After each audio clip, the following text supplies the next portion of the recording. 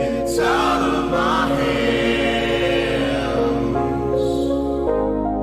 but I'm still in control. It's out of my hands. You can never take away the power of my soul.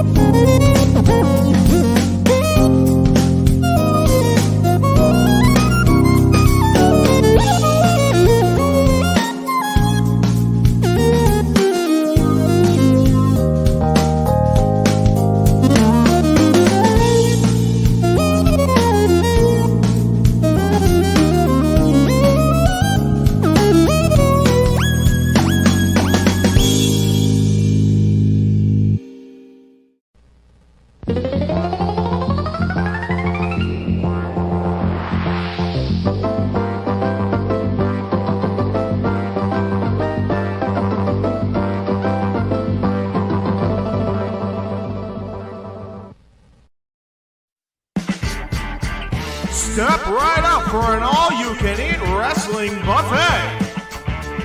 Tonight, an odd couple takes on a premier athlete and his lawyer. A legacy is remembered with the finals of the Owen. The most daring tag team of the 2010s takes on the most daring team of the 2000s. The hitman who took out Sting battles his protege. Miss Money herself takes on the star of the show. A working relationship gone awry in a battle of bitter rivals. In the House of the Rising Sun, the House of Black take on the formidable trio in the house they built. Two couples and former friends clash in this epic trios mixtape. A three-way dance for the AEW World's Tag Team Championship. In this women's world title match, the teacher challenges her protege. It's anarchy in the arena as sports entertainment takes on professional wrestling. And the most anticipated AEW World title match in its 3-year history.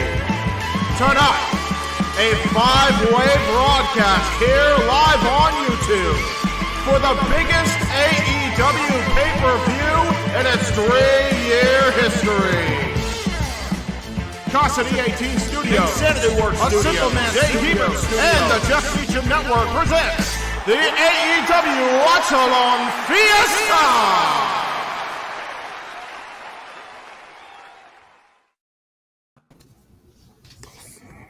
Ah, dang it, that ain't an intro and a half. Welcome to multi-platform presentation. First of all, let me get a couple things out of the way.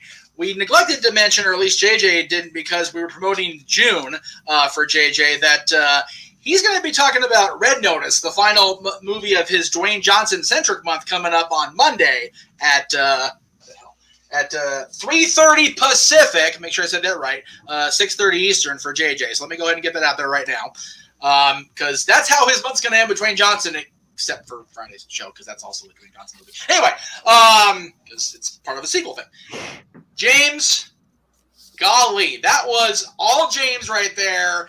Now, granted, I went in there and messed with it because that's what I do. It's my presentation. So, but the entire intro for the pay-per-view and his own intro, dude. Bravo, my friend. Bravo. This is a huge day for everybody involved. Not only Tony Khan, you're hiring everybody anyways. Give this man a job. You know, I'm just throwing it out. Well, the thing is, if TK hires him, we lose him. So I don't want that to happen necessarily. So I'm sure the money you're saving. Although, hey, Forbidden Door, why can't I keep him, right? Screw it. Anyway, this is a huge day for everybody. Not only in AEW, not only the people that are in Vegas at the T-Mobile Arena, but everybody here in this room, everybody watching at home. We thank everybody that is here so far. We thank everybody that is going to join us in the next 36.5 hours. It's going to feel like, I'm sure, by the time it's all said and done.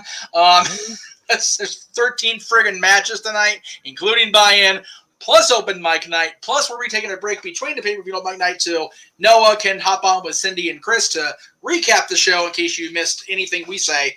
And it's going to be awesome. It's going to be a great night. But let me go ahead and make my way around the room. First of all, as they are every single non-WWE pay-per-view, because damn it, they have standards. Noah Foster and James Hebert are with us to do the majority of the play-by-play / color commentary. So let me bring them in. First of all, let me go ahead and do this. Yeah, thank you.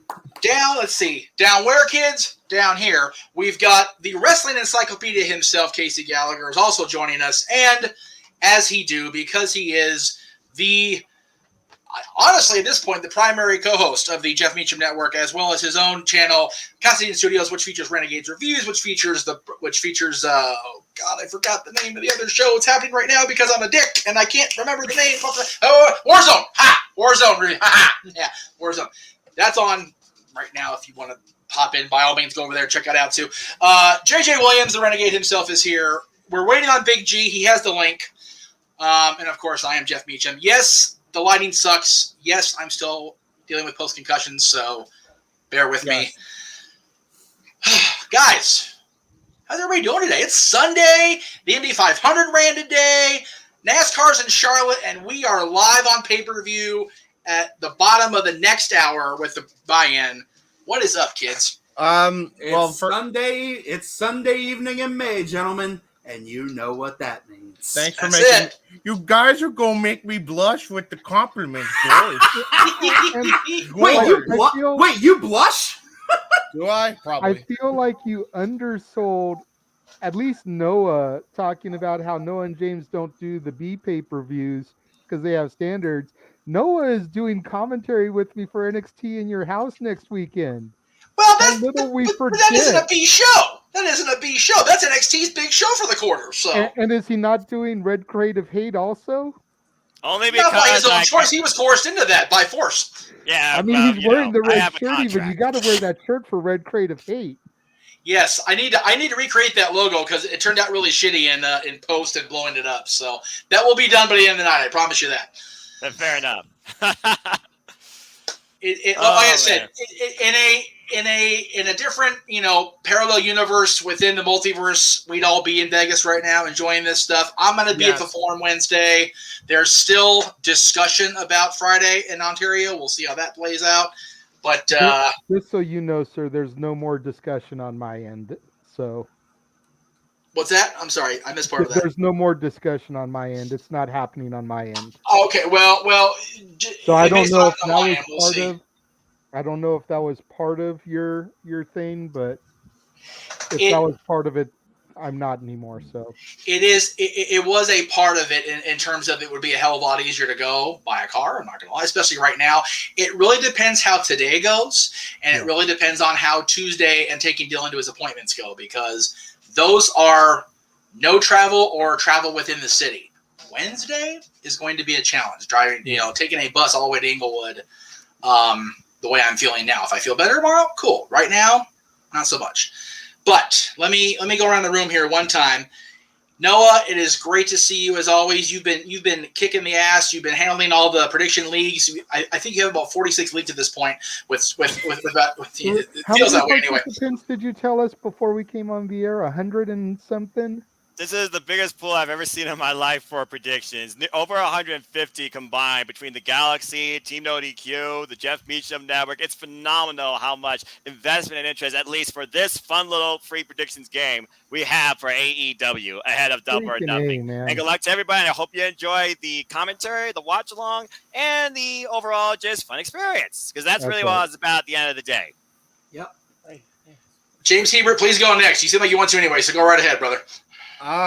Yeah. Well, I appreciate the compliments for the intro. I hope you guys like that. I hope you guys check out more FTW Productions related content from, me and Noah and Owen, the whole nine. I appreciate all the kind words there. And yeah, man, I'm looking forward to this event. A little less because of this morning. Maybe but again, social media is a dick, but yeah. Still looking forward to it just because, this is going to be cool. Today is a huge day as far as I'm concerned. Not only is this AEW's third year, pay-per-view, essentially. This is their WrestleMania, is it not? Yes. I would say so, because it was back at May 25th, 2019, Double or Nothing, where it all began for this brand. Now we're back to where it all started once more, 3 years later, with the most stacked pay-per-view card I've seen in a long time in professional wrestling. For real. And To take a phrase from an old WWE pay-per-view, this card is fully loaded. Yes. Right.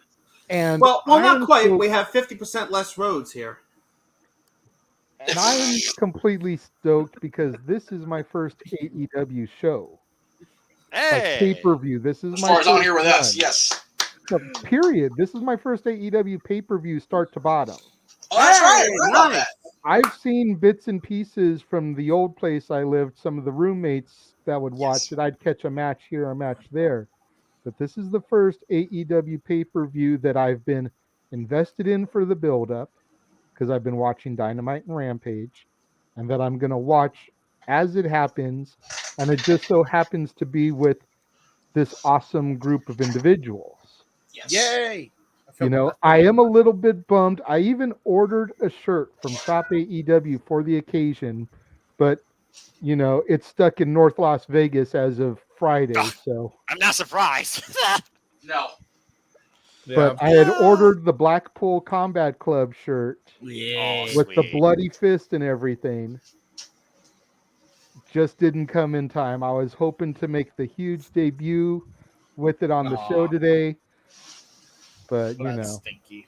Damn. There's So, you know, always I've got to been door just and be the all shill out. and promote the network. What's most important is you represent the network, and also you're here to engage in professional wrestling. 'Cause that's what we're all here at the end of the day for, gentlemen. Because again, this show is going to be something memorable to say the least, and altering for AEW going forward in more ways than one. And I'm looking forward into getting to the match-by-match breakdowns, man. You know, I looked at the card, and I could be mistaken, but I don't think there is one match on this card that I don't care about in some way, shape, or form. I You agree. and me I both. agree with that statement. Absolutely. Now, We'll go as ahead I've told and, you guys off camera in our group chat, I may need to go off and do a little diatribe post show if things go the way I'm afraid of. Yeah. But I'm praying to God, fingers crossed, that I don't.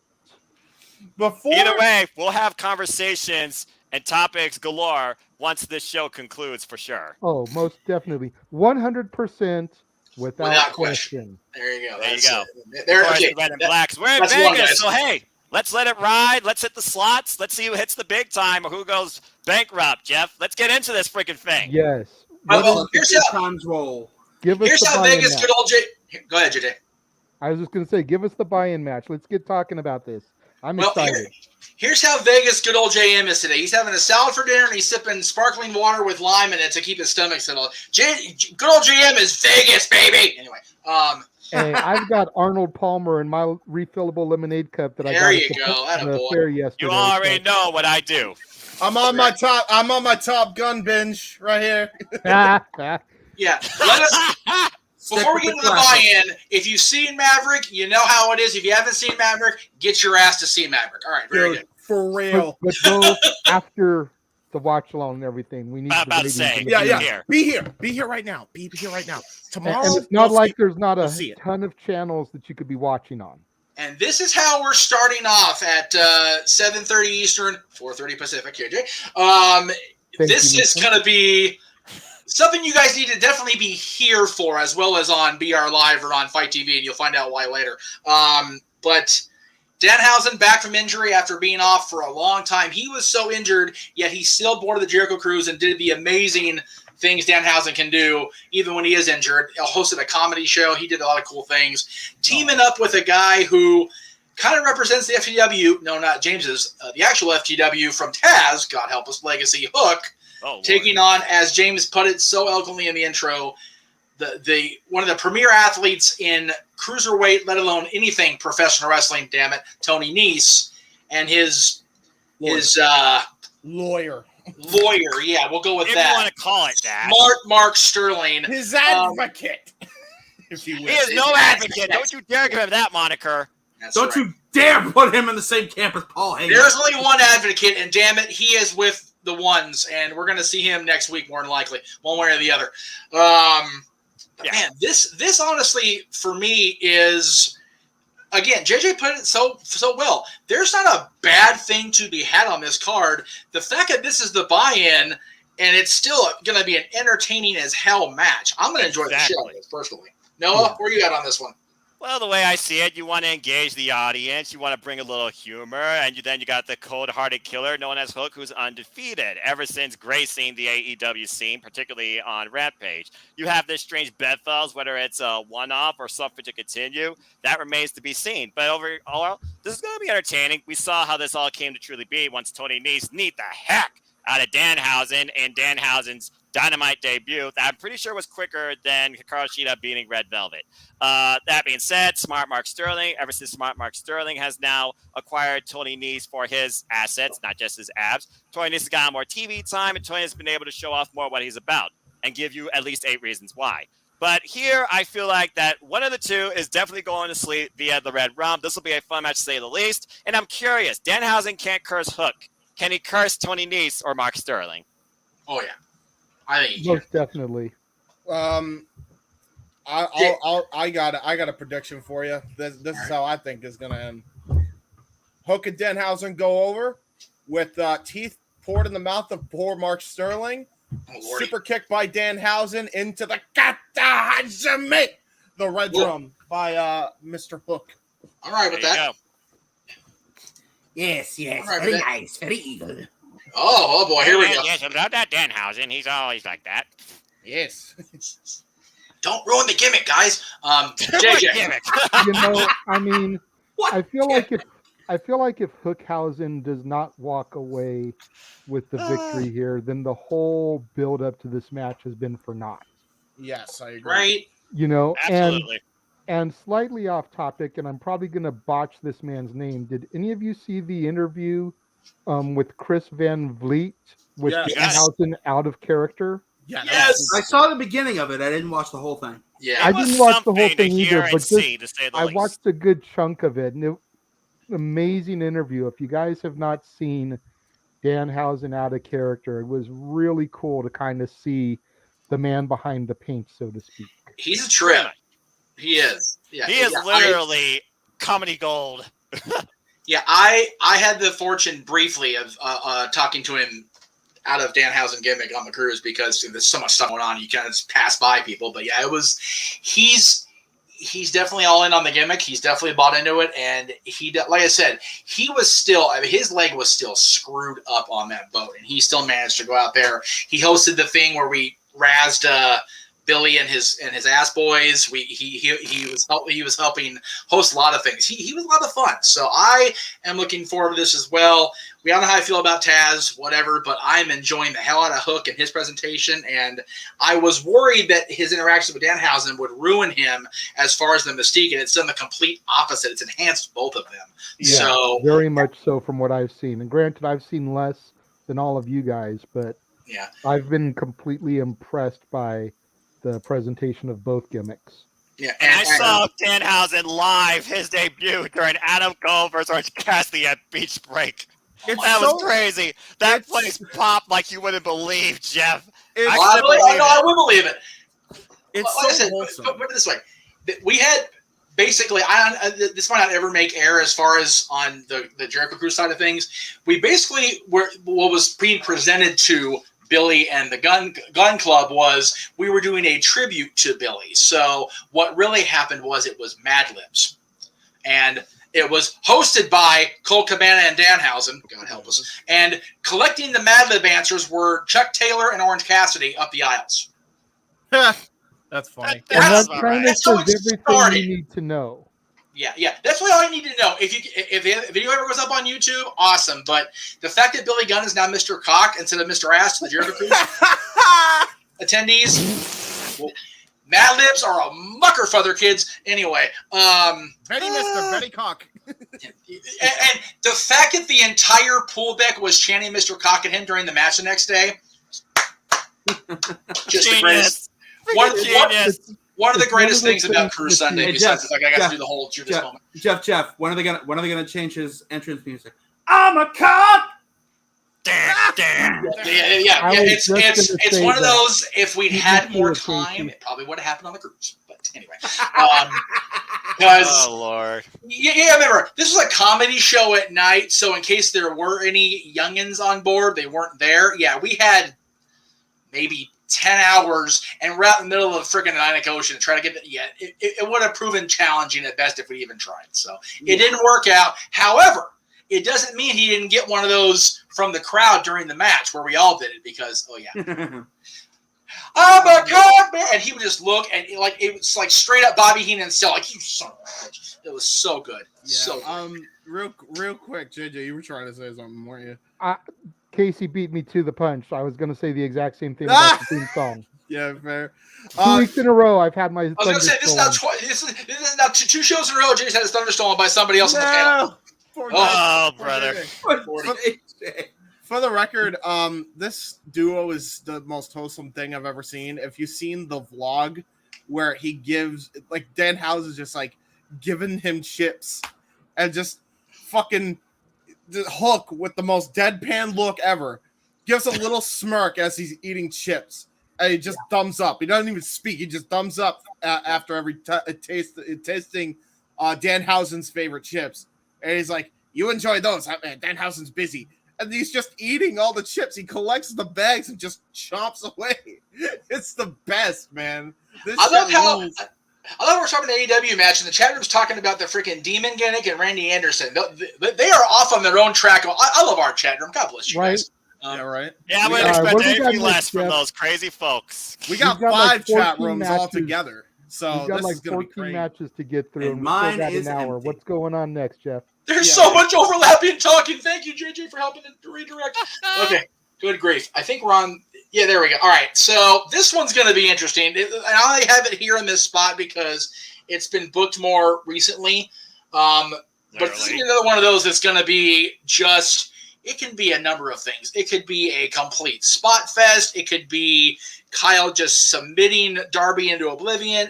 But what it's going to be is one of those AEW, not homegrown, because Darby's been a few places, but for the most part, AEW homegrown versus a guy who's been everywhere, done everything, and he's still got so much left because he's still a young guy. Both these guys are so super duper young.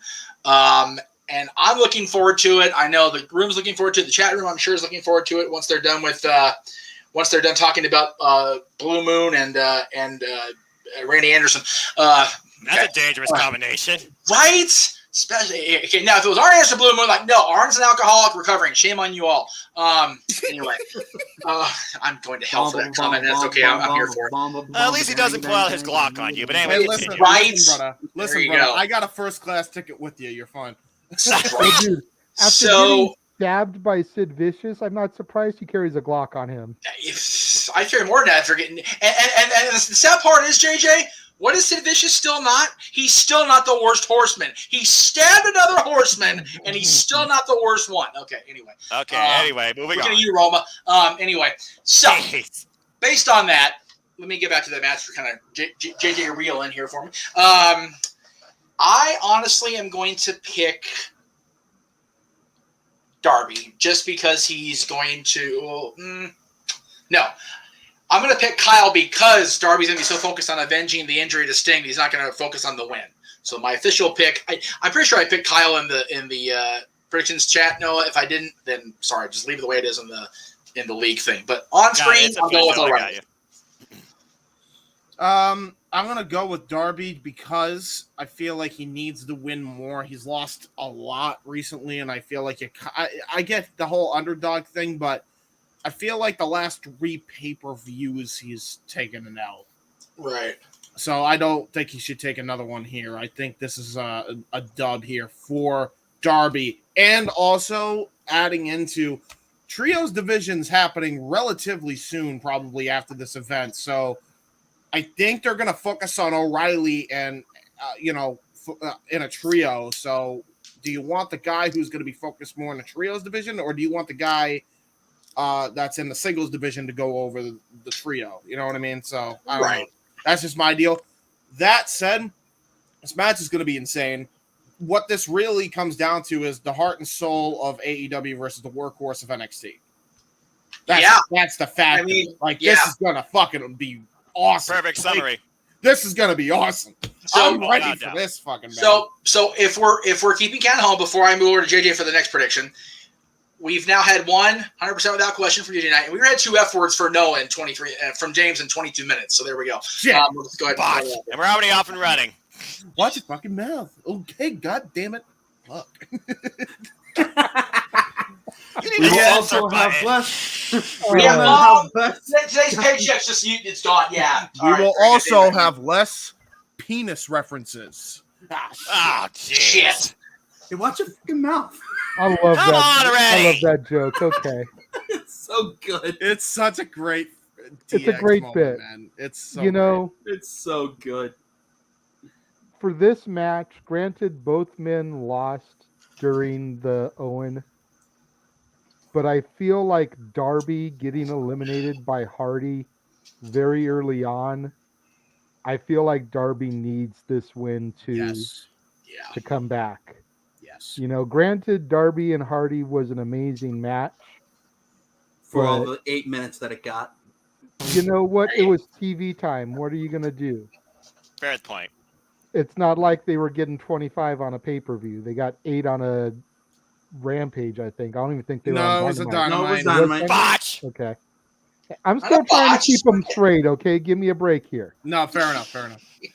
I'm still getting kind of new to AEW landscape, okay? I know. You're good. You're good.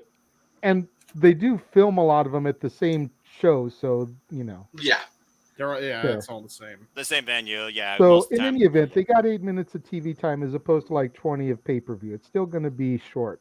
But I feel like that's one of the things that was kind of upsetting me, and just to kind of allude to if things don't go the way I'm hoping, a lot of it has to do with the Owen, and I will just leave it at that. Mm-hmm.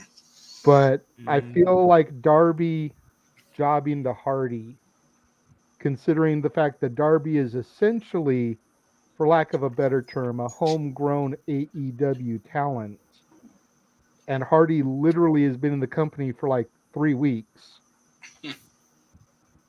Darby needs this win more than O'Reilly. All right. Casey.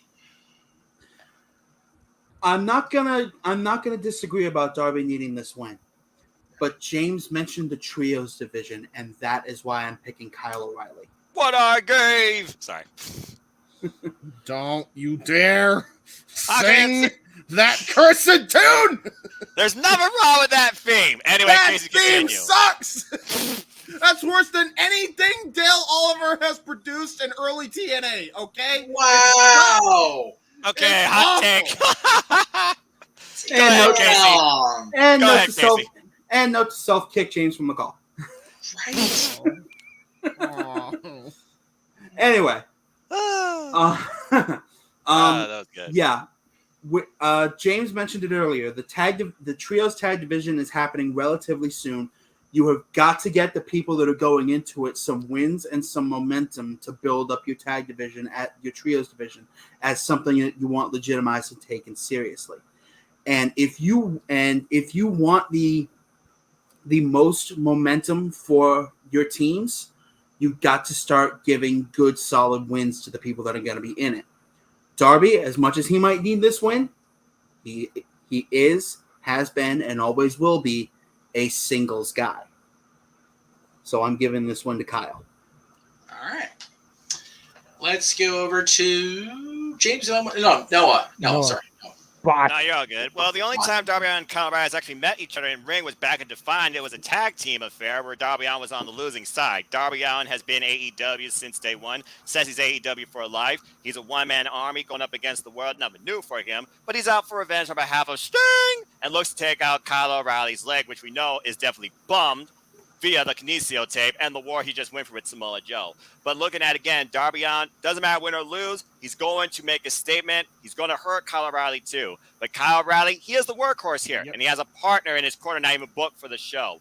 And considering, again, trios titles might be a thing, where the Undisputed Elite stands as a whole, considering this too, and we're coming up to Forbidden Door, everything right now is a continued storyline that starts with Kyle O'Reilly getting the first win here, by hook or by crook, or taking Darby Allin's leg for good measure, too. I got Kyle O'Reilly.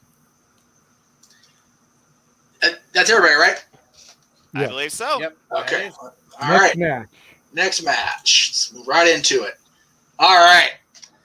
I'll go first here, just because I want to go first, because I can. I am going to go with the House of Black. When I say the House of Black, you guys mentioned in the last match that Darby needs the win more than Kyle, but at the same time Kyle's going to be in the trios thing and they're trying to get that over like Rover. My thing with this is the House of Black has kind of gotten lost in that proverbial shuffle, and I think they need to make a statement on pay-per-view on AEW's big stage. And there's no bigger stage for AEW than Las Vegas and Double or Nothing. The Death Triangle, I don't know. Like, they seem like they're still just kind of there for me. And they've been kind of there since Pac returned from being overseas and the injury to, I believe it was Ray Phoenix. Thank you. I couldn't think of which one it was. So they're just kind of here for me.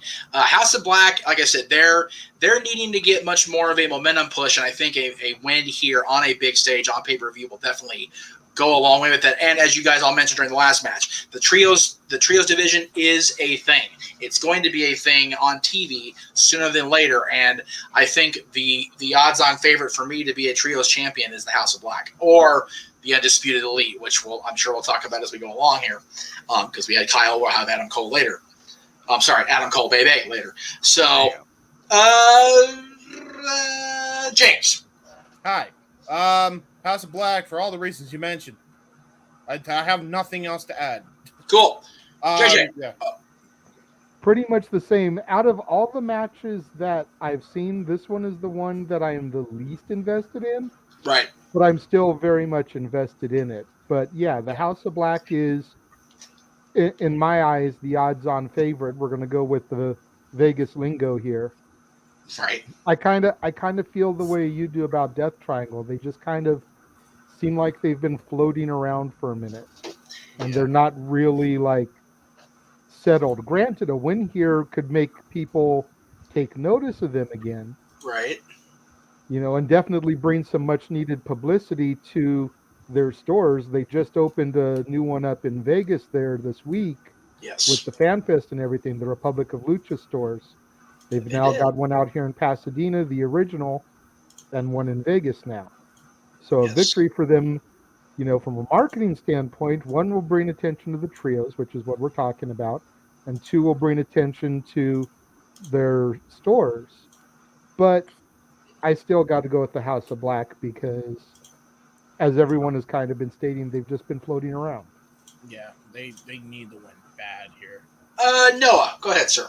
The House of Black is a more united front brought for a manifestation of violence brought forward by the masses. You've seen the manipulation that Malachi Black has used to make this all come together, as he previously alluded to on the countdown. For me, Death Triangle is 3 individual top-tier single stars that came together under one type of mindset of always being pissed off and kind of just doing things their own way. Penta going dark after being blinded, Pac being more insane after being blinded, and Rey Fenix being even brighter after his arm was almost dislocated. For me, I can see a fight with the Lucha Brothers, and I can see Pac going on to different things. But for me, you don't bet against the house. They say the house always wins. I say the house wins tonight in Las Vegas. The House of Black.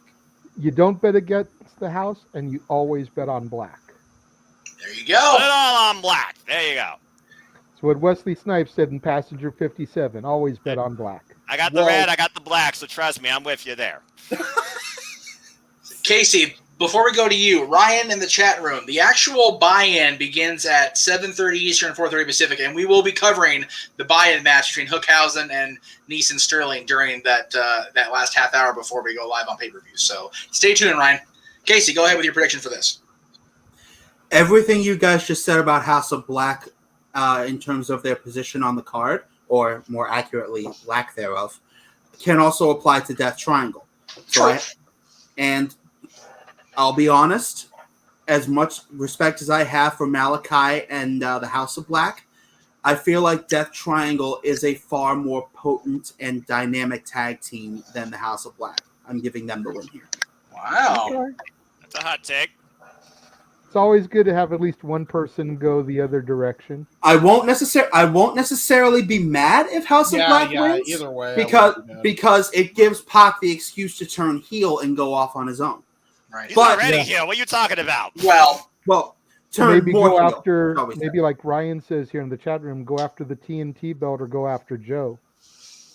there you go. No, Either one will be a hell of a match. I got I another would person love. in mind if the show goes a different way. But again, the thing about this show, it's completely polarizing.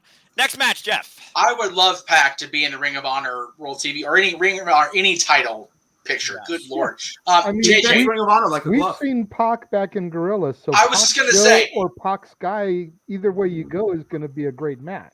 is There it you not go. a bummer for us, JJ, as PWG fans to see Lucha Brothers and Pac all just kind of here? It's like, ugh, Yeah. sucks. All right.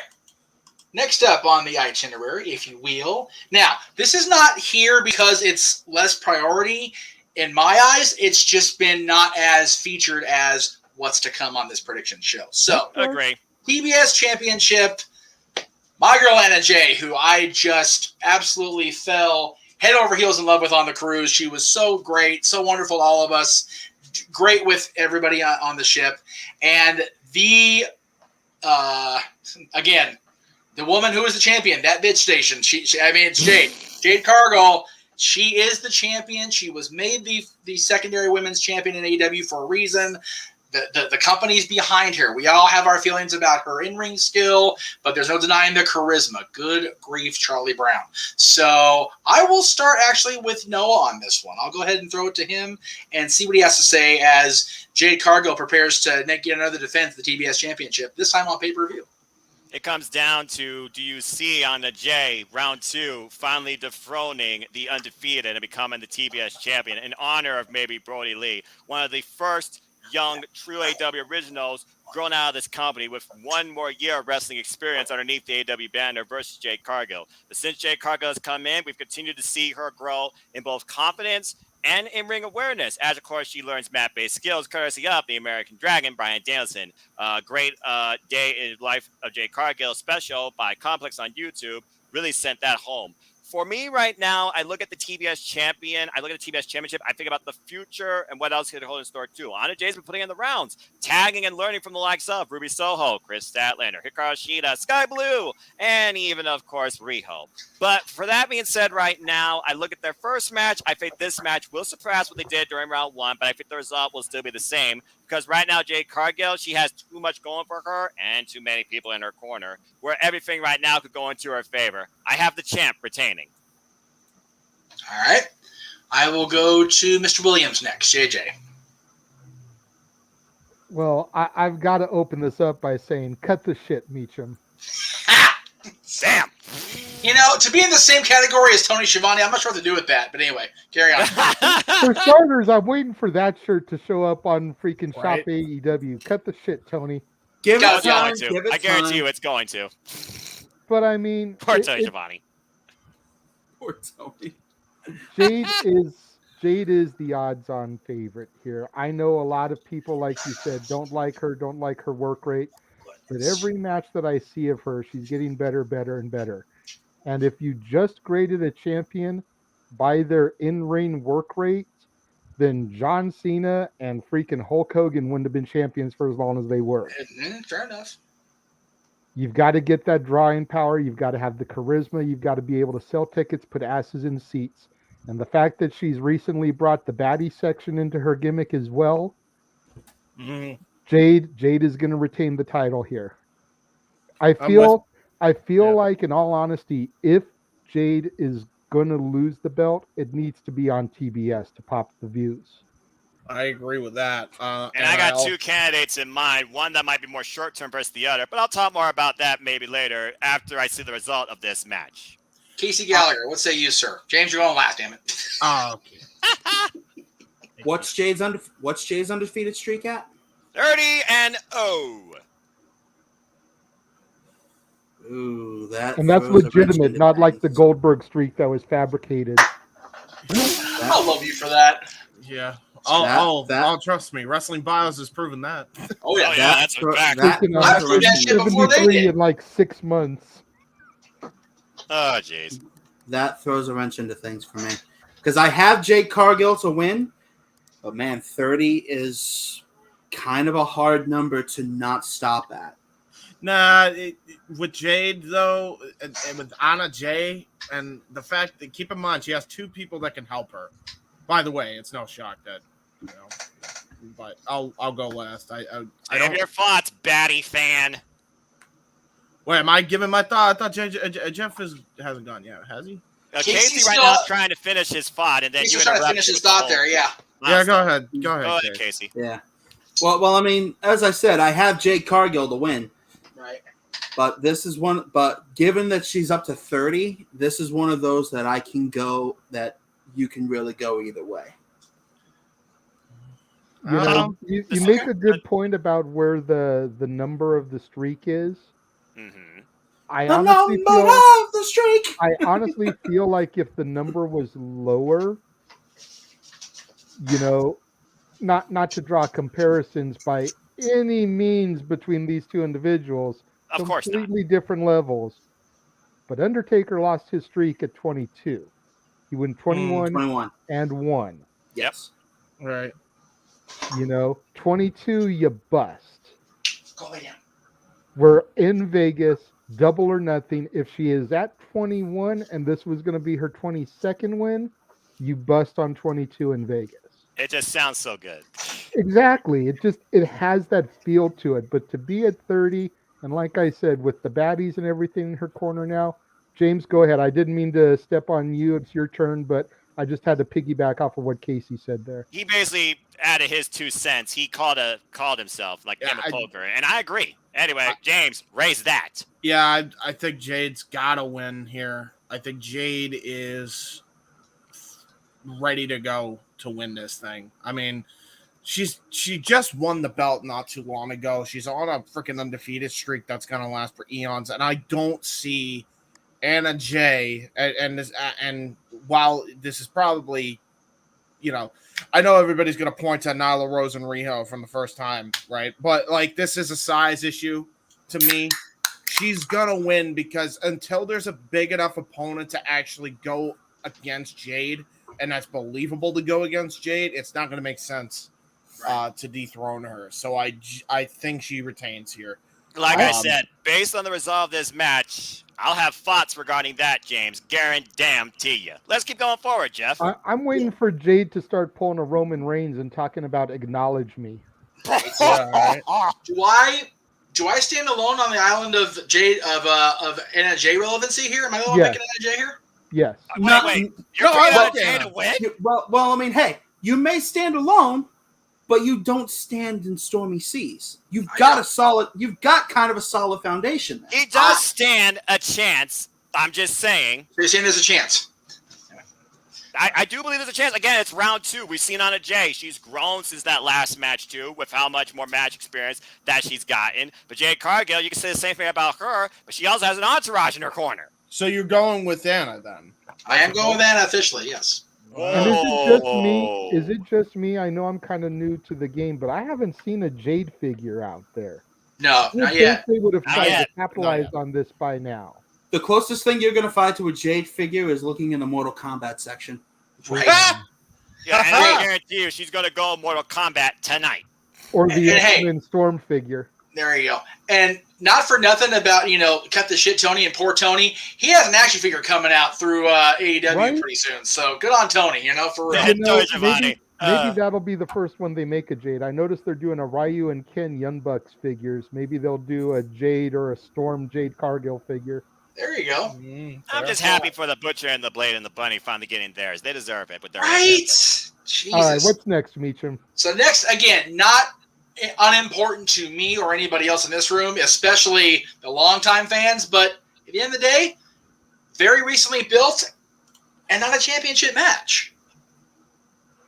So, Young Bucks and the Hardys, Elite versus Delete. We've seen this in other companies. We've seen it all over BTE. We've seen it pretty much everywhere except the 2 places we would think we would see it, WWE, and now we are going to see it here in AEW. I'm going to go ahead and throw right to JJ first, being the longest standing Hardy fan that I know that's in the room anyway. So,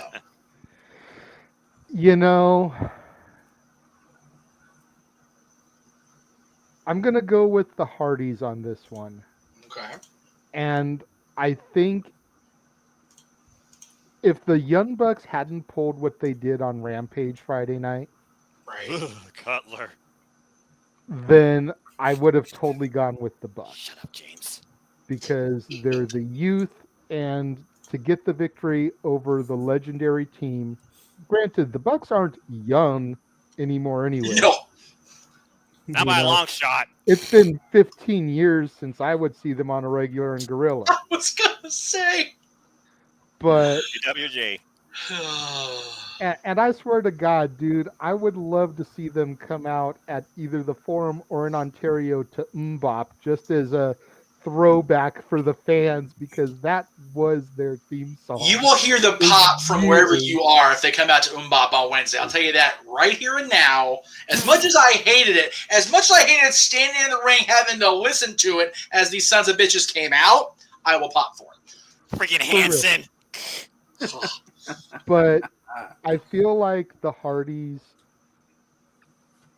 They're on their final run. That's right. The Bucks losing to them isn't going to hurt them in No. the long run. But I feel like the Hardys they kind of need that extra oomph in the division. Absolutely. I will go with Casey. We'll just go ahead and go in order I got on my little layout screen here. So Casey, go ahead, sir. Renegades said it all for me. The Hardys. Perfect. I love it. Short and sweet, to the point. Mr. Hebert. Yes. Hebert. Well, yes, Hebert. indeed. Man, for me, it's got to be the Young Bucks. Wow. The reason why I'm going with the Young Bucks is because if there wasn't other tag team titles on television for AEW right now, I would absolutely pick the Hardys. The fact is, FTR holds 2 other belts on AEW programming. Right. And you can have the Hardys go for that. True. So that's my deal with that. I don't think the Hardys need the win there. Would I be that mad if the Young Bucks took the loss to the Hardys? No, not really. No. But I do think the Young Bucks need it more, especially when you consider that they have been on a bit of a losing streak, even though recently they have been winning, but like in nothing matches. But if we're talking big time matches, they lost the AEW tag team title match to the Jurassic Express. They lost to FTR for the Ring of Honor tag team titles and the AAA tag team titles. They lost, soon after that. I think they lost another big time match. I can't remember off the top of my head. My apologies. But they lost three of their last big matches. Right. I don't think they can go a fourth. I would agree with that. But I'll get my pick in a little bit. Let's go with Mr. Fiesta. Well, the way I see it, again, it's the Hardys, it's their last run, and it's their first crack at the Young Bucks in AEW. And when it comes to tag team wrestling, this company is personification of tag team wrestling. Damn it! They got it on lock. Oh, yeah. As King would say, on lockdown. Shout out to HW brother, King. But that being said, I got the Hardys going over here too. It's their first match in AEW on pay-per-view. It's literally a team of the then versus the now to see what's to come. Again, if it wasn't for the Hardys, there would be no freaking Young Bucks. And don't count the Hardys out just because of age as well. For me, the Hardys have to go over, and we'll continue to see how this affects things in the Undisputed Elite. But if the Hardys are going to have aspirations towards challenging for AEW World Tag Team Championships, they need this win here because every win and loss matters in AEW. The Hardys go over. You guys have all made very good points that have made my brain even more concussed than I was going into this show. And I was so set to make my pick, and now I'm like, son of a bitch. First of all, let me just say this. Whoever did the graphic for this match from AEW, how do the Young Bucks look older than the Hardys? I'm telling you, throw that out there. The Young Bucks look like Aerosmith's 5th reunion here, okay? Just don't. I mean, seriously. I don't know, man. They both look pretty old, like they were all a part of the same band. I don't know. Well, considering the Bucks have been going at it for 17 years, and the Hardys been going at it for 30 years. Judas Priest are coming back again to play Painkiller again. If you put Jeff out there Thursday night at the Whiskey A Go-Go and have Matt and the Young Bucks behind him, I defy you to pick out which one's the oldest. I swear to God. I swear to God. And not to mention Frankie Kazarian and his band will be there too. I'm going to have a long week if I ever get to go, but I'm going to have a good time. That matters. Try not to have a seizure. You guys have convinced me. The Hardys are going to win this match. They're like Noah. I think it was Noah that made a good point, or James. I forget which one. I apologize because there's so many things going on right now. Whichever one you said that there is also the ROH tag titles to contend for and the AAA tag titles. The Bucks can always compete for those. They can also compete for New Japan since that door has been opened back up. Oh, yeah. The Hardys want the AEW tag titles. That's one of the few that they have not challenged for or attained. And they need to win on AEW's version of WrestleMania to get in line to face the winners of the triple threat tag match, which we'll talk about here in a little while. So I've been convinced by the room the Hardys win this match. I just want to say something. The expedition before of we gold move is to not quite over yet. Expedition, yes. I So, want to say something before we move to the next match. I think it was Casey that made this point about picking one but not being disappointed if the other wins. yes. I think that is the beautiful part about this entire card. Because Nailed it, Renegade. Nailed I it. can only think of one match which we haven't gotten to yet that I will legitimately be disappointed if the other side wins the match over the one I want. But every match that we've gone through and are going to continue coming up to, we have our favorites. But if the other side wins, it's like, We get it. Okay. There's a reason. There's a reason why, one, this is the most polarizing pay-per-view probably in the professional wrestling industry for the longest damn time, top to bottom. And two, this is the largest prediction play I ever had with 160 people. Right. Yeah, it's bananas that this is so stacked. And for the record, Joe, we will be getting to Max in a little while. Yes. I promise. Yes, we will. I'm sure once we get to the him and Wardlow match, we will address the situation. But Meacham, what is next on deck? The next And on who knows the what the point of agenda this card's going to be. Good lord. is going to be Speaking for the of World. which, I mean, here we go. You figure the Hardys, if they win, will be in line for whoever comes out of this. And you have Keith Lee and Swerve Strickland versus James Hebert's champions. I'm sorry, that's wrong FGW. Ricky Starks and Powerhouse Hobbs. We wish they were our champions. Right? Kidding me? That would be great. Dude, imagine how much they would cost you. just for point of reference, Ricky Starks and I were about. Where's my camera? We're about this close to reaching something to get an interview done with him, and then he signed with AEW. So, yeah, I love me some Ricky Starks. He was great on the cruise. He said within the comments of the cruise he would do it because he didn't give a shit if he got in trouble or not for it because we were on the ship. Who cares? But yeah, it didn't happen. They are both challenging the guys who have been champions for how long now, Noah? Jurassic Express have been champions since the TBS era. So the beginning of January after beating the Lucha Brothers. So figure almost this entire calendar year of 2022, Correct. Jungle Boy and Luchasaurus have been the World Tag Team Champions. And I did listen to the No DQ prediction show, and I was going to attempt to let that be part of my basis, but I'm going to go ahead and go first here and say that even though I was pretty much convinced of this prior to watching Tuesday night, I am now even more convinced that the Jurassic Express will retain the World Tag Team titles here, and I will throw it to Noah to follow, because I know you said your piece on Tuesday, but for those of us that weren't so inclined to watch No DQ and were actually watching me, which I appreciate, enlighten the world, my friend.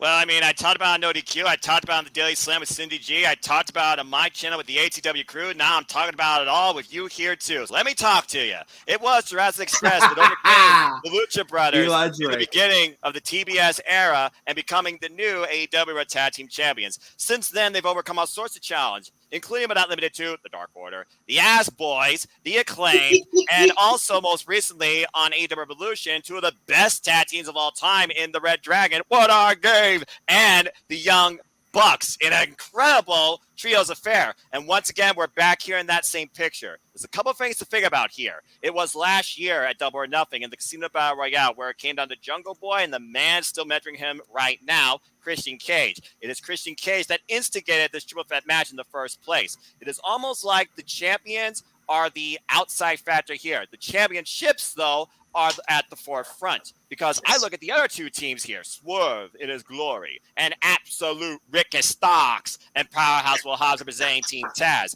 These two have been butting heads since they've been a part of AEW. Of course, we know thanks to the assistance of Taz, it was Hobbs and Starks that got the win in a tag team affair, and they're still at each other's throats. In our most recent preview of this match here, you got three hybrid wrestlers that could do anything, it seems, and you have three unique cruiserweight, heavyweight powerhouses in Keith Lee, Luchasaurus, and Powerhouse Will Hobbs. You have two different dynamics carried across both teams, but all we've seen in action is the three hybrids, Swerve, Jungle Boy, and Starks. And it was at the end of that triple threat this past Wednesday on the 3-year anniversary that Absolute Ricky Starks ate the fall on Shane Strickland, who got with over him after Jungle Boy thought he was going to get it. The champions were not involved in that decision. Champions don't have to be involved in the decision here to lose them or retain them. But I think about the subtle signs I've seen lately with Christian Cage and Jungle Boy, those subtle pauses, and Jungle Boy maybe rethinking or doubting himself, especially after coming up short against Rick Stocks for the FTW Championship. I think we're going to have new champions personally, and it's going to come down to Christian Cage and Jungle Boy and how that all plays out during or after this match. Now, as far as who gets it, the newest team in this company here is Keith Lee and Swerve Strickland. Limitless possibility in their house. But the guys that place a bet on themselves and always put it on themselves and have been showcasing that attitude for the longest time is the guys I feel that are going to surprise us and get the upset win. And I feel Powerhouse Hobbs more so deserves it too of his growth. I'm going with Team Taz. Wow. All right. Mr. Hebert.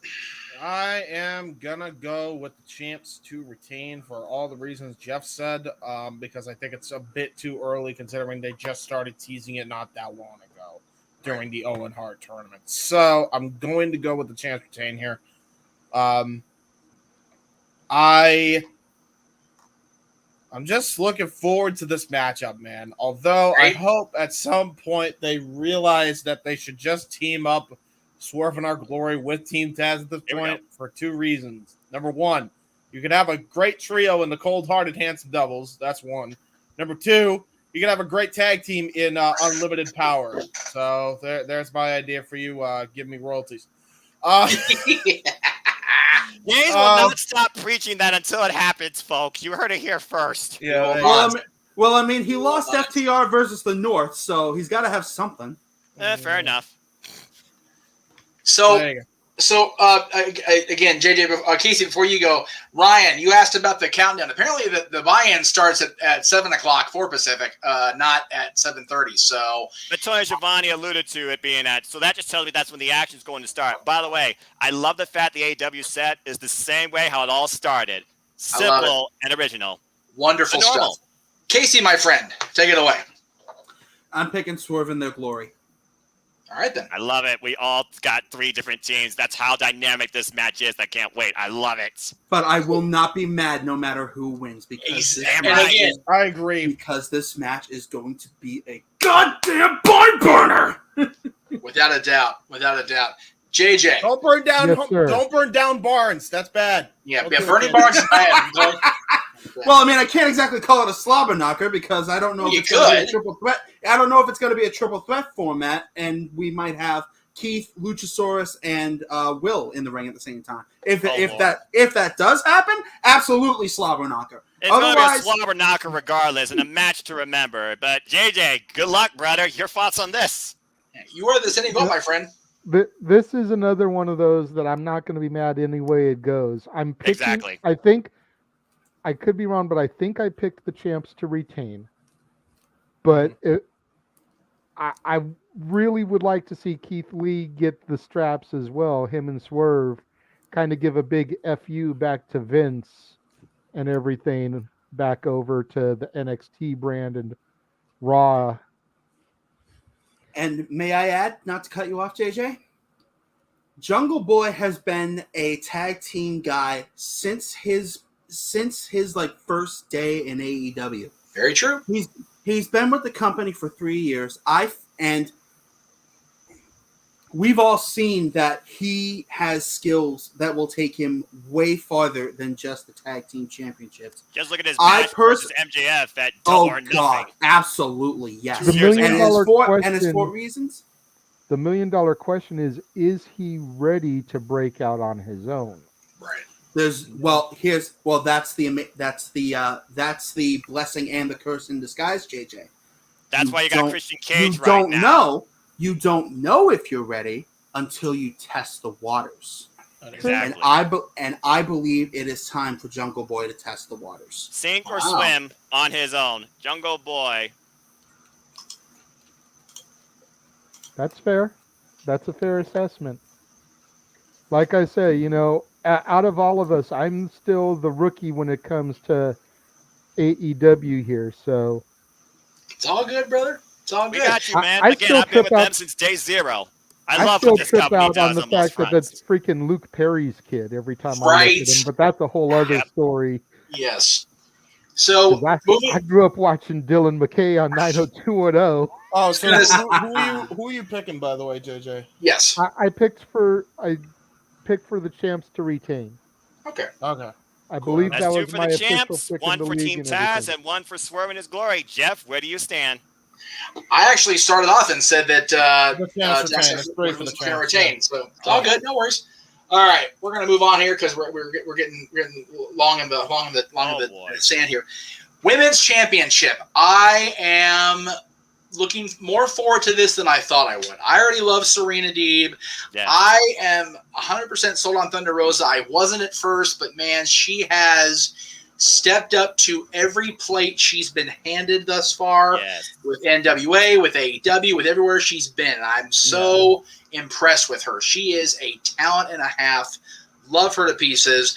I say she retains here for the record, but this could be one of those that, as good as it appears it's going to be, it could be even that much better.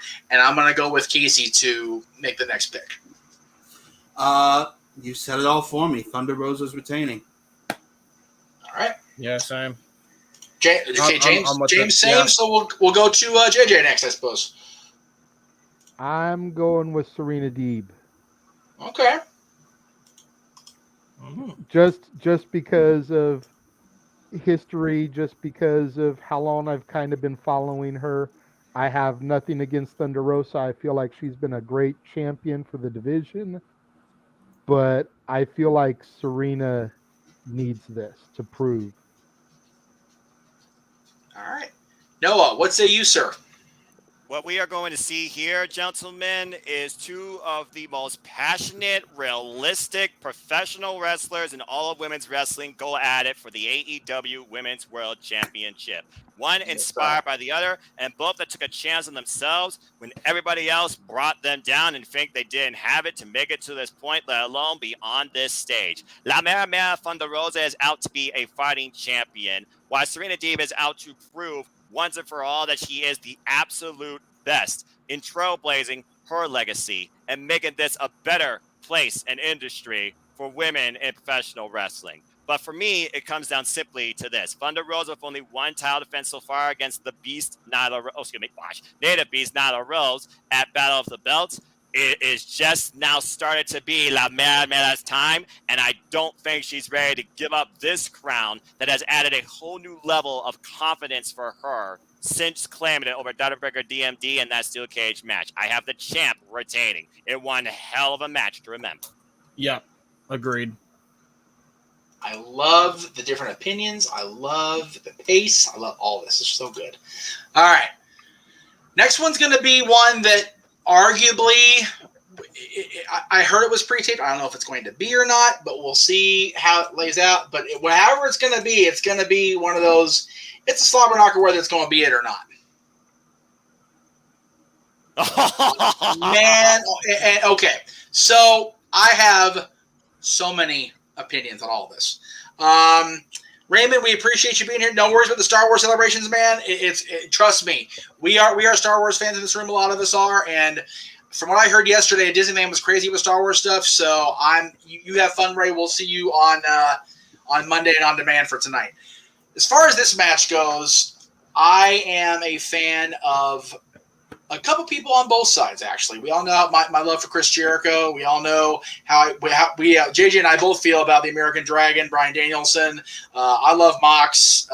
Eddie and I, whatever. Santana Ortiz, again, I feel that there is still, even now, untapped potential in those guys. But, man, Jericho's team is so underappreciated considering the celebration study. I think it's kind of funny. And undersold as far as what they can truly do as a unit.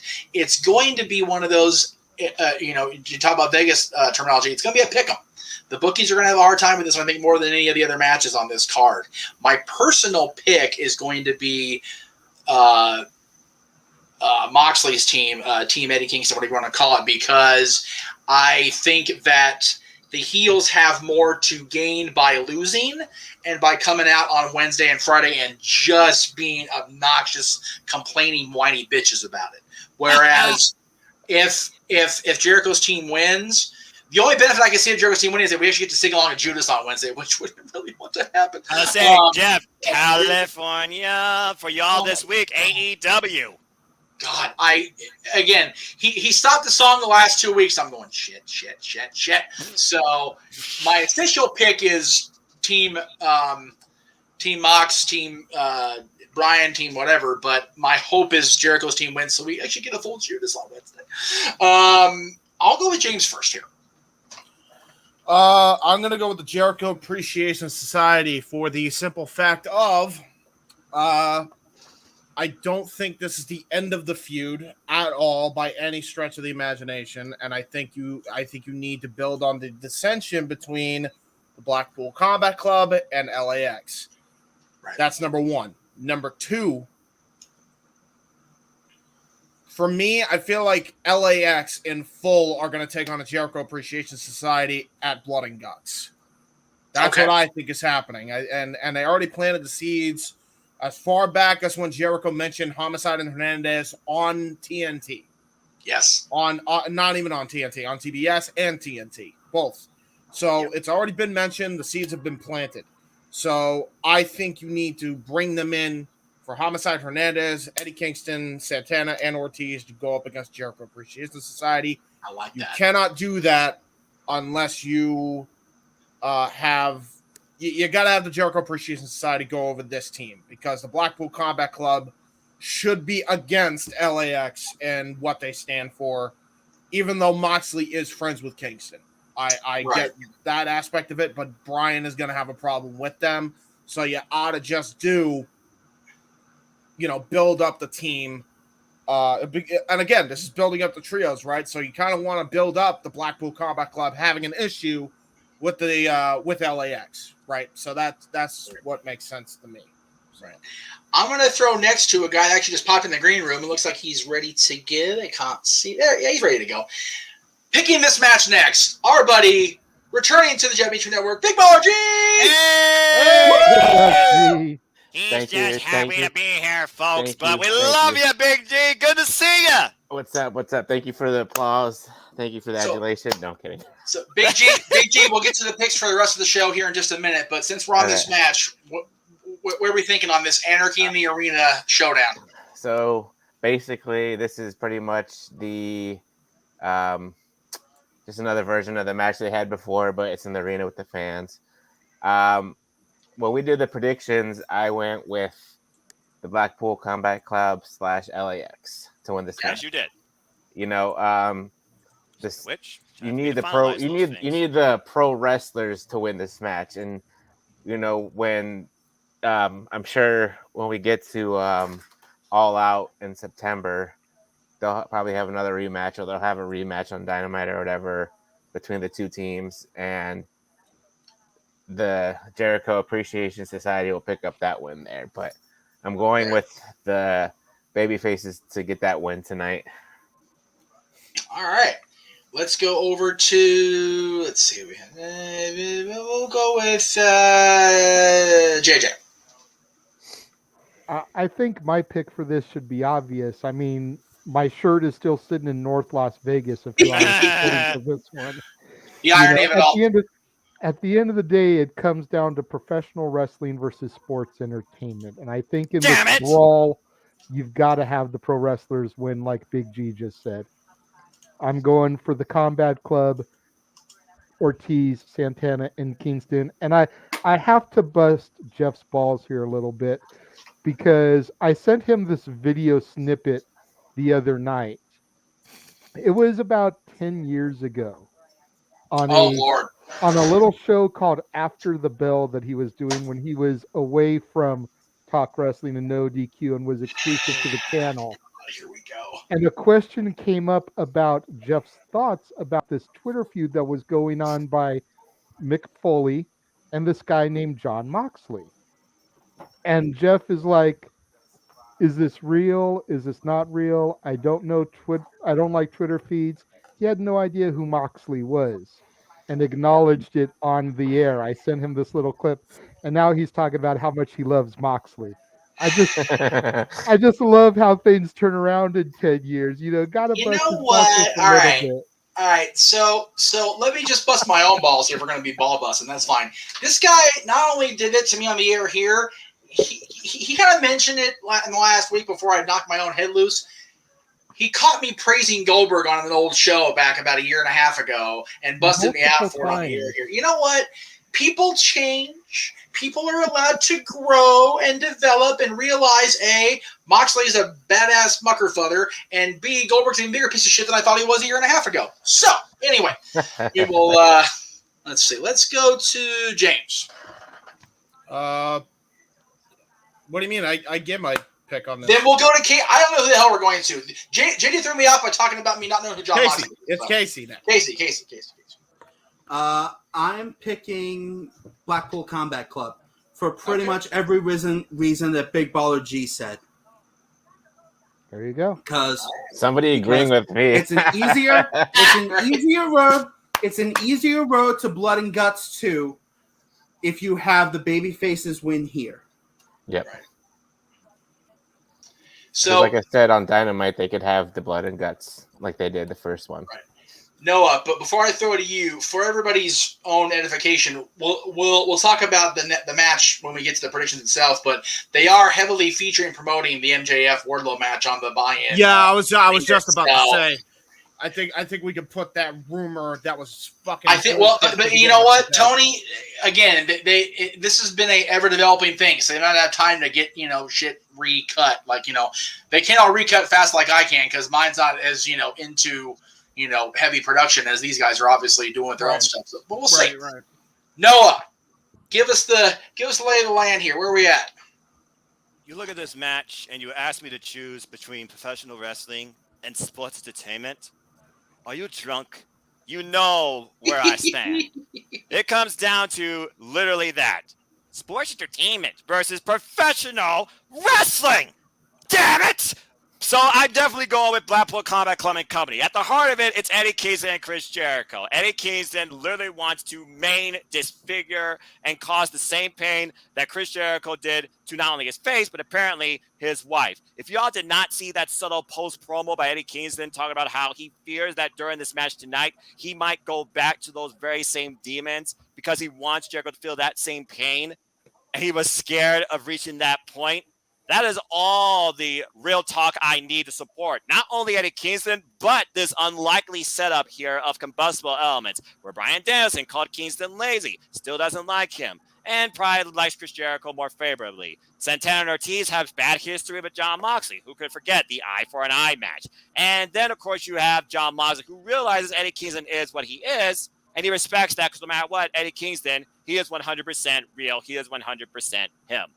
Jericho can be a wizard all he wants, part of the House of Gryffindor for all I give two shits about, with Miami Vice reincarnated in 2.0, and Daniel Garcia, who apparently has a personality, and I never knew he was more animated than Jake Hager. But that being said, Dippin' Dots, popcorn machines, bats, and everything else is going to fly. All hell is going to break loose, and maybe even Regal will give us the power of the punch, but something tells me in this first saga of sports entertainment versus professional wrestling, the professional wrestlers have to go over here because I just can't see realistically professional wrestlers losing to sports entertainers. And blood and guts will come. But Blackpool Combat Club is going over. Bless you. I need Dippin' Dots to be a weapon in this match now. I need that to be a weapon.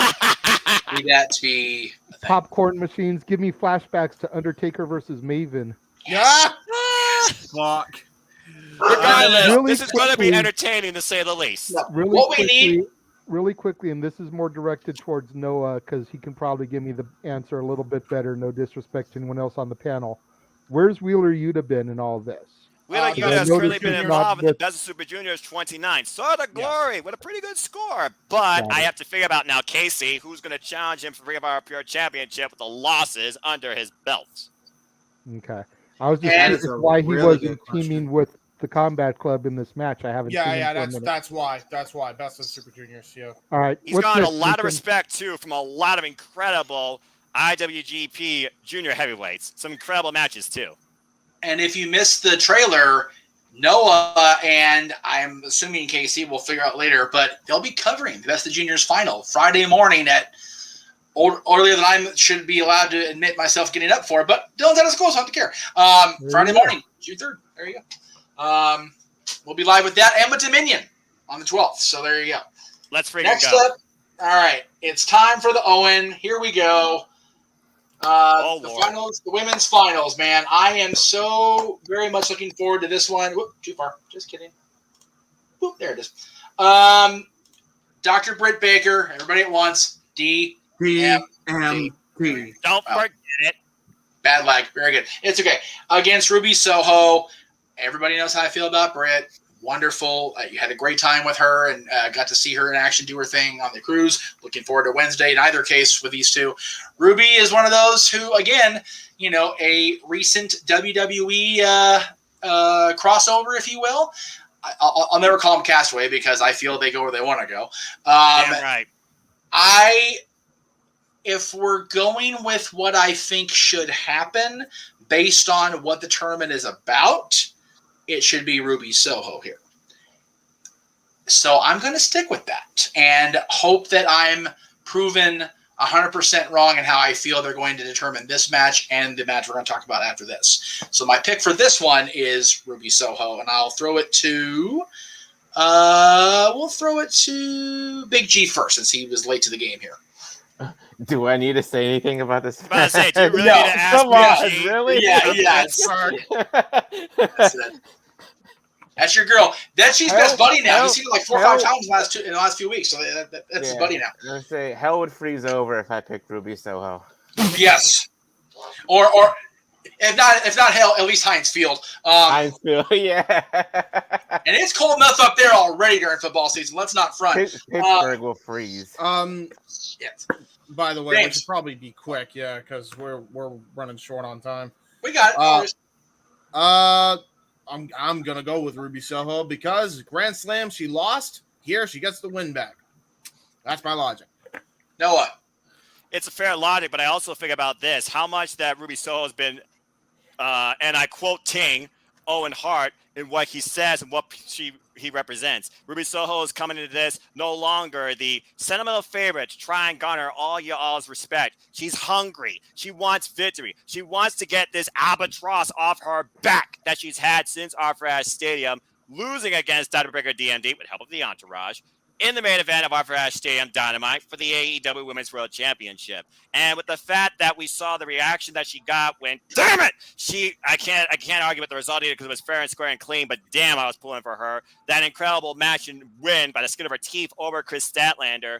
Ruby Soho is going to do anything possible, I feel like, not only to overcome Dr. Breaker DMD, but prove something to herself that she belongs not only in AEW, but in this Owens final. I think Ruby's going to take it. And it wouldn't surprise me if Jamie Hayter gets involved and Toni Storm gets involved on the other side. Someone's going to give here in this match, during it or after it, but I feel Ruby Soho is going to get the win. I will go ahead and throw to Casey next, but I will say this, for we just found out on the buy-in, MJF and Wardlow's opening this thing up after the buy-in, so we're going to find out one or the other what the hell's going on up in Las Vegas. Shit. Yeah, we are. In a hurry. Yeah, Casey. no kidding. Woo! Well, there's really not much to say. I'm picking Ruby. All right, there you go. JJ. Wait, no, James, did you go? Yeah, I go. Okay, JJ. 3 letters. DMD. Love it. I love it. All right. The men's final in the Owen. We'll go ahead and throw that up there next. And a first time ever match, might I add, in professional wrestling. Which astounds me, Same! considering how long they've been in the same company. Figure Ring of Honor for sure, WWE/NXT for sure, and now AEW. This is the first time they've been in the same ring one-on-one. Considering how dominant both these guys were as Ring of Honor World Champions, considering how much these guys dominated PWG in their own respective runs, my goodness, this I'm looking forward to probably more than just about anything tonight. And because I didn't pick Britt in the other match, I am definitely picking Adam Cole here. If only for that reason alone, it's not, but that's what I'm going with because we gotta keep moving here. So I'm gonna go around the room here from left to right on screen. Noah. when you look at this match, you got to figure about the intangibles that Adam Cole and Samoa Joe both possess this match. Joe will come in here the more violent, definitely the stronger, definitely more powerful. Adam Cole, though, he's a guy that has been some of the most big, powerful names in all of professional wrestling. For me, this comes down to Samoa Joe's arm. If Adam Cole can exploit that, I feel Adam Cole gets the win here. And I feel he will somehow drop the boom and win the 0-2. Adam Cole, baby. There you go. All right. James. Man, I gotta go with Adam Cole because I feel like it would make sense for the heel to win. But I wouldn't be mad either way. Again, another one of those. Casey. I'm picking Adam Cole as well, but he's not coming out unscathed. Gentlemen, definitely not. Say it. No, Gentlemen, neither man say is. it with Let's me. just put that out there, all right? Gentlemen, say it with me. Joe is gonna gonna kill you. Joe is gonna kill you. Yep. JJ, you've definitely seen Samoa Joe more than probably anybody in the room besides me. Adam Cole, you've had the fortune to watch the last since you've been back in the wrestling fandom game. What say you, sir? I say exactly what Casey just said to end his speech. Joe is going to kill you. There you go. So you're picking JJ, you're picking Joe and Ruby. Yes. All right. Very good. And Big G, Big Baller G. Excuse me, all the hell. Yes. So on the predictions, I went with Adam Cole. I'm feeling that the couple is going to win this and, become quote unquote the power couple in AEW and just pretty much exploit this whole tournament. Should be one hell of a match though between, two great professional wrestlers. Damn right. It's funny. Jeff mentioned it. They've been in all these promotions and they've never had a one-on-one match up until now. They had that little confrontation in NXT a while back, but we never got that one-on-one. But yeah, should be one hell of a match. And like I said, Adam Cole, baby, all the way. All right, there we go, guys. All right, elephant in the room to say the very least. All right, so as brief as I can make it. This is me talking, but we'll try. So this has been the most built match on this show, and then let's just go ahead and throw a big giant wrench in the freaking gearbox, if you will, because MJF apparently no-showed at meet and greet last night, and it was not a work situation from what we've been led to believe. And again, this is dirt sheets and blah, blah, blah. He did not board the plane back to New Jersey. He is in Vegas. Whether he is in T-Mobile Arena, whether he appears on the show, we'll find out here in about 38 and a half minutes, give or take, once the pay-per-view starts. But whether or not Max is here, is there any other outcome than Wardlow absolutely being dominant and showing alpha male status dominance that will be allowed by anybody in this room? No.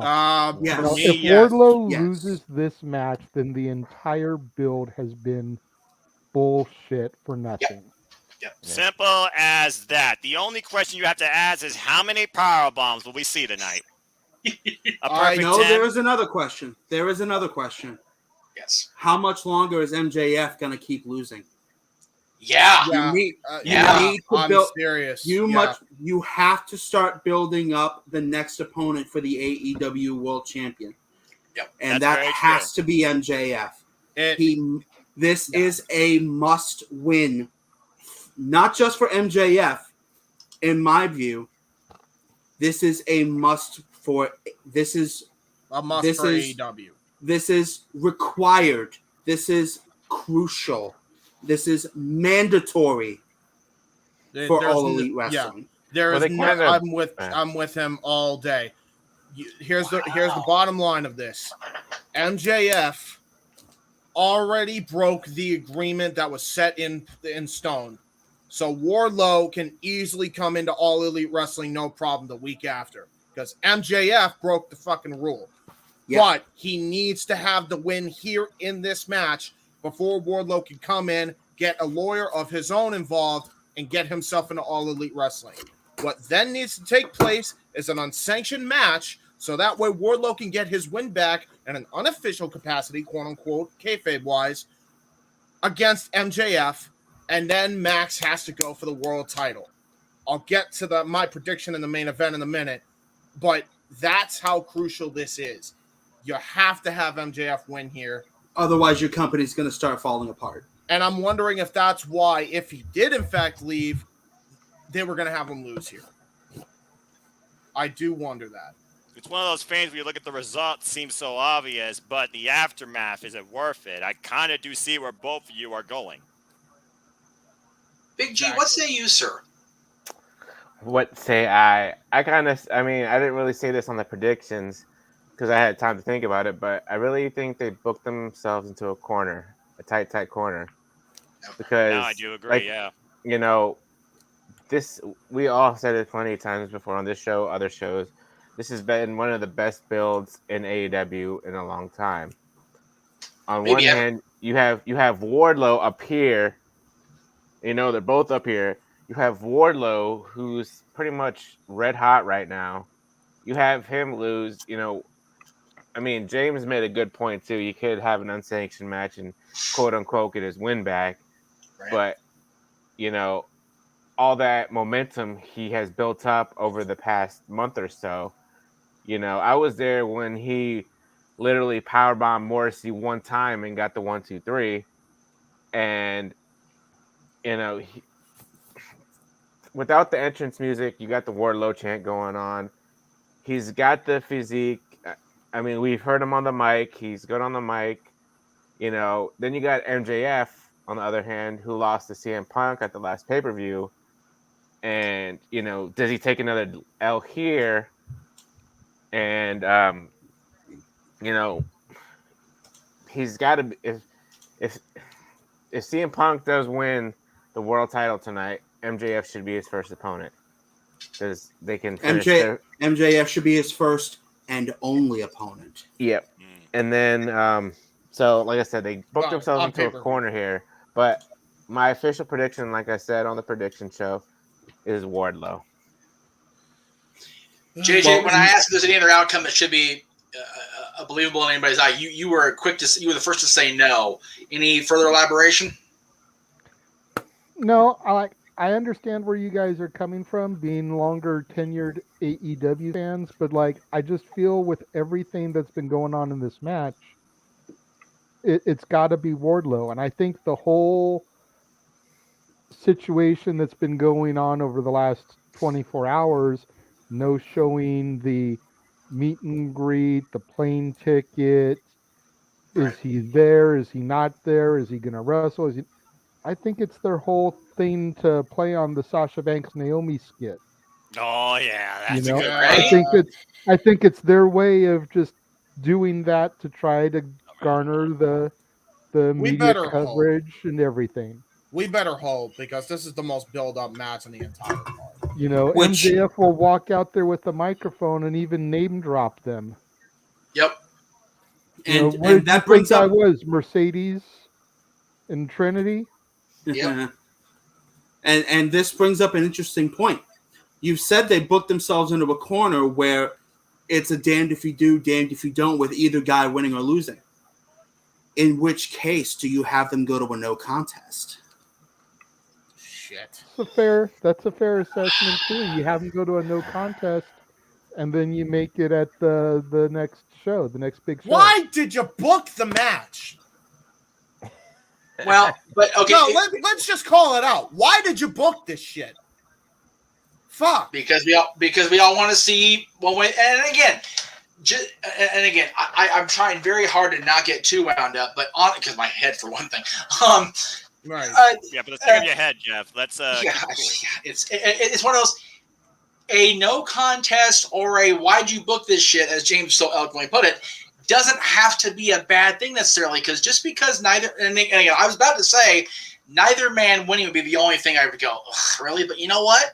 Not necessarily, and I'll say this. It has not been said anywhere in any print, any ad, anything that this is a no disqualification or false anywhere or no holds barred. This is a wrestling match. If Wardlow gets too out of hand, if they get too far into the crowd and start fighting, they can probably just go, you know what, screw it, and that's And throw what it out. keeps Yeah. things going.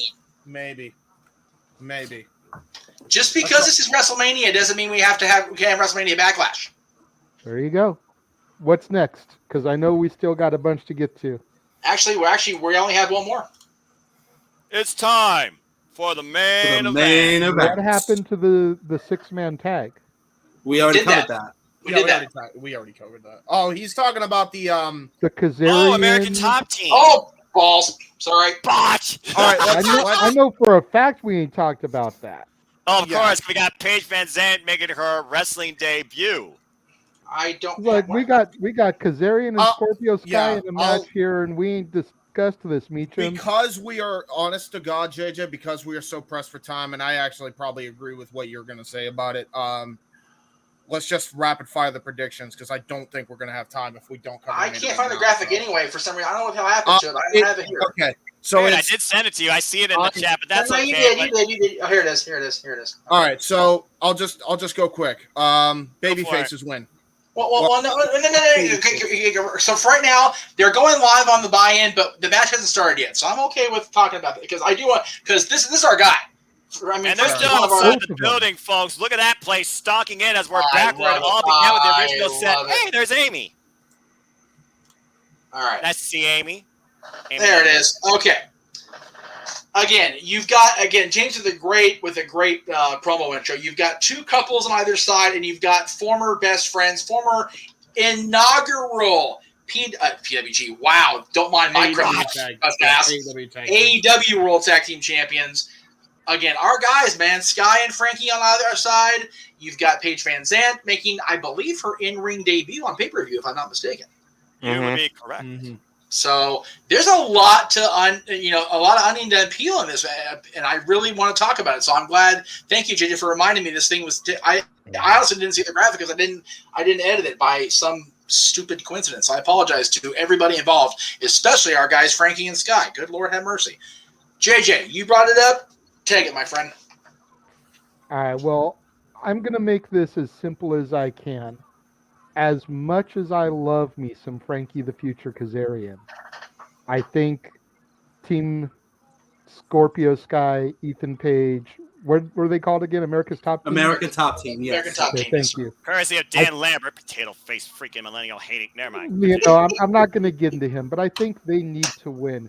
Scorpio Sky needs to establish dominance as champion. Granted, this match is not for the title, but the fact that they already interrupted his title reign to give it back to Sammy Guevara, to erase Cody Rhodes' shortest title reign stamp that they had, is complete and utter bullshit. Yep. Guys should have been going on 40, 42 days, whatever it is, in one reign, not separated into two. Yep. Sky and American Top Team need to take this, with Sky getting a definitive pin over either Kazarian or Guevara. Either way, I don't care. And move on. All right. Wow, that really got JJ worked up. No, you know what? We love us, both sides of this team. So that's a huge thing for us. I Casey, love hearing that emotion. I love it. I get that Kazarian, Guevara, and Conti are the babyface team, but I could give less than a flying F about Guevara and Conti. Yep. Pretty much. Casey Gallagher. Well, allow me to counter you, JJ. This isn't about Sammy and Conti or Ethan Page and Van Zandt. This is absolutely about Kaz and Sky. Exactly. And there is a whole lot more life in this feud, especially after what happened a couple of rampages ago. There is too much life in this feud for this to be the end point. So I'm giving this one to Kaz, Sammy, and Conti, specifically with Kaz getting the pin on Ethan Page so that Scorpio Sky has a return match. Say, you never beat me. I'm going to kick your ass. You get in that ring by yourself. Fair enough, actually. I'm with, yeah, I already gave my prediction, but that's why. That's my logic, too. G? We didn't predict this match because we just found out about it.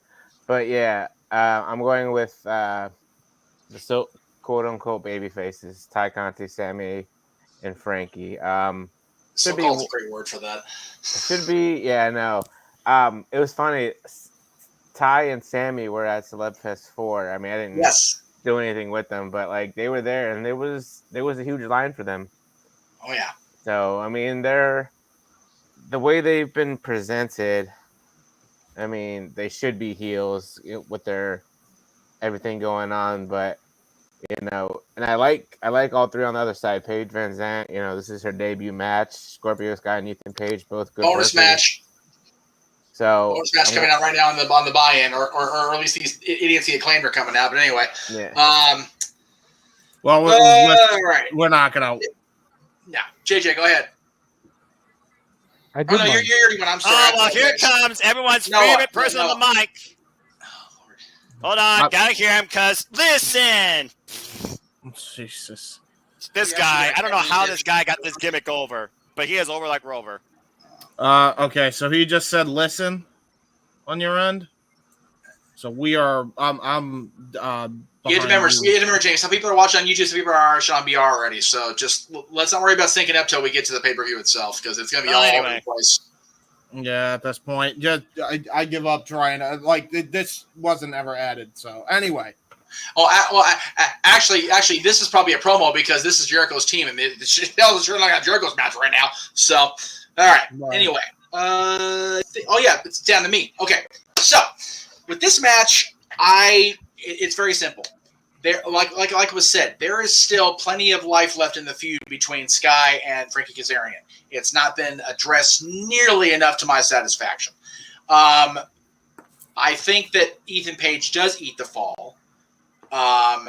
In my official prediction, I'd be actually more okay with Ty beating Van Zandt, Page, because that'll completely drive Sky bananas that he has to still deal with Sammy and Frankie to the point where Ethan and Paige will get so twacked out of shape that it'll be almost a blood tag feud between the two couples, leaving Sky and Frankie to do their thing as they should. Yes, agreed. But think about it this way before we go to Noah. Isn't the stipulation for this match the fact that if Sammy and Frankie lose, they can't get a shot at Sky? Right. It gives you the opportunity to build up more contenders. Well, that's the thing I was figured about. Well, I haven't said anything because I was enjoying the fact that Anthony Bowens welcomed us in the Double or Nothing. But let me talk to you real quick. Guys, you got to consider this. First off, we are in Las Vegas, the fight capital of the world. Tonight, we are seeing the debut of somebody moving once again from the world of mixed martial arts to professional wrestling in Paige Van Zandt. An aggressive, very forward, mean grappler, bare knuckle, boxer, and she's going to face off finally with the likes of Ty Conti with a mixed martial arts background of her own type, and I can go more into that when the match comes. What this really comes down to is the fact that, Jeff, you know that AEW is where? California. And we are looking at particularly the two, SCU, Scorpio Sky and Frankie Kazarian. Now, whether or not this truly ends tonight comes down if American Top Team gets the W, because per JJ, if they win, Kazarian and Sammy cannot challenge the TNT title again, as long as Sky is champion. But that being said, the babyfaces, as they're being portrayed as, they basically have wanted this mixed tag team match for the longest time. But if my decision stands like this, we have a custom-made TNT championship in the name of the late, great, rest in peace, Kobe Bryant, with the date on the back of the belt in the Lakers colors, whether you're Lakers or Warriors fans. Hello, Cindy. I don't really give a damn. I'm anti-sports. That being said, American Top Team needs this win here so the TNT title can finally breathe new life and get some new fresh faces going forward and new feuds. And maybe this will finally mean that Sammy Guevara and Ty Conti will go off and do each their own thing too, because they're better off that way. And Kazarian will beat the day outside of Sammy Guevara and you get a small feud out of that too. I got American Top Team going over. All right. Well, there you go. All right. Main event time as we continue with the buy-in here. By the way, I shit on Eddie a lot. His promo with the bottle of Jack was so good. This And is he's so literally great. doing Yeah. it right now. Yeah. Look at this man. That's why I brought it up. Respect. Main event, the world title. I mean, James put it great in the intro. We saw the most highly anticipated world title match in the 3 years of AEW. And yes, Moonlight Mirage, the show is on Bleacher Report Live. It's on Fight TV if you're outside of the United States. But we will be providing commentary for every match. And if you don't drop $50, you know where we're not going to be showing it as it says down here under the ticker. We're not going to be showing the feed, but we will give you beat by beat thanks to my amazing commentary team and across all 5 channels tonight. And again, at the top of the hour, if you're on Facebook or Twitter, we'll see you guys tomorrow. All right. World title match. I'm going to go across the room here. Let's go ahead and start with JJ. Well, I'm trying to find the comment that was in the chat room much earlier on, where they were asking on our opinion on Hangman's reign. Or was that you guys, someone in here that asked? That was me. beforehand? That was me. I can't see the comments because my screen is full, so I'm leaving that all to you and Jeff. It was Casey anyway that asked it here Okay, with us. okay. It wasn't in the chat room, so yeah. I thought it was in the chat room. My bad. All good. I have no disrespect for Hangman Page. I feel like he has done what he needed to do with the championship. But I feel like his run has been the most lackluster AEW championship run to date. Right. I think we need to mix it up. I think we need to take this championship to the next level. I feel like the man who started his movement by dropping a pipe bomb in the very city that the show is taking place is going to dethrone the Hangman. Yes. And elevate the AEW championship to the next level. I feel like that is why Jericho was the inaugural champion, was to establish, give you that name recognition for the water cooler talk. Oh, have you heard of this other company? Chris Jericho's their world champion. Right. It's going to be the same thing here. CM Punk is going to defeat Hangman Page tonight, become the new champion, and help take AEW to the next level. Bar none. All right. James. Actually, we'll go to Big G, and then we'll come back to James and Noah to finish it off first. After Casey, of course. All right. So, like I said on the predictions, I feel like Hangman Adam Page's run had, I don't want to say flat, but I mean, he had some good matches with Bryan Danielson, and I was there in person when he had the Texas Death match against Lance Archer. But I feel like his title run, I haven't been behind it 100%. And, you know, CM Punk, like I said before, plenty of times, I'm going to keep on saying it. I'm rubbing in you guys' faces. I was there when he came back in Chicago 7 months ago. Yes. And, you know, he came back. He didn't challenge for the world title right away. He had his feud with Darby Allin and stuff like that, moved on to MJF. And, you know, some people feel like his run so far has felt flat. So I think this match is good for both of them. And I feel, you know, Hangman's been champ for a while now. I feel like CM Punk needs to win the title here.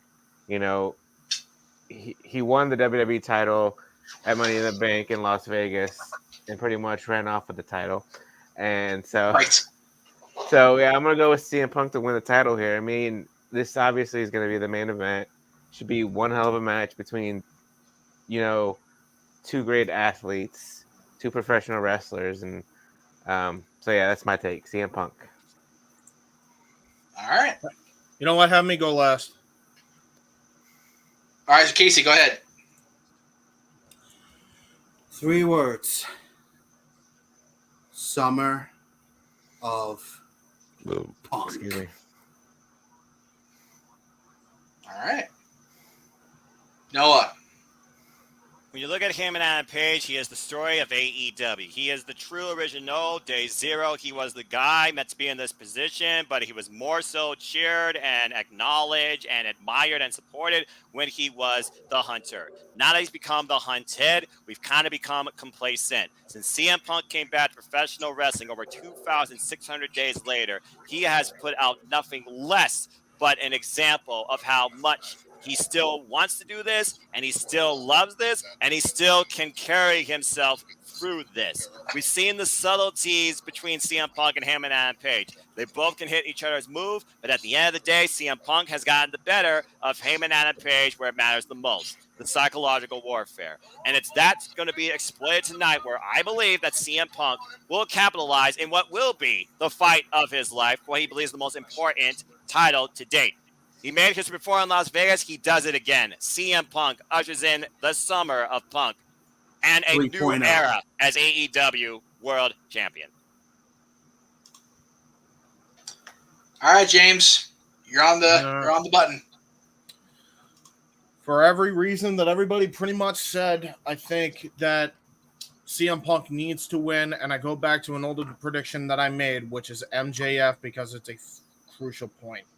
Right. MJF has to be the first pay-per-view contender and his only pay-per-view contender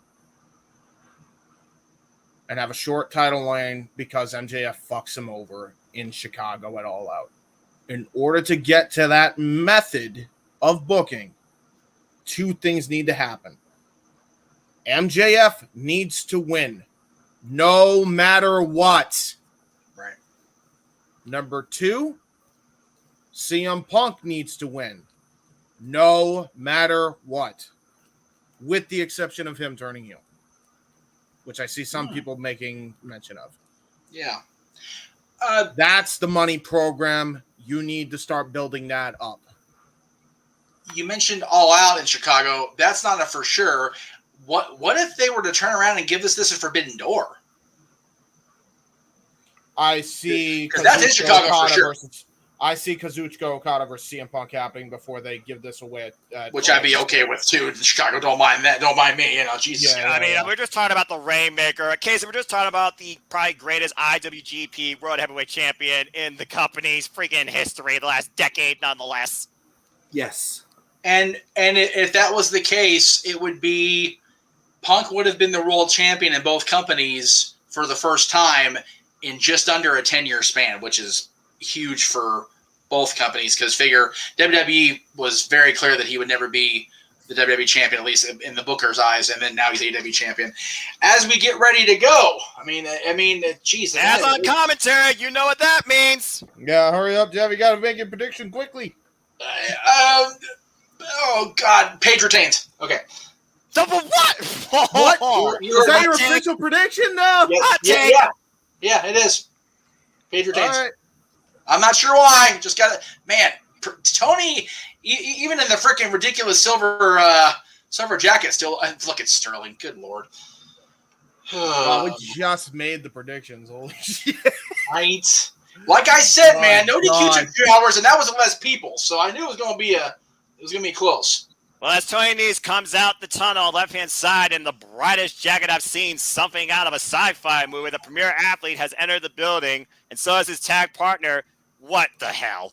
Oh, by the way, for the record, Meacham, if you see a guy named Mike Nikos come into the StreamYard, that's my boy from Indy Force, so let him in if he comes in. I will definitely keep an eye out for him. Thank you for reminding me. Yes, Tony Nese loves to give you 8 reasons why he is the premier athlete. I'm not sure that Smart Mark Sterling has even 2 reasons with that getup. No, right? By the way, so since I do want to try to at least sync up with this matchup, so Noah, what are you seeing right now? I see Tony Nese and Smart Mark Sterling both approaching the ring, and right now Tony Nese is on the apron, showing off his 8 reasons why you should believe he's got a chance to win this. All right, can you pause? And here comes Danhouse's music. All right, can you pause at that point? Yes, I'm pausing right now as it says very nice on the Titantron, and Danhausen's coming out of the tunnel. Oh, Lord. All right, now, unpause. There you go. Well, Casey, very nice, very evil. Danhausen, love that Danhausen, has officially entered, looking for revenge for his 32-second loss against Tony Nese, has entered Double or Nothing. Very What nice. the heck? Very nice. Very Persona 5. Send Hook. Yes. Persona 5 all day, every day. It's my favorite video game. Did you know that Danhausen is friends with the game developers over there? I'm not sure Danhausen is much of a gamer, very nice, very effective, but I know his partner is, as Hook, the cold-hearted, handsome devil, has entered the arena.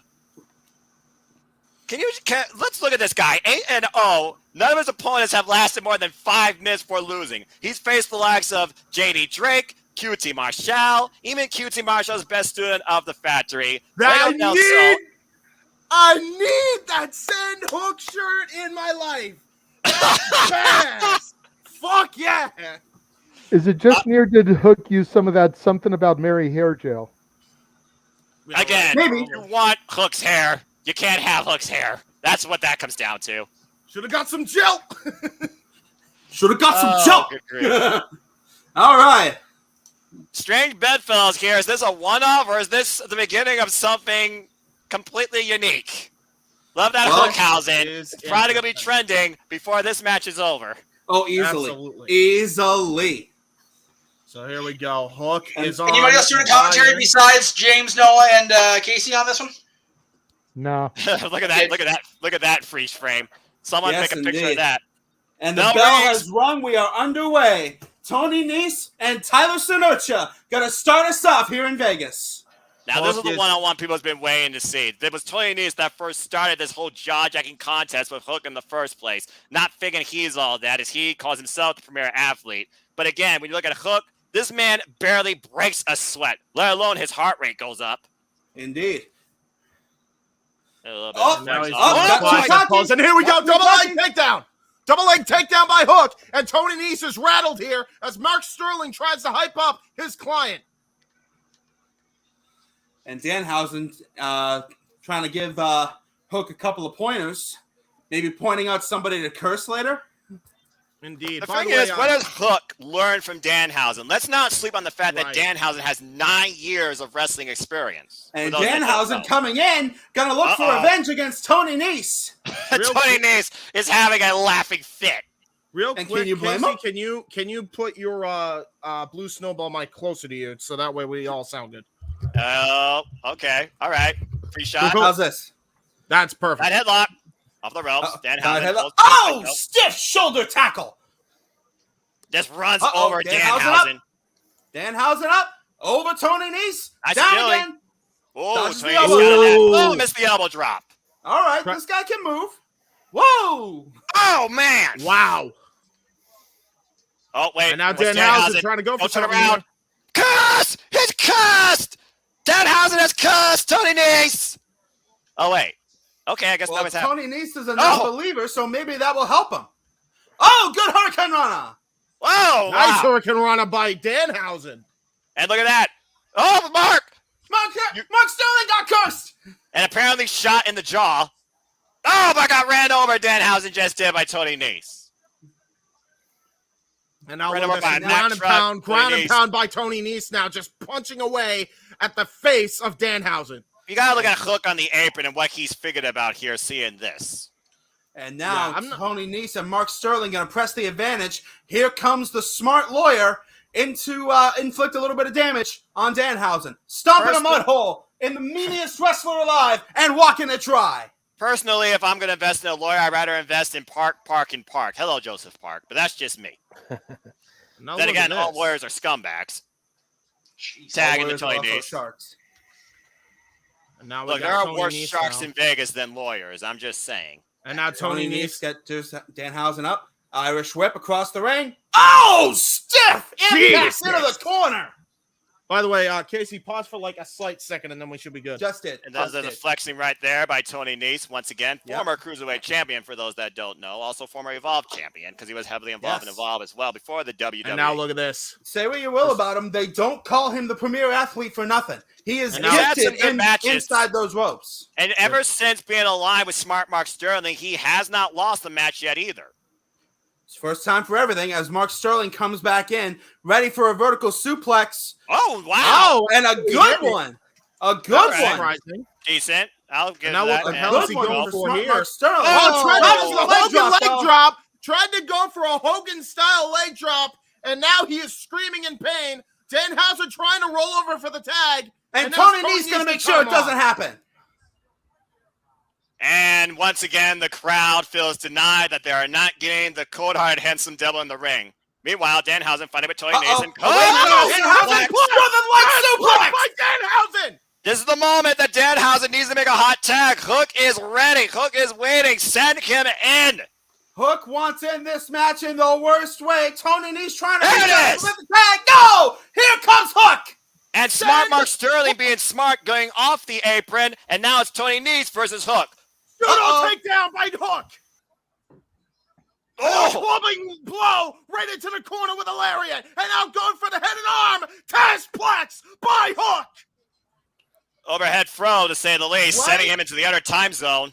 Right in front of his father. Uh-oh! Oh, boy. Uh-oh! Mark Sterling going to get some. I don't think Mark is legal, though. I'm not sure if he's legal.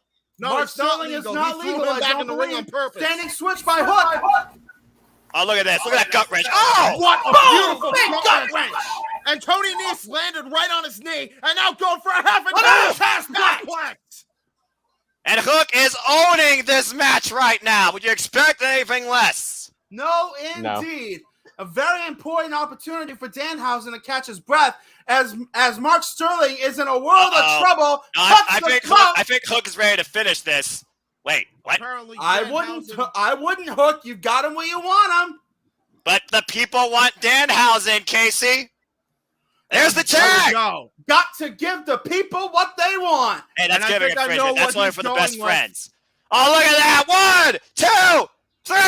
Danhausen gets the win. Danhausen gets the pinfall win thanks to the assist of Hook. That was very nice, to say the least. As Hook and Danhausen, in their first tag outing, Hookhausen victorious. And Hook looking like just another day at the office for him. I'm sure there's a bunch of chips waiting for him backstage, courtesy of Danhausen. Absolutely. Meanwhile, we Raised got ruffles. star of our match. We still have a whole lot ahead. The AEW Women's World Championship, Thunder Rosa, Serena Deeb. Not to mention the AEW World Tag Championship Triple Threat. Jurassic Express defending against Team Taz. And, of course, Swerve in his glory. What were you saying, JJ? I said laser ruffles.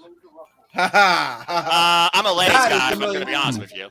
I like Pringles. Pringles all the way. Pringles all the way. I dabble in all three. Well, the nice thing about Pringles, they're stacked. Speaking of stacked, to say this card is stacked would be an understatement. Not real. Hell of a segue, Noah. Not, What a segue, bro. So I'm declaring this. I'm drinking some beer right now. So when we get to this MJF and Wardlow match, for every power bomb that Wardlow gives to MJF, I will take a drink of beer. Fair enough. Why do I hear you twice, though? That's weird. I don't know. Is that better? Echo. Yeah, that's better. Okay. Follow I had to every turn the volume down a radio. little Okay, bit. anyway. Maybe that's why. I'll be back, folks. I mean, right now they're talking about Heyman and Page and CM Punk, the match that will redefine AEW's future. For Heyman and Page is not defending a title. He is defending the very brand and the foundation that AEW was founded upon. Figuring that CM Punk is everything that this company is against. Is That's CM correct. Punk the bad guy? Is this No. personal or is this just business? For Punk, Who's it's just, truly the best? We will find out tonight at Double or Nothing. This could go either way. Phil Brooks can say as much as he wants that this is just business.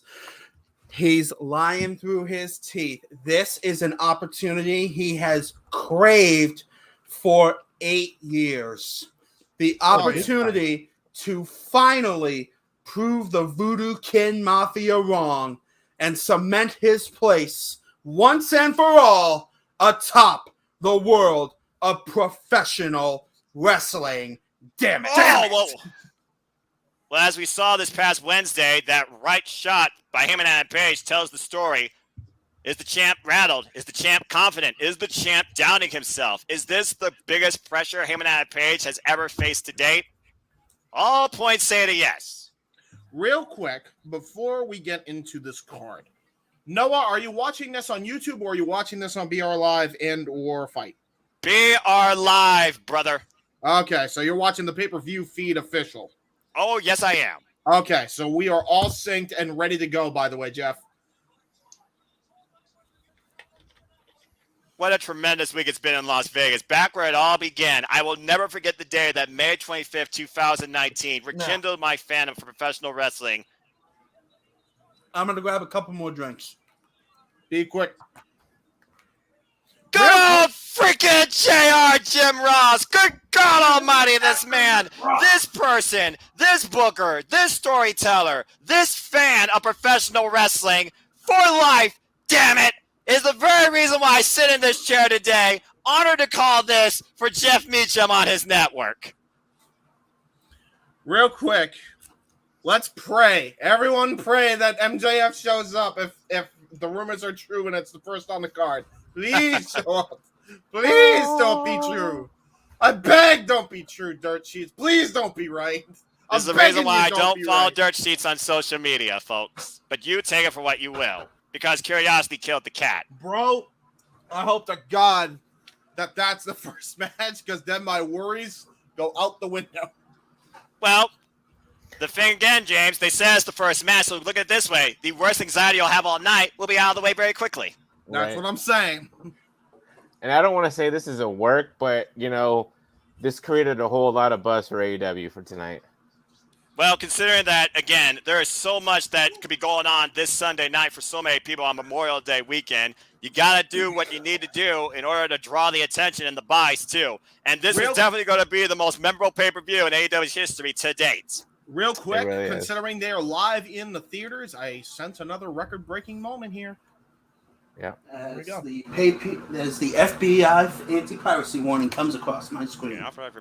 Indeed. And by the way, Jeff, are we off? We're going live off of Twitter and Facebook, right? There you go. So yeah, if you want to see us, go on YouTube.com. I'm going to Do grab it me now. a beverage. We're going live off Twitter and Facebook. You can only catch us on YouTube now. There's 5 channels, so it shouldn't be hard to find. We'll catch you then. Do it now. And there's the pyro because, gentlemen, it's Sunday night. You know what that means.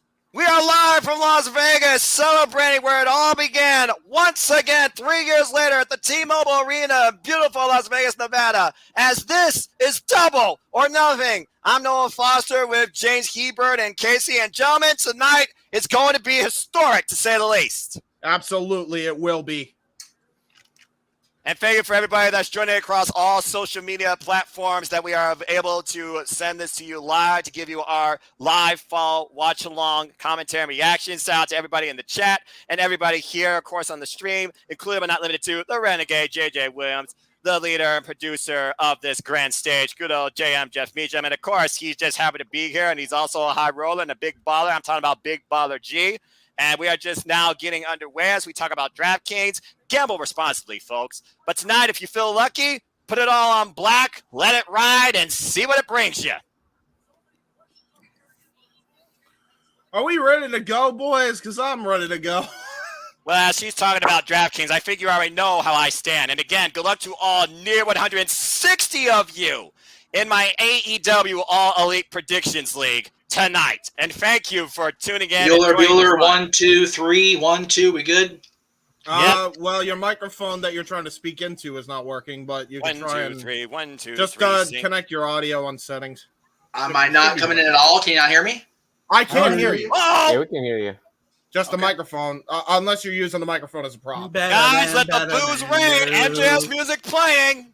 Let's see. I am way behind on this feed, whatever it is. Jesus. Please be here. We're going to see what happens here in a moment. Yeah. This is nerve-wracking. It is. Oh, boy. No. I have a feeling they're gonna skip it, wait for Wardlow to come out, and then he's gonna come out and attack from behind. You were saying Here he is! God. Here he is! Jacob Friedman has arrived at Double or Nothing in a foul mood. God damn, thank God. Wow. You made it. Is it safe for me to say dead man walking as he bears the 100K Dynamite Diamond ring? I think it's even safer for you to say, "You done it now." Oh, Lord Almighty! The fan with the "Where is my money" sign being shafted out of an autograph signing. But also, guys, keep in mind, MJF, despite his recent record, he's won 10 of his previous 14 matches. As the asshole chants right now. Hey, look, there's Pineapple Pete's cousin. Oh, you mean Salt G? Jesus. Bryce Rensburg, the official for this first match, as MJF takes it all in, for he is better than... Up yours. It was a work. There you go, folks. I think that gesture right there just showed you y'all got played. So and now we just wait. so everybody, while we're doing the intros for this match and everybody's actually paying attention here, I do want to point out a promotion that JJ and I have decided to run on the Jeff Meacham Network and the Casa 18 Studios, and I'll go ahead and get it typed in here. But if, and that is a big if, we can get to $400 in donations this coming between right now and June 30th, the end of June 30th, on PayPal, be it Renegade JJW or underscore PayPal.me/Jeff Meacham, JJ, the Renegade himself, will take clippers to his own hair and shave it all off. Wow. That's bold. So let me go ahead and fix that so it actually stays on there. There we go. Meanwhile, Warlord is being escorted out by AEW security and staff. And again, JJ's not cut his hair like that since he mentioned the Wardlow haircut earlier. This is gonna be interesting. But this is totally bald. This in this case, and yeah, this. I'm so glad Max showed up. God Almighty. I knew that. Come on, guys. It's Maxwell Jacob Freeman and Jeff. You would know because you've been in the business. How much of it is usually a work? Exactly. There you go. I just have 28 wins in his past 30 matches, folks. Wardlow with a 50-8 record. As you were saying, JJ. I was just gonna say, considering where I'm watching it off of, I'm severely behind you guys. I cannot adjust it. Don't worry about it. I'll just try to chime in where I can here and there. Yes. Yeah. Sounds good. Yeah, That's more than fair. Jay and I are on the same feed, so at least he and I are in the same boat when it comes to the reactions. Yeah, Wardlow is just walking out the entryway. Yes, same with us. Same with me over here. Yes. Wardlow just literally got unhandcuffed on his left wrist now. Let's talk about it, gentlemen. A must-win situation for both guys. We covered it earlier on the pre-show here on JMN. Wardlow has to win this in order to be signed by Tony Khan and AEW. MJF has to win this because he needs to be getting wins to get in contention for the AEW World title. It is a must-win situation for both men here, as Maxwell Jacob Friedman is now scared to death on the outside. But you also got to consider this, James. He has made Wardlow's life a living hell. Not just the past few weeks, but literally since his tenure in AEW. Tonight, Wardlow is looking for resolution, revenge, and redemption, and becoming a free man. And why MJF should be, in your mind, the next challenger for the AEW World Championship. Wins and losses do matter, but at the end of the day, this isn't about just money. This is about momentum, too. And here, Brown Reigns, and here we go. And all the momentum right now favors Wardlow. Got right in the ring. They rang the bell. And Max bailed. And Maxwell already playing the mind games with Wardlow. Again, the thing about MJF, he always seems to have a plan. We know Wardlow can definitely outpower him, but can he outthink him, despite the fact how long he's been literally working right next to him?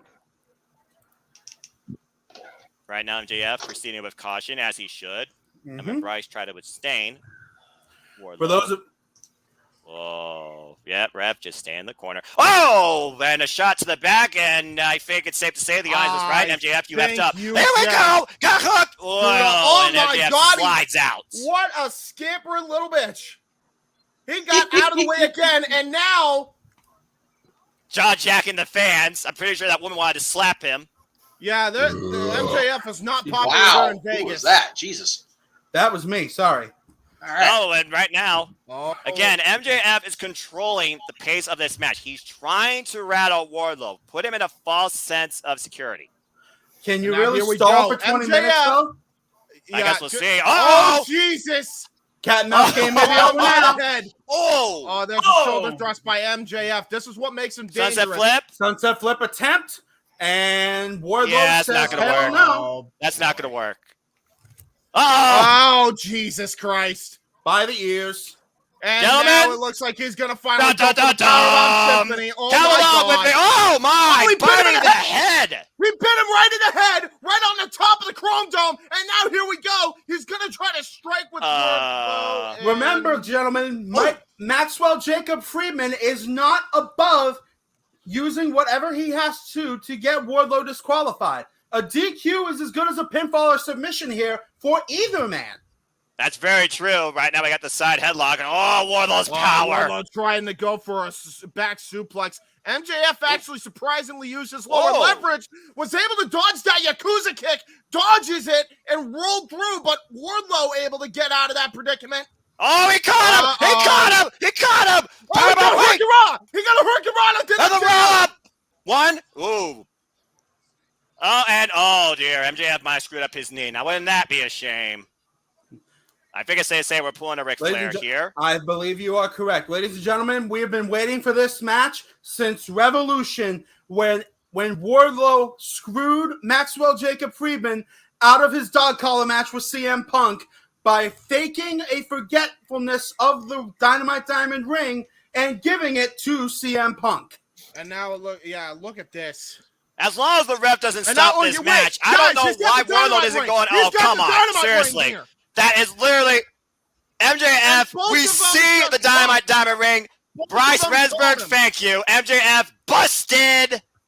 And now look behind you. You poor damn fool.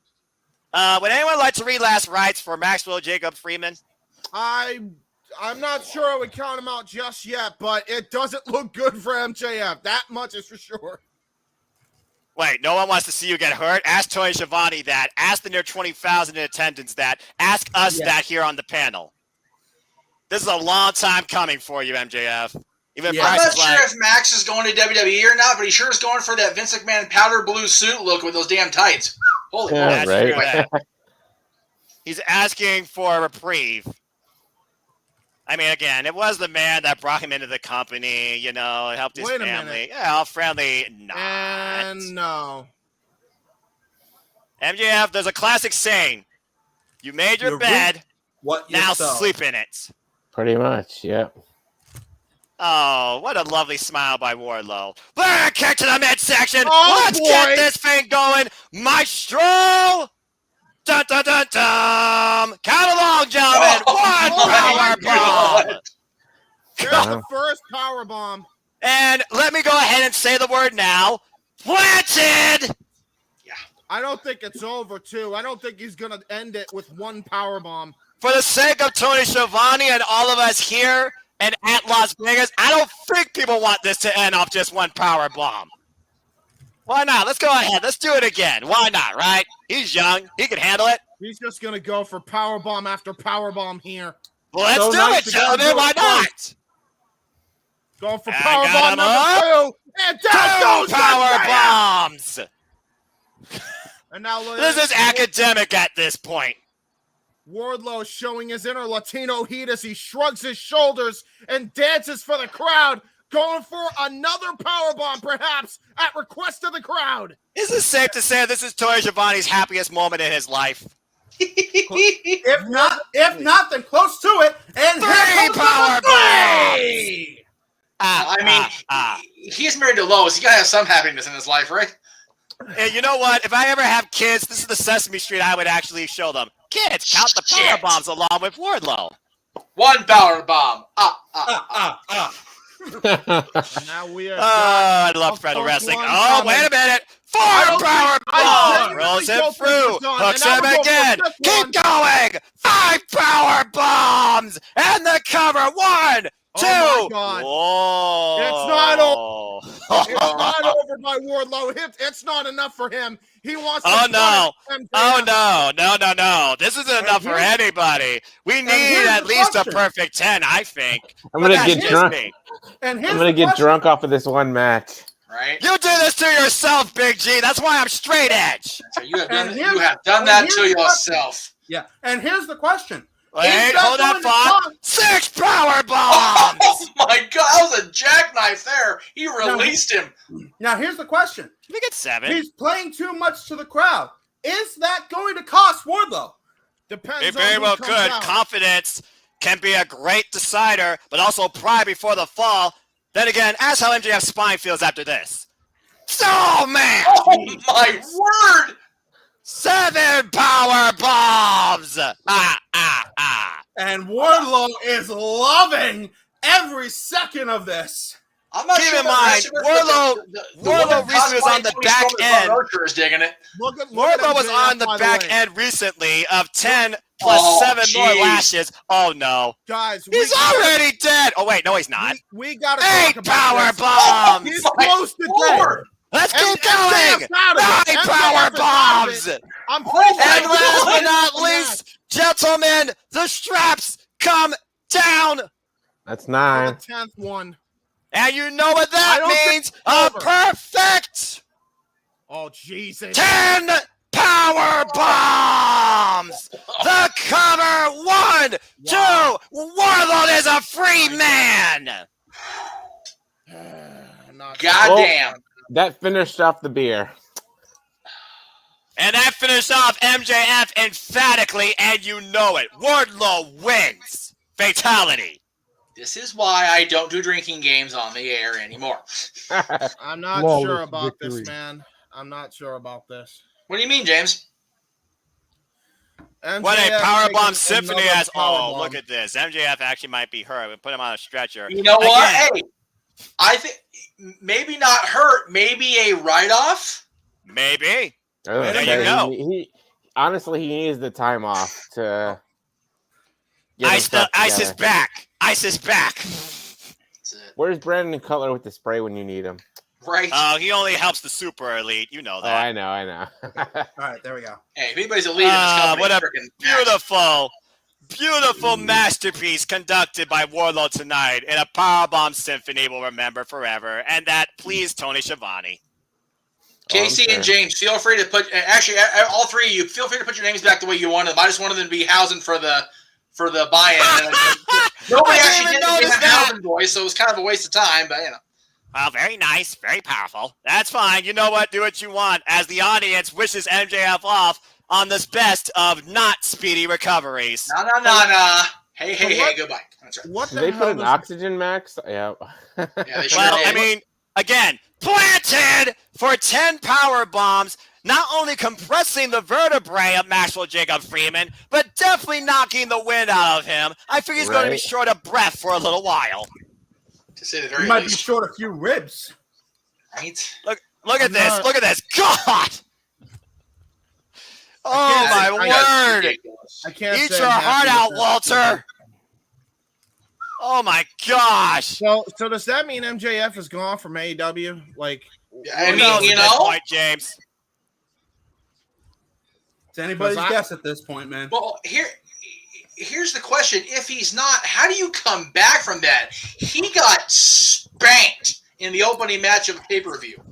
Would you expect anything less? Let's hear what Tony Schiavone has to say. No, not necessarily, but the fact that we all talked about it during Tony's going to talk to Wardlow here.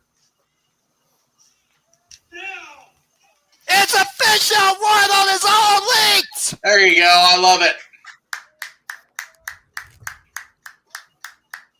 definitely feel good for Wardlow. It's a happy ending. And very much earned, but at what cost? And guess we'll find out later. As some of us know, he's trying to make a reality. Nothing quite like a happy ending in Vegas. Anyway, and that's a rare thing in Las Vegas. Let's be honest here. They say what happens in Vegas stays in Vegas. We'll remember this moment for a long time. But Warlord truly has ascended. Congratulations. I hope not for the wrong reasons, though. He's tagging the crowd. I love it. And again, the thing is, yes, I didn't expect anything less than him just completely destroying Max, but no offense, no anything, just a complete and utter. You know what? I'll call it a squash. The hell with it. How do you come back from that if you're MJF? Well, you take some time off, you see if the audience forgets about you, and you come back more bitter than ever, and you stick it to the fans, too. We'll have to wait and see.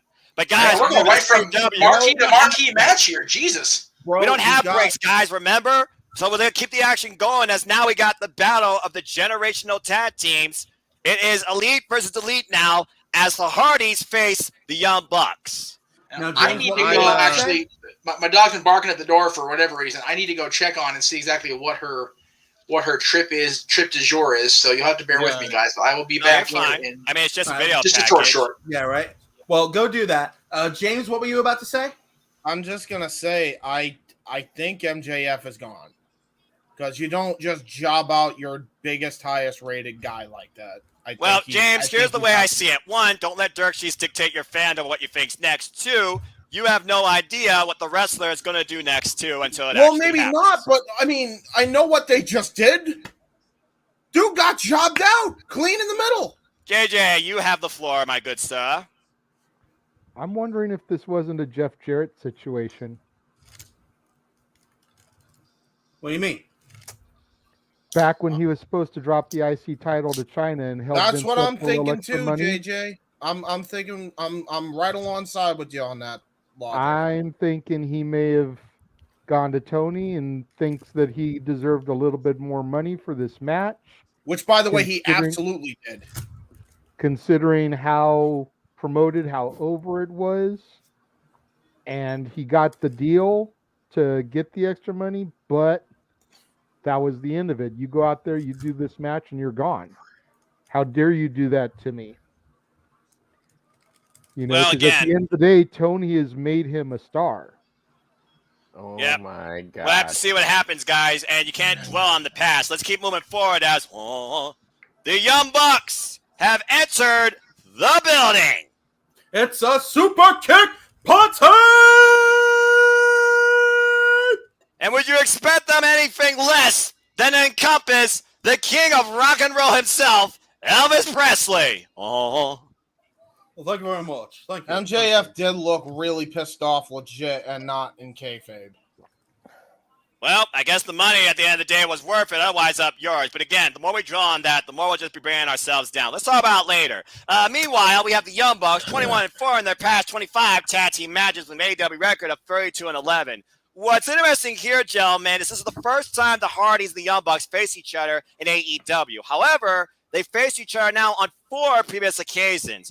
2 times in Ring of Honor, one of those was a double pin situation. In the most recent encounter back in 2017, they won the Ring of Honor Tag Team Championships off of the Hardys. The Young Bucks did. The Young Bucks had the last victory. As we got Caprice Coleman, speaking of which, on commentary. Good shit. Good shit. Caprice is good people. Young Bucks, of course, coming in with 17 years of experience, while the Hardys shared 29 and 28 years, respectively, of experience. Not necessarily always as a tag team, but tonight's going to come down to the better brothers. As the Young Bucks look for a passing of the torch to truly cement themselves as the greatest brother pair tag team of all time. Can they do it here tonight at Double or Nothing? You know what? I know it's never going to happen, but I want to see the Usos versus the Young Bucks down the line. Well, you know what they say never. Weirder things have happened in the world of professional wrestling as Loaded is playing, and the Hardys have arrived. Ugh. Well, we're going to get some crazy spots, that's for damn sure. Here's the thing, James. Who's going to be more reckless here? The emotionally driven Matt Jackson or the wild and crazy Jeff Hardy? Hey, you're underselling if Matt and Nick won't get that crazy tonight. Well, I've always considered the crazier of the two brother pairs to be Matt Jackson and Jeff Hardy. For me, Nick Well, Jackson, either he's way. the more dynamic performer, and Matt Hardy seems to be the more level-headed of the two. Now, everyone here has taken bumps. I mean, heck, we saw the Young Bucks face the Lucha Brothers in a match we thought that was going to kill them in their career, too. And here they stand today. Now, either way, Noah, the correct answer, yes. That's a fair point and a fair assessment. Keep in mind, guys, the Hardys, this is their last ride, their last run. And this might be the very first step in them going after the AEW Tag Team Championships, a set of titles that the Young Bucks have previously held themselves. Correct. To James Brown of Tag Team Wrestling. They got soul and they're super bad, but someone's going to get all shook up tonight. And a couple weeks ago, I did get to meet Matt and Jeff Hardy for the first time together as a tag team. How was that moment as the bell rings, Big G? Very surreal. One of my favorite tag teams. You know, I've met Matt Hardy a couple times before, but this was the first time meeting Jeff, and seeing them both together as a tag team brought me back to my childhood. Here's my number one question for you, G. Was Jeff sober? Yes. Actually, you know what? It was so hot in that building. I think they each had like 5 drinks each. They had like different drinks they had, but yeah, it was super hot here we in that go. building. Which side do you stand on? Delete or elite? Delete or elite? Delete or elite? Double tie up as Matt Jackson and Matt Hardy. I'm going to be saying Matt a lot here probably. Start us off in this match.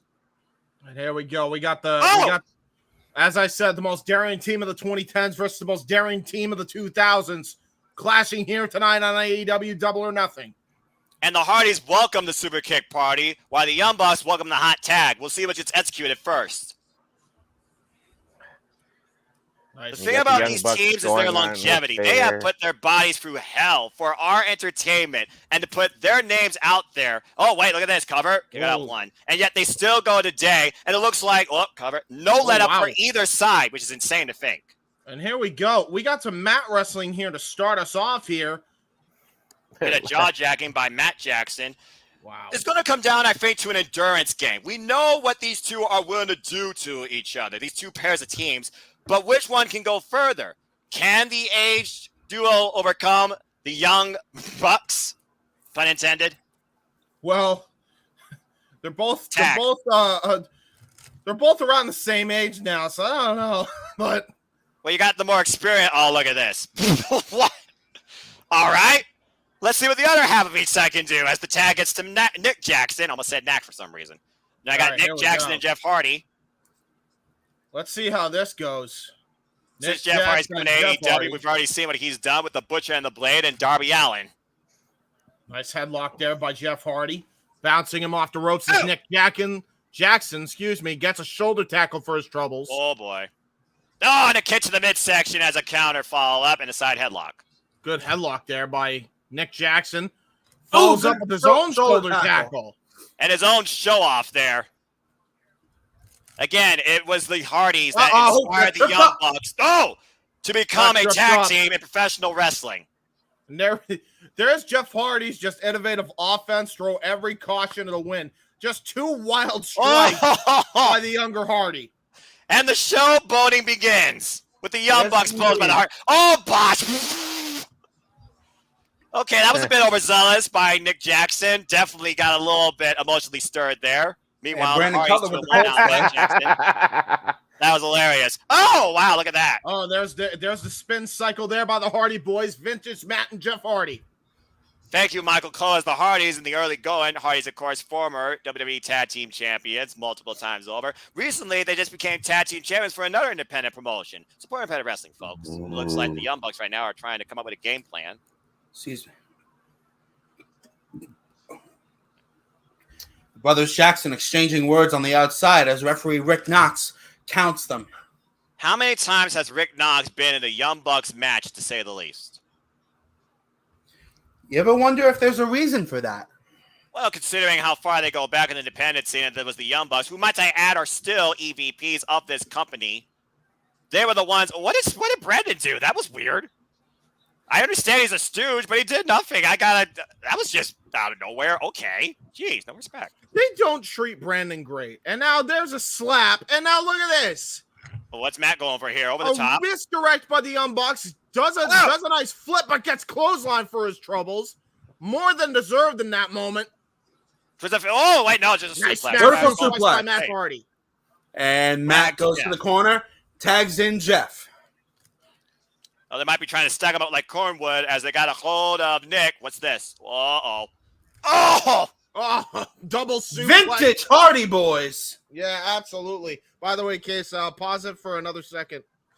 And meanwhile, there's the Irish whip sent into the corner, and it looks like we might get a little bit of poetry in motion time. Here we go. Poetry and got kicked right out of the air with an insecurity by Nick Jackson. Interception, to say the least. And right now, Matt Jackson and that back's been worked over so much up in the razor's edge. Oh! Super kick. The first one of the match of many, to say the least, as the Bucks finally take control of the ring. He was trying to go for the splash mountain bomb and got super kicked for his troubles by Nick Jackson. That's what makes this team so dangerous, because they know how to operate on the fly at any given moment. Yeah. In and out ring technicians. Not necessarily daredevils or extremists. And of course, the Young Bucks, multiple-time IWGP Tag Team Champions, AEW World Tag Team Champions, Ring of Honor Tag Team Champions. Their resume goes fair in comparison when it comes to the accolades of the Hardys. Absolutely. There's not a whole lot of teams that can stand up next to the Hardys, put their resumes up to snuff, and hold their heads high. Matt and Nick Jackson are one of those teams. You got to consider this, though. The Young Bucks are so much more full of themselves than the Hardys. You got to wonder if that overconfidence and showboating will cost them in the end. But that is what they're comfortable with as Nick Jackson goes over the top. Yep. A little bit of machismo there. Another little bit of Eddie. A little shout out to Eddie Guerrero, courtesy of Nick Jackson. Nice double face wash there by Nick Jackson. That's just mean. That's all that is.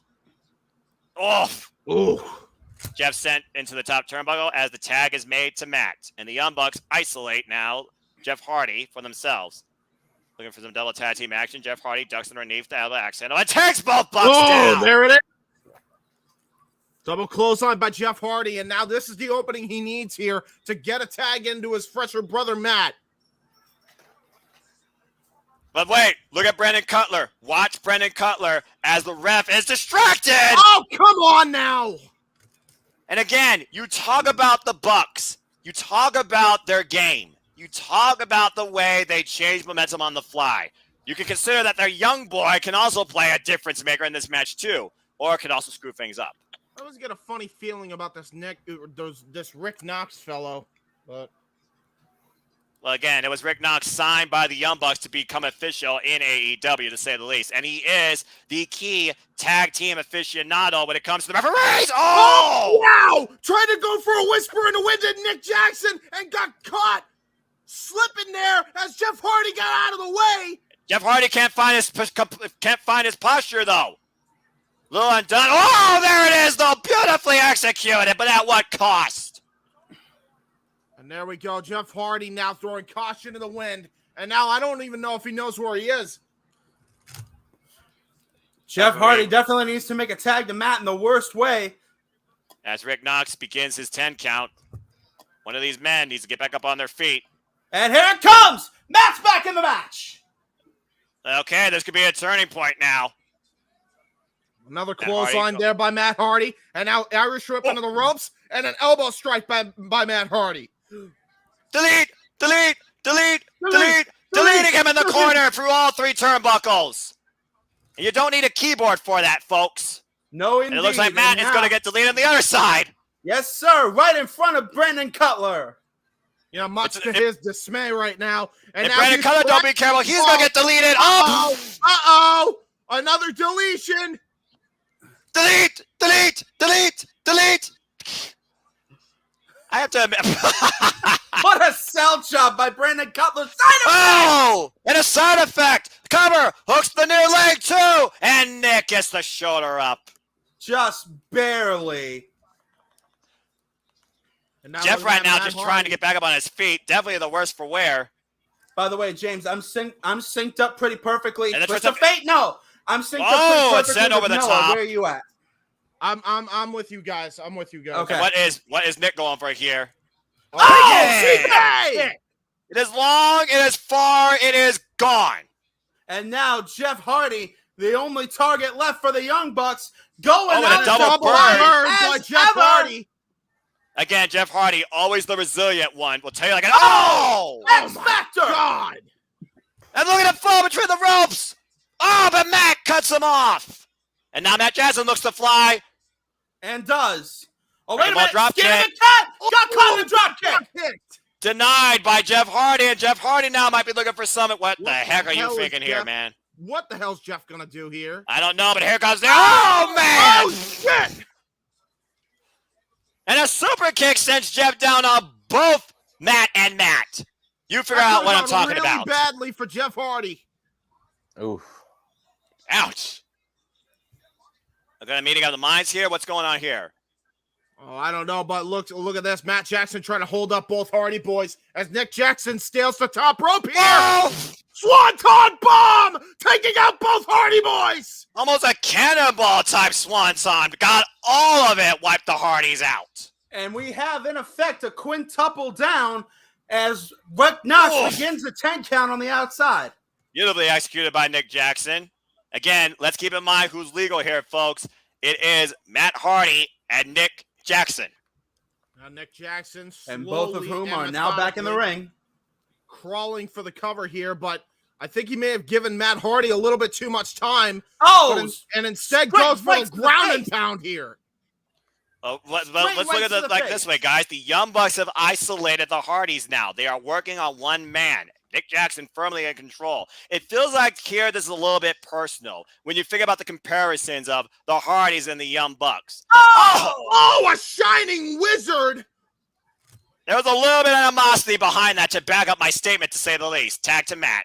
Well, you want to talk about animosity? Let's not forget that the Hardys actually beat the Young Bucks for the Ring of Honor Tag Team Championships back in 2017. So they haven't forgotten that either. And now here we go with a frog splash. More bang for your buck by the Young Bucks. 1, 2, no! Put in the Hardy Boys top rope variation, but that only garners a 2 count.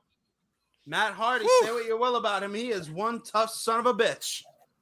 Yeah, no kidding. And by the way, James, it was actually the Young Bucks that took the ROH Tag Team titles in 2017 at Super Card of Honor in a ladder match. Well, that was a botch.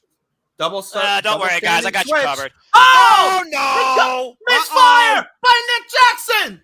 The ultimate misfire, brother on brother. Yeah, that was a rare miscue there by Nick Jackson. Oh, and another one! Right into stupid stooge! Tiger King is down. I repeat, Tiger King is down. And meanwhile, back body drop to Nick Jackson on the floor. Oh, and Jeff Hardy! Into a diving lariat by Jeff Hardy. And a for the apron! Jiminy H. Christmas! Ow! And again, we all know the history of Matt Jackson and his back. Big deal and bump for Matt Jackson. One you did not need to take in this match. No, probably not. We know his issues with his back in the past as well. I don't think that help matters. I'm pretty sure his back's been screwed up his whole life. I've seen him at back injuries since New Japan Pro Wrestling, to say the least. There was a point when they were actually the Young Bucks where his back wasn't screwed up. That was about it. Yeah, that's true, but I guess Old Bucks just doesn't sell as many T-shirts. No, exactly. Not so much. Now here we go. The Young Bucks. Oh, here we go. Poetry in motion. Poetry in motion for real this time. It's second time to charm. Taking too long. There it is. You were saying, Jeff? Poetry in motion. They got it.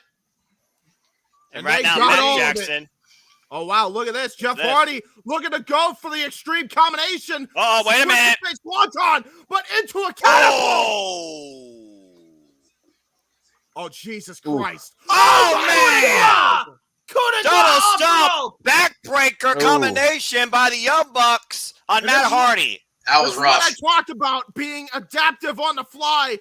The Young Bucks are the very best at it. And now. Oh, no. Shit. Oh! Top rope. That was a jawbreaker.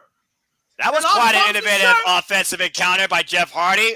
Wait, Jeff Hardy's on the top rope. That can only mean one thing. It's Swanton time! No! Nobody home! Crash and burn on that one. And what is Matt looking for here? A twist of fate!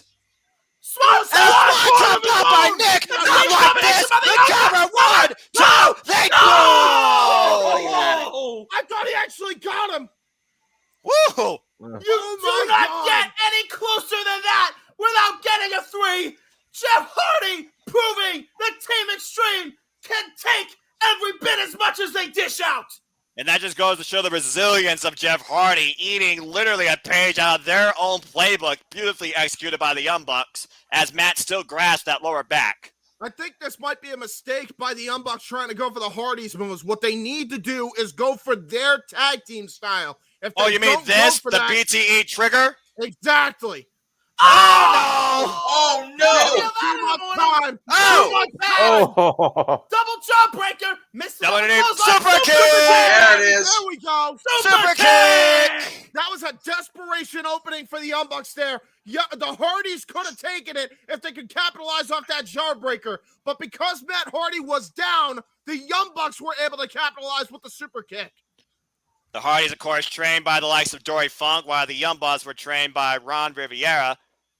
But again, innovation on the fly. Young Bucks out of nowhere with a double super kick party, back in control, and might be looking for an encore. And now look at this. Just What looking a at them stalemate. like they're old yelling. God. And now here we go, the super kick party. Super kick. Here comes the party. But look at the Hardys. Six Oh, total. never mind. They're down. That was a super kick party, to say the least. They welcome it. They said they wanted it. They got it. Yeah, they got their heads damn near kicked off to the very top row of the arena here. But look at this. Are you kidding what? me? They're daring him to kick him again. Oh, my God, that oh, was Jeff. brute. Okay, that's got to be it. force. Double pin. Cover. 1, 2. It is No. not over yet. It's not over. The heart of the Hardys will not go down that easily. And we all know the Young Bucks have a very short fuse. Yeah, no doubt. And I think they're count the about to get Hardys to out that in terms point of now. short fuses. Once they lose their cool, Jesus. bad things happen. Oh, you And- want to talk about bad things? Remember what Yeah. happened with Jeff Hardy's back the last time with these? Yeah, they're going to take advantage of that right now. The Oh, match come on, they have with Stooge. Darby Allin is going to cost him.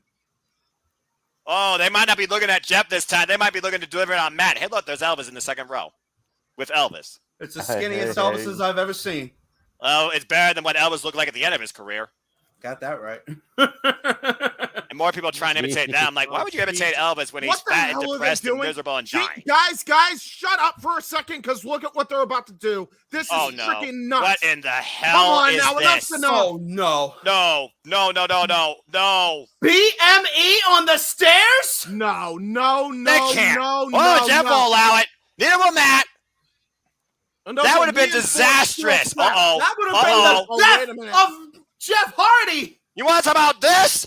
Splash Oh! Mountain Bomb! Splash Mountain Bomb by Matt Hardy, but he can't capitalize on the pin. And right now, Jeff's got a hold of Matt, and Matt now on the steel steps. Oh my God, God. these teams are going crazy now. This is getting too much to watch. No, this is exactly where it's going, where I thought it was going to go. It just took this long to get to that point. And you know Oh Rick my Knott's going to let God. this ride. No, Oh, no, you Jeff, gotta be kidding Jeff, me. please, for the love of God, don't. They're coming now to get Hardy involved. Drops Brandon Cutler with a stiff right hand. Oh, no. Jesus, Jeff's no, to the no, top no, rope. no, no. Matt Jackson in a very pro position. Oh my God! Onto the side of the steps! Twist the waist down it! Emphatic on Nick Jackson, the cover! 1, 2, the Hardys have not won it yet! Are you kidding me? Any other team would have been God! done after that twist of fate. I swear to God, he's knocked out. I don't even know if he knows where he is. And another twist of fate. No! Oh, wait, backslide! 1, 2, cover! Ooh! And a And a side side effect follow-up! What the hell? He's Looking getting for back another up. You twist of gotta be kidding me. Twist Yeah, of another fate! twist of Spiked fate. him! spiked him. Twist of fate from hell. Oh shit! The tag to Jeff. Matt is nowhere to be found, getting swanton bomb between Jeff Hardy's back and the side of those steel steps with no give. I don't think someone's going to give here. Jeff to the top rope again, and there's the swanton bomb and the cover. 1, 2. The Hardys have beaten the Young Bucks at Double or Nothing. Holy hell! Well, it was just about as crazy as I thought it'd be. Jeff Hardy getting a jump start to party tonight in Las Vegas in victory. Matt You know Hardy what? bleeding Duke from the mouth. is running wild. But Matt Oh Hardy my bleeding God. from the mouth as Jeff Hardy goes through the crowd, thanking the fans for their support and loyalty over the years. What a wild and impactful finish to this Dream Tag affair that definitely delivered. And I still think left more to come between these two as the Hardys, the ones that started it, Yeah. get it done tonight. And quite frankly, after what we saw in this match, I'm not sure if this is done. You might be right, but for tonight, the Young Bucks have been deleted. Meanwhile, we now go outside of the arena to yesterday with a scissors party. I'm, of course, talking about the Acclaim and the Ass Boys. They seem to be enjoying themselves poolside. The offspring of Mr. Cock having a good time on the beach. Or the pool, wherever the hell they are. For those wondering, this is not 2006 and this is not DX. No, but it should be. Meanwhile, what is that? Accurate. Yeah, that's a one I stand in Las Vegas, to say the least. That's why they relate to the thing at the cruise. Okay, it all makes sense now. You think? Freaking party idiots. Well, they are the son of an ass, man. Dun, dun. All right, What a let's get mess. back into the arena. Oh, Lord. Jeez. Everyone's having a fun time in Las Vegas. We're having a fun time at home, to say the least. Like, please, jeez. Dude, Tony is trying Lord. hard not to crease on Ah, commentary. here we go. Well, as we move on from Dream Tag Team action, we now go into Championship Affair as the undefeated Jade Cargill defends the TBS Championship against Anna Jay for the second time. I'm looking forward to this one. I love I am Shivani as shaking well. his head. It's like, Shivani, you've been out with Nate. How many times in a year? Yeah, shut up, Tony. Get over yourself. The star of the show, Oh, wow. Not Yeah, that baby. powerful. on Not- her own, has arrived, was encompassed and embraced by Brody Lee. Dark Order's Anna Jay on a 15-match winning streak. 18-1 this year. It is funny you mentioned the Dark Order, but not coming out to the Dark Order colors or her faction, which is Yeah. very part of the chorus for the Dark Order. But keep in mind, guys, when she first came to AEW, this is what she was. That's what I Didn't a said. couple members of the Dark Order just have their contracts expire and not get renewed as well? Yeah, Stu just Grayson, Stu for all I Grayson. know. Only Stu Grayson. The other one is going back to help with the Ring of Honor relaunch. Colt Oh Cabana. yeah, Colt. Colt Boom boom Cabana. Cabana. Colt Cabana. Think about it this way, y'all. Brody Lee was a very prominent TNT champion. Why can't one of his disciples be the TBS champion? Yeah. This is interesting. Because she's got to go up against that bitch, and here Well- she comes. By the way, I just want to point out in the chat, Moonlight Mirage, this is her first official, and she bought the card, first official AEW pay-per-view. So shout out to Moonlight Mirage. Well, there you You're in go. for a hell of a show. Welcome to the Can I also- party. Rising out of the stage is our TBS champion, the undefeated Jade Cargill. The Wow. biggest thing happening on the Las Vegas Strip, courtesy of the T-Mobile Arena. And can I also give a shout out to Ryan Peterson in the chat? He brings up an interesting theory about the MJF situation. He says that he thinks MJF is trying to pull a 97 Bret Hart and publicly negotiate his new deal. Could be. Entirely possible. Maybe. And biggest But showgirls. right now, I don't want to ever give a damn about that right now, because otherwise that makes me sad, because I don't know what's going on with that. Right now, I gotta say, God bless Jade Cargill. Oh, Oh, my Lord, here we Lord. go. Yes. Ladies and gentlemen, James Hebert has officially gone Jerry the King Lawler, so please stand by. So Noah, you mentioned it's the biggest thing going on this trip. What about the Vegas? Oh, that's right. They're not playing hockey anymore in Vegas because they already had the playoffs. What about the Oh, that's right. Football hasn't started yet. What about the Major League Baseball? Oh, that's right. There's no baseball team up there yet. Okay, yeah, you're right. By the way, this T-Mobile Arena looks great. It's beautiful. It is a. No reason we're underway. Colin Elbow tie-up. Jay Carter. There we go. Batting section. I will shit on the teams that play in Vegas, but the T-Mobile Arena is gorgeous. Irish whip with great ferocity. Here we go. Anna Jay with the boot up, going for a God! The power, Jay Cargill. A counter. Slipped out the back door though. Wow, look at this. Roll through. All right, nice. Fast and furious. Oh my! Got out in the back. Oh, look at that! Whoa! What the shit? I'm glad she followed through with that momentum for a nice cross by. Oh, not strong enough. With There the we go. throw by Jane. My And a goodness. beautiful kip up. I got to talk about this right now. That Go was for it. probably the fastest exchange that I have seen tonight. And we had the Hardy Boys and the Young Bucks go at it. Yeah. Well, again, James, this is the second time around that Jay Cargill and Anna Jay have faced each other in one-on-one singles action for the TBS Championship. There's the second kip up. Step clothesline. Jay Cargill bringing a bit of pink and green tonight. Bit of a contrast in gems. Not for nothing, y'all. Everybody talking about Jade's in-ring work not improving. Oh. No. Pretty crisp with that axe handle to the head of Anna Jay right now. Stomp to the side. She is. She's not hitting everything as clean as she should, but guess what, people? It's effective. The strength, the agility, and just the unmitigated will to win is what drives Jade Cargill, and I'm here for it. Exactly. Again, she believes in herself. She has that aura, that confidence. She feels she has that invincibility cloak as champion, and the fact that she is undefeated. Ooh. Elbow strike right into the corner. Jade Cargill just tossing Anna Jay like she's a piece of trash. As she's now Anna Jay, scaling of course, the with top 2 rope years. here. This is new from Jade Cargill, I must say. And might have cost her. Anna Jay following up. I would never call call Anna Jay a piece of trash, but with the kinesio tape on her, The superplex out of the second rope as you speak.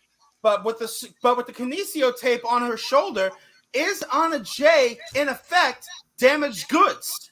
I wouldn't say damaged goods, but she definitely is more tested. Let's keep in mind, since Anna Jay's come back from that shoulder injury, she's had great run in AEW in her matches and has been tagging under the likes of Ruby Soho, Chris Statlander, and Sky Blue. I gotta say this, I'm trying to get this out there, but she actually is favoring that shoulder after that superplex, so keep that in mind. Oh, there's that leg lariat, though, that Anna Jay's famous for.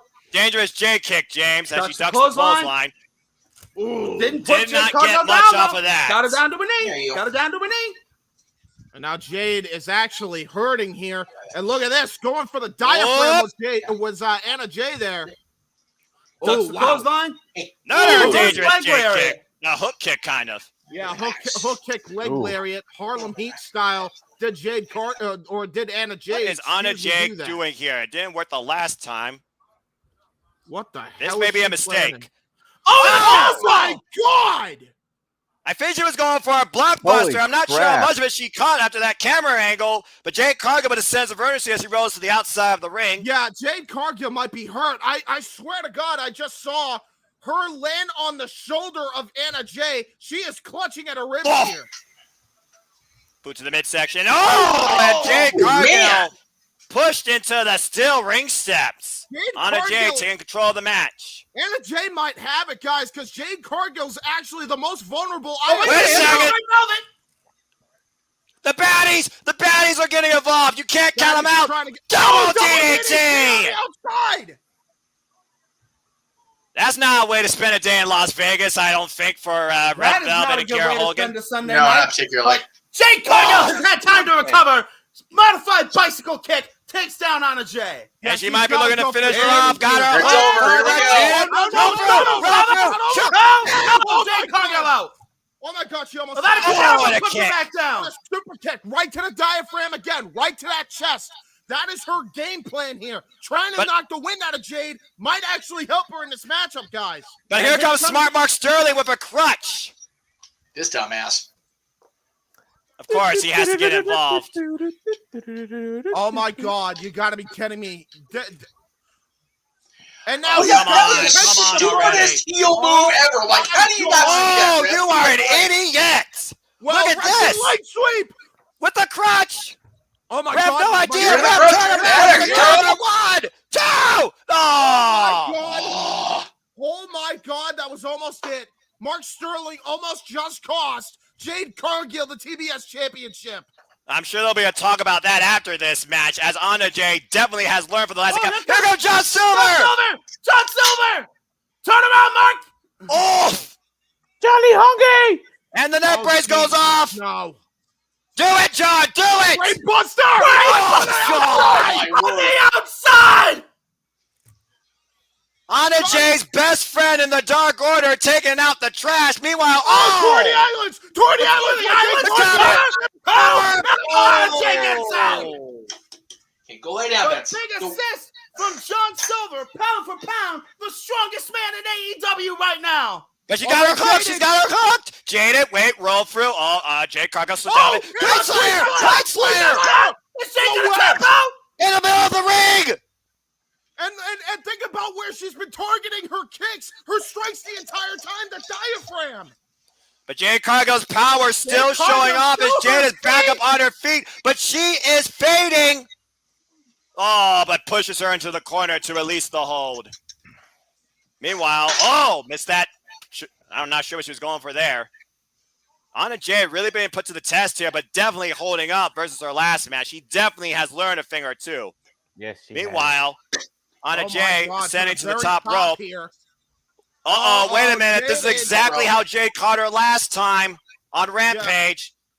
Both these two in a very precarious situation. And here we go. Jade Cargill now and Anna Jay trading strikes on the very top rope here. This is a precarious situation for both ladies here. Anna Jay targeting the head of what the hell is this? Malcolm Bivens! Oh shit! Malcolm Bivens! What are you doing here? Damn it! It's gonna cost Are you kidding me? man! She's got her hook from the second rope. Anna Jay has just been jaded. Oh no! The cover, 1, 2. It is 31-0. Jade retains. Yes, 31 as champion. Damn it! And the baddie section got a whole different attorney, it seems. Malcolm Bivens with the distraction assist leads to Jade Cargill still being the champ. And now I'm wondering, what is the future of Mark Sterling A after this? 32-0, excuse me, botch. I don't think she's done. As the baddies got Anna Jay. This is just ridiculous. Chris Statlander! The future TBS champion, I'm calling it! Oh wait a minute. God, look at Oh no! Look at this death stare. The numbers game is still in the baddie's favor, though. You want to talk about somebody that can match Jade Cargill for power, that can match Jade Cargill for star power, that can match Jade Cargill for confidence and a championship mentality? You're looking at her right. Wait a minute. Wait, what? The fallen goddess? Fallen goddess? Athena.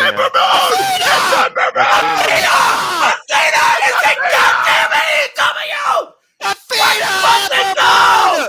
Is it freaking AEW? Oh my God! I love it. I love it. A full moon has rose up in Las Vegas, and a goddess has risen. Amber Moon is in All Elite Wrestling. I see a bad moon. Whose side is she on? And look at this face-off. Oh, hell yeah, I'm down for that. A bad moon. I see a bad moon horizon upon the AEW Women's Division. Oh my gosh, look at this change-up. And do we have our next AEW Women's Trios match for Rampage or Dynamite down the line? I figured something to figure about, but for now, guys, we still have to face facts. Jade Cargill is 32-0 and still the TBS champion. But Athena, welcome to AEW, and I think Chris Statlander just made her motives very well known, too. And welcome to the chat to Paul Mead, the WCW Encyclopedia. Apparently, he's 4-0 so far. Yeah, same here. And Anna Jay, tremendous showing here tonight. Welcome, Athena, to All Elite Wrestling. Wow! As soon as it said Fallen Goddess, I kind of knew that there was only one person. But what is this? Here's my issue, though. Here's my issue, though. Okay.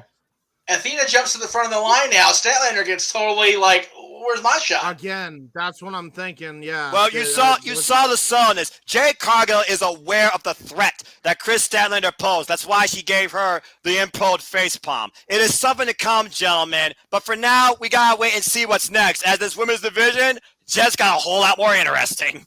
And the best part is, guys, that's at the TBS level. The World Championship picture's still cooking with gas, too.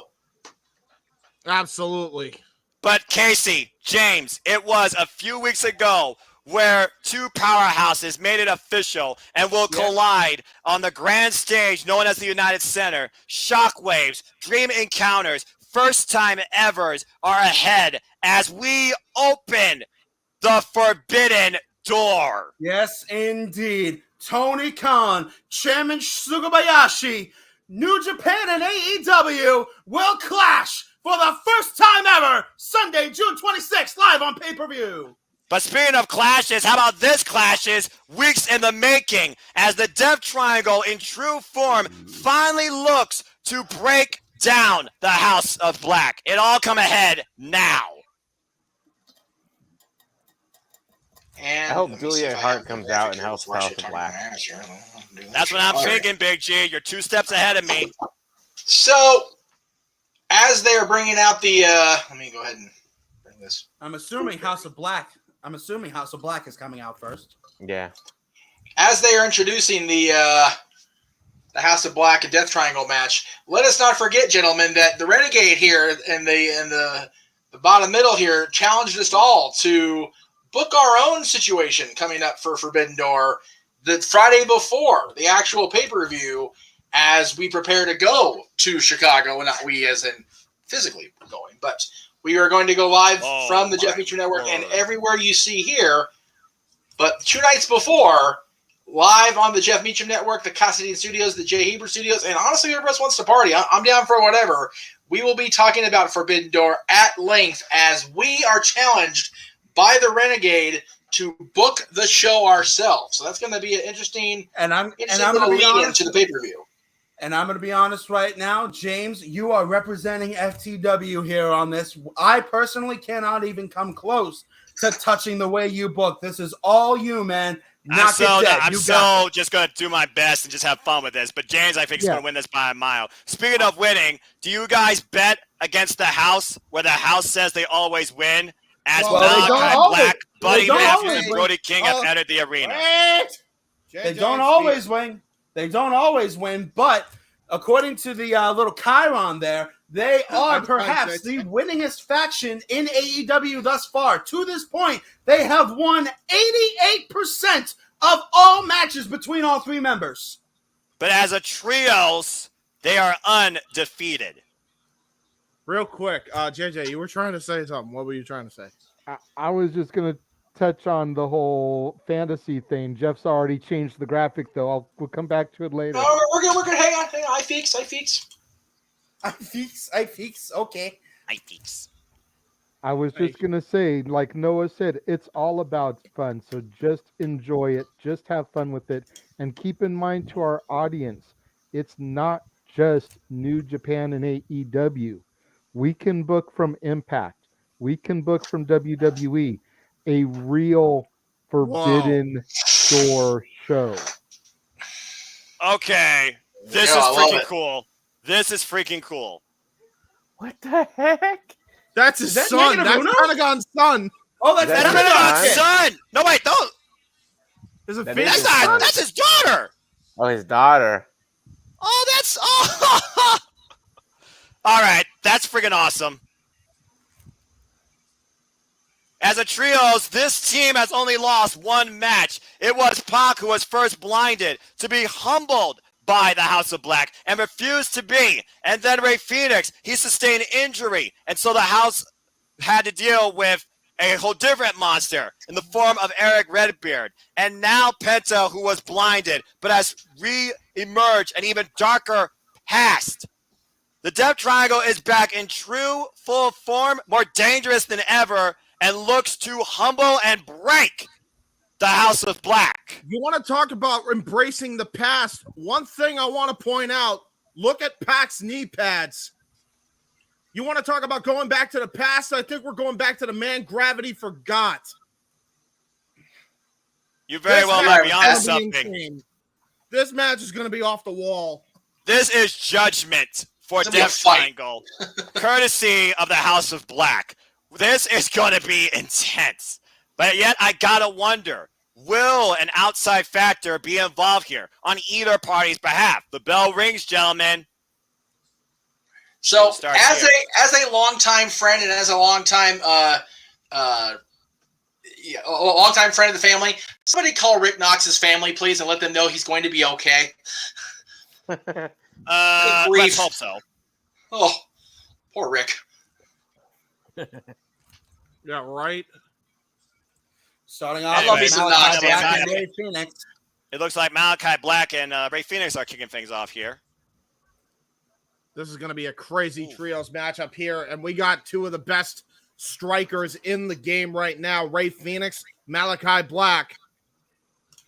When you think about Malachi Black and what the message is about the House of Black, he says that this was for the masses, to remind them of violence. At the age of heroes is dead. Welcome to the end.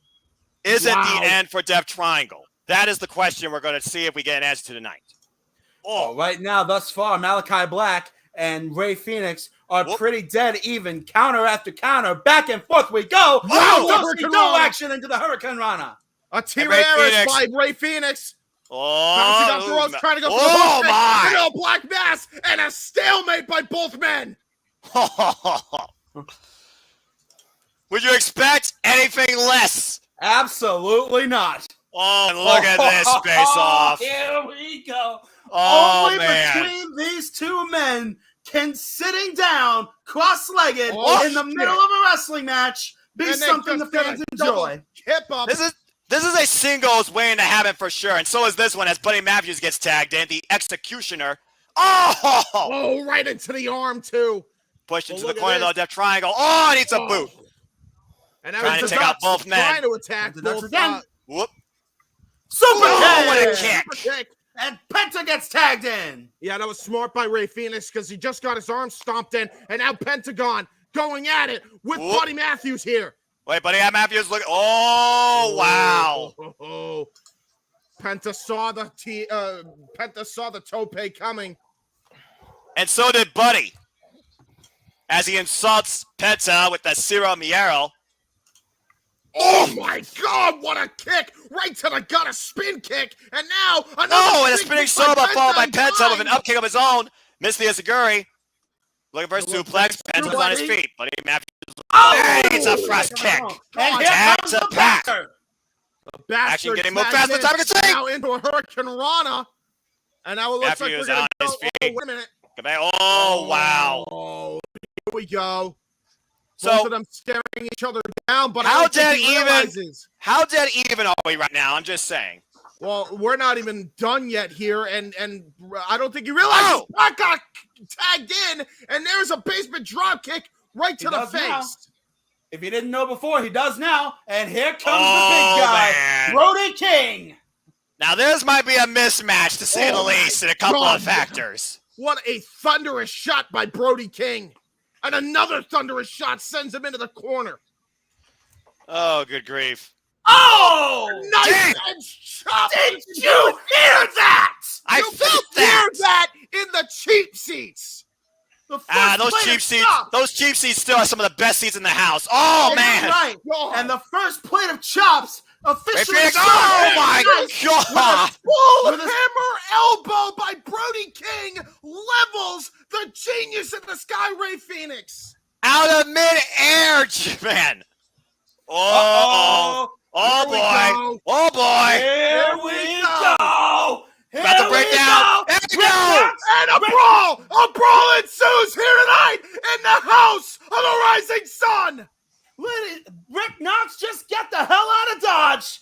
We're gonna have action in all four corners of the ring here. And meanwhile, Malachi Black falls up in the corner. Brody King, look at this. By the Kings of the Black Throne as Pac takes him on 2-1. Eats a kick. Misses a clothesline. Yeah, not sure King's fan. Oh, God! Lariato! That was God. ridiculous. An arm drag by Ray Phoenix and double stomp right to Brody King, though. And now here comes Malachi Black. And a knee strike right to the head of Ray Phoenix. Drop Ray Phoenix where he stood. Pence off the ropes, though, with a sling blade. I thought Noah was our JR. And now here's Thank a double God, meteor. what a meteor off the top.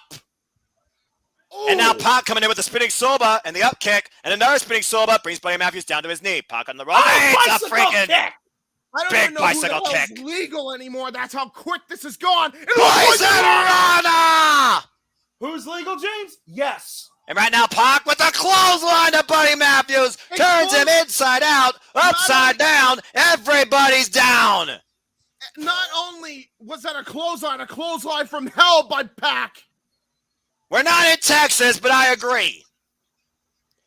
Man. And the fans are loving this, but who could capitalize at this point? That's a very good question, but look at this. Here comes Brody King now.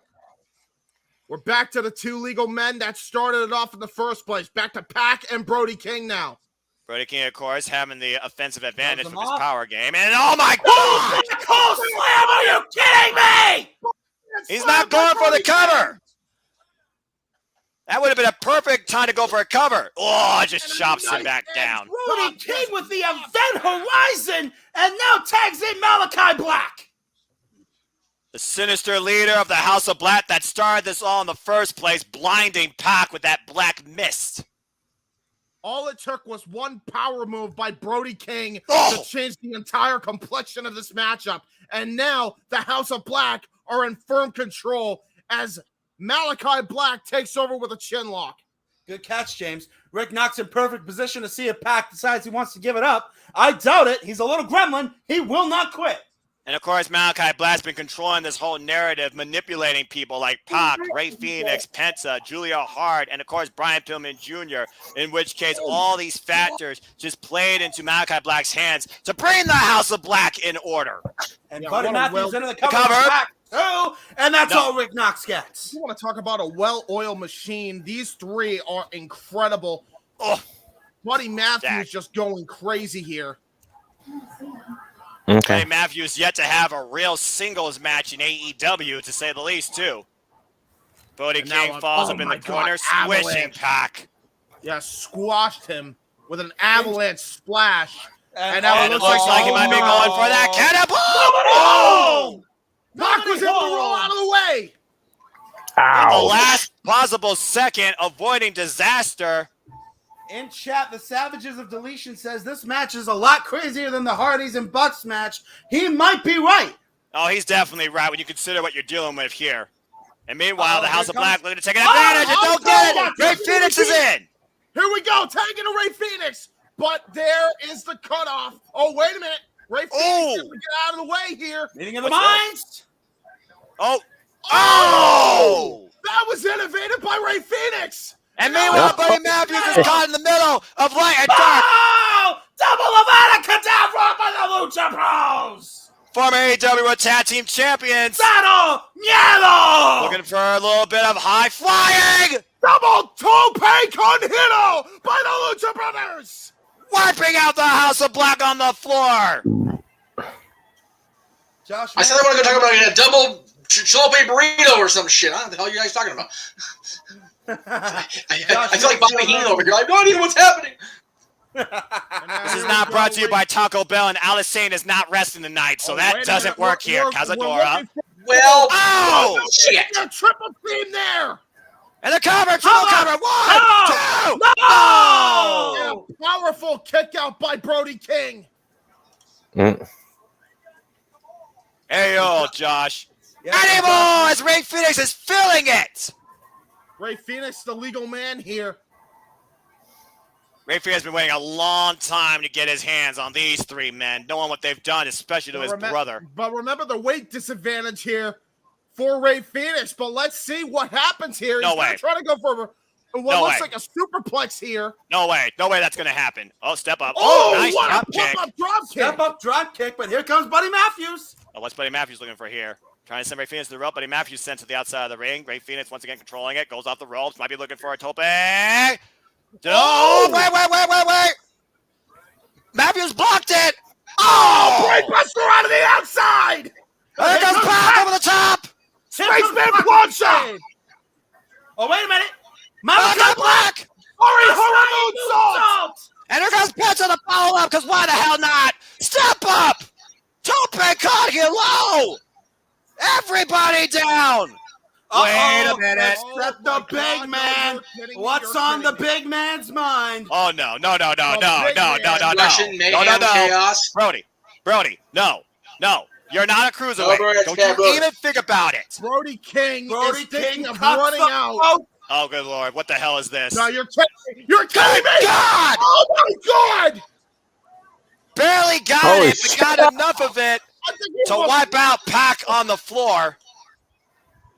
He found his target and hit it. On the apron. Meanwhile, Ray Phoenix, still a legal man, back inside the ring. Oh, my right God. hand. Straight And right another. hand. And a hammer fist shot into a Hey, brain Matthews. buster. Uh-oh. Dante's Inferno. Gosh! Dante's Inferno by the Good House night. of Black. That's it. 2. No, it's done not. Wow. Death Triangle keeps the match alive. Oh, By my using word. the members of the House of Black. That was the ultimate intervention there. If it wasn't for them, this match would have been over. Dante's Inferno sends everyone straight to hell. And now here we go. Malachi Black with the tag in by Brody King. And now going after Pentagon here and Pac. Looks like all three men are going to plan on doing something here. What the hell? I don't know what's going to happen here. Uh-oh. Counter. Oh, wait a Reversal. minute. Meeting of minds. And now all 3 men set up in the corner. There's Pac with the boot. Bicycle And kick. Penta. Leg And lariat. Ray Phoenix with the spinning kick. Soba. And right now, double thrust kick to Buddy Matthews. Super Double kick. thrust kick to Brody King. Out on his into feet. Pac. Here comes the Triple kick. That dropped Brody. Bryant. And Malachi Keep you Black Yep. One now down, stands one alone. Soba kick. Rolling Boss got Savate kick. hooked.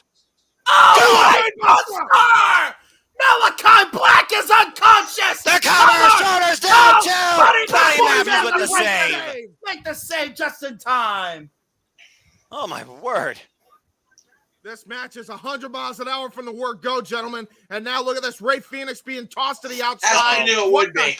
This is a dangerous territory for all 3 of these men here. Oh my Oh god. my God. What is about to happen here? Oh, wait a my minute. God. Can I hear this? Oh, the goddamn apron.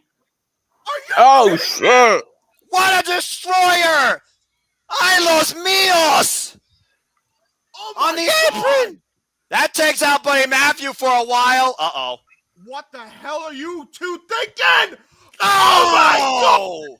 A curb stop! A curb stop! DDT on the outside! From the apron to the draping Brody King. 2 members of the House of Black down, and Malachi Black literally trapped in a death triangle.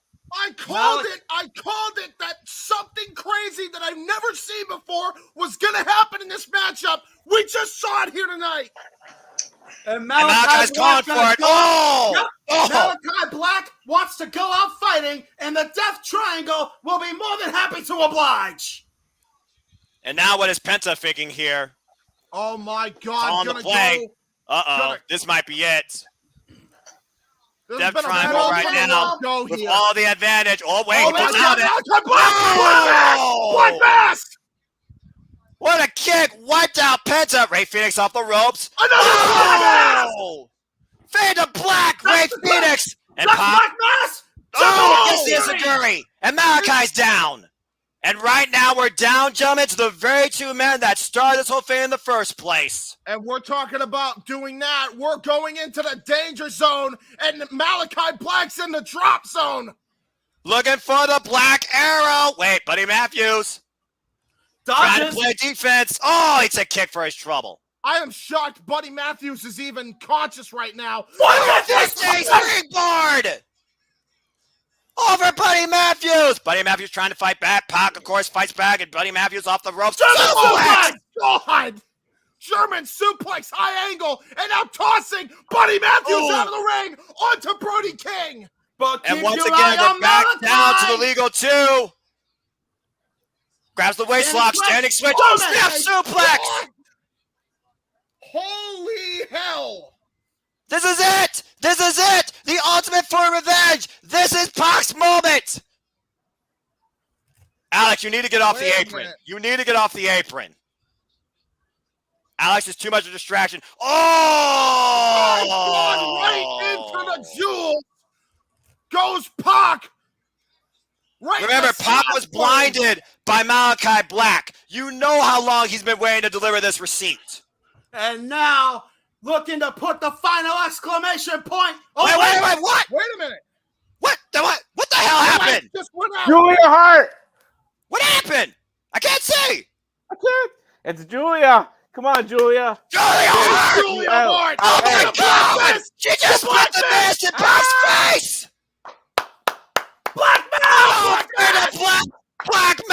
Black mass, the cover to the House of Black wins with an assist from a fully turned Julia Hart. The Empress has gone dark.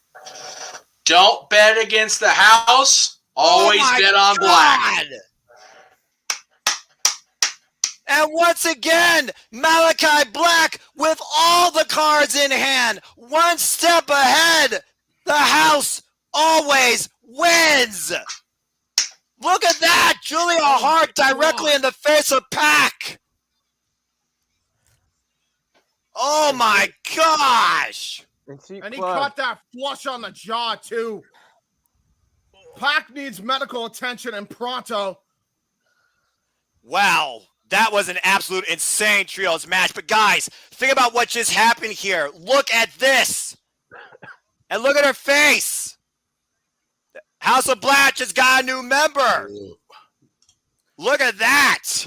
Like you said, gentlemen, never bet against the house. Malachi Black owns the deck of cards. He's the dealer of the cards, and he's dealing from the bottom of the deck. He just pulled out his greatest ace to date. Julia Hart is in the House of Black. And Stokely Haviland, folks, in case you don't know, is now officially All Elite. And we have to put this in perspective, gentlemen. What do the Varsity Blondes have to say after the events that just transpired here tonight?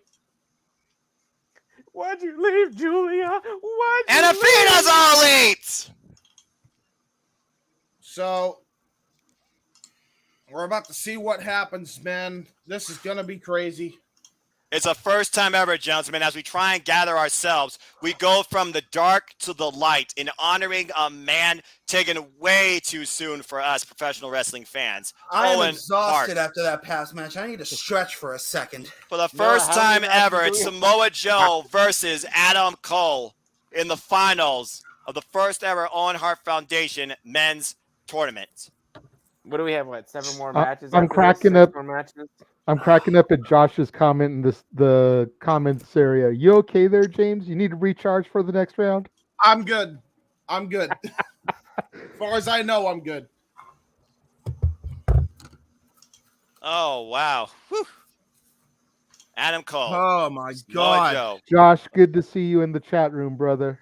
What's up, brother? Good to see you, and thank you, everybody who's been tagging along for the ride.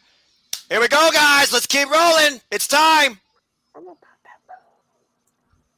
See, I'm still seeing the video package. This is one of my top 5 themes in AEW for sure. Ooh. Oh, nice shiny.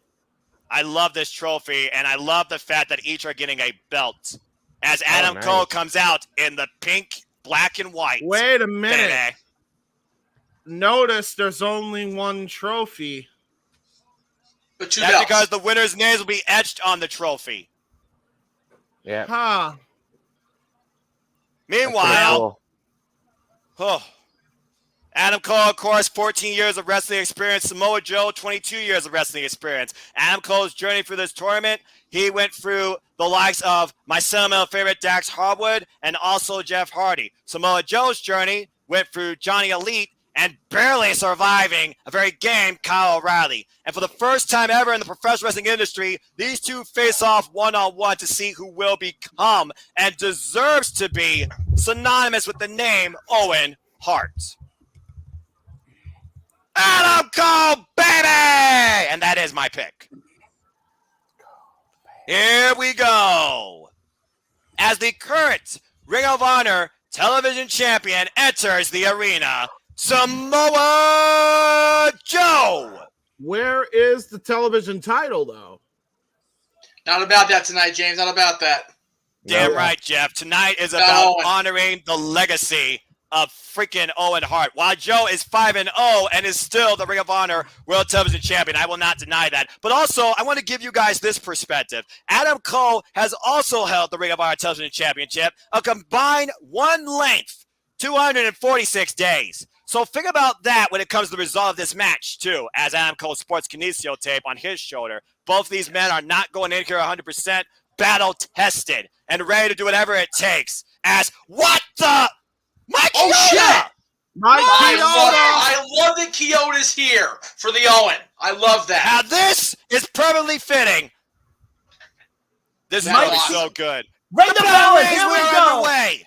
Let this sink in for a moment, gentlemen. Mike Chioda, a former senior WWE official, refereeing a Ring of Honor match in All Elite Wrestling.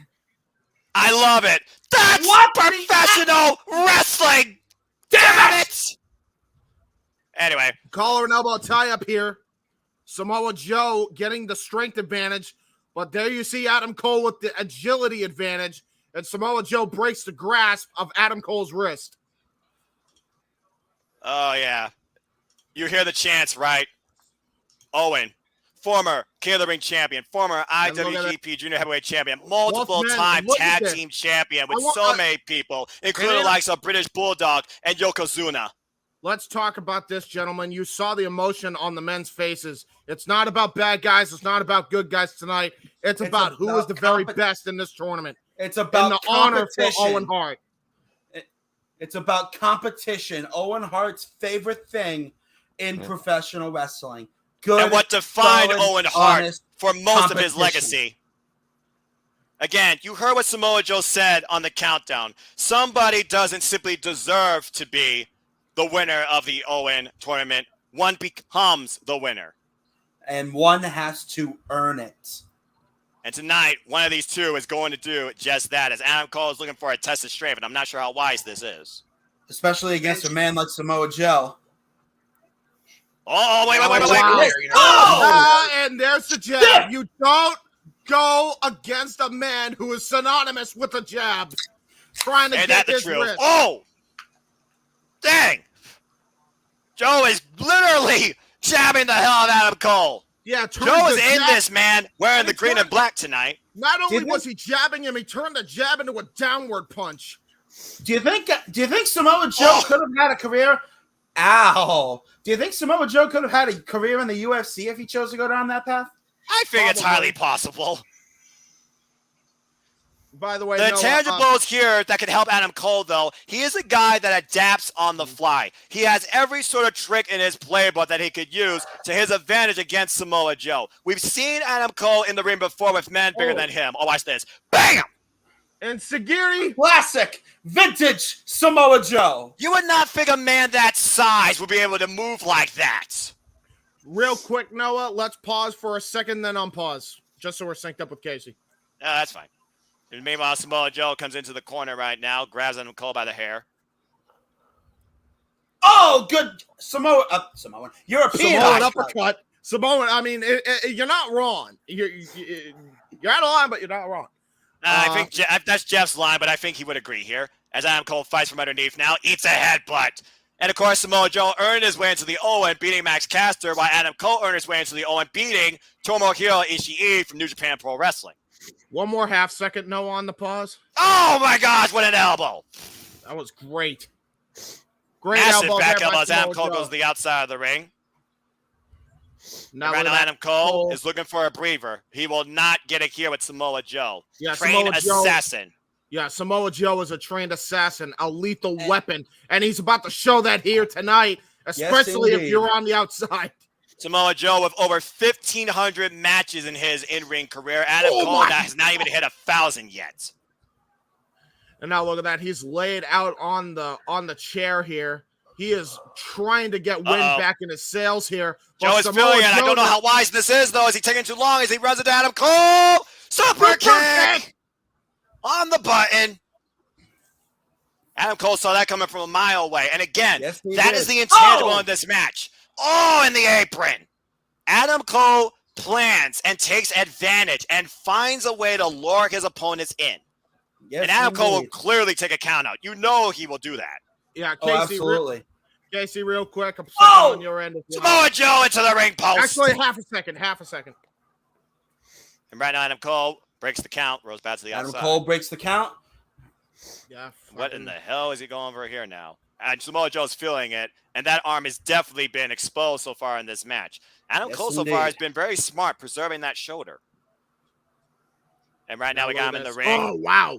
Crossface shots by Adam Cole here, actually taking it to Samoa Joe on the ground game department and the striking department, at least right now, that he has him down.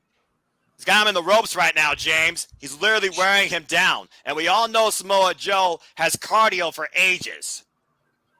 Absolutely. And right now, Samoa Joe's got to be on the defensive here a little bit, I think. Definitely cut his wind off those ropes. Adam Cole. Oh, we paid! Right. Oh! And the chop and the jab combination right now. The jabs again. Oh, and a kick. Oh, my God. Pinpoint to that arm. And Adam Cole now is going to that arm. That's the strategy coming into play. Wrenching it on the second rope. Yeah, taking every dirty tactic he can. Using the environment to your advantage while pushing the boundaries of the ring rules. And reminding Kyoto that he has till 5. Not that he needs to. Kyoto has been doing this for almost 30 years. Now look at this. That's amazing to think about, by the way, too, for that referee. And look at this. Look at this arm bar applied here by Adam Cole. It's very reminiscent of Owen Hart. I've seen Owen Hart do that many times in the past, that type of arm bar. Well, we've seen how much Owen Hart has influenced both these men throughout the tournament in the way they've carried themselves in and out of the ring. Remember, it was Adam Cole that beat Dax Harwood. Oh! With a sharpshooter. And many would say that Adam Cole shares a lot of similarities to Shawn Michaels, a rival of the Hart family, to say the least. And now look at this. Adam Cole now that he has done some damage on Samoa Joe, perhaps thinking Panama Sunrise here. And I think you're right. And No way. Uh-oh. Oh! Reverse muscle buster by Samoa Joe, landing Adam Cole on his injured knee. Ouch.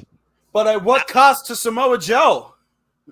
True, but think about this, guys. That's the knee Adam Cole uses to drop the boom. Oh, Jesus. Oh!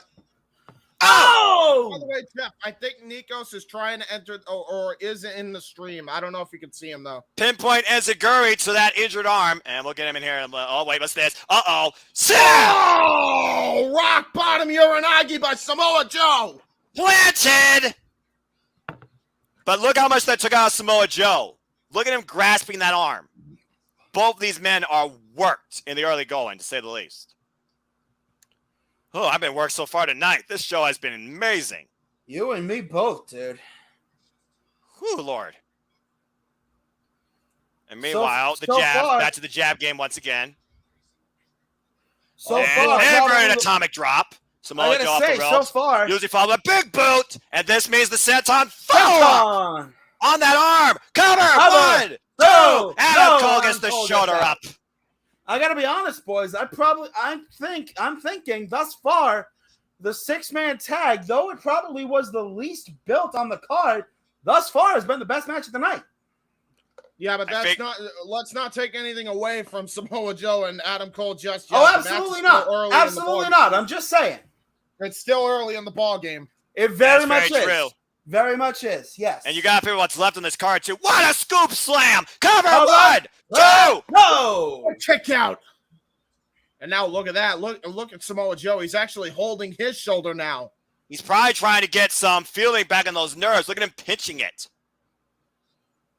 Yeah, Samoa Joe is a time-tested veteran. He knows all the ins and outs to get his body back in working order. Has for many years and will still continue. And meanwhile, it looks like Samoa Joe might be looking for a powerbomb here or some sort of big move. Lifts Adam Cole up on the shoulders. What in the hell? Oh, Adam Cole skips out of the back. Adam Cole out the back door. Enziguri to the back. I think he was trying to aim for the head, but he didn't quite get there. And meanwhile, what's Adam Cole over here? Shining Wizard. Oh, man! Oh, my God! Cover! Jeez, that was close. How the hell did Adam Cole survive that wipeout of a clothesline? Shocked, dude. That was He's your hard out Satoshi Kojima. Damn. Yeah, no doubt. Take a look at this again. Bam! Short arm lariat with authority, almost turning Adam Cole inside out, landing high on his shoulders and neck. Blowing him out like an accordion. God. No doubt. And meanwhile, might be looking for that muscle buster. He's got him in position. Adam Cole realizes. Somebody let Adam Cole know his freaking spleen is a baggage claim here at LAX. Yeah, no kidding. Meanwhile, Adam Cole. Oh! Got the high head knee strike. Cover. Hooks the new leg. No. Oh, almost. And as I say that, he comes back with a knee strike. So what do I know? You know enough, to say the least. Well, I know enough about these two guys in particular, man. Again, you guys mentioned earlier, Ring of Honor TV champs, both of them, Ring of Honor World champs, both of them, PWG vets, Adam Cole being a PWG World Champion at one point, NXT champions, both of them. Yep. Oh, wait. Samoa Joe, one of the non-AJ Styles guys to be in the TNA Grand Slam. Backstabber. 1, 2. No. Continue, Jeff. Or at least Triple Crown for TNA, I should say, not Grand Slam. No, he That's was very Grand true. Slam. And look at this. He was Grand Slam? He held 4 titles in TNA? Yep. The more you know. World Tag Team title, TNA Television title, X Division title, and World title. He was TV champion in TNA? Yep. Yeah, he was. Oh, okay. For a cup of coffee, but he was the television champion, yeah. What was it? Yeah, because it was. You know what? Was he Legends champion, which is the same thing? Yeah, it was the same. Well, it was the same thing. Yeah. Also, trying to go for a super kick. Got him hooked. Powerbomb. Nice step. No. Immediately into. STF. But again, remember Joe's shoulder, guys. Remember Joe's shoulder. He's still favoring it as he applies the hold here. He's literally grasping that arm to try and hold on to the pressure. But if nothing else, think about this, James. All Samoa Joe's weight is in the lower back of Adam Cole. Oh my God! Jesus Christ! The you know body what? is not meant to bend that way. Adam Cole trying to get to the ropes, and Samoa Joe couldn't hold it. I'm sorry, he was Ring of Honor Triple Crown champion also because he was also a pure champion in Ring of Honor. The referee in perfect position right there. Ring of Honor Hall of Famer. I forgot about that too. Jesus. Yeah, about to say, both of these men have literally done everything in Ring of Honor. That's why honor is real in more ways than one in this match for sure. Oh, wait a minute, Bobby Fish! Bobby Fish! Oh, no! Ringing the arm on the ropes! Come on now! Come on! You knew this was going to happen! Again, Joe was aware this was going to happen, and Adam Cole looks to take advantage and drops the boot. No, Samoa Joe ducks underneath. Trap. Coquina clutch! Coquina clutch! Can he hold him, though, with that arm? Adam Cole fading. Bobby Fish trying to get back in. Oh, Samoa Joe takes him out. Big elbow. Oh, my Lord. Stiff chop. Sits Adam Cole down. Samoa Joe knew that he was going into here with a numbers game in Adam Cole's favor. But that knocked all the breath out of Adam Cole. And another pinpoint kick to that arm. And another one. Right Super to the kick. diaphragm. And I should have faced that super kick once. But Joe will not go down.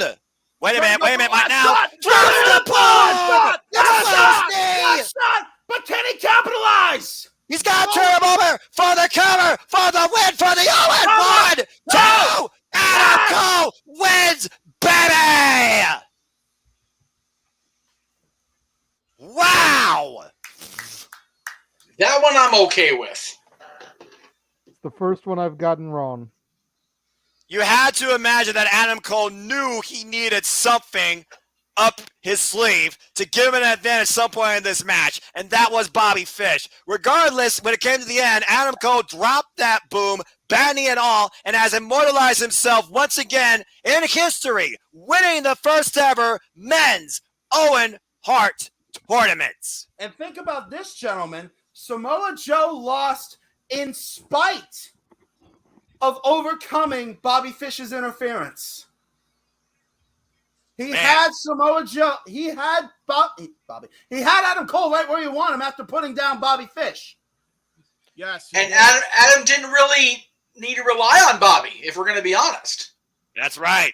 He just needed that momentary advantage to set up Joe for the boom and write himself in the history books. Because there only could be one first, and Adam Cole is that. I will say this. As much as he didn't need Bobby, it definitely didn't hurt him. It actually definitely helped him. Well, yeah. That match could have gone either way, gentlemen. And I got to say, I am not disappointed with what I saw tonight from both these men. Congratulations, Adam Cole. You're winner of the Owen Hart Men's Foundation Tournament. What up, Josh? There you go. Yes, guys. This night has given us everything possible you could think of for AEW. But what lies ahead when you combine New Japan Pro Wrestling under the same roof, too? Can you, Casey, can you do me a favor and send Nikos the freaking password to BR Live? Of course, he somehow lost it. Oh, man. I don't know if it'll work. I was looking through the BR freaking support network earlier. Apparently, it'll only let you stream on 2 devices under the same account. Okay, so there's no way then. Okay, well then whoever gave me their login before, thank you, because apparently somebody did. Because I went to BR to go order the thing, and I was already logged in. So whoever did that, thank you. Well, guys, we saw one half of the pro wrestling couple get it done. Can the other one give us a guarantee? As Ruby Soho contends in the finals against Dr. Britt Baker. DMD. Don't forget it. Ever since Offer Ash Stadium, where Ruby Soho got the unique opportunity to be in the ring in the main event of AEW Dynamite, she faced Dr. Britt Baker, DMD, for that AEW Women's World Championship and came up short. Now, you could say it was due to help from Jamie Hayter and not Reba, and you would be right to a degree. But since then, we have seen Ruby Soho, the transformation, the constant move forward type mentality to try and bounce back from that very moment. And she's done a lot. She fell short in the TBS tournament, but she's done everything possible to not only make it to the finals of this tournament, but let it be against the very person that haunts her to this day, Dr. Britt Baker, DMD. The thing here, though, is Britt has a whole different direction. Some would say a whole different focus. Since losing the AEW Women's World Championship to Thunder Rosa and that steel cage, it's been a whole different Dr. Baker DMD, some would say to a degree. And now she stands here in the finals. The question here comes down to this. Can Ruby Soho, who is not going in here as a crowd favorite, let's just put that out there right now, can she overcome that ghost, that pest on her back, that sour note? She feels that she truly needs this. For Dr. Britt Baker, it's just more of the same. It's history. We're going to see who truly wants this more tonight. Oh. And it looks like once again we have a guitarist for Fozzy, which can only mean one thing. Oh, yes. As we go back to the arena.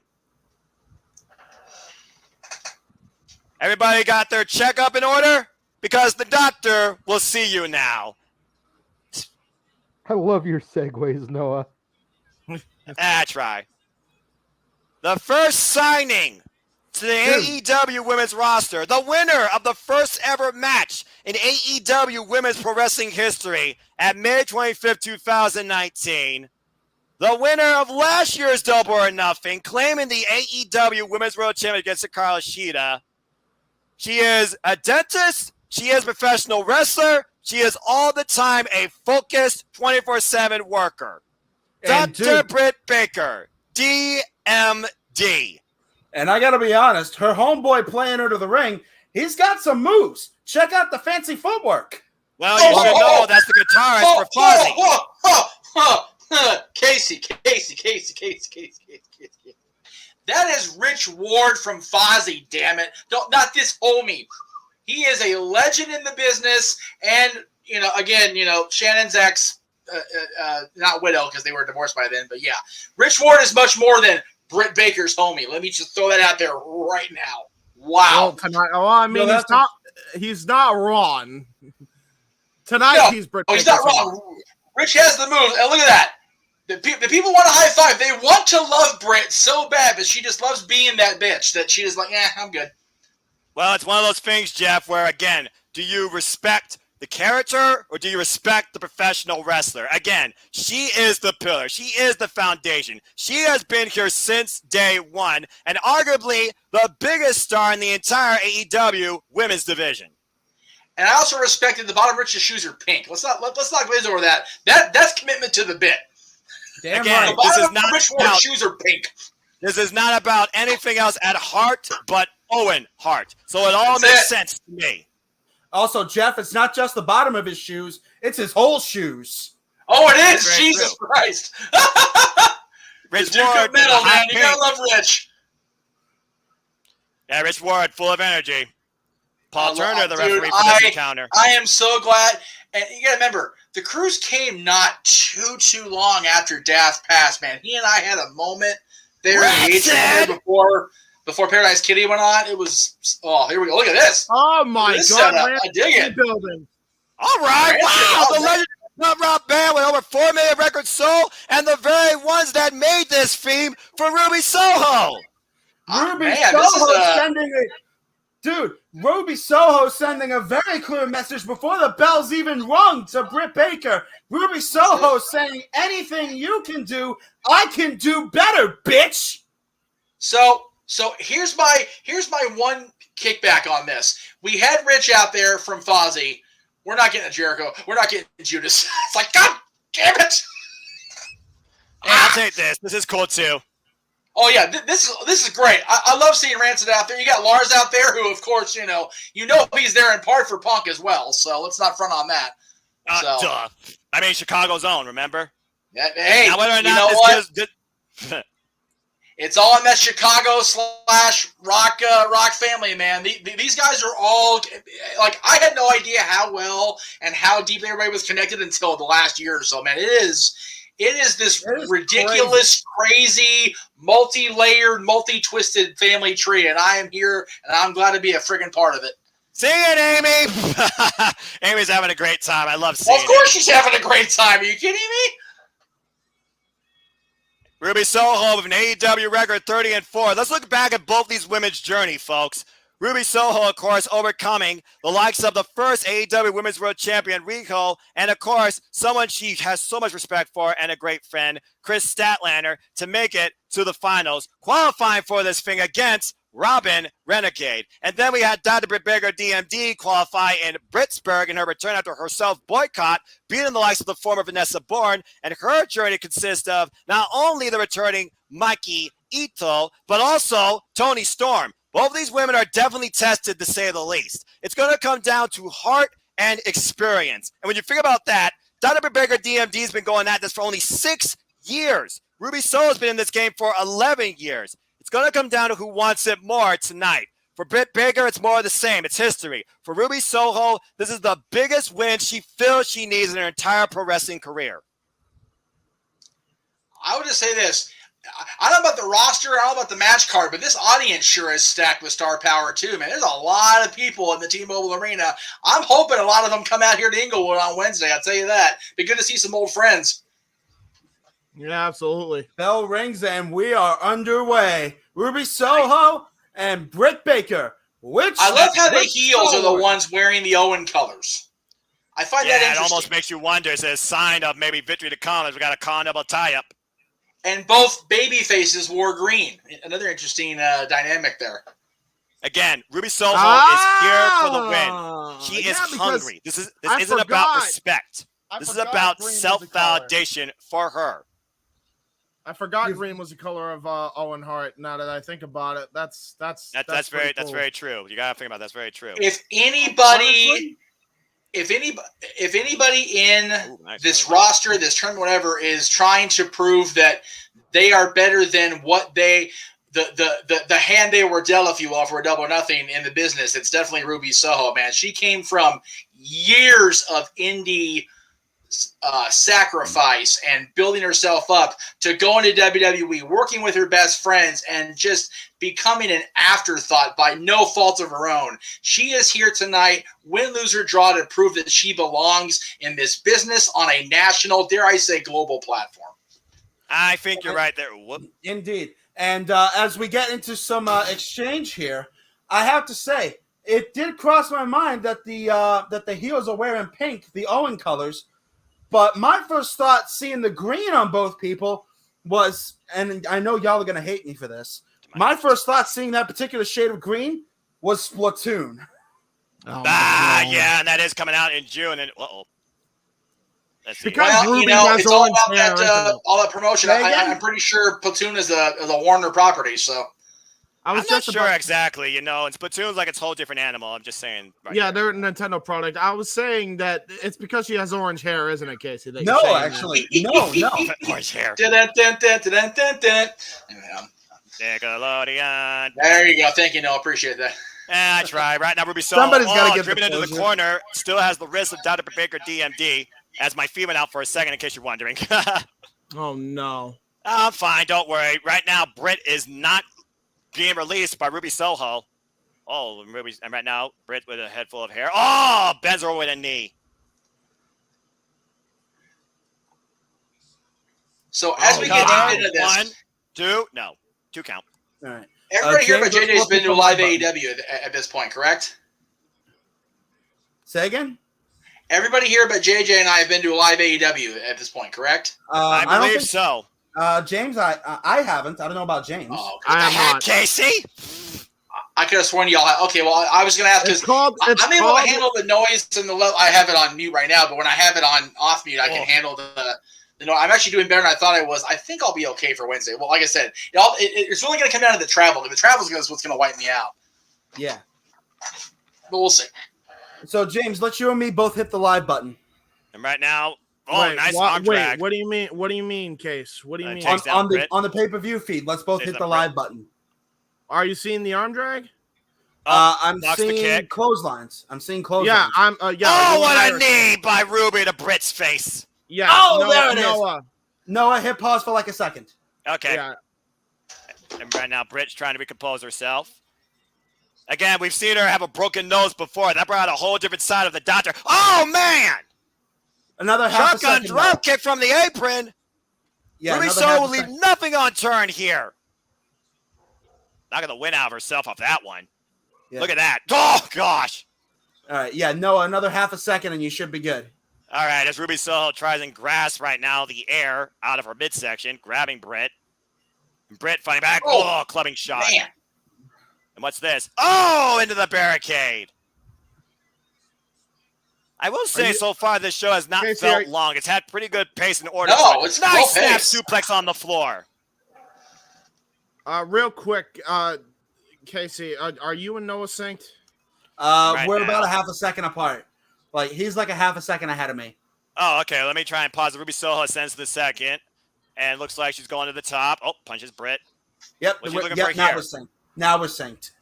What is Ruby looking for here? I have to refresh my feed apparently because. And yeah. Ruby came out hard. Now I had everybody else. I'm okay with it though.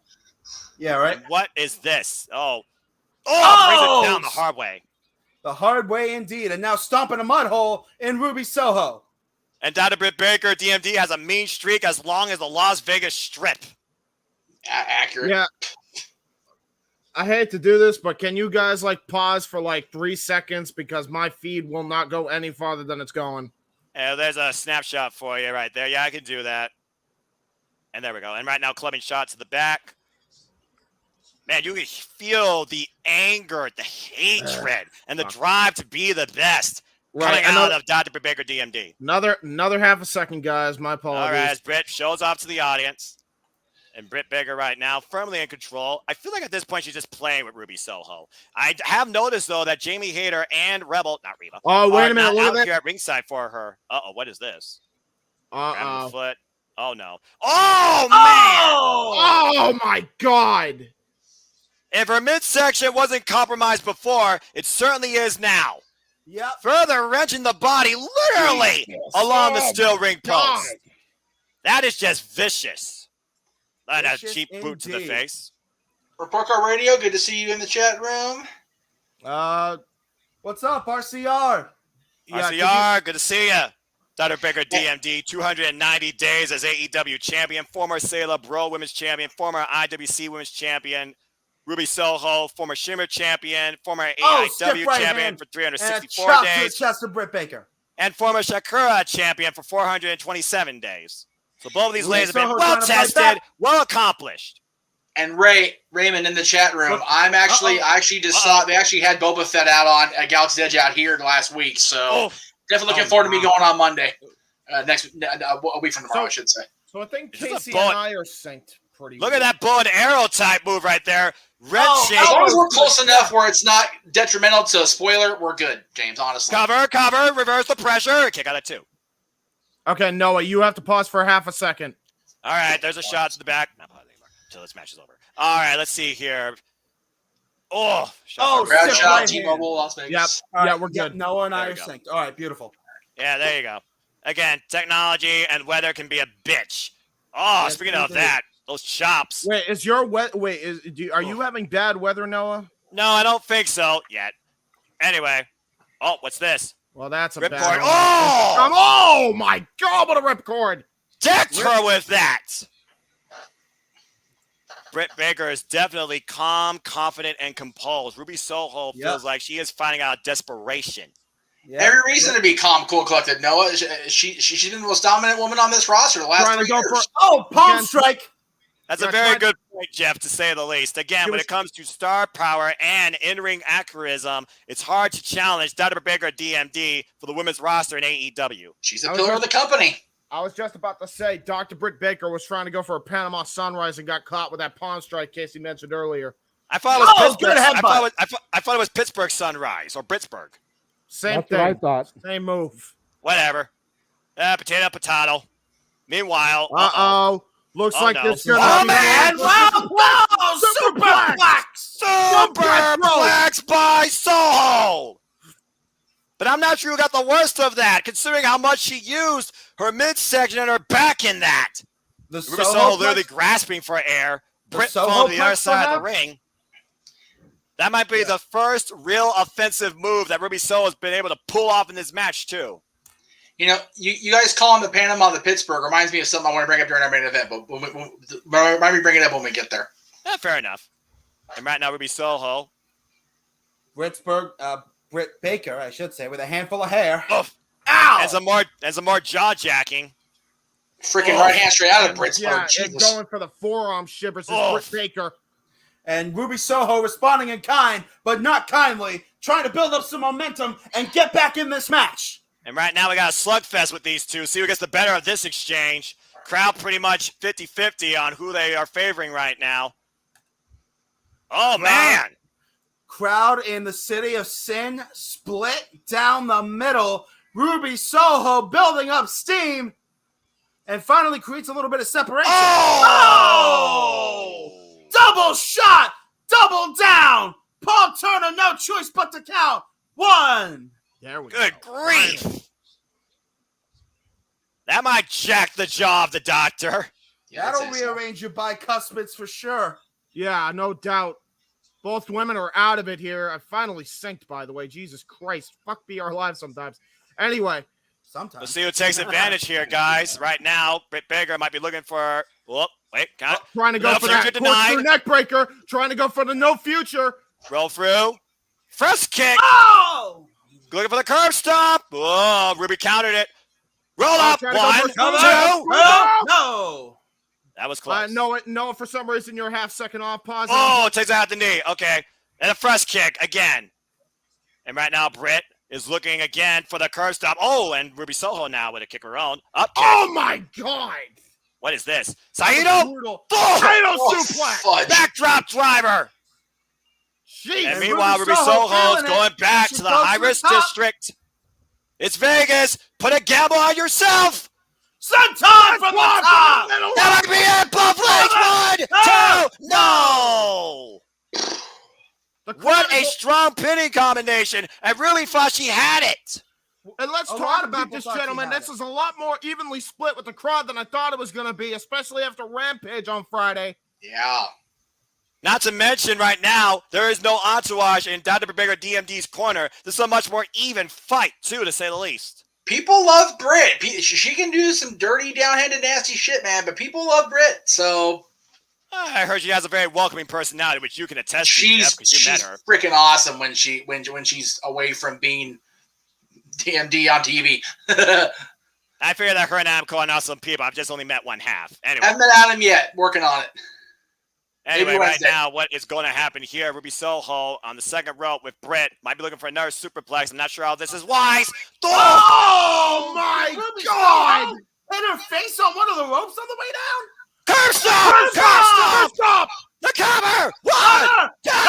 No! At the last Wow, that was close. Wow, that was close. 2 9/10 on that one. And you gotta wonder if Britt is a little bit stirred right now that Ruby Soho is still in this. Uh-oh. Doesn't matter. But there are evil intentions on the mind of Dr. Britt Baker. Apparently someone called for an appointment, and I guess that Ruby Soho is at the front of the line. The doctor is ready to operate. DMD is looking to go forward in his story. Hook in the arm. Shouldn't have been trying to go. Ruby knows if this gets locked in, it's over. This is how she lost at Offer Ash Stadium. Oh, look at that roll through. And set up for it, and now Oh, able wait. to get out Oh, of it. no. Drop that wow. down. There it is, trying to go for it again. Oh, got the arm hooked. The danger's there. It's over. It's over. It's over. Wait a second. The fear. The claw. Ah. 1, 2. No! Oh, my gosh. She had it. No future. No future. She got the kick in. Ruby sweeps the legs She's gonna out. go What is for a this? sharpshooter attempt here. No way. Sharpshooter's going to end Hooks the if she gets the kick. They're not going to have a kick out of the sharpshooter during the Owen. No way. The sharpshooter. It's locked in applied. the middle of the ring. And look at how deep she has this cinched in, She is too. sank into that, man. Oh, wait a minute. She's clutching her ribs, though. She's clutching her ribs. As she should be. Remember how much this puts on your own body. And Britt's biting her hand to deal with the pain in her legs. And she's Smart, so crawling. smart. Scratching her Get there, way to Brett. the bottom rope. The only sanctuary. Come This on, would be Britt. unprecedented if Ruby got the win via submission. She's close. Can she get She's there? biting her, Oh my biting her God, teeth she's again, biting her hand biting again. herself. She's right biting her there. hand. It's just within a grasp. Oh, wait a second. Oh, no. Pulls her back. Oh, no. High Oh, angle. man. Oh, my God. Now it's cinched in. Now it's really cinched in. Come on, Britt. Britt refusing with every Oh, no, inch of her she's body. gonna Yes. Barely makes it to the ropes. She was able to drag in, and you gotta imagine Ruby's ribs had to be the reason it wasn't locked in properly, and it was giving her fits the entire time she had the hold applied. But has I damage love been this, done Britt. enough? Oh, Oh, apparently not. Britt I Baker love out that of the Baker way. battled the pain in her legs and in her back by biting on her hand to bite it. That was so smart. Runs into her foot, though. Here we what's go now. this? What in the world? Oh, this crowd, What the man. They don't know hell? who to go for. Wait a Ruby minute, able to watch get the this. chair. Victory Oh, roll. wait, 1, 2. No. Britt reverses. 1, 2, 3. They got it! With the And Owen Dr. Hart Britt WrestleMania Baker, 10 victory DMD, roll. claims once again history. For the second straight time, Ruby Soho cannot break the curse of DMD. And again, this time it took everything possible and more, as a victory roll counter was the end result to finally give Dr. Britt Baker DMD the win over Ruby Soho. Wait a minute. Once again. Hold wait a minute. What? Wait a minute. Britt Baker. Oh, wow. Now that is noble. That is noble. Respect. Okay. All right. So a bit of respect. A little bit. Ruby Soho fought her foul, but at the end of the day, Legacy confirmed your winner of the Women's Owen, Dr. Britt Baker, DMD. Congratulations. Surprising. JJ, let me ask you, because you made it clear before we started the night. Are we going to have a Renegade rant after this show now?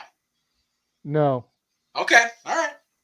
Okay. And she did it, gentlemen, fair and square on her own. She did. No Reba, no Jamie, and now look at look at this shit. This is great. And Tony. Gotta love Tony being there too. Oh, here we go. Look at this. A little bit of tension. Yeah, okay. Yeah, so much for that. Meanwhile, look at this, guys. The Wrestling Power Cup of the industry honors Owen Hart as the winners of the first ever Owen Hart tournament, respectfully.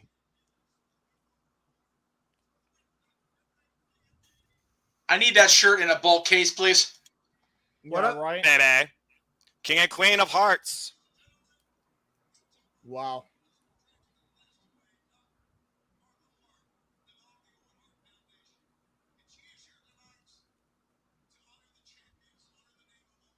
Mm-hmm. Martha Hart is at a wrestling show. Let's take a second here. Not This the is first unbelievable. time. I'm standing up for this. Yeah. This is crazy. Yeah. With Tony, of course, with Tony. Tony. Wow. Wow. That's Tony. deep. That's deep. This is some heavy, heavy shit. That Tony is professional in wrestling, damn it, at its beautiful finest. She has not been at a wrestling show since more than 23 years. Figure she wasn't at Over the Edge. Thank you, Martha Hart, and more importantly, thank you, Tony Khan. Dude, did you see He the was way there that at Tony... Dynamite when they kicked off the tournament. Oh, was she? I missed that. I'm sorry. I must have missed that. I apologize. Did you see the way Tony was like crying too? And Yeah, kissed Tony- Martha Hart on the cheek. Tony in tears. Man, that's so cool. That's a wrestling fan, damn it. All right, let's hear from... You deserve it. That's all I'm going to say. Wow. You know, Wrestling Jeff, fans cheering for Martha is big, big, big, folks. I do still have something I want to say post-air, but it's not going to be near as venomous as it was originally going to be. Okay, cool. Good to know, brother. I don't think it can be, really.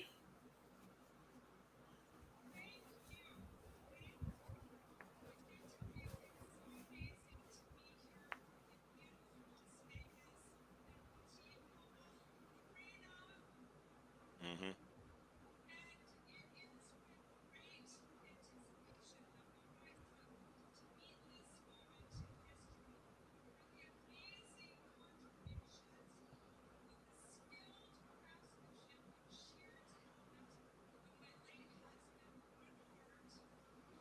Amen. Amen, indeed. Owen be remembered and honored. Wow.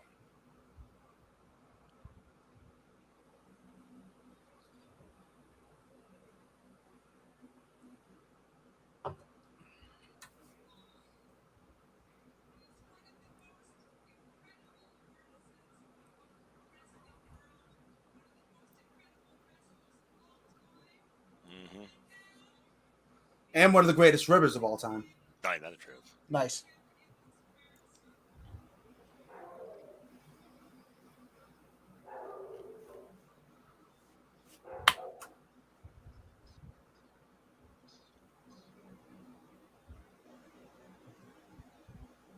There you go.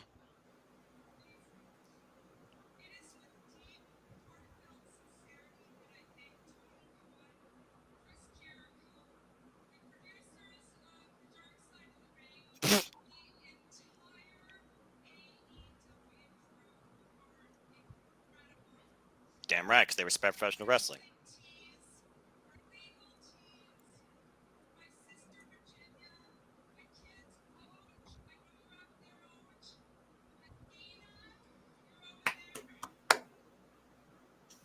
My God, the kids are there too. Jeez.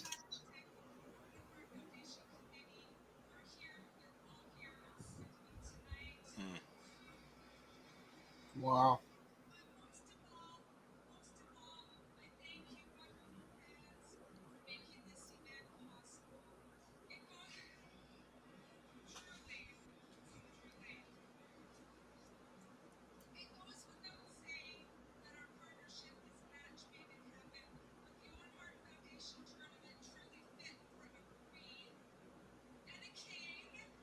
True that. Hearts.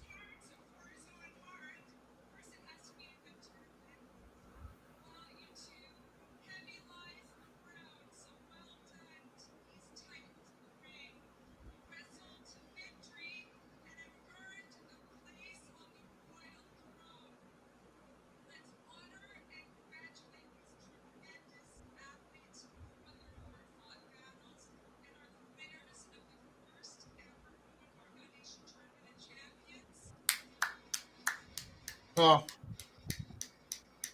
Damn right. They earned it.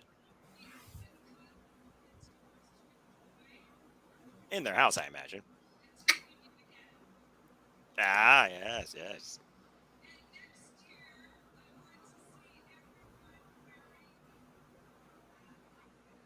I don't know if I can do that. I'm not a hat guy.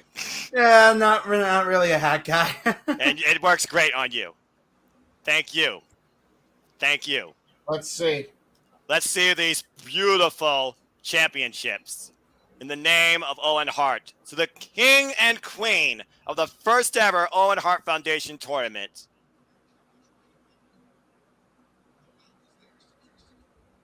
There's the king. Ooh. Wow. That's cool. That is cool as shit.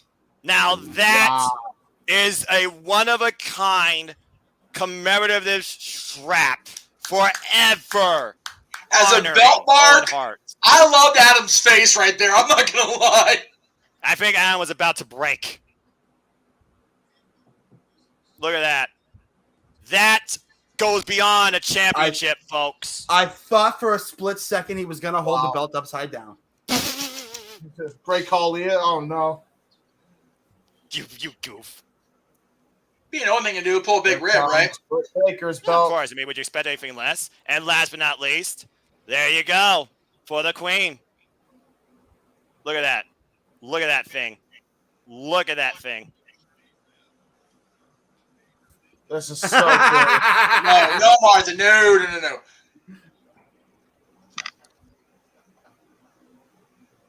Congratulations to Adam Cole and Dr. Baker DMD, your first king and queen of hearts in the Owen Hart Foundation tournament. That's right. I don't know how they're going to work on this. Gonna hold it. Both of them will hold it. That is a big trophy. That's pretty freaking big. No kidding. Cesaro could hold it. Owen be honored. Congratulations.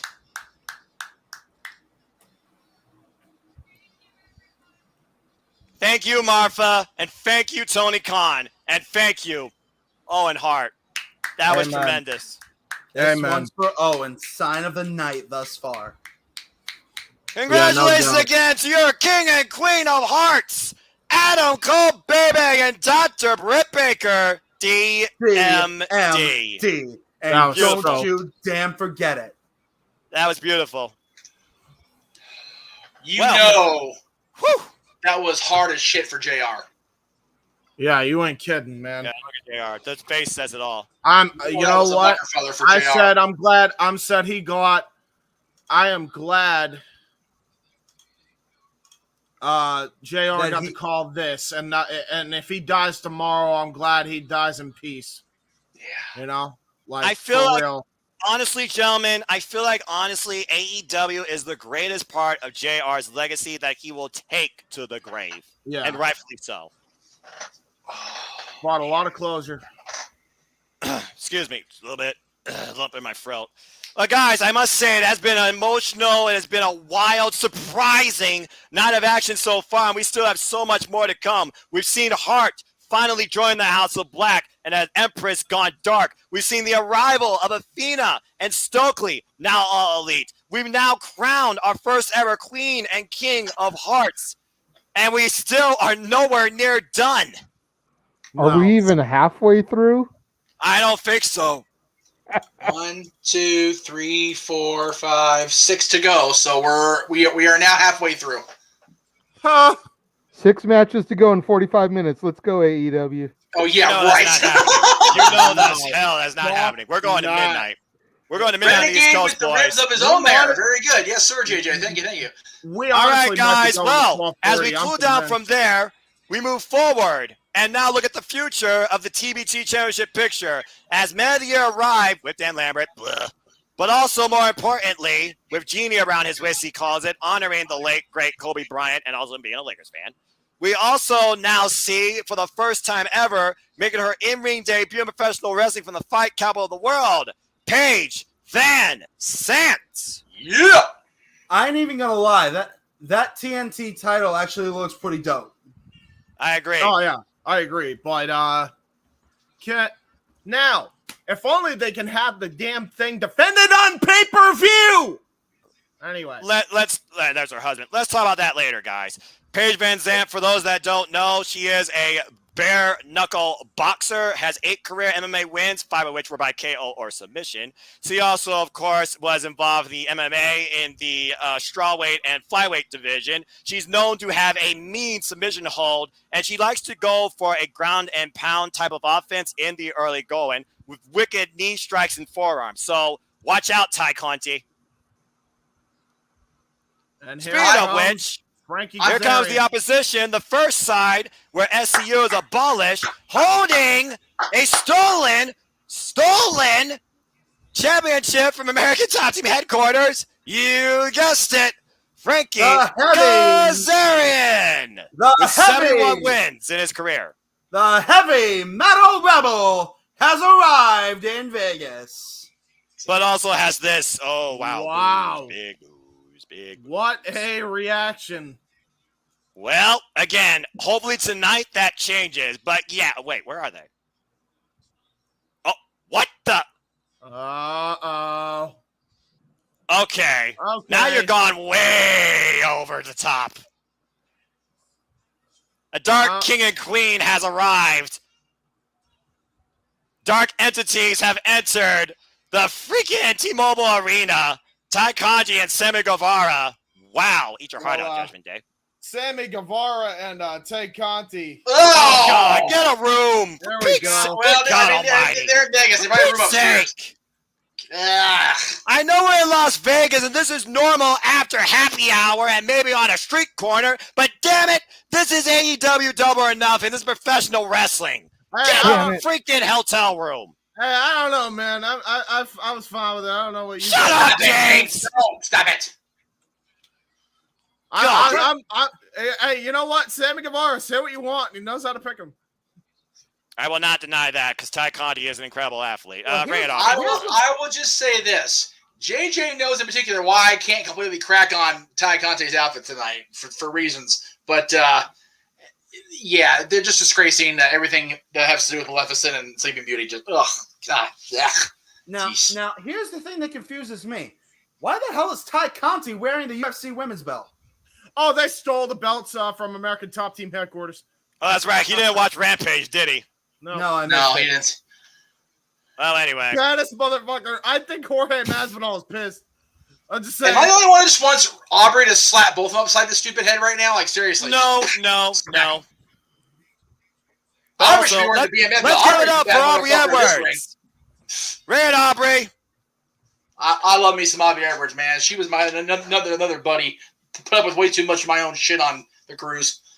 Aubrey Edwards is one of my favorites in the He's business. I'm just great. going to say that right now. I can't wait to see her Wednesday, man. Oh, look at it. I can't wait to see this right now. Look at this. SCU revisited number 2. Frankie Kazarian, Scorpio Sky kicking things off here in this trios match. Mixed trios, Yes. excuse me. Never mind. There's the tag by Sam. Damn it. You gotta wonder what Chris Daniels thinks of this whole thing. You know, Well, Daniel's how going to about be sitting there at Talent Relations going, Tag. this sucks. Tag to Ethan Page. And Ethan Page has been Jesus. wanting to get a hold of Oh Sammy my Guevara for the God. longest time. Oh, my word.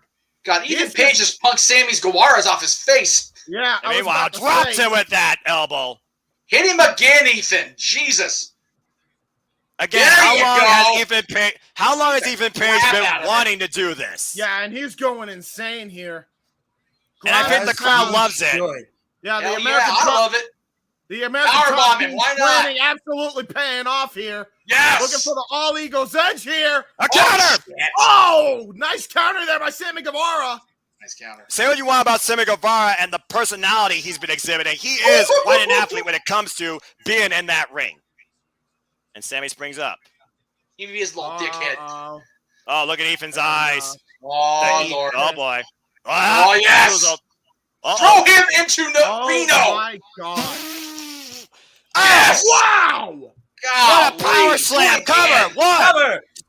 No, Got Sammy it. had it won. Yeah, I know we don't like this man anymore, but he took a page out of Bill Goldberg's playbook there with that atomic slam there. Dude, I am going to get myself another concussion just for the head trauma from getting worked up in this match. Jesus. Oh, now we Here got Scorpio we Sky. go. Oh, man, Here what an we arm go. drag. And Okay, now here we go. we Here's go. the match. Here's the match we want. And right now we got the 2 finding it out. Ducks the clothesline. Kazarian hits him in the midsection with a Oh kick, my and then God. a nice knee, and then falls up with a clothesline because Scorpio Sky ducks. What a drop kick by Sky! Mile-a-minute commentary from good old NF.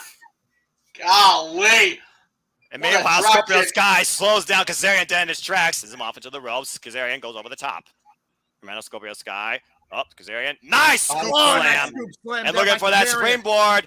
Oh, got the leg drop. And the Kazarian's heavy metal feeling was it. feeling it. This rebel, this tested veteran of the game, been wanting to get his revenge on Scorpio Sky after that tainted win for the TNT Championship. I'm And with Frankie. again, Quit fucking tag in around. Sammy. Tag in. Quit being an idiot. okay, Sammy, you are the Yeah, definition and of here an we idiot. go. And now here we go. This is just something ready to combust and blow up. There That's we all go. going to come ahead when Paige Van Zant gets in the ring. And meanwhile, Scorpio Sky trapping Sammy Guevara in the Scorpio corner. Sky now. Look at these body shots and knee strikes. Just oh. going right after Sammy Guevara. Wait. Admire the refs count. You do not want a disqualification here, especially when you chose to give them this match. Remember, for several weeks, Dan Lambert has been denying Sammy and Ty this mixed tag match. Kazarian, he's just an added party.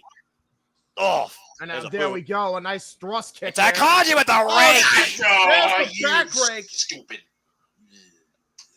Well, anyway. It might be. Can we Say- not keep the camera? Jesus. Oh! I'm fine with it. Safe to That's Pay-per-view say, on the Spice Channel. Give me a break. And remember, guys, if Team Sky wins, Sammy Guevara and Kazarian cannot challenge for the TNT Championship as long as Sky is champion ever That's again. right. And Sammy Yeah, Guevara looking for the absolutely. double springboard. Cutter! Oh, man. Brilliant by Sammy Guevara, and Sammy Guevara showing why they call him the Spanish God here. Again, Safe you to don't say- have to like what he does outside the ring. You cannot deny his ability. Oh, that's not And now smart. That he's is just not smart to pissed work on off Paige the Van Zandt. Raw MMA fighter here. And look at Finish that, look at him. the ref right now. Double team by Sammy and Ty on Scorpio Sky with the and the You know- cover. One. Okay, got that one. safe to Not say for the nothing only real here. babyface. Safe to say the only real babyface in this match is Frankie. People I was might gonna cheer. say, not for nothing here. I think that the wrong people on the wrong teams here. By the way, I'm just gonna say this out loud. Wait till Paige Van Zandt gets in the ring. That's all I got. Oh, Yeah, God. I think, oh, yeah. There will But be no, you know what? hell We've to shown over the pay. years both sides of it. There are MMA fighters that come in there and are brilliant. Ronda Rousey, yeah, those type of people. And then there's people that come that cross over Nice and just Western suck. leg sweep. So we shall We're gonna see. find out. Like We're gonna Anyone find plus out what Denmark. Paige Van Zandt is made of tonight, Jeff. Again, she Oh, also is a blue belt in Brazilian jiu-jitsu Yes, and she had her is. first amateur fight when she was 18 years old.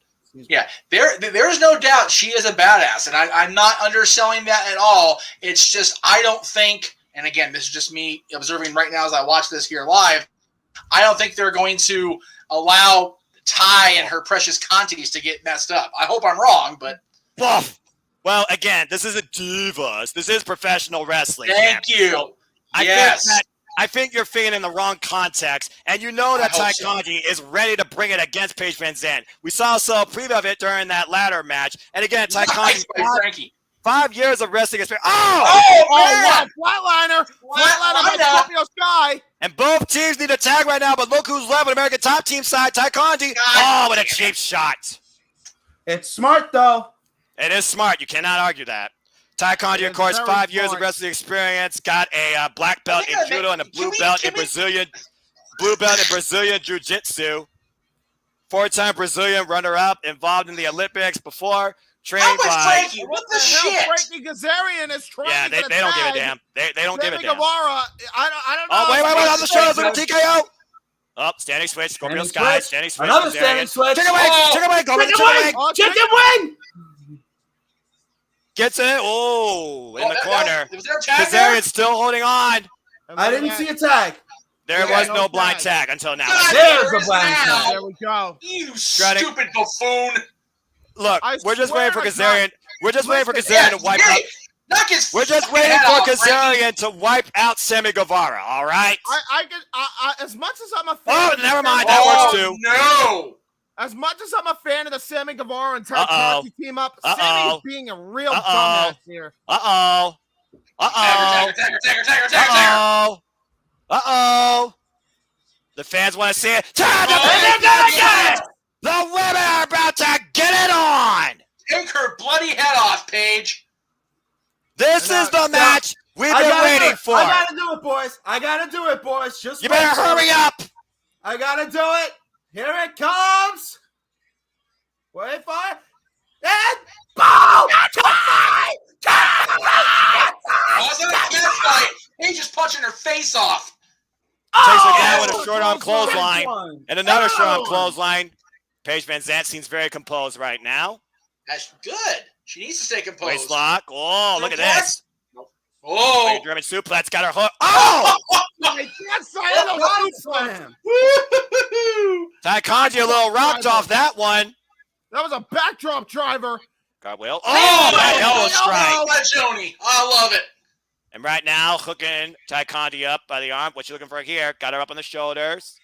TKO, baby. Oh, Sammy coming in the back door. Sammy kick him too. All right. Well, now what?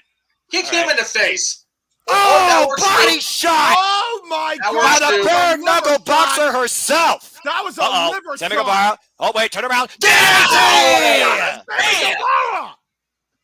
Beautifully done by Paige Van Zandt. How's that for a statement? Oh, and Ty Conti, you realize who you're in the ring with. Drop toe hold.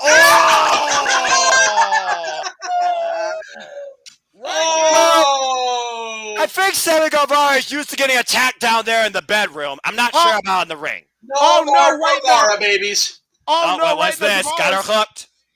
Oh! Damn it. Was that a Michinoku driver? That was. Michinoku driver. Do it again. Paige Van Zandt doing very well in her debut. And right now, what I'm looking for here. Oh, wait. Oh, there's that judo toss. That judo takeover. And what's it going for here? Might be looking for that.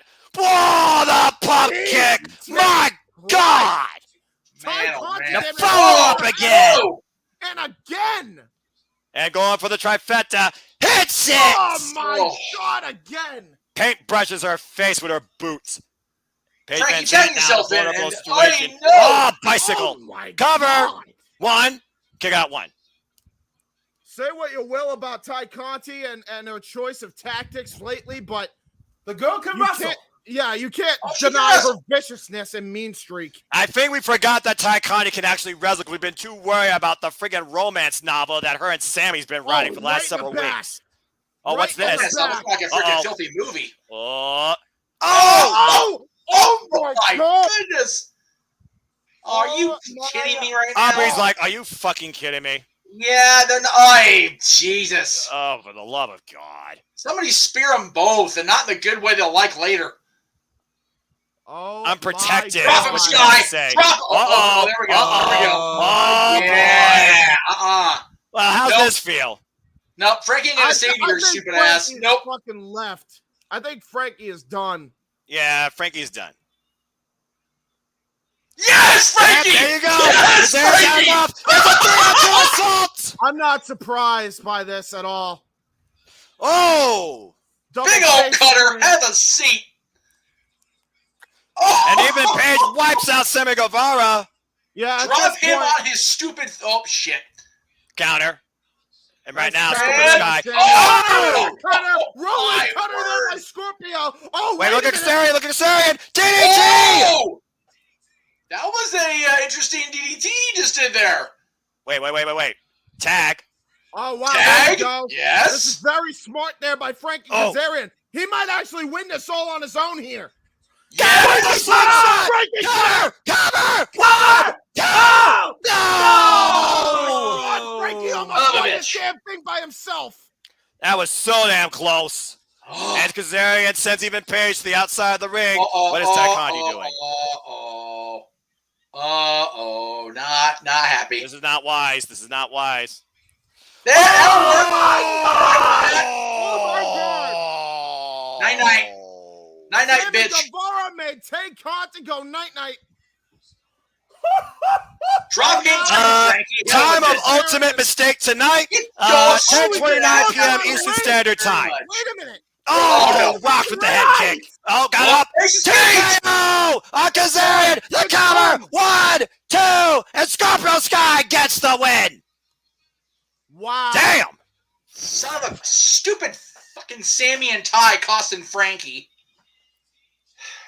God, Yeah. that chaps my ass. And that means that Scorpio Sky no longer has to deal with Sammy Guevara and Frankie Kazarian challenging him for the TNT Championship ever again. That sucks. And American Top Team reclaims their stolen prizes. And Paige Van Zant wins her in-ring wrestling debut. American Top Team stands tall tonight at Double or Nothing. I think they're And missing Paige's one Van belt, though. Zant husband very happy with this result. Well, why not, you know? Hey, by the way, Casey, you sound very faint. Make sure your blue snowball is facing Well. towards you. It is. JJ, what say you after that mess? Oy vey. You know, I'm still kind of proud of myself. I've only lost one so far tonight. There you go. Well, Casey, check your audio settings because I'm pretty sure your mic, your blue snowball disconnected. I just wonder, how is Ty Kanji going to react after this?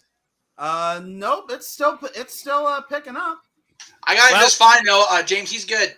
Yeah. Okay. Hey, James, what a game! It's time to see Darby No! Allin versus Kyle O'Reilly. Oh no! Hit that music! No! Not this song. The Violent Artist, one half of Red Dragon, has entered All Elite Wrestling's Double or Nothing. Reached the semifinals of the Owen Hart Foundation tournament with a current record of 7-3 after taking out Sting. Looks to do the same thing tonight to Darby Allin. He saw his tag team partner earlier tonight in the Owen Hart finals. We saw how Kyle beneficial O'Reilly Bobby makes Fish the was in impact. that match, gentlemen. Could the same thing come into play here? Because Darby Allin has nobody right now in his corner. A guy I thought was honestly, truthfully on his way to being the NXT champion. And I am honestly glad he didn't get it because now we've got him here in AEW. Yeah, that's true.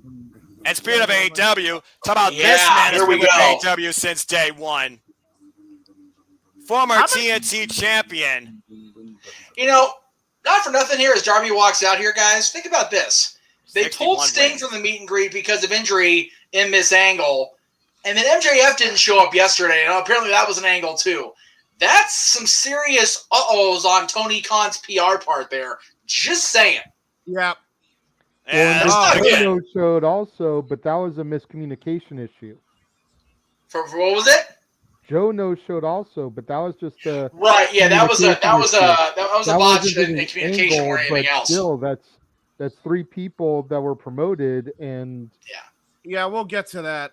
And people paid a shit ton of money for both Sting and MJF. I know that for a fact. So, not good, guys. Not we'll good. see if Sting shows up here or plays a factor in some way, as we have referee. What's that? Bryce Rensburg. Yeah, Bryce is refereeing. Yep, but my point is, whether Sting shows up as part of this match or not, the angle that took him out kept him from an advertised meet and greet that people paid for, and then Max didn't show up yesterday. It's that may backfire square up Tony's ass long term. That's very true. But we'll get to that in a minute, I'm sure. So anyway.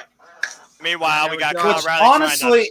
Honestly, boys, the way this pay-per-view has been going, I am drained already, and we've still got like 4 more matches left. I might have to sit up and add 3 of those matches you're talking about are championship matches. Exactly. So I might have to sit open mic night out just to recover. That's all right, brother. Trust me, there's going to be an intermission, botch. Once we're done with this watch along, because I have work to do on the Daily Slam that I'll hype up a little later if we ever get a break. Meanwhile, interlude, intermission, same thing. JJ, thank you for the picture. I appreciate that. I'll definitely get my my financial department on getting that shirt. Thank you for that. Oh my. Guys, Darby Allin is busted internally. Yeah, he did. Yeah, Kyle O'Reilly is not playing around tonight. And look at this. Indeed. Look at the grimaces on Darby Allin. I don't think I've ever seen him in this much pain ever in the ring. How much pain you think Kyle O'Reilly's been doing with his whole career as he's got heavy cup treatments on his back? Yeah. And now, stiff elbows to the back of Darby Allin's shoulder.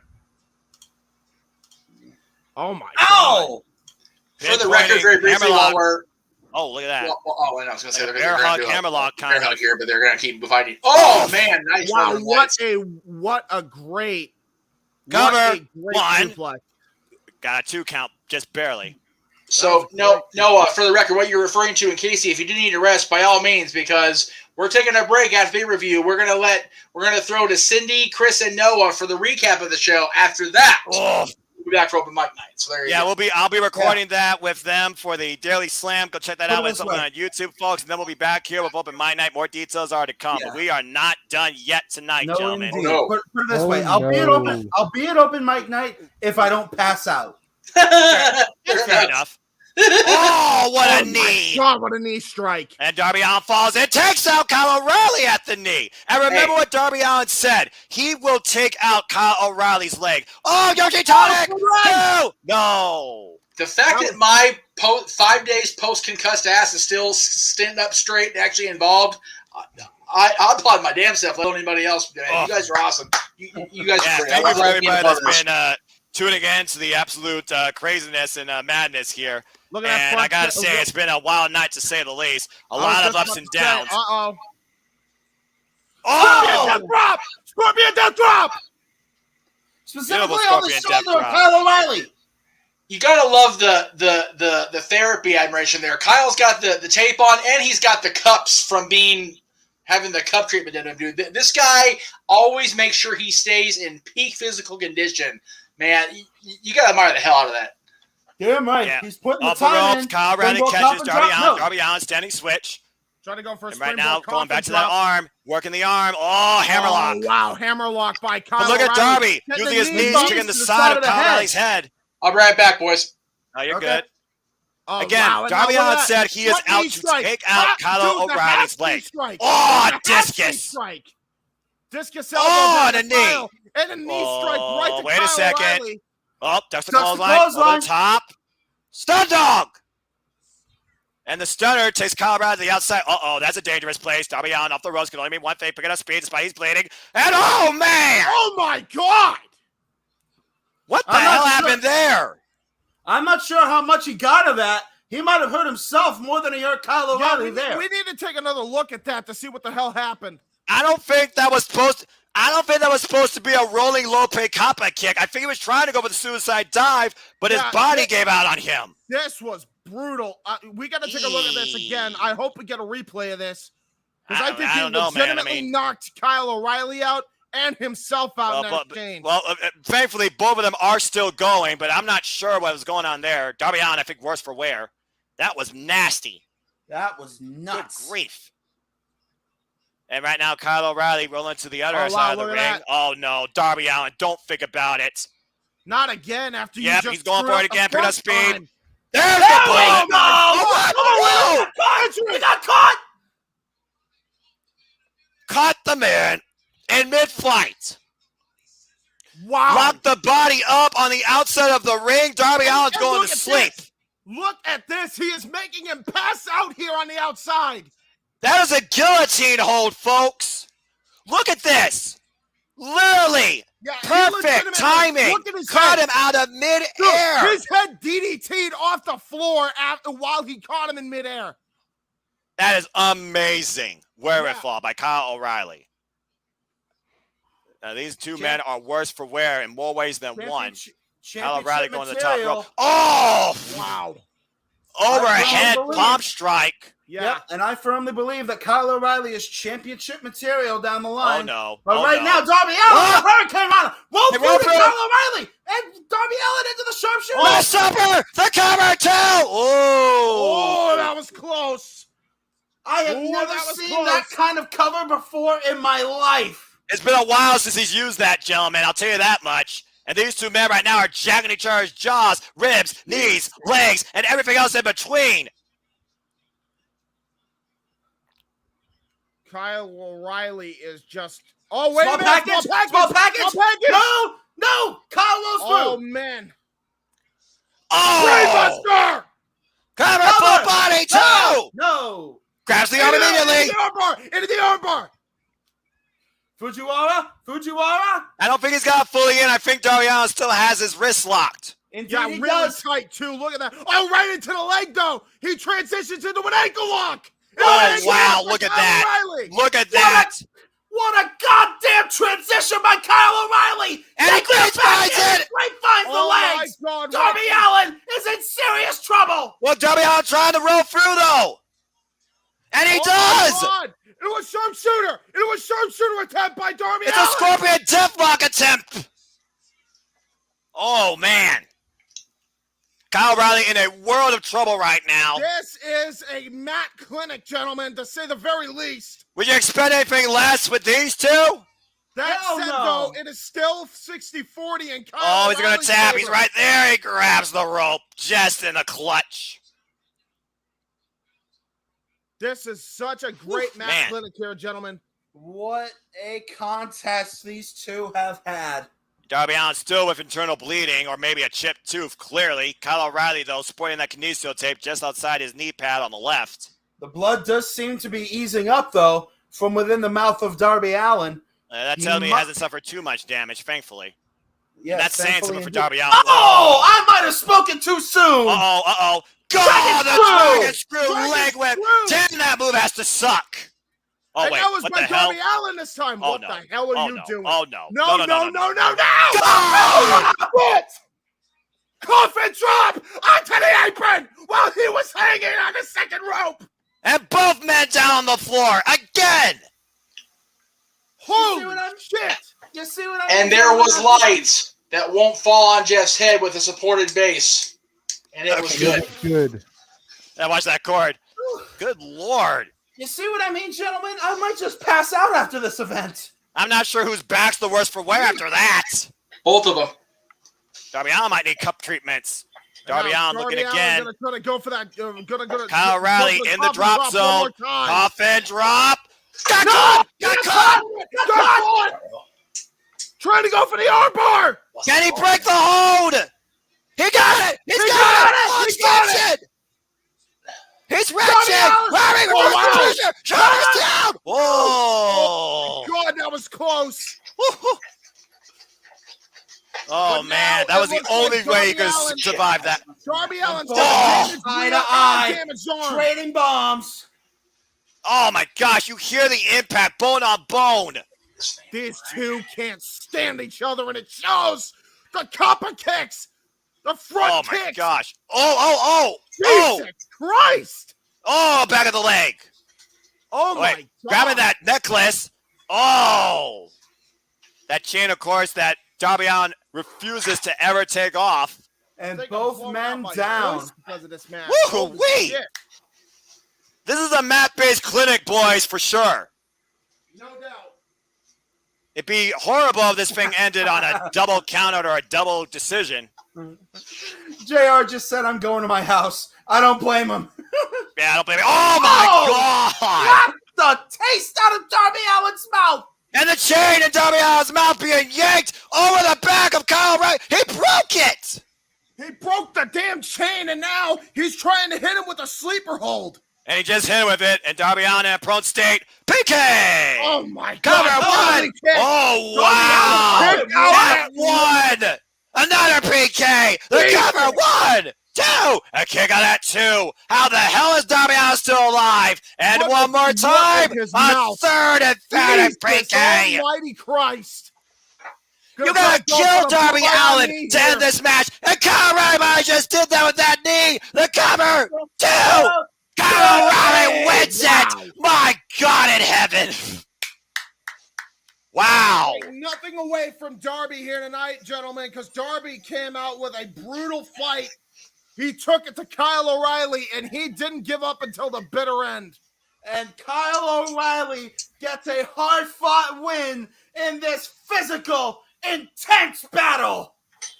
Oh my gosh, that was a physical war to say the least. Kyle O'Reilly with his first big victory in AEW on pay-per-view over Darby Allin, who refused to die until literally his body said he had to stop. Ladies and gentlemen, I think it's safe to say that we will think about this match for a long time to come. But now we move forward to the Women's World Championship. Thunder Rosa, Serena Deeb, forever rivals, finally settling their score in AEW. All right, I'll be right back because I need to figure out what the hell we're doing for dinner. Oh my gosh, that was crazy. Yeah. Like I said earlier, and there was light that won't kill Jeff with a head blow, and it was good to the room. All right. Next thing you know, the light kills itself. Right? Lightning strike. Shit. No. Instead of falling forward onto your head, the light falls backwards. Oh, there you go. Falls backwards, lights my bed on fire. Even better. There we go. Okay, let's not jinx anything here. Christ. So we still have this, the tag titles, and the world title, right? And anarchy in the arena. Oh, Jesus Christ. Christ walked out the door. I think what Tony needs is a fucking half-hour overrun. That's what he's gonna have to. That's what he's gonna need to do all this. Oh, Serena Deeb with a new theme. This lag on my end is killing me.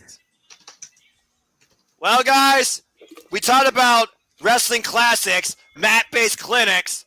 It doesn't get more tense, more mean, more realistic, more driven than the professor of professional wrestling, Serena Deeb, on an 8-match winning streak and currently 20-5. The focus, the determination, the drive, the passion, it is all there behind those eyes of this tested warrior of the industry. 22 years in the game for the professor. 16 years, actually, as she started up when she was 18. Serena Deeb currently 35 years into her life, building her wrestling legacy. Started in OVW. And meanwhile, here comes the champion. Thunder Rosa, 7 years of experience. So Serena Deeb definitely has that over her. Wants to be a fighting champion, considered an all-rounder, and what an entrance. Again, we heard from the person. Tonight, you get La Mera Mera, the wrestler, the fighter, the champion. These two are out to prove a point. And she has 44 wins in her past 47 matches. This is going to be something special, to say the least, and should not be taken for granted or underestimated.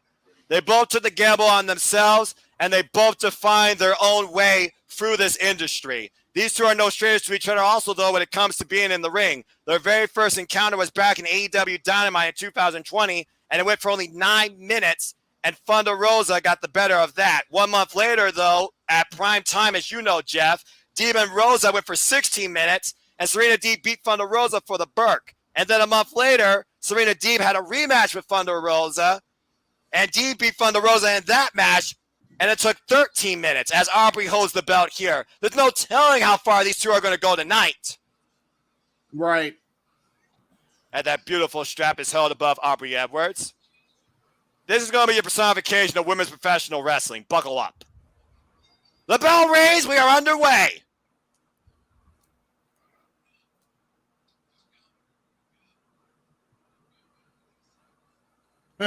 Excalibur, you okay? You look good, man. I think Excalibur's a bit burnt out. JR throwing a little bit of love Excalibur's way as these two Colorado will tie up all the way around the ring. Man, look at this. I gotta be honest with you, gentlemen. I'm not sure how I still have a voice as we got Thunder Rosa in the corner. Yeah, and look at these women not even giving an inch, much like they're not giving an inch to us on our voices. Jesus Christ. Yeah, right. Kudos to this crowd, though. They're in this match. You hear the chants. I'm not gonna have enough drinks to cover my voice tonight. Yeah, right. I'm gonna need to get another can of Mountain Dew here in a moment. Oh, Continental tab again, standing waist lock. Serena Deeb tries to grab the head, tries to break the hold, and currently does so. And Standing does so. switch. Thunder Rosa trying to fight back. Thunder Rosa switches. Switch Oh, of takes her out own. the leg. Double leg pickup. Front This is a headlock. Matt Clinic. Yo, I'm getting flashbacks to Angle and Benoit from years ago with this type of style here. You know what? That's a fair comparison. Thunder Rosa, of course, winning the AEW Women's World Championship with Dr. Baker DMD in that steel cage, currently with one successful title defense under her reign at Battle of the Belts against Nyla Rose. Serena Deeb coming off an insane street fight in a continued saga that's done for now against the Warrior Hikaru Shida, and currently looking to work over that arm. Thunder Rosa bridges up. That's a very smart mat-based wrestling. Keep your body off the mat. Alleviate the pressure. Oh wow, nice look at head that. scissors takeover. Nice head scissors by Thunder Rosa. And look a at that. headlock takeover. And then the transition. Wow. And the stalemate. It's already a stalemate in the first opening minutes of this contest here. I said it once. I'll say it again. These two are out to prove a point and raise the identity of women's professional wrestling. That's what this comes down to. Noah, this isn't just women's wrestling. This is professional wrestling. Damn it. Damn it! But I digress. No doubt. And right now, now, look at that. Looks like she's she's test of strength. Neither giving an inch. Look at Thunder Rosa, though. She's got her leg on the outside here, winning the test of strength, using her leg leverage here. And look at Serena Deeb standing on her head. Shoulders down. Force back down. There's the other shoulder. Nope. Look at the neck strength of Deeb. Look at that. Wow. Look at that. Oh, my God. Are you kidding me? Can you imagine how much strain that is on your body? Yeah, on your neck, no less. And now look at this. Into a monkey flip transition here. What oh my God! Cover! No! Rosa rolls through into wow, look at that. Look at that. Into a butterfly submission here by Serena Deeb. Hooking the neck and trapping the arms in between her legs. Again, the woman of 1,000 holds. Shoulders down. Deaned by Dean Malenko himself. Wow. Oh, look at that transition. Thunder Rosa now. Looking for maybe Romero special. Wow. Oh, yeah, Romero special. She got her up. Wait a minute. Is she going for Mercedes Martinez's maneuver? No, it's a pendulum. No. It's a pendulum. Pendulum by Thunder Rosa here. Ow, man. Bending the wrist and the legs at the same time and bringing her back down to the mat. The fact that Deeb is so flat cover. Wow. Dude, no. Great cover there by Thunder Rosa. Vicious push off from Deeb. The yoga background coming into play here. The stream of Serena Deeb, to say the least, with her body getting stretched in all different ways. Oh! Shoulder tackle. Shoulder tackle by Thunder Rosa. And now we're getting into the pro wrestling here. Typical pro wrestling shoulder tackle by Thunder Rosa. A dick down by Serena Deeb. Another evade by Serena Deeb. Thunder Rosa evades. Deep arm drag. Into a deep arm drag. Another deep arm drag by Thunder Rosa. The champion on fire here. Double leg takedown, jackknife. One, cover. two. No, Deeb gets out. And now Deeb the thing is, neither of these women right now have found something to slow down the other. They are move for move, counter for counter. Trying for a backslide, and once again, we have a stalemate and a test of strength. Who's going to get the better of this? Go for that European uppercut. Flips out of it. Oh, get to the midsection. Oh! Oh, into the Dustin shout Rhodes out. uppercut. Shades of Dustin Rhodes. Goldust here. Oh. I thought she was looking for Shattered Dreams there for a moment. Yeah, she Deep, was trying to well go aware. for a shoulder Oh, check. man. Into a drop kick to the outside. There was a picture shared earlier by Serena Deeb with CM Punk. 12 years, both of these two are here in AEW on a pay-per-view. Can they both become champions tonight, too? That's the question. Will Now the Serena Straight Deeb Edge able to Society evade. be reborn in AEW? Serena Deeb able to evade, though. Oh. Oh, wait, trying to go for a punch there. Oh. Into a snapback right onto the neck by Serena Deeb now. And now targeting her shoulder. Oh. Into a nail post. And that might be the opening the professor needs. And again, you give the professor any part of your body, she will exploit it. Yeah, Uh-oh. give the my. professor an inch, and she'll take a mile as she takes a neck breaker, Thunder Rosa does, off the middle rope. Case The in vicious, point for the the professor. vicious, calculated nature of Serena Deeb is something that many never seem to know how to handle. Right. And Thunder Rosa is learning that or relearning that Oh! the hard way into a roll of the dice neck breaker. 1, 2, and no. a kick out. Roll Oh, of the dice, textbook executed. There's a reference Check I want to one, make. check but I'm two. not We sure. good, guys? Audio good? Video good? Yeah, Audio yeah, we good, hear you, audio brother. good, video good. And right now, uppercut by Serena There's Deeb. the uppercut. Momentum seems to be favoring the challenger at the moment. And what you looking for here? Student of the game, both Now these trying ladies, to say looks the like- least. Oh, Yes, But indeed. Deeb has been all over the world. Japan, Australia, Europe, you name it, she's been there. For more than a decade and a half, Serena What Deeb has in- honed her craft. What in the what is hell this? is he Oh doing my here? word! Gory special. Are you kidding me? She only got a 5 count though. Oh man. She has till 5. Yeah.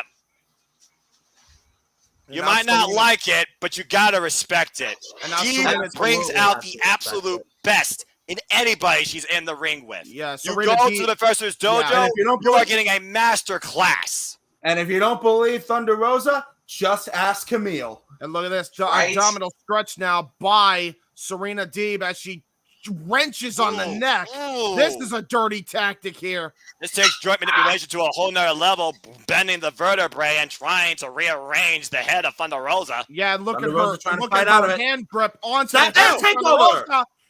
Into a hip toss there by Thunder Rosa. Thunder Rosa now trying to gain an upper Big hand, but an uppercuts. uppercut stops her in her Oof. track. And now we're in a striking contest too here. much. A firefight. European uppercut. It's another uppercut for you there. And right now, both of these ladies, the fatigue has to be setting in. God. They are testing themselves here. Before, That's a chop now. more than before, all their previous encounters, leaving it all out here. Oh, what a clothesline. Nice Thunder clothesline Rosa there by building some Thunder momentum. Rosa. Thunder Rosa, another clothesline. The champ on fire Oh, here, wait a trying to go second. for a scoop No! slam, gets it. La Mara's feeling it right now. And now Thunder Rosa. With the momentum right now, looking for the Irish whip. Oh, man! Irish whip into the middle Hard! turnbuckle. That'll knock out a few teeth. I guess. Yeah, look at this. Serena Right now, Deeb. Thunder Rosa in the driver's seat. Can she keep the pressure on, though? Oh, in the You corner. heard it. Oh, man! There's You heard there's a corner clothesline by Mira into the knees. The double knee slingshot right into Serena Deeb's chest. You heard Thunder the Rosa shout feels out. right now she has this in her favor. Looking for the drop kick. Drop kick right to the chest. You heard Off the the shout ropes. out from the champ in the corner, and now she's in control. Northern Light suplex into One, the bridge. two. No, Deeb gets out. If she got the wrist somehow in that Northern Light, she actually could have won it there. I think you're right, James, and I think Thunder Rosa is aware of that miscalculation. Again, ever since she became champion, Thunder Rosa has found a whole new confidence in herself, but this is definitely her toughest test to date in her entire wrestling career. Oh, looking for Now maybe Fire Thunder Driver. Deep fights out of the back. What's she looking for here? Look, oh, Trying to go for that neck breaker again. Both- It's Serena okay, Deeb. both wrenching the Both of arm. them are Arm wrench. trading arm Arm wringers wrench. here. Working the arm, Russian leg sweep, maybe. What in the hell? Oh, Black Widow by Serena Deeb, taking a page out of AJ Lee's playbook. Thunder Rosa has to carry this weight and not collapse, or this thing is over. And that arm is being stretched with all possible. Deep transition, roll through. Oh, wait a minute. Hold on. What's she you looking for here? thought she would go for a pin attempt, try to go for a figure four. Thunder Rosa kicks her off. Oh, back elbow. And right now, Serena Deeb. What else are you looking for here? Uh-oh. Oh, Jesus. Trying to hang her up, I think. What? No. Oh! Oh, my God. Cover! One! Oh, my God. Man. That was close. Doing a front stunner, a flipping stunner, taking a page out of Darby Allin's playbook. You got to be kidding me. Planning Thunder Rosa face first for a 2.5. The Professor and La Mera Mera pulling out all the stops. She might be looking for the detox here, though, boys. Yeah, deep talks here. Can you lift her up? Yes, nope, Thunder Rosa fights out of it. Russian leg sweep. Russian leg sweep. Roll through. Holds on. Oh, my God. Crossface. Crossface by Thunder Rosa. Can Thunder Rosa submit the Professor here tonight at Double or Nothing? Reverse the pressure. Shoulders down. Shoulders down. Ooh. A love letter to submission wrestling this entire match between these two gladiators. 1, 2. Ooh. It's the only way that Serena Deeb could get out of that hold, and looks like, Stretch muffler. Rocklock? Looking for a stretch muffler here is Serena Deeb, and she's got all of it. All she has to do is move her leg all the way up. Oh, my gosh. Look at that. Look at Thunder Rosa's expression, though. She's in a world of hurt. Oh, wow. Nice transition. Got the legs. Got the legs. What's she thinking? Oh! Take the page out of Deek's playbook. Driving her knee into the mat. Up kick by the Professor, though. Stopping that, but that definitely is going to cause some damage. Yeah, no doubt. Into the clothesline. Thunder Rosa off the ropes. Boom! Collide in the middle. Both women down. This is our definitely most highly contested women's bout tonight, as it should be for the AEW Women's World Championship. Both are down as Aubrey starts her 10 count. And we can still go either way.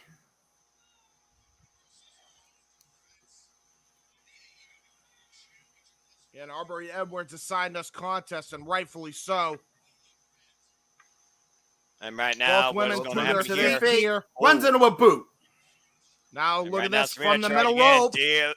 Double stop to the back of Serena Deeb and Thunder Rosa, looking for the kill. Got her up. Belly driver. Driver. The cover. 1, 2. No over.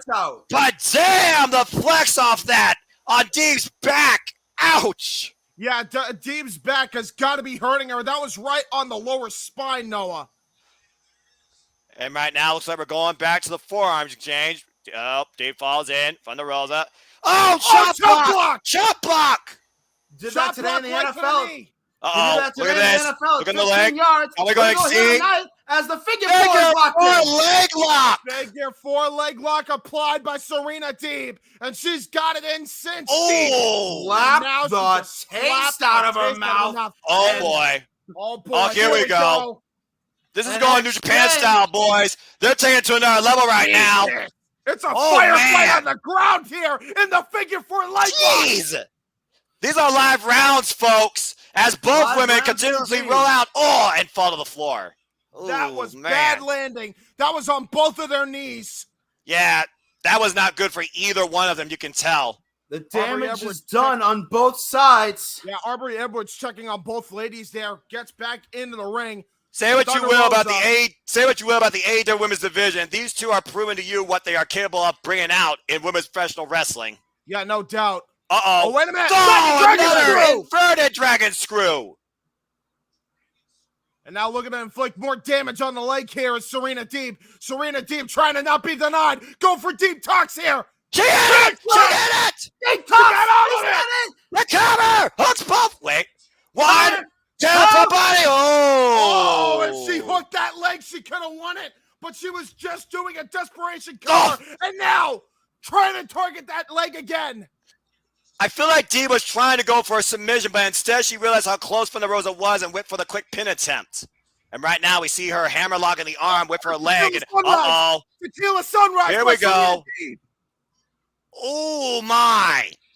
The submission. Deep submission. Trying to get that Serenity lock in. Dragging her back to the middle. Oh, wait a minute. What in the world is Serena Deep thinking here? Trying to go for another deep tox, Another perhaps. deep tox? I think you're right. Or powerbomb! Tiger Driver! How many does it take? How many will it take? Now what? We're going to go for here. Cloverleaf? Can she get her up? Gonna try to take a And page she out does! of Camille's playbook. Oh, man, she's got her down on the mat. The work done on the back of Thunder Rosa. Will she submit tonight to the professor? No, too close to the rope. Not at this Very juncture. close to the ropes. Dee refusing to let go, but she knows she has to. The awareness again. You had to be aware how close your opponent was to the ropes.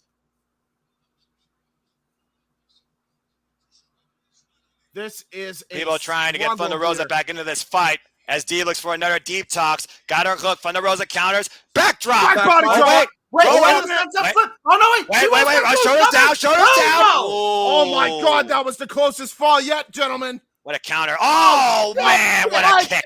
A roundhouse kick rocks Serena Deeb's world. Oh, and a knee in the turnbuckle. And Not that a wise might- move by the champion. And that might have just slammed the door shut on her title reign. Serena Deeb up to the top. What's the professor thinking? Oh, Look at how resilient the champion is, though. Despite ramming her knee into the turnbuckle, she hopped right on that second rope. And it looked like she's delivering a top rope superplex here. well, one of them's trying to do something out of the corner here. Both finding out for every part of their life. Oh, what a headbutt. Wow. I'm No, not you gotta sure be what kidding this me. means. No. Oh, Oh, no. my Come God. on, think freaking about no. this. Think about Oh, this, no. ladies. Oh, no. Superplex! Oh, my God! And rolls through the Thunder Rosa. Can she hook her up? Fire Thunder Driver coming! Yes, the Fire Thunder Driver, the cover. 1, 2, La Mera did it! What a match! Thunder Rosa, through every adversity, was able to retain her title here tonight.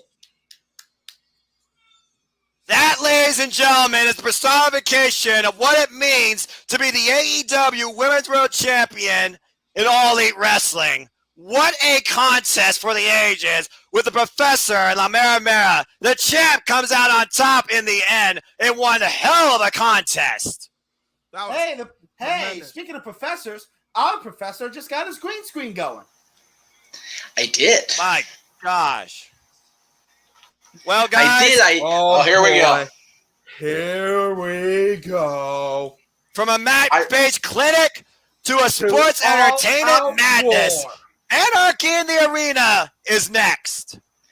I am surprised this is not semi-main, but cool they're giving the tag titles semi-main rub there. I like that.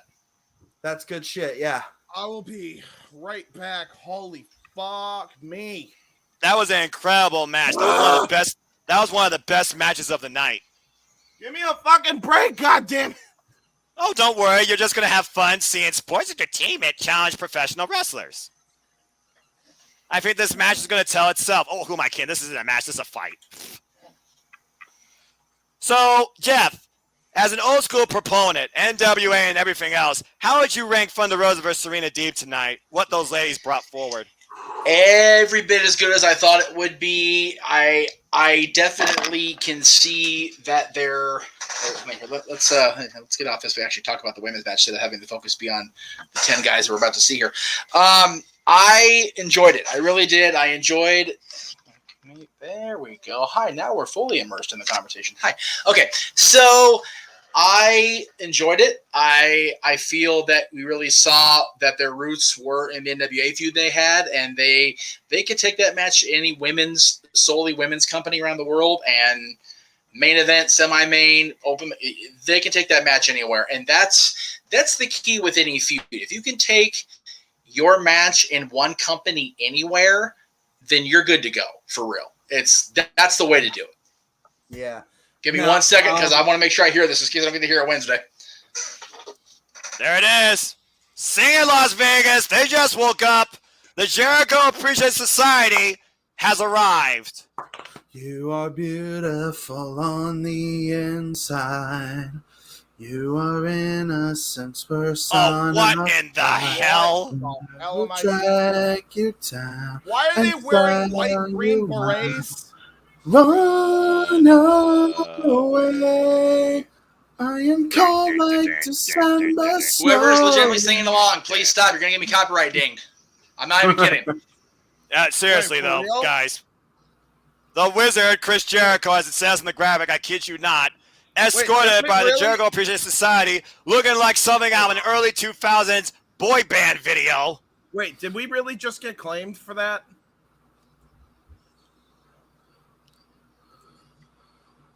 Not on my end.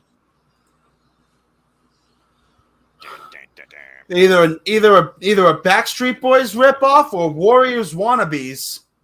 Tell me why ain't nothing but a heartache. Jericho, come out and play. No, Brian's doing the Backstreet Boys ripoffs.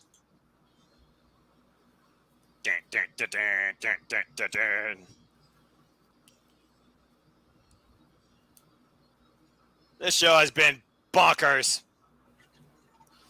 And there's still 3 matches. Indeed. Scott 2020 Gladiator in chat brings up an interesting point. He believes there's way too many matches on this card. Oh, we already knew that. We talked about that. We did. Might it be prudent? Might it be prudent for AEW to start splitting their matches up, their premium live events up over 2 nights? Considering they're doing it 4 times a year, that's still a conceptual question to say the least. Number one, it's too early in their history, and there's so few paper. There's a reason there's $50. I mean, that's the best way I can make the analogy. It's $50. There's 13 friggin' matches, y'all. Like, seriously. It's and nothing else. You can say you're getting your money's worth. And it's one of those. I can't imagine not paying any more than $10. I would pay $50 4 times a year. And based on this show anyway. Some of their shows are hit and miss. I'm not even gonna try to, jump on the conceit or whatever, but it's just one of those things. This show has been worth every single penny of, again, whichever one of you in the room let me have a subscription last time. I don't know who the hell it was, so thank you. But I want to point out everybody in Eddie Kingston's group is doing the Shield entrance. Of course they are. They're wearing a Yankee shirt in all places, Las Vegas. Hey, you know what? Yeah. It's one of those. Las Vegas doesn't have a pro baseball team yet. Right? Oakland is looking at you guys. But the Yankees transcend location, unfortunately. Oh, shit. Here we go. Here we go. I knew it was going to happen. Get every rev out here for this thing. Here we go. It's going down. So Aubrey's just going to the crowd just to try to find one of these 5 fights to break up. God bless Aubrey for trying. Why Wild Thing is still blaring? Of course it is. Why not? What is this, New Jack? Oh my gosh! Every drunk in Las Vegas right now in that arena just woke up. We went from a wrestling classic to a freaking brawl in the arena. And to be fair, Jay, if it was New Jack, there'd be a lot more weapons and a lot more blood probably ready in the first 20 seconds anyway. So that's accurate. I don't know what's going on right now. I can't see. Going crazy. I recognize that guy. He's Mr. NXT. Oh! Eddie Kingston, I believe, has his hands on Jericho right now. And Brian Danielson taking out cool hands. Yeah, Angelo Parker and Danielson going at it. I love how the music is still playing. And here we go. Moxley's holding Jericho for Kingston. Aubrey's just sitting there going, God, don't let me die in this crowd right now. For real. Oh, my gosh. This looks like something out of a movie. Her parents finally just got to see their first wrestling show and the first time watching her referee live. To have her freaking get not cold or some shit a week later would just be the ultimate. Oh, jeez. Outside. That was ugly. Outside. And Kingston and Jericho right now. First move of the matchup. First wrestling move of the matchup. Right. I'm awake. I'm officially awake again in case you're wondering. This is nuts. What in the hell? Brian Danielson is up in the cheap empty seats. Yeah, he's on, not even in the cheap empty seats. He's on hard cam side. Yeah, What is going on? A fork! We got a fork! What the fork? Where the hell did I do with the butcher? I ask you. Let's be thankful that Aubrey, the Suburban Commandos, aren't in this match. Aubrey would be getting 2 for flinching. Oh my gosh, this is ridiculous. If the Commandos were there, she'd be getting chairs upside her head and knocked to the floor. If this wasn't a Love Letter ECW, I don't know what the hell is. Well, ladies and gentlemen, they decided to call it Anarchy in the Arena for a good damn reason. They are in the arena, and there is Moxley. Oh my gosh. What was that? What the hell? Someone's busted open. That was glass in the eye of Moxley, by the way. He took a piece of the lens off the glass and smashed it into Moxley's face. We got 2 tables ringside. Oh my lord! Look at it. He is busted. Why the hell? That's Matt Menard, I think. Kingston don't give a damn, man. What the hell is going on? Freaking Matt Menard's having his hardcore match cherry popped right here. I'll tell you what. And apparently Jericho and Moxley just went Grand Theft Auto with a scooter. Hey, you know, Jericho's helping him. Jericho's helping him. He's helping him. What the hell is happening here? On behalf of the fans are going crazy. I'm losing my mind. I don't know how to call this shit. This is the most ridiculous thing I've ever seen in my life, and I love it. And Eddie Kingston's got Matt Menard's blood on his hands right now. JJ, what would our former co-host slash other parental half say about this at this point? This is awesome. Yeah. I have no idea what the hell's going on. It's gone to that place, and you know what? I'll go ahead and say it. Okay. Noah, with all due respect to your call, this whole match has gone butt fucky already. It's just. Oh, I agree. I can't say that. I agree. That's why I left it to you. John Moxley busted open, and we got Santana and Ortiz in the ring with Jake Hager, and meanwhile, Cover came out at 2. That's it. Will someone please get me a friggin' split? This is where I need a fucking picture-to-picture. Just get 5 screens on the damn thing. 4 Seriously, screens, we're on TBS and TNT. We know Turner can shoot a 3-screen World War III. So come on, kids. Well, if Excalibur wanted a break, he got it. Wait, what is that? What is that? What is he doing? Oh, Jericho. What did he just Come break? on, man. What is that? That's the music thing. Oh, well, there it goes. That's the cable of the music player. If he broke the jukebox for the rest of the episode. And the music died, courtesy of Jericho. It was the day the music died. No, I hope not.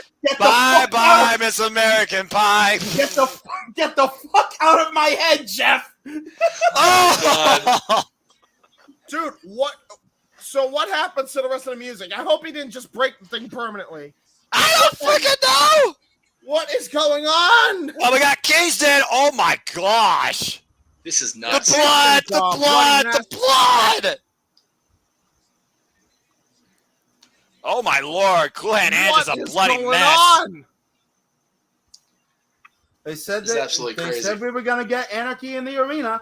And that's exactly what this is. Yes. If this is the most tame of anarchy we're going to get, I'm glad we're getting it here tonight. As Eddie Kingston is literally obliterating the Charisma mask of cool. What the hell is this? Oh my god! Oh my god!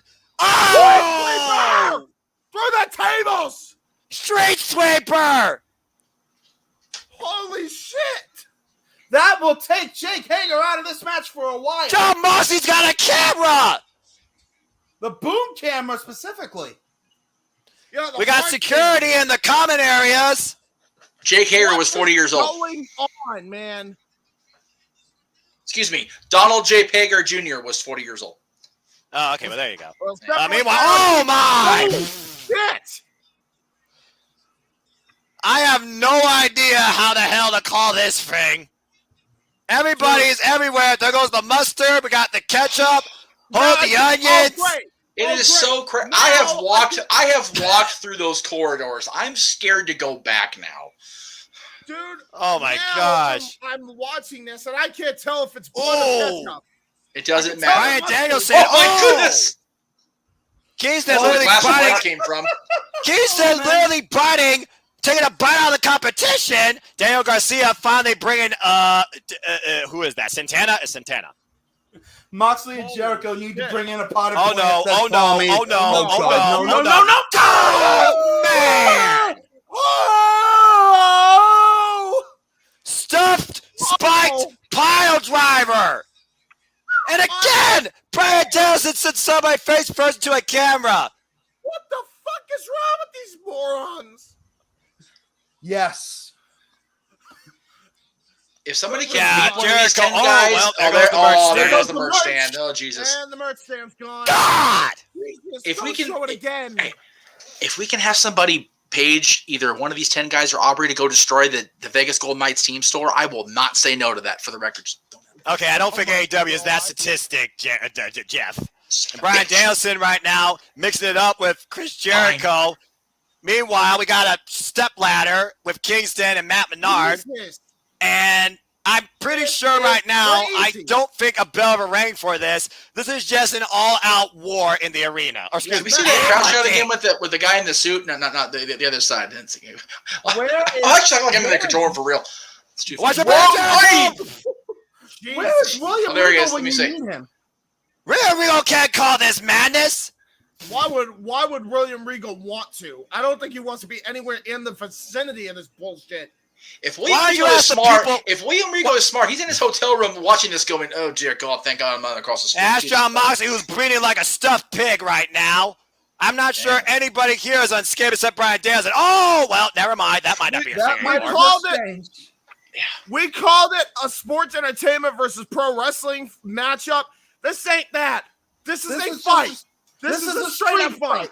This Yeah. is a street fight. Look at the bodies. Look at this human car wreck. All we need now is Abaddon to go out there and sing like the bodies hit the floor. This may be a normal Sunday night in Victoria, Texas. Oh! God. But we are live in Las Vegas, Nevada.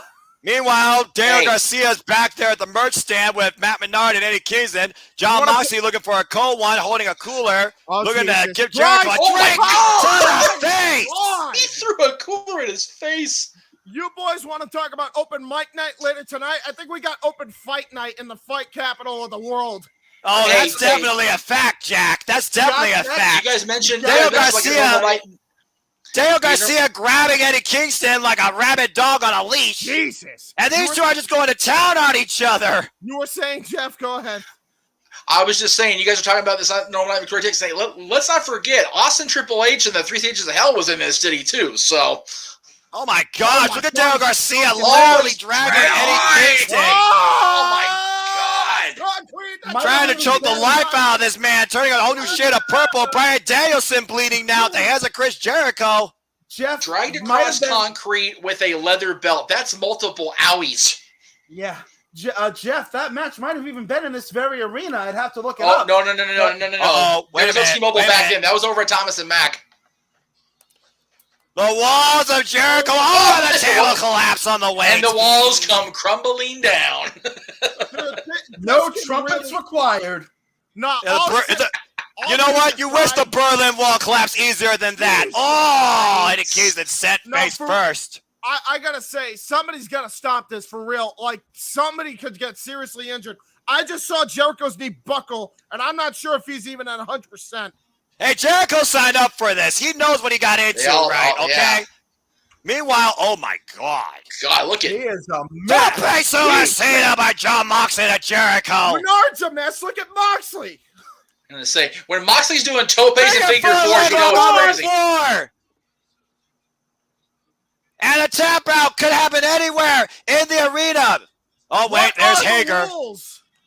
Does And Brian anyone know Danielson. the rules? Oh! Shining Wizard, what This are is the rules? freaking crazy. There are no rules. What the fuck is this beautiful bloody madness? Jesus Christ. Noah's swearing. We know it's good. Yo, look at this guy. He's scared to death, this guy. And we got the yes Security chance guard raining is out. there. What in Oh, the hell is oh. John Moxley doing? John? Mox, we got 2 more matches. Don't be doing ring crew yet. Yeah. what Oh, the we're, hell oh are you no! doing? Oh no! No! No! Oh no! Oh no! Wait. Wait! Hager! Boys, I think we might be going. Suplex on the ramp by Hager to the American Dragon. Eddie Kingston somehow standing as a bloody carved mess over a fallen Daniel Garcia. Yeah, boys, sun's still out in Vegas. I was going to say the sun's still starting to go down in Vegas, but it's not down yet, man. We're going past midnight, I think, guys. Yeah, we're going to need medical staff on standby here as we're trying to get back inside the damn arena. God, and the ring rope is down. Oh my! What in the hell are you doing, John? We have a world title match still to come and world tag team titles to contest here. Oh! I don't think Mox cares though. Mox don't give a shit. And right now, what is this? John. Oh! You know, hey. You know, John, I know your wife's pretty, but I've met John's wife too. I've met Chris's entire family. He wrong for that. What a Bronco Buster!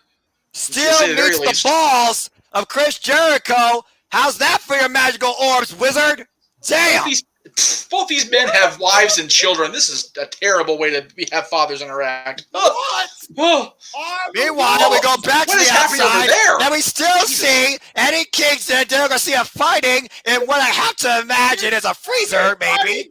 Tell me there are no rules, James. He is whipping Jericho like a government mule with the steel ring post. And Noah, that wasn't a freezer. That was a freight elevator. Aubrey already has the gloves on. She's not even fucking around. How many pairs of gloves do the refs have tonight? At least 5. At least 5 each. Tables on the outside on concrete. I don't like this. And yes, I can attest that is a freight elevator for the record that they were in just now. If a freaking football game halftime show was this wild and exciting, I'd probably become a fan of the sport. Why are there 2 sets of tables? There's another table. It's Table Mania. And now they're in the elevator and they're stuck. Cool. Oh, God. Oh, no.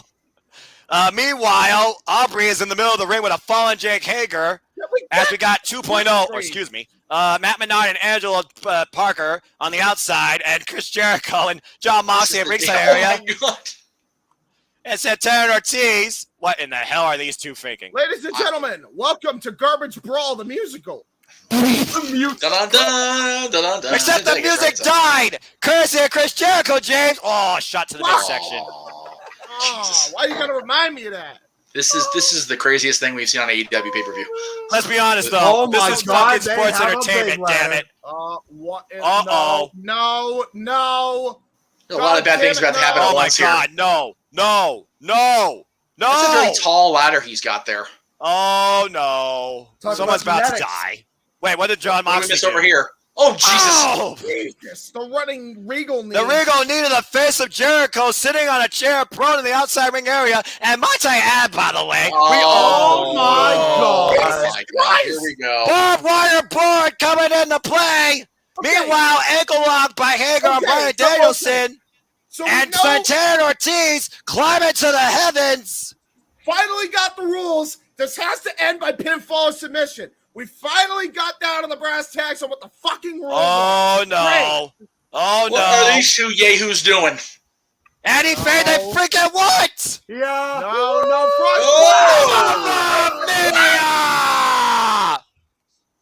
Double splashes! 2.0 Broken bodies and wood, a fire extinguisher to John Moxley's face! 2.0 is 187. And now Moxley, I don't know how good he's feeling right now, but I think he's got. I don't know what the hell. Yo, Moxley looking like pain right now, but I think it's safe to say, if nothing else, Santana Ortiz and Angelo and Matt are out of the picture. Yeah, I would for real. I'm gonna just say this: Moxley looked like a candy cane for a second, but a very bloody one. That's okay. And Merry Christmas, everybody. I give up. This is ridiculous. This is the craziest thing. This is the craziest damn thing I've ever called in my life. James, I gave up like 15 minutes ago. I was wondering why you two got so quiet. Well, considering that Noah, and you guys had the chance to call Steve Austin Vince McMahon's match, and this is crazier than that. That's saying something. Whoa. How are men in the ring? What the fuck? Oh my God! Chris Jericho, John Moxley, Bryan Danielson, Jake Hager, all in the middle of this collapsed ring with Aubrey Evans and Paul Turner, and we're fighting on our knees. We don't even know it's a four-way brawl. We don't even know where the hell Kingston and Garcia are. Oh, they're probably on the 5th floor, the basement, who knows? The Hurt Locker, the Meat Locker. Oh my gosh! Can we check on Jim Ross? Make sure he's okay. There's some four guys he helped sign or get with the WWF that are in the ring right now, whooping each other's ass. Got rear naked choke by Bryan Danielson and Chris Jericho, and it looks like John Moxley is going to do the same thing. And we're about to get violence. Beautiful violence with the hammering elbows by the Blackpool Combat Club. Aubrey watching both men. Aubrey just doesn't know what to do with herself. Look at her face. That grimace. That's and how Danielson, you know. And Moxley. There's the crossface. You know. There's the choke. Will one of them tap out or pass out? With that grimace, you know Aubrey Edwards. What in the fuck? That crazy fuck has gasoline. I'm just saying. What is wrong with you, Kingston? Call the police right now. Kingston coming down to the ring with a can of gasoline? He warned Jericho this would happen. He is. Oh my God! Get that out of his hand right now. Oh no, Lord, no, no, Kingston, no, Eddie. This is what I was talking about too, because Daniel Bryan. Oh my God! Oh my God! What the hell? Danielson got net. Holy shit! Danielson's Oh my God! Oh my God! No! Are you kidding me? No, man! Oh, there's the breakdown!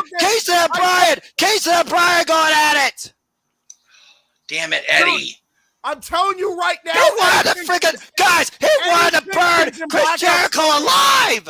Dude, Eddie Kingston. Oh, a chair to the back. I wanted and a chair to the back of Bryan Danielson. And Hager takes out Moxley. Moxley through the barbed wire board. Pin cushion. Oh. Will someone end this madness? How is Kingston standing? Oh, Judas effect. He is out. And if he's not, he's definitely near there. For the love of God, someone make a cover. Smart by Jericho, get that gas off him. Jericho trying to get the gasoline off him. Meanwhile, John Moxley is literally pinned to barbed wire. This is insane. Oh my God, no. Wait. Uh-oh. Oh no. Bryan Danielson. Oh, they're going for his leg. They're going for Danielson's leg. No. Oh my gosh. Oh! Right to the face! Oh, right to the face! Cover the man, for the love of God! 1, 2, what? What? What the fuck? Danielson kicked out? How in the hell? The guy's a machine. What the fuck? Holy Bryan moly. Danielson channeling his inner Kurt Angle, saying nobody will beat the wrestling machine. Hey, remember when I said it's going to end at midnight? I was dead wrong. Yeah, 1 o'clock. Yeah, we're going to 1, dude. Like, this is insane. We may have to just shine Mike Night, guys, for real. And Hager holding Danielson. Danielson fighting back against both Hager and Jericho. Literally, Danielson versus the world, going after both men with his fist, literally ping-ponging them, taking them on, 2-on-1, and now the kicks to the side of the leg. How in the actual fuck is he moving like this? He's not Bryan human. Danielson, that's why. He told you before in the countdown that his weapons are his hands and his feet. He's showing that on display right now. Oh my gosh, what is this? Oh, what a shot! God, what a drop! And meanwhile, Hager pushes Danielson, ducks underneath. Bryan Danielson looks for the Rico knee. The psycho knee! The psycho knee!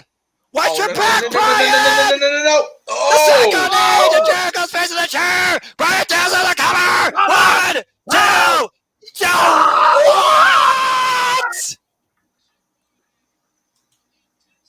Somehow, some way, Chris Jericho survives that assault. This madness continues. Well, we're definitely going to midnight now. We're definitely going to 1 now. What the fuck? Moxie's still on that damn wire. This is Bedlam. This is Armageddon. This is not sports entertainment versus pro wrestling. This is an all-out fight that goes beyond anything you could see offered by Hollywood in any movie cinematography. Goodness. And once again, Bryan Danielson with those kicks to Jericho. Oh, looking for the killer blow. He got it. Oh my God, he got it. I thought he ducked. So did I. The roundhouse to the head. Bryan Danielson. His fucking head in. And now Bryan Danielson doing the thing that only the American Dragon does. And that is kick a man's head in. Wait a minute. Floyd. Oh, there's the leg. There it is. You guys called right it. To the injured leg. You guys called it. For the baseball bat to the injured leg of Bryan Danielson by Jake Hager. Lion Tamer. And Chris Lion Jericho it's done. with the walls. Oh. Now what? Oh my God! Come on, Jay. Oh my! Bryan Danielson. Oh it's a double submission, and Bryan Danielson refusing to quit. He might pass out from this. This sick. Is brutal. We need some help out here. Karma. This is disgusting, man. This has got to be it. That's it. He's out. Aubrey's calling it. Aubrey's calling it. Jericho Appreciation Society finishes this madness. Holy shit. What in the holy hell of sports entertainment professional wrestling did I just witness? Oh my God. I don't know what to say. Hey. That wasn't a classic. That was just straight up monkey butt ugly physical warfare. Yeah. That could have gotten way worse, though. That's the scary part.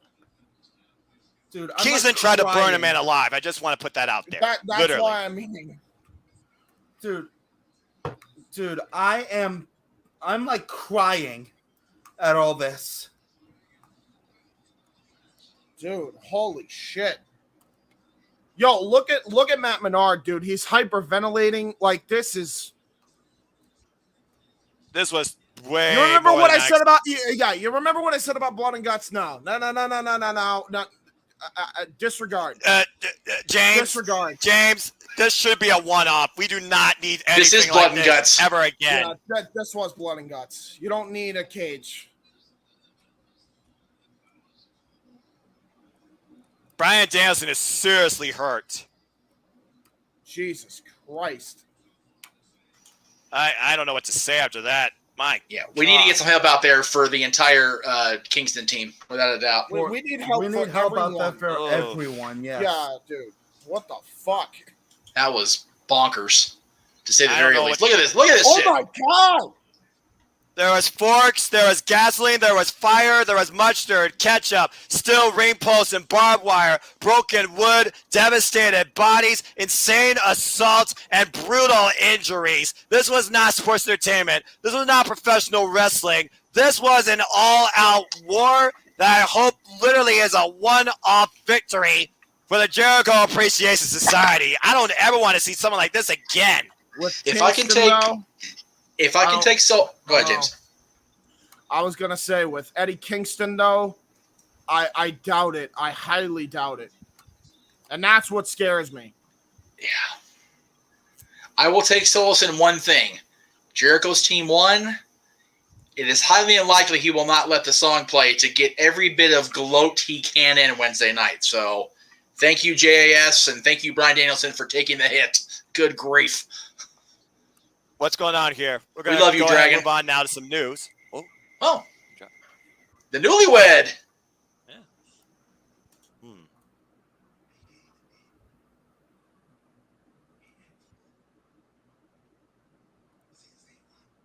Yeah.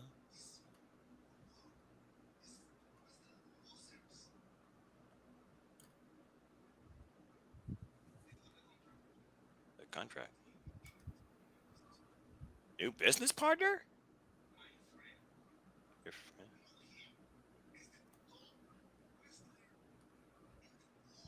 Huh? One of the best. Who's he? I think we're about to find out. All right, what we got here? Boys, it's Naito. Nice It's eye. Naito. It's Naito. It's Naito. No, it's Roosh. That's Roosh! From Ring of Honor! LIP is back Holy together. crap. Game changer. In full.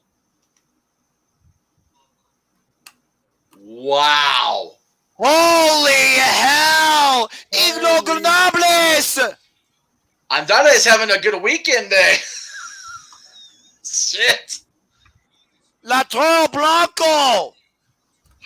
The White Bull. Los That's- Ingobernables. That's a game changer, Back folks. together. Oh my Noah, god. everybody out there that might not know who that was, fill them in. Oh, wait. Well, After this promo. let's hear- After this promo from the Let's hear TNT what champion. these guys gotta say. I need a braver. Yeah, please.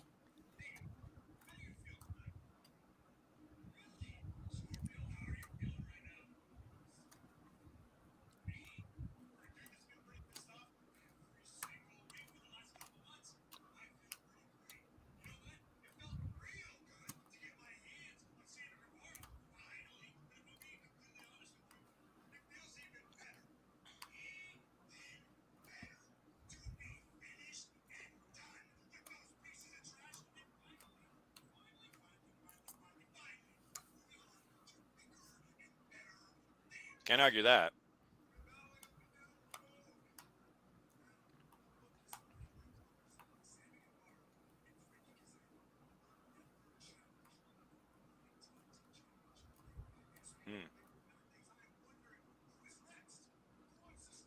Who is next?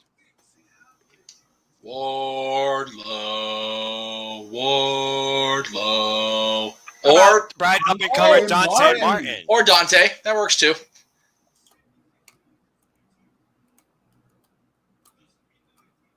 Okay.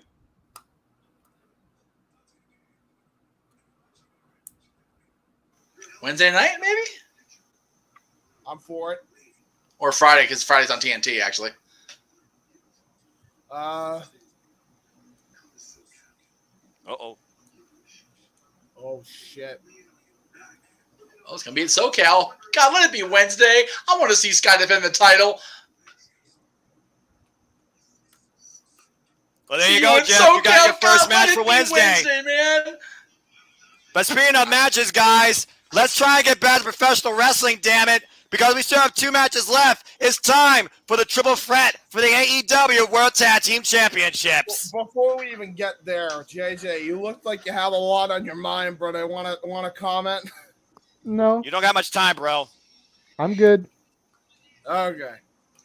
Oh, my gosh. JJ's kind of been left in it because he's not on the feed like everybody else. So he's kind of had to like tune us out. I feel bad. There's Taz. Oh, the old goody here come. Okay, well, Pete back for me if Taz's stupid ass is coming out here. Oh, here we go. To Jeff with no,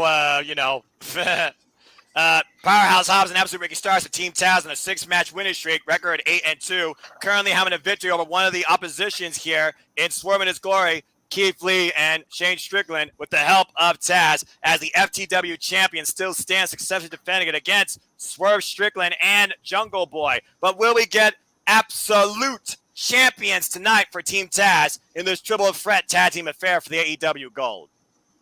Dude, Or will we see Limitless Glory finally garner some new straps for their house? Here comes Shane Strickland. Whose house?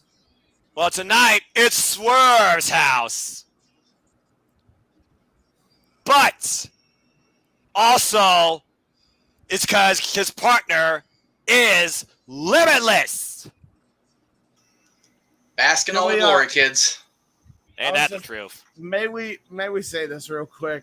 How did they get the fucking ring back together? That's Carefully. AEW. Quickly. On a four-match winning streak, Swerve in our glory right now with a record of 4-1, and Shane Strickland with a victory over Ricky Starks this past Wednesday in a triple threat preview. Again, was that a prelude to new tag team champions tonight? I wonder. James? Yeah. James, to answer your question, why do you think we went to both of those promos back to back? Yeah, true. True. I was going to say they made a pre-tape, but I don't think they would get away with that without getting caught. So, yeah, that's a very good point, Case. Ay. Again, that's how brilliant AEW is. So I'll give them credit credit's due. That's a hell of a crew. Fuck me. And you all better get ready to call this match, because after this, only one match remains. You know what? I'm gonna be honest with you. I'm just gonna. I have to save my energy for the main event. I might just. That's fair. I got you covered.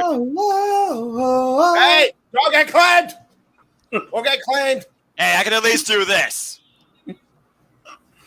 As Christian Cage was the guy to make this match a thing, taking a page beyond the AEW playbooks, as Jurassic Express on an 11-match winning streak with 6 successful title defenses, including 7. more recently over both Young Bucks and Red Dragon in the same match setup. Can they pull it out again? Not tonight in my book. 7 is not their lucky number. JJ? JJ, right. are you at least allowed to watch, or are you at least able to watch the show, rather? Excuse me. I'm able to watch it, but Jungle Boy is just now coming out. Right. That's how far behind I am from y'all. Right. Yikes. So. Oh, my gosh. Yeah, and Casey, that's 2 matches in a row, dude. I love the enthusiasm, but mute your mic, please, when you're going to do that shit. Well, I mean, did you actually get claimed on your channel or no? I have for people actually singing songs, yes. Okay, but not right now, as far as... Not right now. Well, I don't know if I have that, to be honest with you. I checked my feed. I didn't I'm going to... Bell rings. Here we go. Again, Christian Cage. We gotta watch and see if Christian Cage becomes a factor at this match at all. Again, Lee and Swerve are here to jump on opportunity, and Hobbs and Starks, they put the bet out on themselves and call themselves the hardest workers, and already taking advantage. Moonlight Mirage brings up a good point. Start or a 2-way start. Moonlight Mirage brings up a good point. All champions thus far have successfully defended their belts. I did say if at least one title was going to change, it was going to be this one. As we got Powers, Will Hobbs, and Keith Lee squaring off, and then we got Saint Row. Whoa! Whoa! And Jurassic Express already taken the front flag with a beautiful duo's moonsault. And right now, Ricky Starks in the ring. Luchasaurus got him up. Enjoy American Boy. Oh! It's good distance. And the cover. 1, 2. And Rick Knox in good position gets 2 out of it. And a full body press, by the way, by Luchasaurus. Not copyright ding, but up for review, people. Wait, really? Who sung it? Who did it? Who did it? No. It wasn't the songs. It was the language for all of us. Well, all of us, but... Well, James, I think we all had a right. Noah, we all had a rightful reason, though, of going that far. Oh, yeah, 100%. And right now, what we got going on here? Oh, wait, wow, look at that. We've honestly been less foul-mouthed than we usually are, and we've been through review fine, so. To be fair, we are calling professional wrestling, not sports entertainment. Damn it. Meanwhile, Prowse, Will Hobbs, and Shane Strickland in the ring right now. This will be an interesting setup right here. Whose house is it tonight? We'll see. No, right now, Hobbs pushing him off. Oh, God. I'm going to just watch. You guys got this. I'm going to just watch. Yeah, you're good, James. Don't worry, folks. James is taking a breather or powder if you want to put in a wrestling. A much deserved breather after the night we've seen thus far. I'm the guy that has no breaks, apparently. Lord help me. Yeah, right? Now, tag. Oh, here we go. Keith Lee and Haas picking up where they left off. Here come the thick boys. That's put it politely. Oh, look at him up on the shoulders. Oh, man! Whoa! Clever combination by Swerve in his glory. Isolating right now Hobbs in their corner. It looks like only 2 men are legal at the same time. So the champs need to get back in this affair or they risk losing the titles. Big splash by Lee. So brutal. As the crowd basks in their glory. And right now, Shane Strickland and Keith Lee are owning Team Taz. Oh, what a jumping knee. God. And right now, where are you going for here, Swerve? Double leg. Jackknife. 1. Jungle Boy comes into play. Because Jungle Boy, sense of urgency. has to be involved in the decision to hold the championships and successfully retain them. And we've seen the subtle tension that's been brewing since Shane Strickland's got involved with Jungle Boy. Up on the shoulders. Strickland out the back door. And right now, Haas pushing the champ's corner. Jungle Boy with the tag. We got Jungle Boy and Shea Strickland in the ring now. Ducks underneath the clothesline. I love this matchup. And the takeover to Harris. Whoa! Here we go. And Jungle Boy off the ropes, looking for maybe the tope suicida. And I'm looking for a follow-up here. Off the ropes again. And once again, tope suicida on Shane Strickland. Looking for the trifecta. Looking at speed from the other side of the ring. Looking for it. Over the top! What? Oh, Lord. Christ. Oh, boy. Caught in the hands of Keith Lee. Oh, no. And he still got, oh, man. Limitless Keith Lee with a double powerbomb 70 on Jungle Boy on the back of Luchasaurus. Oh, there's Brian Quinn in the crowd, by the way. Wait, referee Brian Quinn? And Sal Vulcano. Wait, seriously? Saul's there? Nice. Yeah. Okay, that's pretty awesome. There, brother. Respect. That's hilarious, dude. Oh, my God. Wait a minute, James. Seriously? Referee Brian Quinn from Top Rope? Yeah. No. Sorry, I think you meant Saul. Brian Quinn from Impractical Jokers, along with Saul. Oh, Ryan Quinn. Sorry. And meanwhile, Jungle Boy and Haas back in the ring. Sorry about that, folks. Standing vertical suplex right now. Oh!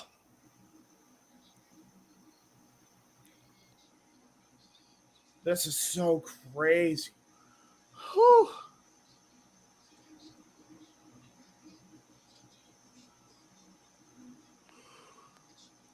And right now we got Jungle Boy and Hobbs once again. Oh, ripcord elbow strike. Jesus. Tag to absolute Ricker Stocks. And now the charisma of Team FTW in the ring right now, and Jungle Boy Jack Perry in a really bad way. And right now, Jungle Boy, tilt-a-whirl backbreaker over the knee, and there is that charisma that absolute Ricker Stocks exemplifies every time he's in the ring. Keep your eye on Christian Cage, though. Yeah, Christian Cage, very keen on the outside, very aware there has to be a sense of urgency. Champ's in a bad place, and right now, Swerving His Glory is looking on from the outside. Of course, we recently saw Jungle Boy and Ricky Starks go at each other one-on-one for the FTW Championship, and some would say if it wasn't for Shane Strickland, there might have been a new champ. Palm strike, and Ricky Starks step up on the ropes, going, as I like to call it, new school, with the charisma and the swag to show for it, too. And Jungle Boy takes out the base and rearranges Ricky Starks' fuevos, too. Bad landing. Yambag Yahtzee, as Taz would say. Yahtzee. I don't like Taz. That's pretty good. And right now, Jungle Boy. What an insecurity. Rocks Hobbs. And right now, Powerhouse Will Hobbs and Jungle Boy, the two legal men in the ring. Luchasaurus still nobody found. Blind tag to Shane Strickland. And we're back to Hobbs and Swerve. And right now, off the ropes, trying to break down the Powerhouse. Ducks underneath the clothesline. And once again, collides into him and brings him down, Casey. Indeed. And now Shane Strickland in a lead of his own here. With a mean back strike like that. Took him out the leg. That was innovative. And what's he going for here off the second rope? Diving uppercut to the back of Haas, but Luchasaurus on the apron. Well, he was on the apron. Was on the apron, yes. And Ricky starts over the top. Oh my. Good That Lord. looked a bit ugly. Yeah, that looked a bit ugly, to say the least. Ricky starts collapsing off the apron on top of Luchasaurus and Jungle Boy. Lee, don't you do it, Lee. Oh, no. Wait, what's this? What the hell are they going to do? Oh, boy. What in the hell? With the step up, the assist, and swerve off the top of Lee! Off the chest of Keith Lee to the floor, wipes out everybody. Swerving His Glory, owning the match right now in their house. Swerving His Glory's house as Shane gets back in the ring with a shot to the midsection of Powerhouse Will Hobbs. And what's he going over here, I wonder? Over the top, back inside, and roll through. Oh, wait, Hobbs caught him, too. Hobbs. Might be looking for that last will testament power. Oh, Spinebuster. Oh, nope. Hobbs not going to let him get the advantage there. Takes him up. And wow! Hurricane Rana takeover. Swerve Strickland. Oh! Perfect timing with that kick. Brings Hobbs down to his knees to the mat. Cover. Hooks the far leg too. And Hobbs gets the shoulder up. Oh, my word. Body change, the attitude, the charisma, the athleticism, all on display here too. Meanwhile, Keith Lee's in the ring. Lifts up Hobbs. They might be going for the swerve. Stomp. Hobbs fighting back though. Uh-oh, what in the world is about to happen here? I sense disaster. Keep your eye on, and keep your eye on Luchasaurus. Yeah, Keith Lee out the back door. Oh boy. Oh man! Oh God! Swerve Strickland is out cold. Swerve Strickland sent back to California, but that's superplexed by Powerhouse Will Hobbs. And the tag to Luchasaurus blindly. And now the big man's in the ring. Here we go. Shoulder block. And there big goes boot. Keith Lee. Takes out Lee, takes down Starks. The two legal men right now are Powerhouse Will Hobbs and Luchasaurus. Luchasaurus, big uppercut combination in the corner. And Shane tries to fall in, and oh man! Press slam, slam for a ride. Luchasaurus brings two men in the corner, and Ricky Starks trying to play interception. Nope. Oh, the power of the big man. Luchasaurus right now falling up, but Team Taz out of the corner. Gets a double clothesline. And Luchasaurus on fire. Well, fairly speaking. A look No of more fire. concern. No. No kidding. Well, no literal fire. No, Oh. yes, I'm with you there. But, And right my now, God. Hobbs Bad. denying the Will Guzzo. Hobbs. Eats a boot to the face. Tag in the Keith Lee. Oh, boy. Oh. And Will Hobbs not happy about this. All Guys, the beef in Guys, the ring it's right a now. preview of the Beasts tonight, and the crowd is up on their feet for good reason. We got Powerhouse Will Hobbs, Luchasaurus, and Limitless Keith Lee at the same time right now. Oh, boy. I just want this collision. Oh, Luchasaurus ducks underneath both. Oh, the Taylor Keith catches Lee. Keith Lee, catches Hobbs on the rebound. By the way, the Striking yawning's not game. of the athletes or the commentary. I'm just fucking wiped. And right now, oh, the double Guzzo Double on Guzzo. Luchasaurus. What goes up? Must Oh! That's a big dinosaur in the air for that choke slam. And now Keith Lee and Hobbs stands tall once again, 1-on-1. The irreversible force makes the immovable object, as they would say here. And we've already seen these two titans go at it 1-on-1 on Rampage. The Limitless One versus the Powerhouse. Unlimited power in front of This is what James Hubert wants on the same side. He's getting on the opposite side tonight. Uh-oh, got caught. Wow! Jesus. What a belly-to-belly suplex over the top to the floor. And Keith Lee in the ring all by his lonesome. Oh, no. What is What's- on what- his what- mind? Wait, guys. What is Keith Lee faking? Oh, no. Oh, no. Oh, no. Lee? Makes a speed, goes off the ropes. Looking to go to the other side. Oh, my God! What the hell? God damn it. Let me just tope con low, perfectly executed by, I kid you not, Limitless Keith Lee. What the hell are you made of? At least have some time to eat. Oh my God! No. The Wichita Falls man can fly. Holy see! I never thought I'd see that in wrestling. Luchasaurus laid out. Oh. Rising from underneath, refusing to go extinct. Oh, and Keith Lee. Oh, big back elbow strike. Oh, and a headbutt. And right now, up on the shoulders of Luchasaurus, Keith Lee. Oh, that looked was bad. messy. Cover That was- one, that was- kick out But that it got one. the job done. Keith Lee will not go down like that, folks. The Limitless No, One indeed. refusing to relent tonight at Double or Nothing. Oh, look into the eyes of a dinosaur, Keith Lee. So, you know, they feel really Monsters, bad for in all this. Dinosaurs, anomalies, they all exist in AEW. And look at this exchange right now with these two. Who'd you Luchasaurus do and that Keith for? Lee taking their game to another level in a striking affair right now. Both of them delivering full-powered blows here. Oh, and that last one rocked both to a knee. Wait, look at Hobbs off the top rope in the corner. What is he faking? Oh, my gosh. Double blockbuster. That was nice by Hobbs. Now, what were you about to say earlier, Jeff? I was just saying, I feel bad for Jay for not being able to watch live. I feel bad for Aaron trying to recap this with his neighbors trying to keep it down at past freaking midnight. Yeah, right? Yeah, right. Jiminy H. Christmas. As a tag by Ricky Starks to Keith Lee and Jungle Boy now back in the match. We're down to Jungle Boy and Ricky Starks right now. The freshest of, hard to say, all 6 of these men. And Jungle Boy off the ropes looking for maybe a DDT counter. Oh, and jeez, Ricky what a Starks. mess. Hey, wait! Shoulders down. Hey, But Knox, Christian Cage with the save. Noah, are Cindy and Chris both at the show or are out here on the coast at least? They're watching it, so yeah, we'll be doing a recap after. Tope Suicida by Jungle Boy, the powerhouse Hobbs. Jungle Boy has had enough of this madness, it seems, as Christian Cage is driven into the steel ring steps. Jungle Boy trying to watch him at ringside. The spear by Ricky Starks, the cover, 1, 2, new champion. Oh my gosh, he almost had him. That was it. Hell, man. I thought that was it. Also in chat. Explosive impact by Absolute Ricky Starks to nearly get the win. Also in chat, Ill Games the Gamer Noah says you sound like Joey Starks. You're on fire tonight. I don't know how I'm still alive. Looking for the row. Wait. Oh! Assistant Rochambeau. The cover deep stack. 1, 2. No! Luchasaurus with the save. Come on now. Damn.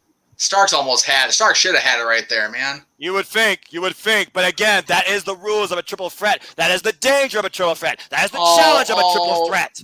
Oh, what a kick! Blind tag by Strickland. Timely tag by Strickland there. Hobbs with a spine buster. Testament! Spine buster by Powerhouse Hobbs. Pop up. Whoa. Double stomp by Shane Strickland to Hobbs. Swerve stomp, and we're down to Swerve and Jungle Boy now. Boy. Look at Luchasaurus out there hovering. These two have not faced each other one-on-one AEW yet, but they're aware of what both bring. Jungle Boy. Oh, no! Miscommunication, and the pounce to the house by Keith Lee. Big body shoulder block. And meanwhile, pop-up. They might be looking for it. Can they hit it? The Swerve Stomp!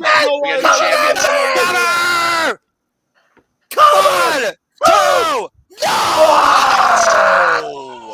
Jiminy cricket. Hobbs at the last possible second with the save. This match continues. Jungle Boy dead to rights, but Team Taz will not be denied of what they believe they need to claim tonight. Grizzly milliseconds. Holy shit. Oh my, that's good crazy. Lord, glory in heaven. What the hell? Oh man, AEW championship behind the rest, back to the head of Keith Lee. Keith Lee's out. But he's not in the ring to get covered. Oh, and Hobbs showed up first into the ring post. We are down once again to Shane Strickland and Jungle Boy. Can Shane capitalize? Super kick! Super kick from Jack Perry. And meanwhile, Ricky Starks is back in the ring with the title. FTW Championship, Christian Cage once again playing defense. Oh, man. Why would you? Yeah, whatever. The roll up. 1, 2, no! Stack, not enough. Ooh, fake out. Takes him out the knee. Swerve with the kick to the roundhouse of the head. For the record, it is now Monday morning. Looking for the double stomp. Can he hit it? No, Jungle Boy rolls through out of the way. And meanwhile, Jungle Boy up on the shoulders of Shane Strickland, looking for the poison run denied. Oh my God. No. Oh, wait a minute. Up on the shoulders, Luchasaurus coming in for the save. Saving his partner. Swerve's now aware of it. And it looks like over the top. Jurassic Express! The cover! 1, 2, the chance did it again! I don't believe it. I don't believe it. I am in shock. I'm not going to lie. I called it. I'm still in shock. Jurassic Express once again overcome the odds and hit the jackpot, successfully retaining the AEW World Tag Team Championships against both Swerve and His Glory and Team Taz in a triple threat encounter for the ages. What a match! Great. You know what? Number 7 for the tag champs. Unbelievable! unbelievable. This incredible run, this incredible streak, and there he is, looking up to the heavens. Once again, Jungle Boy overcoming the odds, looking up to the heavens. No doubt his father's got to be proud of him, up on the shoulders of a proud Christian Cage. Once again, Jurassic Express retains. Congratulations, Luchasaurus and Jungle Boy. What a tag team affair. So Man. cool, bro. Well, as an NRE in the room, honestly, I would call Britt Baker a pillar of the company, like Punk said in the promo, and she won the night too. So there it is. And meanwhile, we gotta look ahead for what's ahead in AEW as Dynamite comes to Los Angeles for the first time ever to the Forum, where Jeff will see the fallout from AEW Double or Nothing, and huge matches are to be announced. And then following that, AEW Rampage comes to us Friday live, debuting from Ontario, California, in the Toyota Arena Standard Time. We already set up a 10-man tag as Jurassic Express, Christian Cage, and the Hardys take on the Undisputed Elite. But this is it, folks. It all comes down to this. This is the match that determines the future of AEW. Not the title, but the brand itself. Heyman Adam Page goes up against the best in the world, CM Punk. Wow. All right. Take a breath, kids. Here we go. Here we go. You know what the sad part is? I'm pretty sure they're going to make sure this is match of the night still. I don't think we're done. Screaming our goddamn head off. So to everybody in the room that was saying they wanted the show to be 2 nights, well, here you go. It's 2 days anyway. It's 2 nights, all right. It's 2 nights. I don't know. Right. This is the greatest night I've ever called in my life. Really? Even better than Mania? This is too much fun from top to bottom because this is professional wrestling. Damn it! Yeah. Fair enough. I just know we all had a great time, Mania. I was boohooing myself after being. Whoa! Hey, what the shit? I don't know what that is. I mean, WrestleMania was fun. I'm not gonna lie, but this night, oh my Lord in heaven! Go ahead, You're good, man. I'm just trying to get my voice back. I'm surprised I don't sound like a robot or I'm hoarse. Oh my gosh.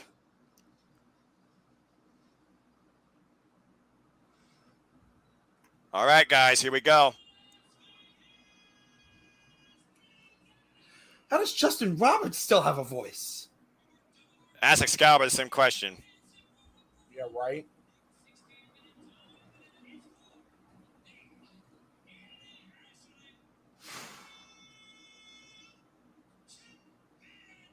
Guys, keep in mind, this has a 60-minute time limit, and Heyman Page has gone 60 minutes before. Meanwhile, here comes the best in the world! And this crowd is still red hot. They've been waiting for this all night, guys. It's clobbering time. CM Punk has once again arrived in Las Vegas. He's a second city son. I'm just taking it in right now. I'm just taking it in. We came from Chicago to see Punk win. Oh, my Lord in heaven. Holy shit, here we go. CM Punk said, to be something you have never been, you must be prepared to do things that you've never dreamed to do. He believes that he has done that and will do that too. Him and Adam Page has never done that and don't think he's capable of it tonight either too. Since both these men have come into AEW, we've seen CM Punk tackle the likes of Darby Allin, Eddie Kingston, MJF, John Silver, QT Marshall, Dax Harwood, and even the Natural himself, Dustin Rhodes, with an incredible streak of matches and moments. And then you have Heyman Adam Page, who has been the franchise, the brand, since day one, feeling he is out to prove a point and save this company from CM Punk's grasp, successfully defending the title against the likes of Dante Martin, Bryan Danielson twice, once to a 60-minute draw, Lance Archer, and Adam Cole twice as well. Tonight it's going to come down if after over 2,700 days, it is once again time for CM Punk to renew his top title championship aspirations and reigns, and what he believes is the most important match of his professional wrestling life. Can he get it done against the Hangman tonight? What were you trying to say, Jeff? I saw your hand up. Just really quick, guys, we're having major issues over here. The old house just went out. We're having massive. I didn't know we were having this because I got the headset on. We're having massive winds out here. So if you lose me here, give me a couple minutes. I'll get the phone turned on. But we're having a major high wind situation. So I'd be surprised if you lose me here on camera here in a little while. Gotcha. All right, brother. Okay. Ladies and gentlemen, boys and girls, children of all ages, the eyes of the professional. The champ is here, and every single eye in the professional wrestling world today is on this match right here. The future of this company rides on this encounter. Cowboy Shiznak has entered Las Vegas, and the Heyman looks ready to go after coming off an incredible encounter against Konosuke Takeshita, challenging lariat for lariat. This wide-eye, far-staring, bloody, battered, tested Cowboy is ready to duke it out with the best in the world. CM Punk hugging his family at ringside. I'm gonna just say this. Moonlight's in the chat. Moonlight, update us on what's going on with the weather in California. I know you are a part of that community of the weather alert people. So I don't know if you know any technology that can tell us what's going on, but let us know in the comments, please. That said, it's one of those things we live in the high desert up here, so the winds are a mucker feather. So yeah, it is what it is. Yeah, winds are kicking ass over here where I am too. My girlfriend heard it last night. She thought it was pouring down rain. The winds were blowing that hard. It's crazy. On breaking edge. But anyway, our James, electricity is still going, so James, you know what to do when it's time, brother. Yep. I don't even know if I can do it at the max capacity, but I will try. Well, here's the Dapper Yapper first. Justin Roberts. The Dapper Yapper. I know Justin Roberts feels ring announcing CM Punk in the main event of AEW. Right. Title. Right. CM Punk's first main event. Oh my God, it is. It is his first main event, isn't it? It is his first main event in his triumphant return to pro wrestling.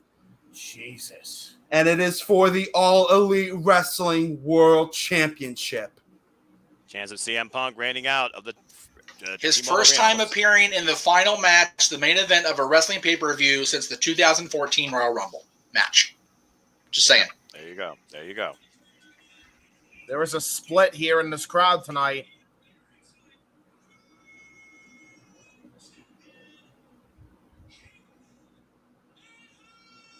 His 7th AEW World Title defense here with a record of 52-17-1. Holding the belt high, holding the pretty platinum high.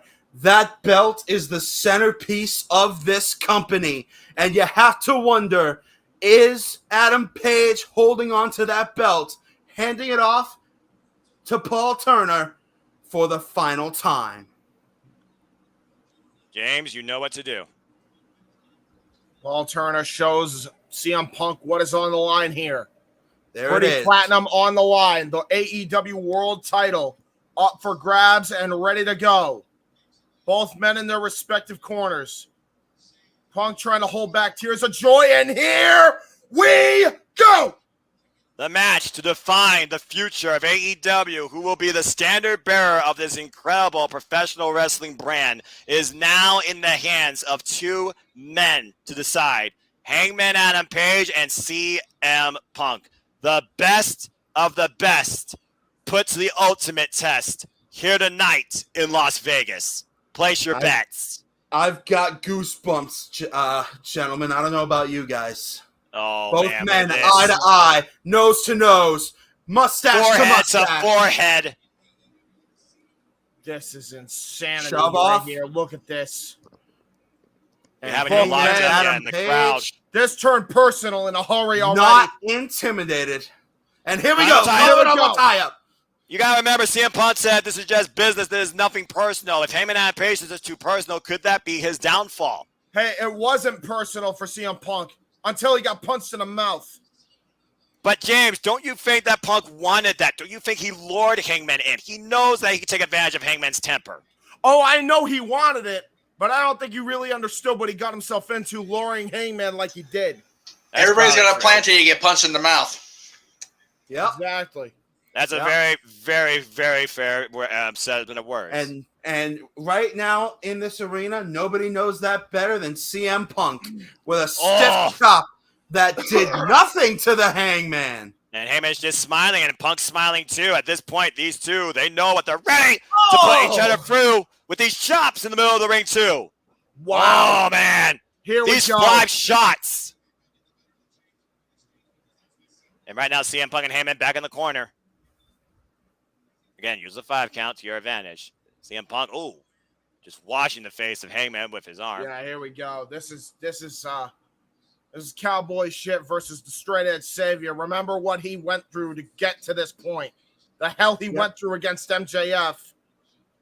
And the hell that Adam Page went through to go against Adam Cole. About to say, again, Heyman's been going at this for literally over 2.5 years. He believes that he is the brand of AEW. He, the Young Bucks, Kenny Omega, Cody, they started this all. And they don't believe that CM Punk, rightfully deserves to be in this spot. He may have just rocked CM Punk there, but Punk trying to shake the cobwebs. And CM Punk seems unfazed. Big chop. Oh, these men are not letting up. Jeez, I'm already seeing the blood rise on top of their chest right here. Oh, man. We got those capillaries. Right now, he's getting Heyman off his feet. In this arena, in the T-Mobile arena. With a full house here that's still in attendance. And thank you for those of you that's been with us this whole time tonight on this wild ride of AEW, Double or Nothing. Here in the chat, Snapmare takeover. Full body. Kick out at 1. Now, you know that was just for psychological warfare. This match is nowhere near ending. Not a chance. Not a chance. We know that Heyman can go up to 60 minutes with the likes of Bryan Danielson. Right. And that's what Punk has to contend with. But keep in mind, Punk is no stranger to going 60 minutes himself. Remember his trilogy with Samoa Joe. But that was 2004, 2005 CM Punk, James. This is a much different CM Punk. It's 17 years removed. Oh! Yes. Clubbing shots. That one actually hit. Joe Punk was amazing. All 3 matches, no doubt about it. But those were 17 years ago. So. And stopping a mud hole. Still classics. Punks. Still classics hold up to this day, Jeff. But you know what? You're absolutely right. They're classics that hold to this day. But you know what? And with all due respect to any old classics, just because something is great back then and is still great in our minds now doesn't mean the ingredients involved are as great or as fresh as they were first coming out of the refrigerator. Oof. Yeah, that's very true. Time either makes you or break you. The worst thing you could have is time away from the ring. Both these men have been tested constantly, and CM Punk has been putting himself for the ringer too. CM Punk right now with these chops. Oh, to the back. That hurt. Yeah. Punk that was a brutal Irish whip by CM Punk. Punk put himself back in the game and did not let up. He put himself right into the fat of the fire the last however long he's been back in the business. So he has not let up. And that is his choice. That is exactly what he wants. Again, he didn't want anything given. He wanted to earn this, and CM Punk has earned this opportunity. Cover. Kick out at 1. Punk. Just for the record, he hit a liver punch and followed it up with a brutal wrestling leg sweep into a perfect cover. Punk is wrestling a perfect game plan right now, but how long is that going to last in this matchup? Well, we're just going to have to see how time goes on, James. And again, CM Punk says he will keep fighting until the wheels come off. When that is anybody's guess. Scooping a slam by CM Punk. Gets the move on the Hangman's back. Gonna try to go for another one, it looks like. Scoop slam. Remember, Punk has been utilizing the scoop slam in a lot of his matches. A time-tested maneuver. It's basic but effective. Very partisan crowd here at the T-Mobile Arena tonight. And Hangman Adam Page knew that coming in. He knew very well that he was wrestling in enemy territory. Are you good, Jeff? And CM Punk has said, I will strap this whole company around my back and take it to the promised land. Jeff, I can't hear you all of a sudden, by the way. And right now, CM Punk looking off the top rope for something here. Crossbody. Heyman rolls Page rolls through. And look at the strength of Adam Page. That CM Punk is aware right now what he's in. See, and there's the faraway throw and the kip up from that far wide-eyed cowboy. It's getting crazy tonight. It's got that long, wide-out stare. The crowd does not seem to be in favor of that, though. And what is Heyman looking for here? Off the rope. No. Oh, there's the lariat. Wrecking ball lariat. Wrecking ball lariat by Adam Over the Page. top. There's the crossbody. And look at the way CM Punk's head ricocheted off the mat. There's not much give on that. Heyman might have had a stinger as he tries to fill in his feeling back in his fingers. Watch the replay take a look here. At this again. Watch it. Oh man, that was got right all that crossbody. CM Punk might be seeing stars after that, and this is the type of champion CM Punk's got to contend with. Hangman Page did not become champion by accident. No, indeed. Not at all. Both these men expressing everything that the crowd expected, as we got 50-50 chance, it seems, for both Heyman and Page and CM Punk. We've been heaping a lot of praise on CM Punk, and that's for good reason. But let's not forget, he is in there with the guy who beat, for the AEW World title, the best bout machine.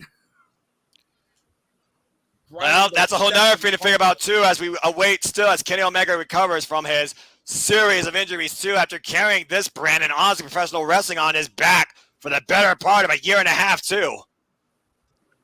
Jeff, by the way, can we hear you say something? And Heyman with the CM Punk pose. Taking it in. Nope, we can't hear you. Cannot hear you. I think he's going to type it out. Huh? Lordy. I think he's going to type it out. Yeah, he's going to do it. Someone be watching that. I know he's going to get back in here, too. So someone be watching that. Yeah, he'll be back. He'll be back. He'll be back, folks. Stay tuned. And again, we'd like to thank you all for joining again on the Jet Meacham Network. Watch the long commentary, too. You hope we had a great time. And we hope you enjoyed this pay-per-view from AEW, too. It has definitely been longer than expected, but this is professional wrestling, and Tony Khan wanted to pull out all the stops and more, too. Hopefully this is a one-time thing. Discus elbow! Jesus Christ! Clocked CM Punk and dropped him where he stood. Oh, my God. Rocked him with that shot. Might, honest to God, be out here. And no kidding. Oh, my word. Jesus. You got to wonder what Heyman's thinking right now. He's slow to capitalize on that, it seems. And I wonder if he's playing. Can't hear you, Jeff. And I wonder if he's playing into the Make sure crowd your designation. Not muted, by the way. Make sure your mic's not muted. I'm trying here. Oh. There we go. Oh, it was this damn thing again. Yep. That's kind of what I think. Shit. I hate this damn headset, so I need to go back to the old stuff. Oh, man. Irish whip, chest first into the corner, knocking the win out of CM Punk. And I wonder if Page is playing into the fact that the crowd has designated him the heel in this match. I don't know if he's a heel when you hear these chants of Cowboy, you know what. Running loud and proud in this arena, Casey. Well, and that's another thing. CM Punk is getting half and half, too. They're both getting a half and half treatment from the crowd. Well, James, Casey, we talked about it countless times this week. This has been the most polarizing, double-sided, double-edged sword, nice rebound lariat match in AEW history and in championship history in a long time in this industry. And barrel is loaded. Is it high noon? Heyman's looking for it. The crowd is feeling it. Target sighted. CM Punk barely able to get up. Pull the hammer back. Getting up to be on the end of a.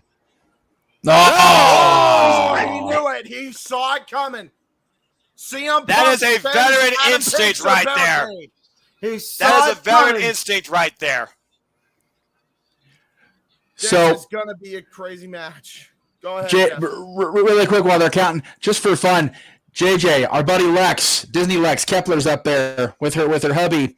She was back when Brian was getting ready to go down the aisle and was filming Brian. Brian flat out told her, Birdie's not allowed to watch the match they just had. By the That's way, beautiful. Oh my gosh, what an apron bomb by him and that page to CM Punk. And she was already in tears before Punk's music even hit. So she's there for it. God love her. I miss Lex so mad. Look at that pop up.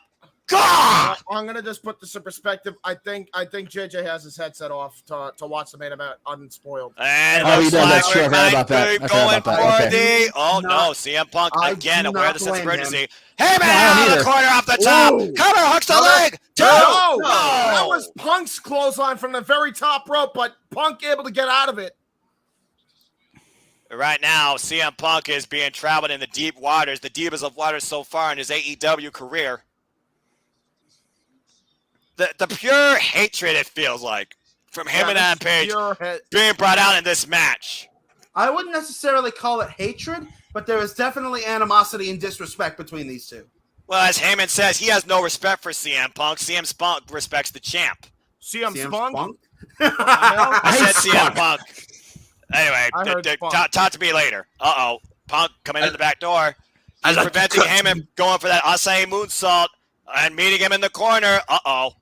Oh, God. Oh, my. Oh, Heyman my. lost his footing. The bad footing for both men there. Looking for something high risk here. Here it comes. Punk has Heyman Superplex. hooked. Oh, man. Wow! Superplex by Punk. That Got was all of it. insane. The way Punk had to get up there at the top rope, he almost lost his footing. But God. perfect superplex by CM Punk on Adam Page. Brian back down hard to the ring as Paul Turner's count is up to 3. I give you shit, but I'll give you shit later. I'm kind of busy right Right now we have a 5 Yeah, count. we kind of got a job to do, Nikos. Yeah, a little bit. 6. A little bit. Again, I don't know how I was able to do this tonight, but I'm so glad I Right. did. Same. Stiff elbow from Hangman. And another one in kind. 2, 3 from CM Punk. Oh. Spinning Soba. Up kick. Irish whip off the ropes, him and Adam Page, and hits the boot. Oh! Nice leg lariat.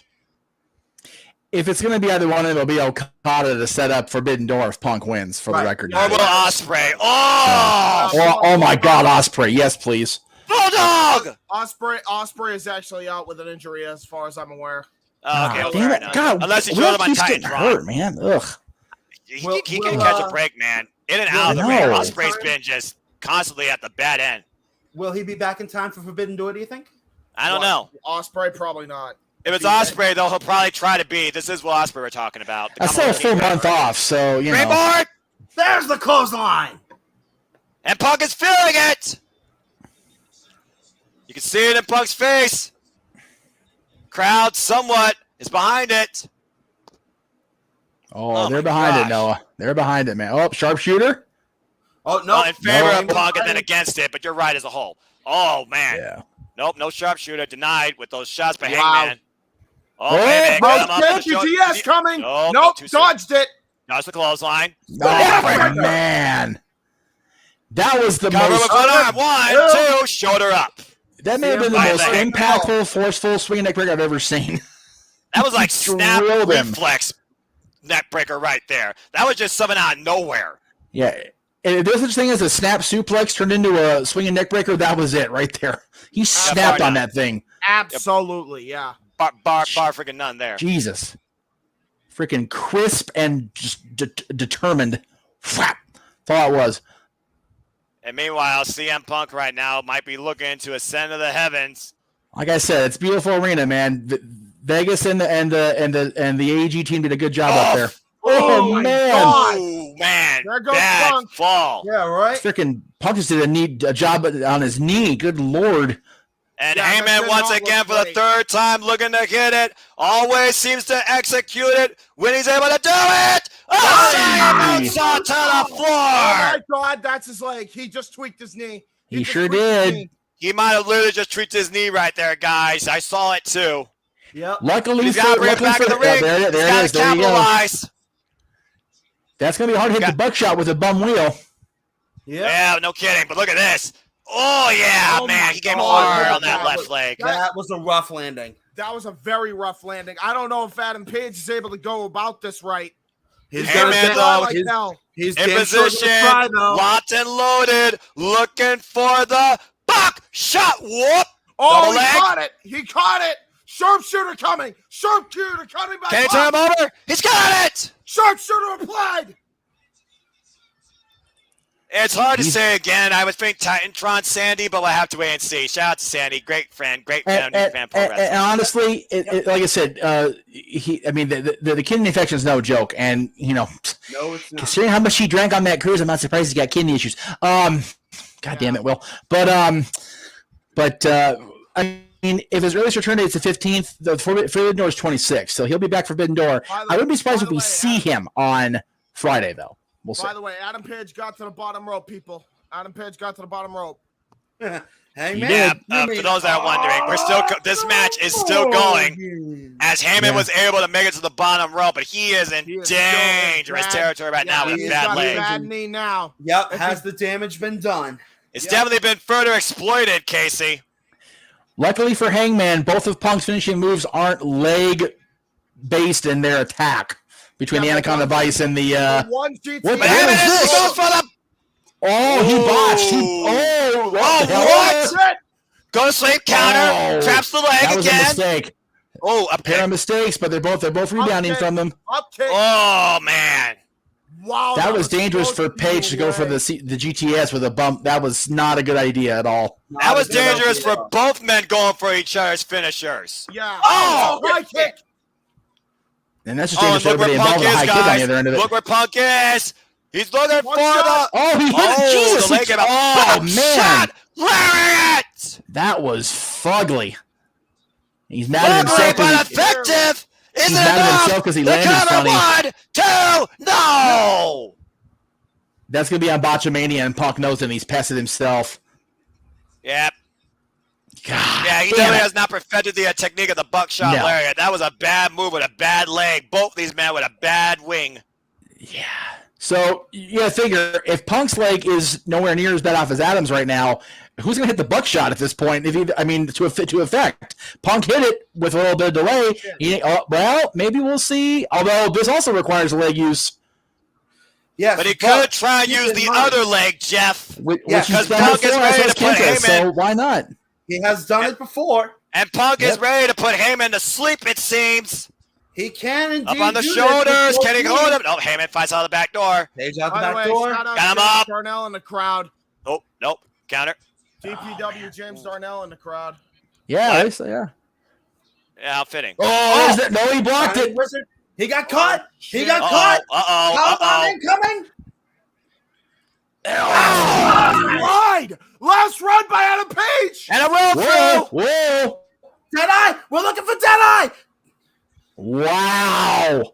Deadeye. He got it. The cover! 1, 2, Heyman 2! Whoa! I want a replay on that. I want a replay right now. That was millimeters off that mat. And the crowd agrees with you, Jeff. I want to give me another angle on that shot. Like, I'm not even freaking kidding around right now. Someone put that on half speed. I thought that was 3.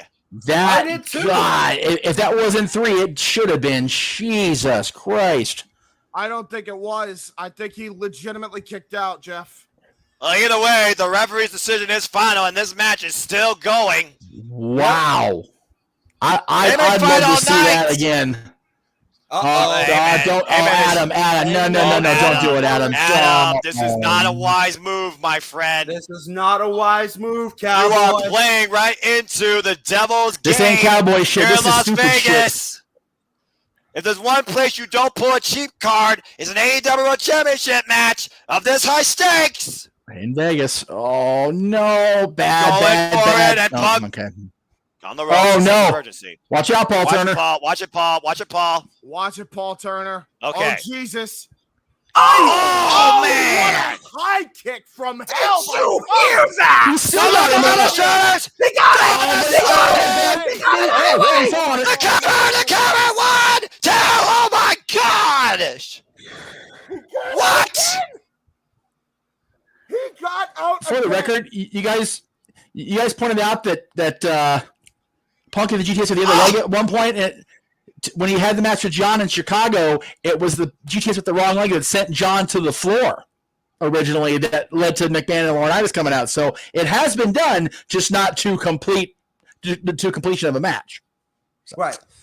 And as we see, this does not finish this match off either. No. As the crowd chants CM Punk, and Hangman delivers a go to sleep for the ages, but not enough to put down the straight-edge Second City Saint tonight. And it wasn't a bad wheel. He still capitalized quick. So Page is recovering with the knee more than we're thinking he is. Nikos in the chat says, this isn't cowboy shit. This is a Red Dead Redemption 2 cheat code. Right? Jesus. Great game callback, by the way. Game of the Year candidate, classic game. And these two Now, are now I know fighting this literally on their knees. Oof. God, this is wrong. They're just punching each other in the face now at this point.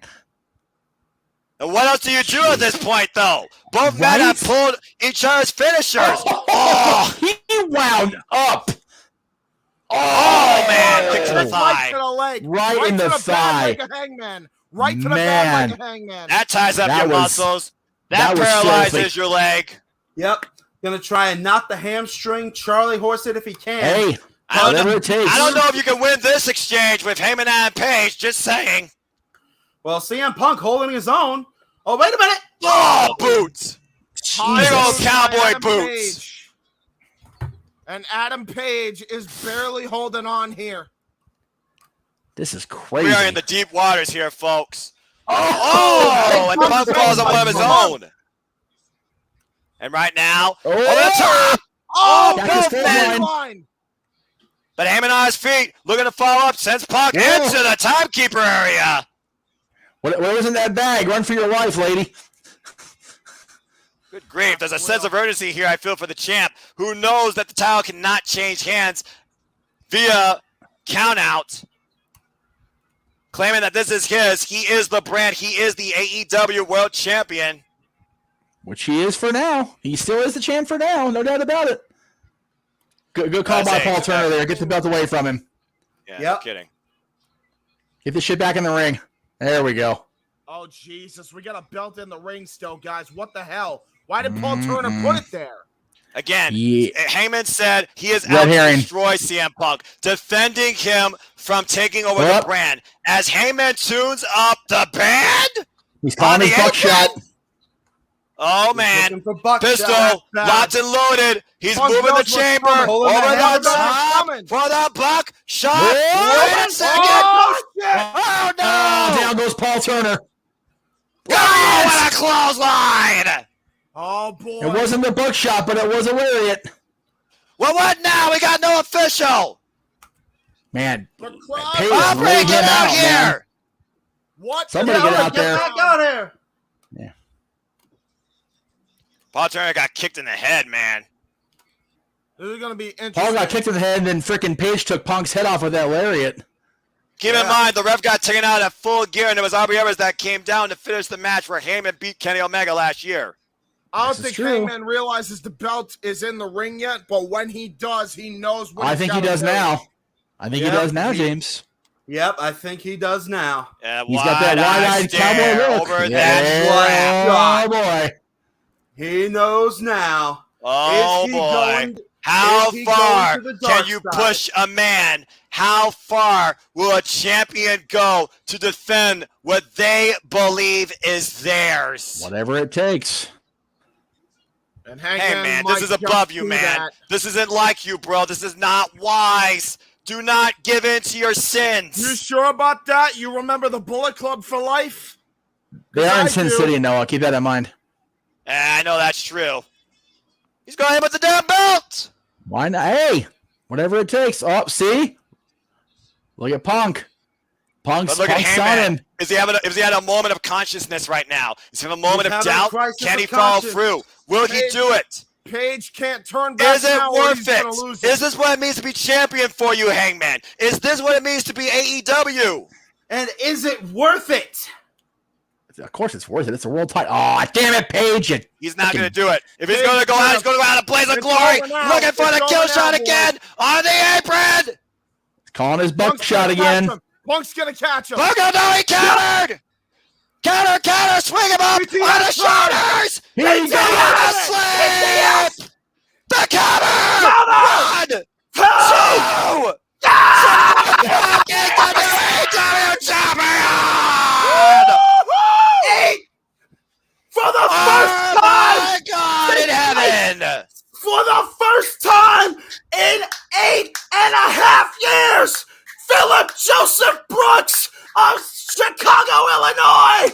is world champion! That moment of consciousness cost the Heyman in the end, and in the dust settles, it was CM Punk who came out with the win tonight at Double or Nothing in the main event and claims his ultimate glory back to professional wrestling as the AEW World Champion. And look at Punk, man. Look at the emotion overcome. So many people in the crowd crying. Punk crying. And rightly so. This means so much to the man. Heyman and Page fought his heart out to the end in the name of the AEW brand, but it wasn't enough to stop CM Punk here tonight, making history in Vegas once again. I'm not 100% sure, but I'm almost positive I saw Ivelisse in the crowd there with the bright red hair. So the crew of Ultimate Women Wrestling are still out there in Vegas doing their thing, and they just watched. And JJ's back on headset, which means he knows what had gone down. JJ, he's the best again. The best in the world is now the best AEW World Champion to come. And there is an emotional breakdown right now for the Second City Saint, who rise back to professional wrestling. Okay, so to reclaim glory. That was some random and now back on top of the world in professional wrestling. CM Punk is the AEW brand and is now our new world champion. What the hell does this mean? Ladies and gentlemen, CM Punk is back on top of the mountain and has become, after a hard-fought match with Hangman Adam Page, the 5th AEW World Champion. It was and what an emotional roller coaster and ride it's been, not just in this match, but for both these men to the end. But we still have to wonder one more thing. Will Heyman Adam Page shake CM Punk's hand? Was respect earned and gained tonight? I don't think so, man. Is this, I Noah? feel like this is far from over. Yeah, this Noah, is definitely far from over. Punk did not do anything that was disrespectful enough to not earn Hangman's respect in this championship victory, except take the title from him. So, and he did it fair and square. He did it fair and square. You're absolutely right. And think about this.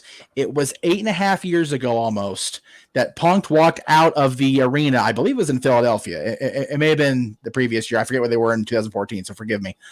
Somebody can look at it for that for me while I'm doing my little rant here. But it was 8.5 years ago that CM Punk walked out of that arena, never to return to wrestling, or so we all thought. And now here we are in the main event of AEW's biggest show of the year in the city that he really began his true run in this business. And he is atop the mountain of what could still very well become WWE's biggest competitor. And you look at the lower third there, they're going to be coming here. I get to go into my home, away from home for so many years, the Fabulous Farm, and watch this man walk down the aisle as the new AEW World Champion. Here it is. Sorry, YouTube. Let's fucking go. Damn right. And ladies and gentlemen, with that being said, thank you for joining us all the way to the end as AEW Double or Nothing goes off the air. Did the quantity and the quality met both aspirations tonight? In more ways than one, yes. It was a hell of a long ride, but I am truly humble and grateful to be with you all in the chat and on this panel tonight. Until what is next here on the network for Gentlemen and I, Jeff Meacham will take it away with the coming part that's ahead, if anything, tonight. What a phenomenal pay-per-view, though, to say the least, as I will be now going off to a different realm to join Cindy G, if she's still awake, and Chris Lawson to review AEW Double or Nothing in full for the Daily Slam. Stay tuned for that to be uploaded within the next few hours on the Daily Slam's YouTube. And thank you again for joining us on this watch-along of AEW Double or Nothing, a pay-per-view to remember for damn sure, too. Noah, for the record, you're not going live with this? I don't think so. I think Cindy says she just wants to record it with Zoom. Well, in that case, we're going to stay on the air, and we'll just. But that's okay. In that case, no, we're good. We'll just go ahead and stay on the air, and we'll go and do some of the topics until you come back. That's fine. All right, so guys, it's now in just favor, but for now, I bid you all an intermission adieu. Thank you, everybody, and remember this: we are not just the Jeff Meacham Network. We are AEW. That's it.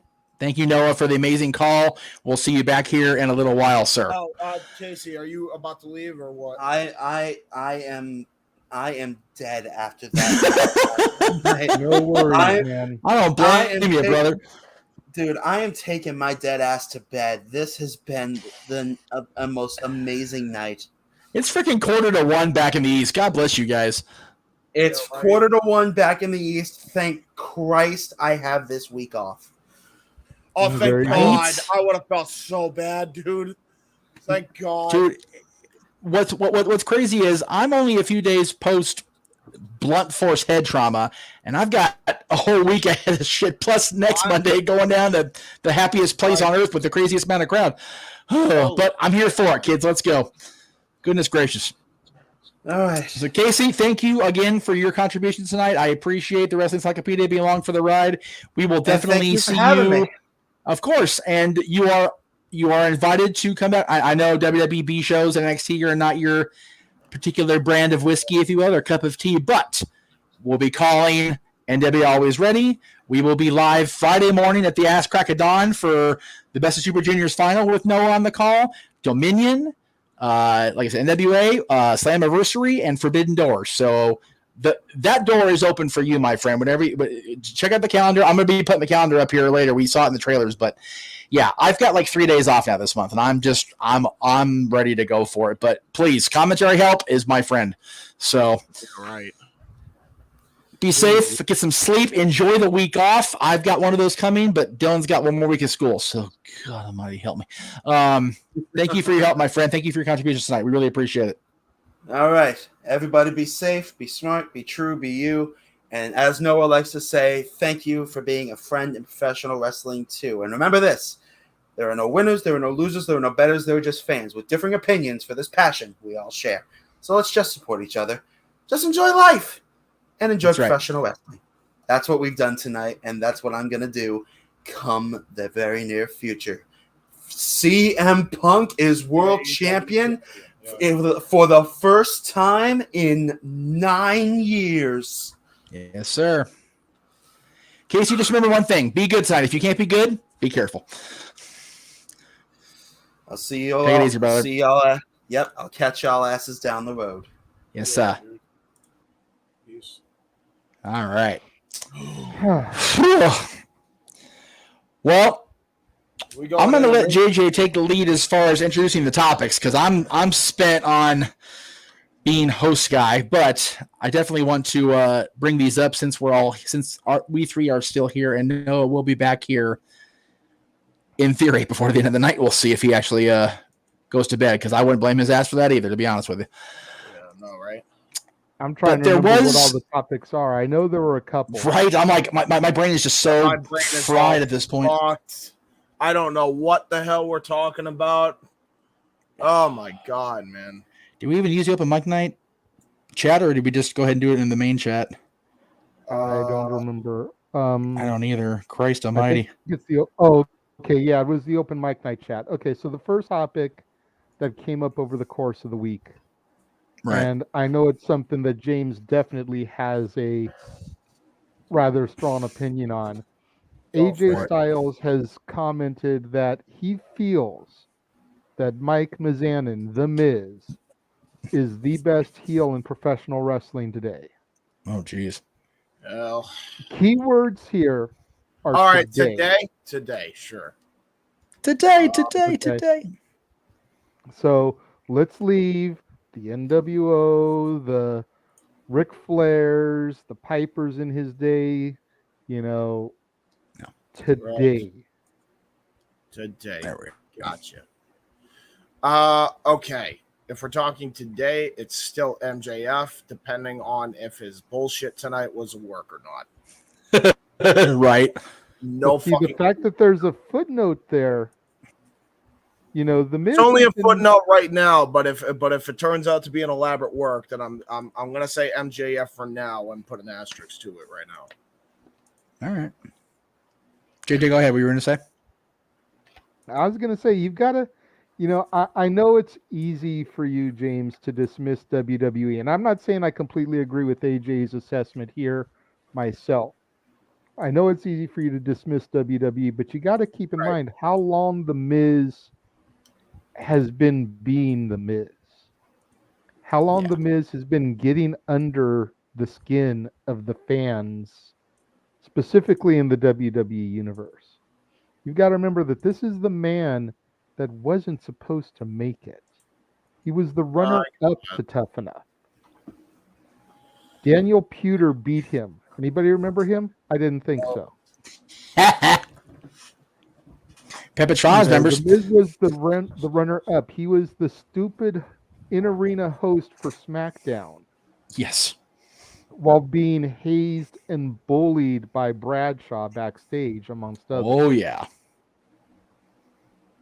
And he's now a 2-time WWE champion. Only 2-time Grand Slam winner in the current format. Not to mention IC, US, Tag, etc. He's taken many a person under his wing. Damian Mizdow, anybody? Right.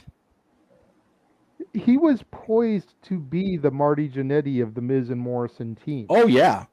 And dare we say the Miz has overshadowed Morrison. By and large, he's done that. Yeah. I will definitely agree with that. Without a doubt, he's definitely surpassed Morrison on any level you can quantify. There's not even a glimmer of doubt in my mind when I say that. Main event at WrestleMania against the indestructible John Cena and won. Right. Granted, with assistance, there's definitely an asterisk next to his name there because Rocky had to get involved. Yep. But he did what people weren't doing at the time in defeating John Cena. Right. Yeah, there's a lot to be stated there. And for someone like AJ who's traveled the globe, competed in TNA, now Impact Wrestling, competed in New Japan, Ring of Honor, to come into WWE and after 6 years in the company, let's think about that for a minute. AJ Styles has been WWE for 6 years now. Dan, 6.5 now, which is even crazier. Can you really think of anybody else that does it at the same level? No. MJF, I will give you as a solid heel. And granted, I haven't been following AEW since day one like you. Right. I definitely see where you're coming from with MJF, but I don't think he's been at that level near as long. He's getting there, though. Another 5 years, maybe you can talk. Right. Personal opinion. Well, I mean, the thing with MJF is it has been 5 years, believe it or not, since All In 2018. I think it's been 5 years. Almost. We're coming up on 4. That's crazy. A lot of times flown by. Okay. I would say for WWE standards, yes. But if we're talking all of pro wrestling, no. Because I've seen about 5 better heels in my time, including but not limited to Tommaso Ciampa. So if we're going by best heel in WWE, Tommaso Ciampa beat him, and then in AEW, MJF beat him. There's 2 things to keep in mind right now. Number 1, he's talking right now, which Ciampa's kind of just there. He's not really doing anything major on TV right now. Babyface or heel, yeah. Number 1. Number 2, nobody within WWE is going to say anybody but WWE. Even AJ Styles, who was anything but WWE for 16 years. So, there is that to consider. I'm not saying he's right to toe that line, but let's be real. Even AJ Styles will toe the WWE line if he's asked, and he has been asked apparently. Because for my money, you're right. There is no better heel in wrestling right now than MJF. Regardless of what happened tonight, whether it was a work, shoot, whatever you want to call it, because people were invested in that match, invested in his battle with Wardlow to see him get completely annihilated. And the fact that he pulled what he pulled this weekend, whether he worked this or not, made people even more ravenous to see him get his ass handed to. Completely and thoroughly. He is Shivani calls him the lowest form of life on the regular. And this is Tony Schiavone, who's not exactly, a above board gentleman all the time either. All right. Tony's been accused more than once of being, a glory hog and a freaking Kobe Bryant level show stealer from his own commentating team. So yeah. Right. Yeah. If Tony thinks you're a piece of shit, you're probably a piece of shit. So just throwing that out there. And again, MJF being MJF, and the fact that he is one of the few people in wrestling, period, and I mean period, not just WWE, AEW, that never, ever, ever, ever breaks character on social media, breaks character with fans, and I'm talking little kids. There are two people I know in wrestling that do that, MJF and Abaddon. And even Abaddon and all her amazing psychotic presentation still sang karaoke on the Jericho Cruise, so there is that. MJF, I don't think would have even done that. So... And Miz is, and let's be honest, the one thing that MJF has over Miz and will have is MJF acts like a dick so much that now, even more so than ever, you can't tell if it's a shoot or work now. Right? Miz, behind the scenes, we know he's a fucking nice guy. Yeah. That's the thing. Like, he is the sweetest dude in the history of the planet. Like, yeah, Jay and I have known Mike for so long. It's just, like we see him out there now, especially having Maurice and the two kids. We go, Mike, shut the fuck up. I'm not gonna shut off. You stupid. Yeah. Whereas before, before by the way, when he was doing the Miz stuff, when he was being arena host guy, when he was doing the shtick, you can believe he was dick because he was bitter, because he was determined to prove he could be more than. So he was just resolved and, hunkered into his, what? If being a dick's going to get me where I need to go, screw it. I'm going to be a dick. Whereas now he doesn't have to because he can go off and, film Ms. and Mrs. for, a couple months. He can go and make a movie and come back and the people still want him back, whether he's a babyface heel or a tweener. MJF, like I said, there are good people. I've talked to people in that arena that were at that show tonight that were there. A good chunk of them, yes, of course, we're to see CM Punk and at Hangman Page, but a lot of them were looking forward to MJF getting obliterated by Wardlow. And if that's what they were there for, they got their money's worth because it was a squash bucket, is what that was. So, which, man, I don't know where MJF stands in the industry right now. And that's the thing. They stretched him out, so it's definitely a write-off. The question is, are they writing him off to really put Wardlow over like Rover? Are they writing him off so the contract talks can go through? Or is it both? That's the question. Or is it that JJ's theory where MJF Jeff Jarretted AEW and Which by the way, I said this on Twitter already, so I might as well just read this out in case either one are fucking cool, because the fact that this happened in the fucking morning just pissed me off anyway. So I'm just gonna read this tweet because it's the truth. Oh yeah. Number one. Thanks, social media. The shitty technology managed to almost ruin. Because I had to put in parentheses almost, because I actually did have a really good time tonight. Almost managed to ruin what I was looking forward to for months, which was AEW Double or Nothing. Now I'm expecting disastrous ramifications for the wrestling business going forward. God, I hate even having to worry about this. At Tony Khan, pay MJF.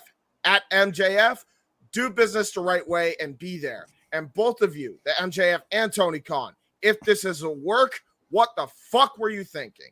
You're giving your fans an unnecessary anxiety attack they didn't need for an event they were originally looking forward to. This sucks. You're both being childish. Work it out like adults. I don't care if you block me over this and call me a mark. If it means you two work out your bullshit, then whatever. But if this is a work, dumb move. Just don't pull this bullshit again. You get one. JJ, I mentioned at the top, even if they are trying to work a Pillman-like angle, it's not 1996 anymore, y'all. It really isn't. JJ. Yeah, and unfortunately, I don't get that reference because I wasn't watching then. Okay, so obnoxiously long, knowing me, story short, Pillman was in WCW. He was a horseman. He was working an angle with Kevin Sullivan. I respect you, Booker, man. The thing happens at Super Brawl. So he goes, James, let me take a breath. I promise I'll get this whole story out. I promise. Okay. He goes to ECW with Bischoff's blessing, so much so that Pillman convinces Bischoff to give him a legitimate release so he can really sell like he's really left the company. He then goes and signs the very first guaranteed WWF contract in 96 after Vince was not doing guaranteed contracts because of the whole outsiders defecting thing. So Pillman completely worked everybody, including his own boss, into letting him go for real. The rumor and innuendo from Northern California, people that, do this for a living up in Northern California, was saying that they were working a Pillman angle. And it's like, no, because it's not like 1996 where we don't know what's going to happen either way. And like I said, if that's the case, people paid $100 to meet Max yesterday and they didn't get it. Right. So Max no-showed. Sting was pulled from an injury, whether it's a work or a shoot based on the angle they shot with Kyle O'Reilly, and Samoa Joe's meet and greet was miscommunicated and botched. So they worked themselves into a shoot, and they worked themselves into turning the fans off way further than they expected, in my opinion. JJ, what say you, sir? I hear where you're coming from on that. I think the show got those fans back. Right. Yeah, without a doubt. I mean, but from my perspective, and again, this is my perspective because I'm here not at T-Mobile Arena. I paid $100 to see this guy, and I didn't actually meet him. I know if I'm MJF, I'm going to get a middle finger. I'm going to get some sort of MJF interaction. Not, hey Max, how are you, brother? But that's what they wanted. Right, but that's what they want. But what I'm saying is they didn't get that up close. All they saw was from their seat Wardlow pulverizing this guy. So I understand what you're saying, JJ, about the fans got the AEW got the fans back, but the people that trust me, you guys have heard me all month talking about how much I've spent to go to Disneyland a week from tomorrow and how much I'm going to be paying that back. It feels like the rest of my damn life. $100 is a lot of money for anything right now in this economy. So for a meet and greet and then a no-show for an angle, if it turns out that way, I would be pissed. My wallet would be smacking Tony upside the face right now. Yeah. What I was going to add is that I'm sure Tony will have to examine the situation further the next time something like this happens. Right. The Joe thing was miscommunication. Yeah. Yes. The Sting thing was badly planned. Yep. But you couldn't have called the MJF thing. So at the end of the day, that's the only one that there's really fault on any side about. Because the Sting one was probably advertised and then they probably decided to do something. Maybe Steve didn't want to travel. Right. To do the appearance. Which, you know what? Maybe there is a legitimate injury that he got beforehand. Which is why I would give Sting a pass. It's like you got to figure how old he is. Maybe he just didn't want to make the trip to Vegas. He's got his own demons that he fought many years ago and overcame. Maybe going back to a place like Sin City could be kind of triggering for him. That's honest to God, that's fair. I don't want to be put in that situation. So they worked the injury angle so they could pull him from the thing. Which I'm okay with. And also you have to remember he's not coming from California anymore. He actually lives in Texas now. So that's a lot farther trip than 4 hours up to 15. So that, and I also, to add to your point, JJ, Samoa Joe with the whole miscommunication thing. Miscommunication happens all the time. That shit happens. Yeah, especially in this business. Yes. I mean, that was bound to happen. I'm surprised it hadn't happened a lot sooner for AEW. But with that said, and this is why I blame both parties in my initial tweet, there is no fucking reason why for weeks, months now, there should be any miscommunication on where MJF's current standing in the company should fucking do. Dance away. All right, sorry about that. Completely agree with you on that. I mean, before the angle got really rolling, there should have been are you committed to this? Right. Especially with Tony being... Thank you for coming back. You haven't missed much. Response question 1. You're good to go, brother. Stay tuned, folks. The Daily Slam will be doing our recap review some point later today. Happy Memorial Day to all my friends here on the East Coast. It is Monday. And also, thank you for those that served. God bless you who didn't make it. Your sacrifice will never be in vain. We honor, respect, and treasure you. God bless America, and God bless all of you. Hold on one second, Noah. Hold on one second, Noah. At some point Monday evening. What's up, James? Hold on. JJ was speaking. Go ahead, JJ. I was just welcoming him back, letting him know what he missed if he wanted to interject on. We started off the thing talking about the statement that AJ Styles made about how The Miz is the best heel in pro wrestling right now. Oh, that thing. From there, yes, both the panelists on the other side, both James and Jeff, started talking about MJF, and we spiraled into the whole no-show. Was he leaving? Is it a work? Is it a shoot thing? So if you want to touch briefly on what you think about AJ Styles' statement, and then where you stand on what happened earlier with the MJF situation. As far as AJ Styles' statement is concerned, when it comes to longevity in the modern era, Miz is definitely a prominent heel in the world of sports entertainment. He's the Hollywood bigwig that every common person hates. But I think about heels in the wrestling industry, I give that catalyst to Switchblade Jay White. While some people can't stand him and others follow him, he is the leader of Bullet Club. And through heelish shenanigans and great ring psychology, he has led this group to the promised land and Providence championship gold across the board. So particularly for me, I say currently going today, is Switchblade Jay White, all times Ric Flair. But as far as WWE goes, Miz might be one of the most genuine, longest, respectable heels in the WWE brand's history. Now, as far as the angle tonight, you saw the dismay on MJF's face. Whether or not he was there just for one last paycheck. You good? Yeah, I'm fine. I'm good. Okay, you didn't knock your noggin again, did you? I'm having a rough week with my equipment, but I'm okay for this one. Okay, good. Continue. Christ almighty. Situated. Son of a bitch.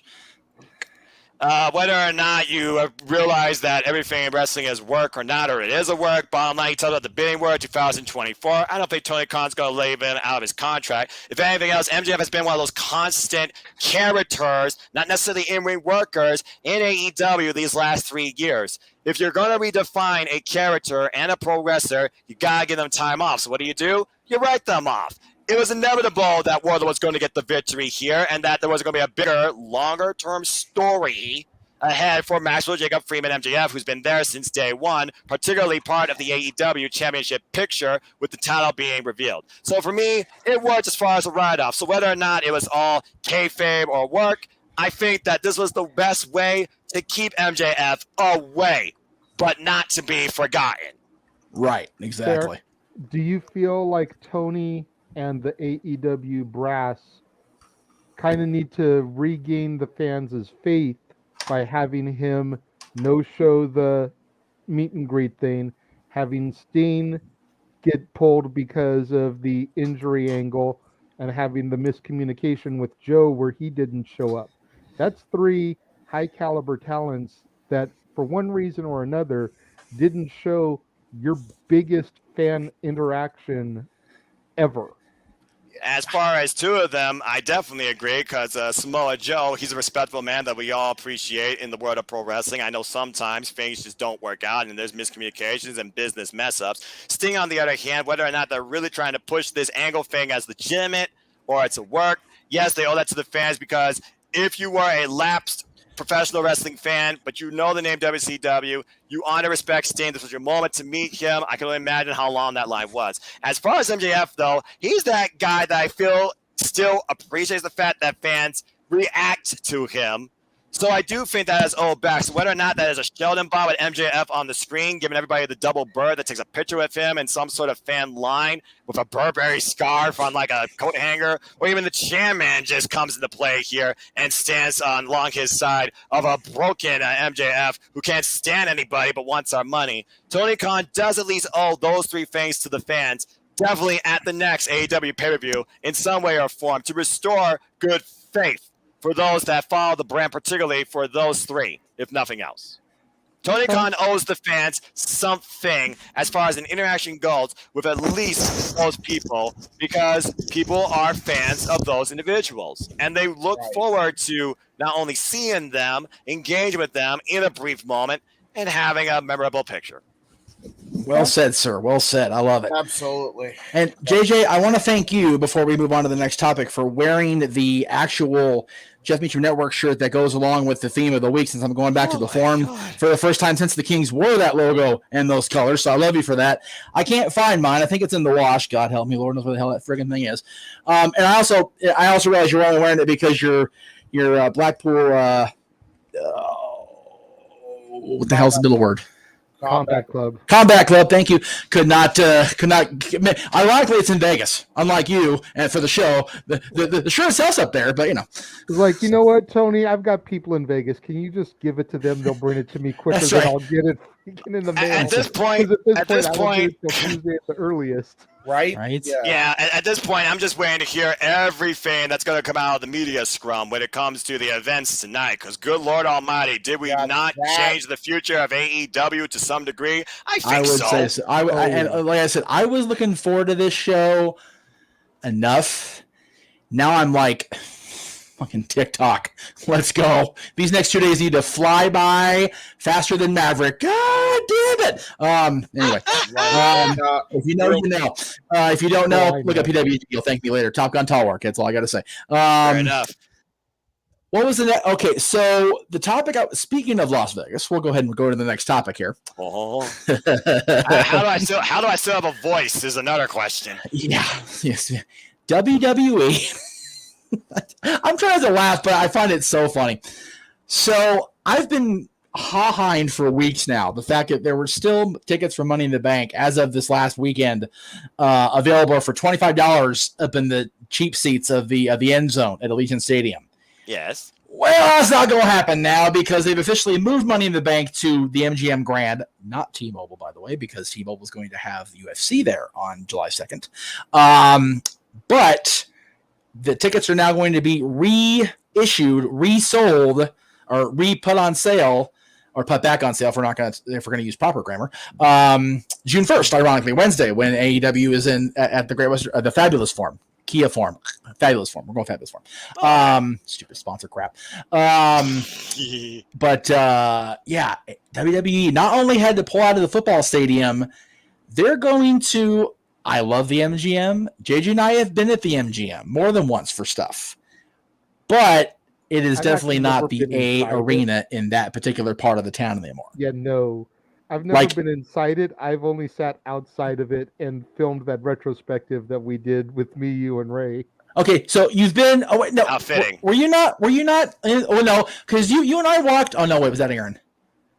Didn't we walk up to the doors of the arena, just not into the arena itself? And yes, you have been. Weren't you at Frozen Fury when it was still there? Oh yeah, I forgot it. No.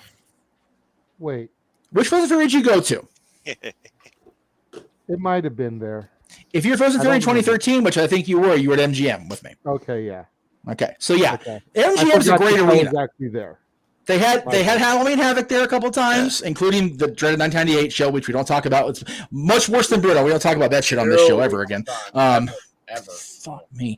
I love Hulk, but oh my God, Terry, stop. No, bad. Anyway, but yeah, it's definitely not the T-Mobile Arena. No.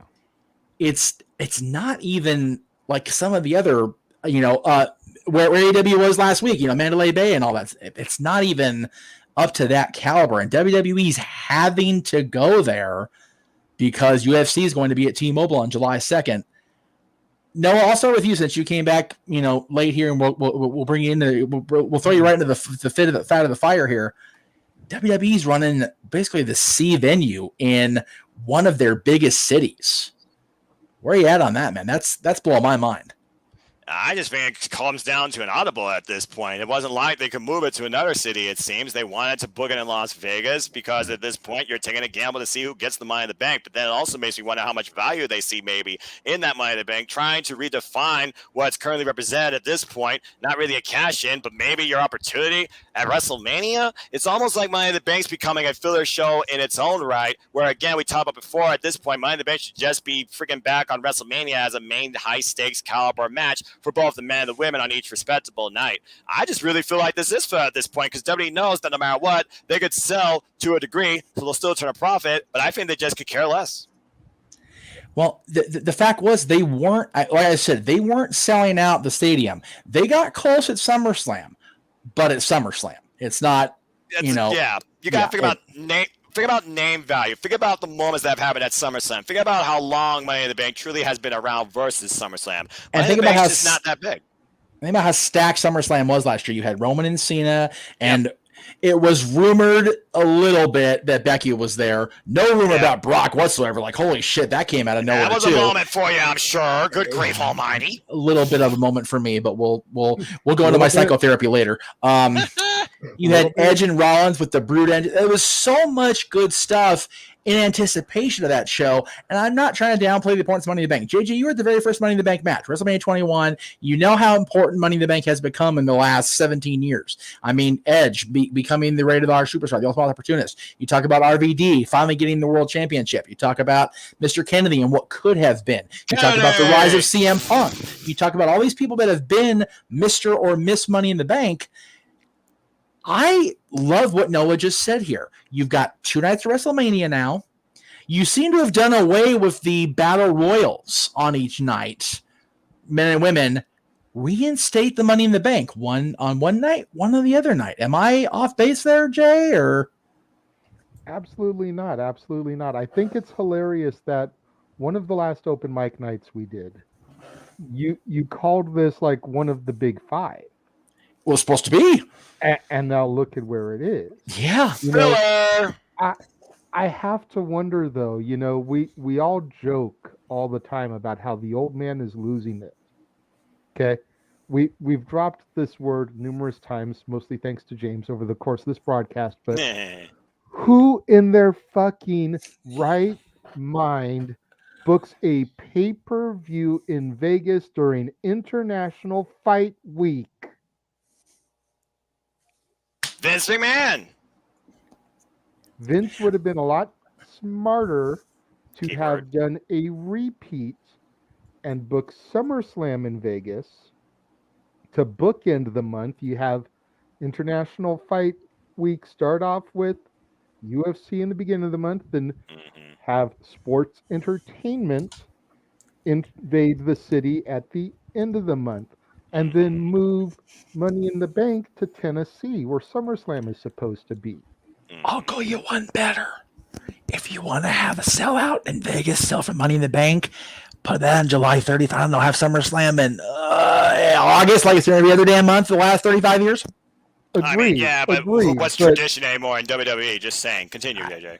Yeah. Agreed, but why in God's name are you going to try and to run opposite UFC? Now, you don't want to piss Uncle Dana off. I was going to say, one thing Vince has never been afraid of is competition from the Ultimate Fighting Championship. He's never been afraid of that.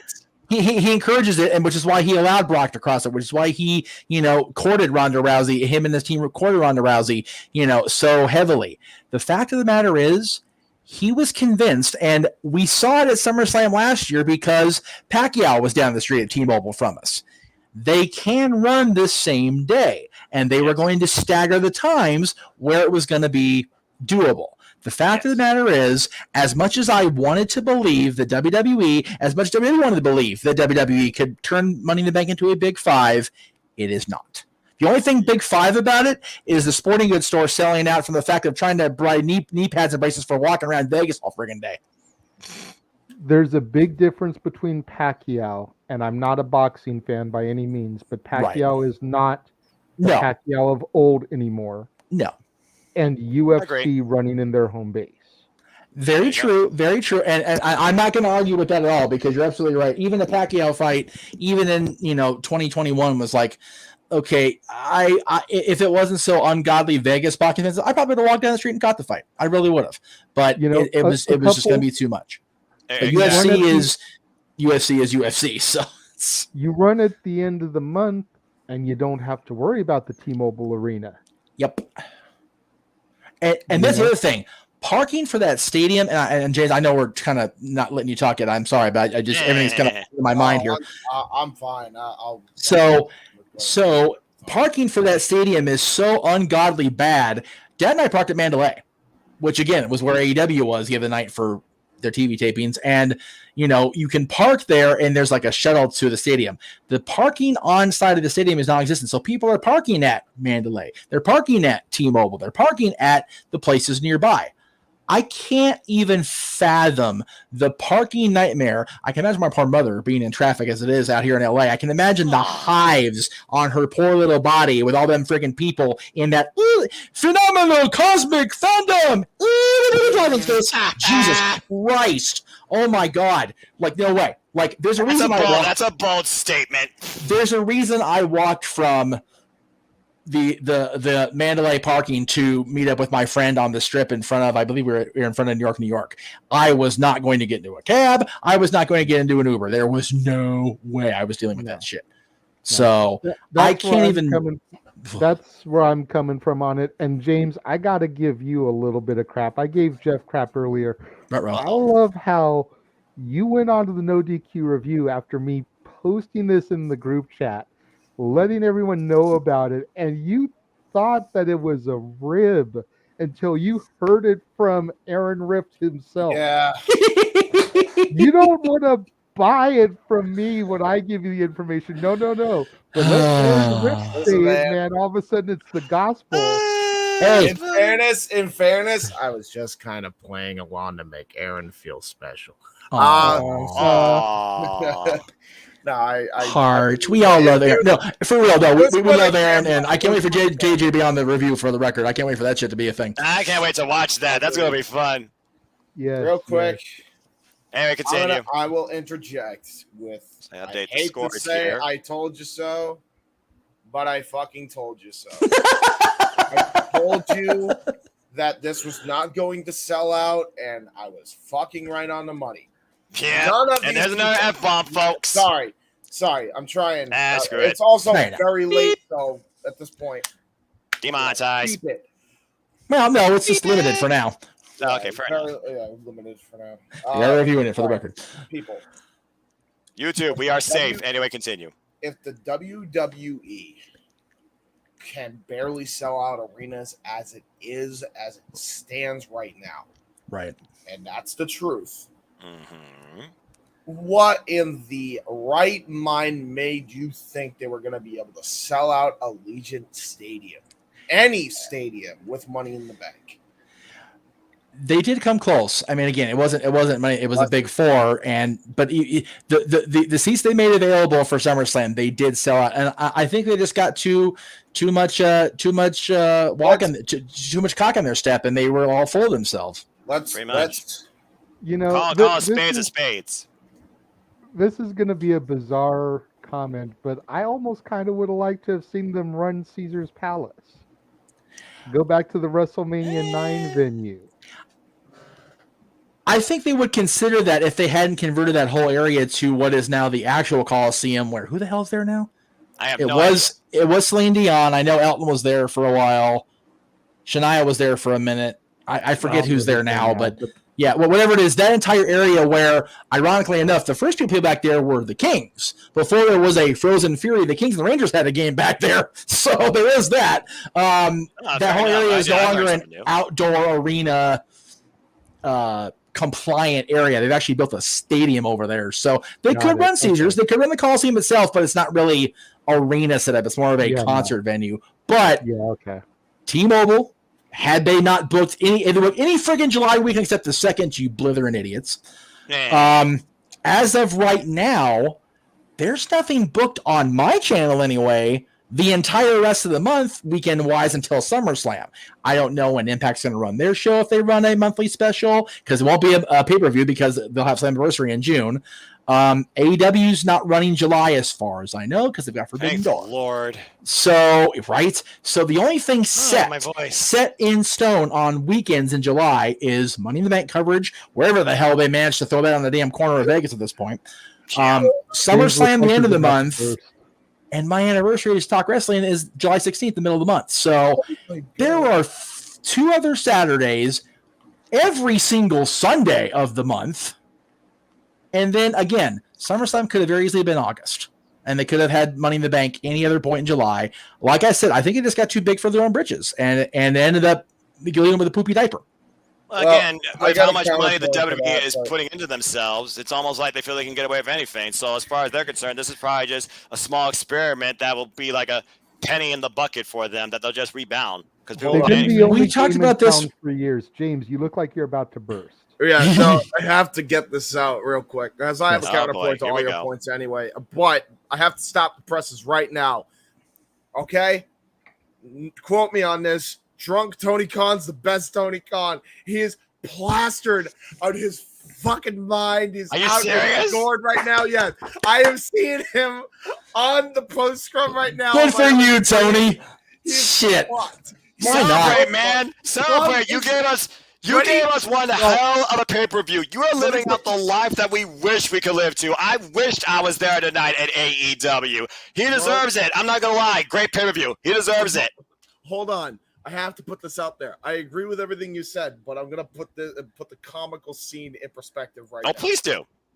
Everybody is pointing out how cockeyed Tony is, how drunk he is, how excited he is. He's already coked out of his mind, and now he's acting drunk on top of that.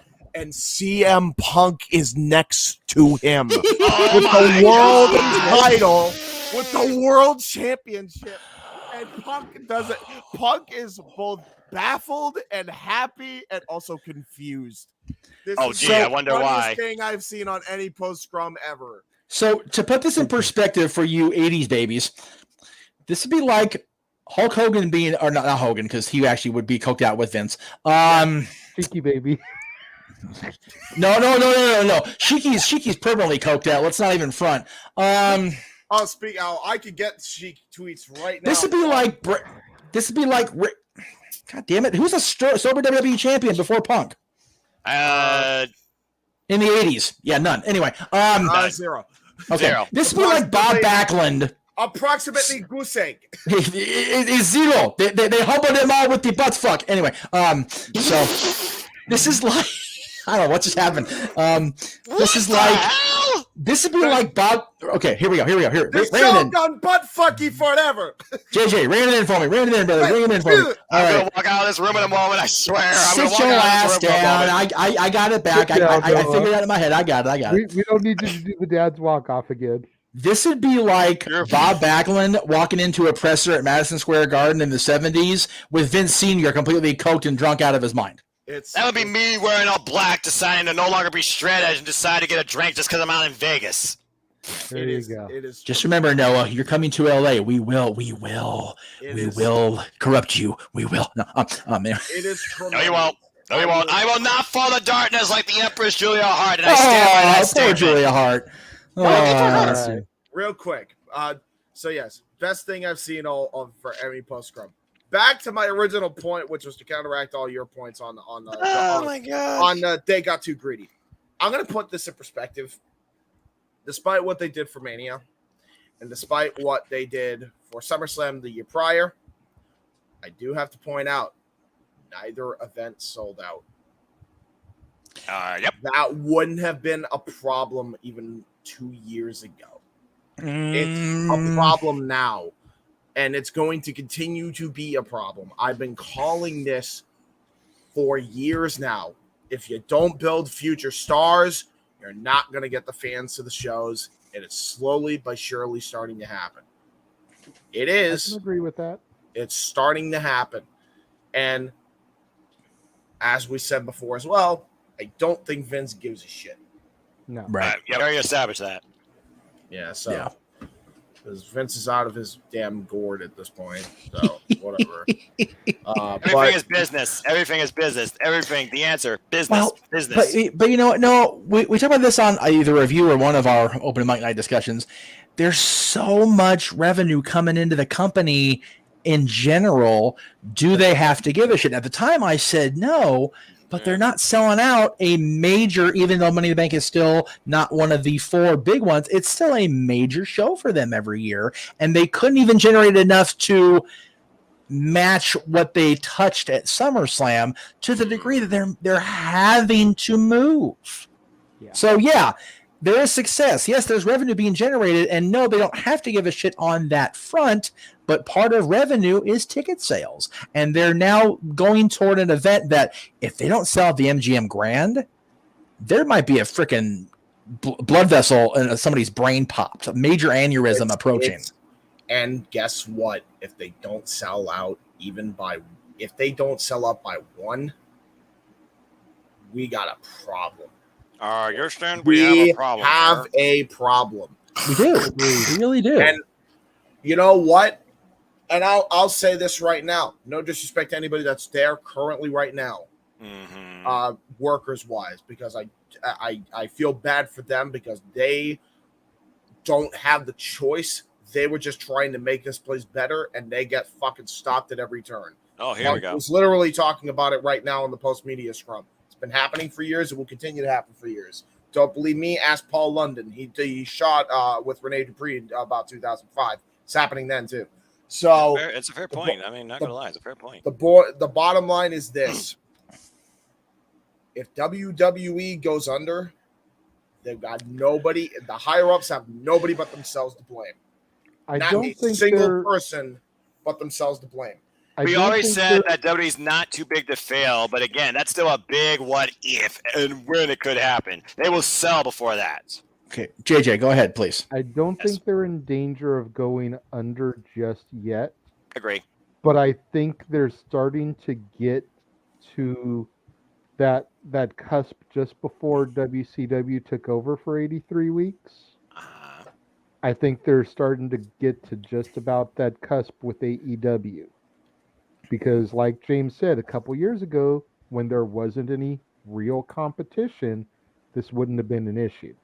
Yeah. Right, exactly. But AEW is getting more and more steam. And whether we want to crap on them or not for signing away every WWE cast-off and expanding their roster like they have, which was another topic we were going to discuss. So we can just kind of segue into that from here. But whether we want to chastise them or not, the fact that WWE is letting all of this talent go and they're going to AEW with a chip on their shoulder, with something to prove. You know, I know you're not a sports guy, but it's the same shit that happened with the Golden Knights a couple years ago. Golden Knights came into existence in the NHL.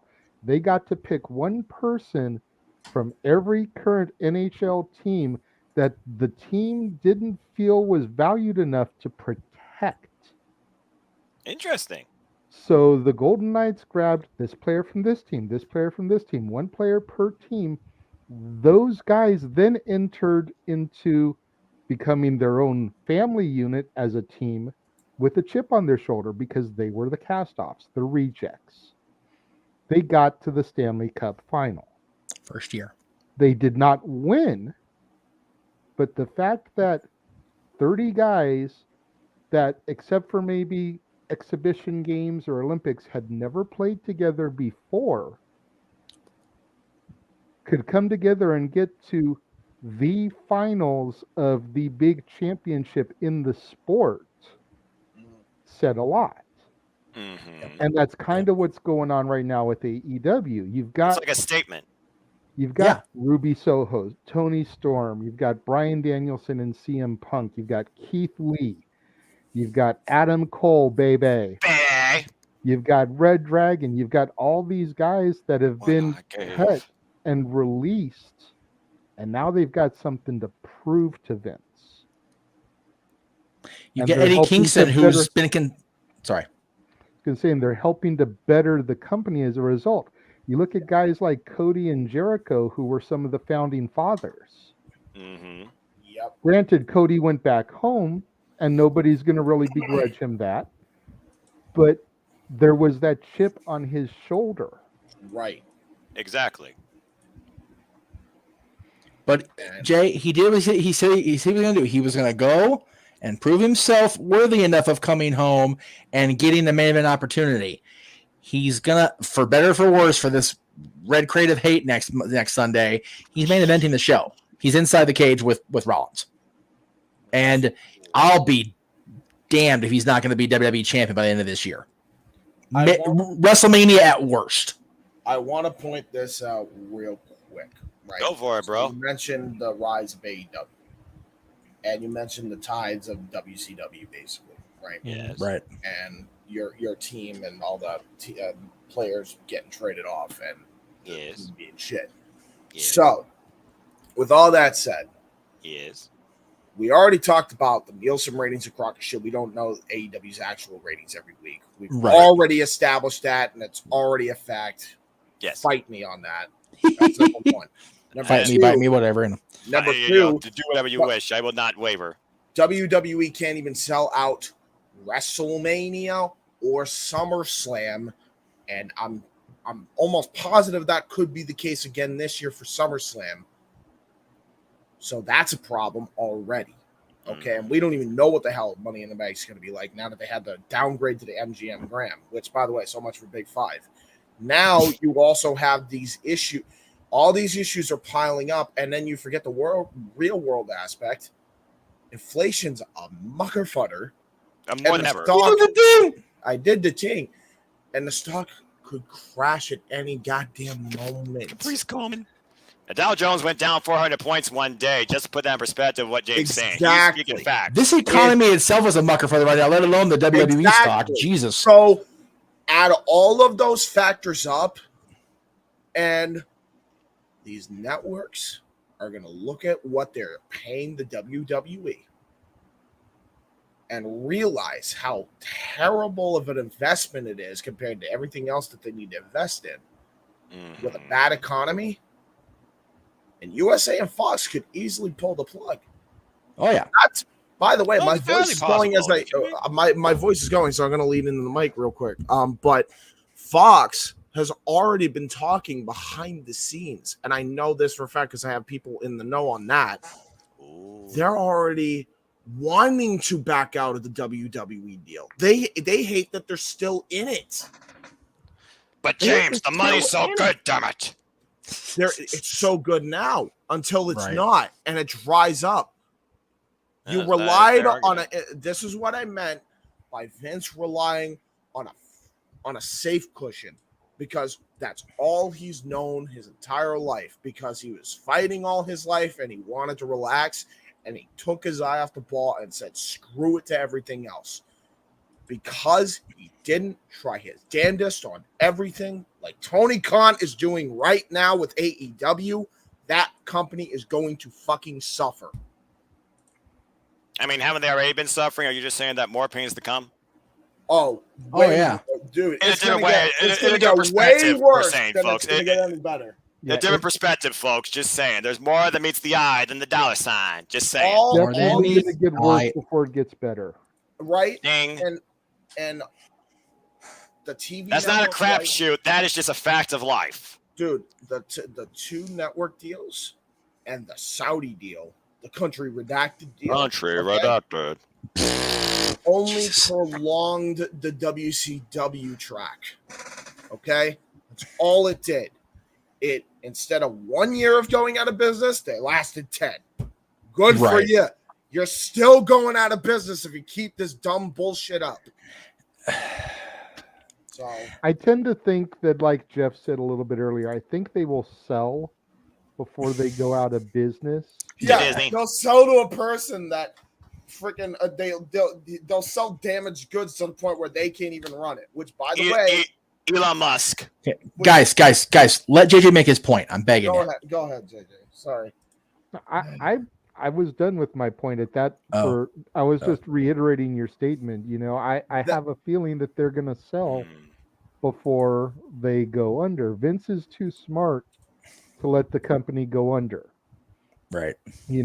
Whether somebody like Disney or Universal or Warner Brothers or whoever he's going to sell it to, more than likely Disney, because Disney Plus is carrying the network in certain areas already. Yes.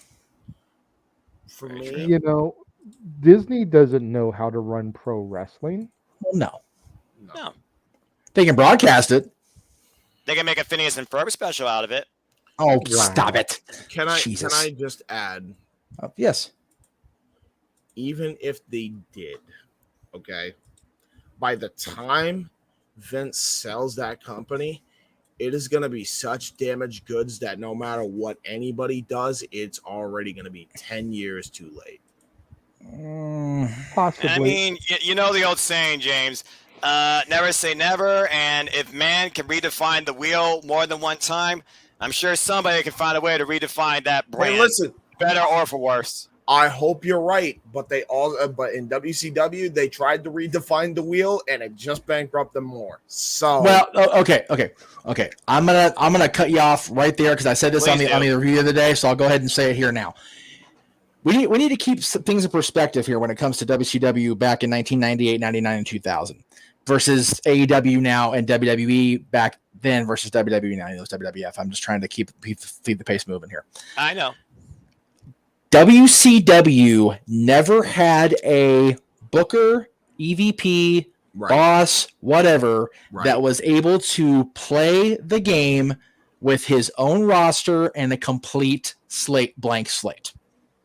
That is right. Bischoff came in with a giant pooper scooper behind Jim Herd, Kip Fry, Bill Watts, all these guys before him, and managed to turn a giant pile of chicken shit into some goddamn tasty chicken salad for at least 83 weeks. Even longer if you really think about how good Nitro was, even before Scott Hall showed up. And even after the NWO started to fade, it was still watchable. Now, when Turner, and also keep this in mind also, Turner, it's been documented by not just Eric Bischoff, not just Vince Russo, not just these people that are held in contempt by the IWC / Dave Meltzer / whoever. Oh, Lord. Turner was never 100% behind keeping WCW going. Never. To the point of they only kept it around because Ted was still in charge. The minute, and I mean, it had to have been one of the first things Levin and them guys did when the merger went into effect. Like, okay, how soon can we offload this crap? And it took them 6 years to do it. The entire run of Nitro. And they were still cooking with gas at the point they were trying to unload it already. So there is that. Russo came in after the brass at Turner just got impatient with Eric trying to do any damn thing to right the wrong, to right the rudder of the ship and to keep him hitting the iceberg. The problem is they put Russo in charge, and rather than let him steer away from the iceberg, they put a big giant roadblock in the opposite direction where he couldn't turn the damn ship around. You're filtered now. The hell? I'm over on USA freaking full of people that don't care if I'm filtered or not, even though Barry Diller was one of the most filtered people in the history of the world. All right. And I can't do what I was able to do there? What made you successful over there? Yeah, to the point where you guys hired me because you think I was able to do all these things over there, but you're not letting me do what you hired me to do. Which is fair, yeah. So, before WCW, they couldn't, no. WCW was doing all the things they were able to do based on the ginormous, even stronger than what was allegedly holding Wardlow back, shackles. AEW, clean slate. Yes, they are hiring people from WWE, and again, JJ used the evil C word, but I'll go ahead and throw it out there. Castaways. The thing is, these people are leaving WWE, like JJ said, with a chip on their shoulder because they were in the big company, the most successful wrestling company in the history of the planet, and they couldn't even get a freaking itch on a scratch of a push or a TV time. The other thing we're considering is this. And since JJ said it, we're going to go ahead and transition here.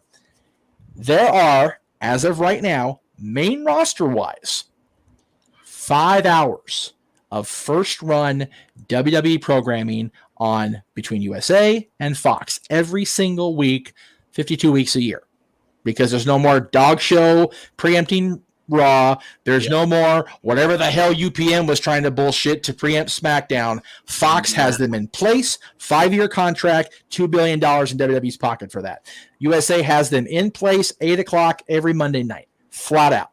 Yep.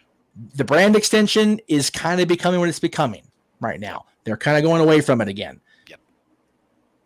And there are still so many people under contract to that company that we don't even know work for the company, because they're not being utilized properly, which in 5 hours of first run television programming is ridiculous. The greatest example, JJ will back me up on this because we talked about it. Harry Smith was under contract for so long. We didn't know he was back in the company, and he was already released before he even got a freaking millisecond of television time again.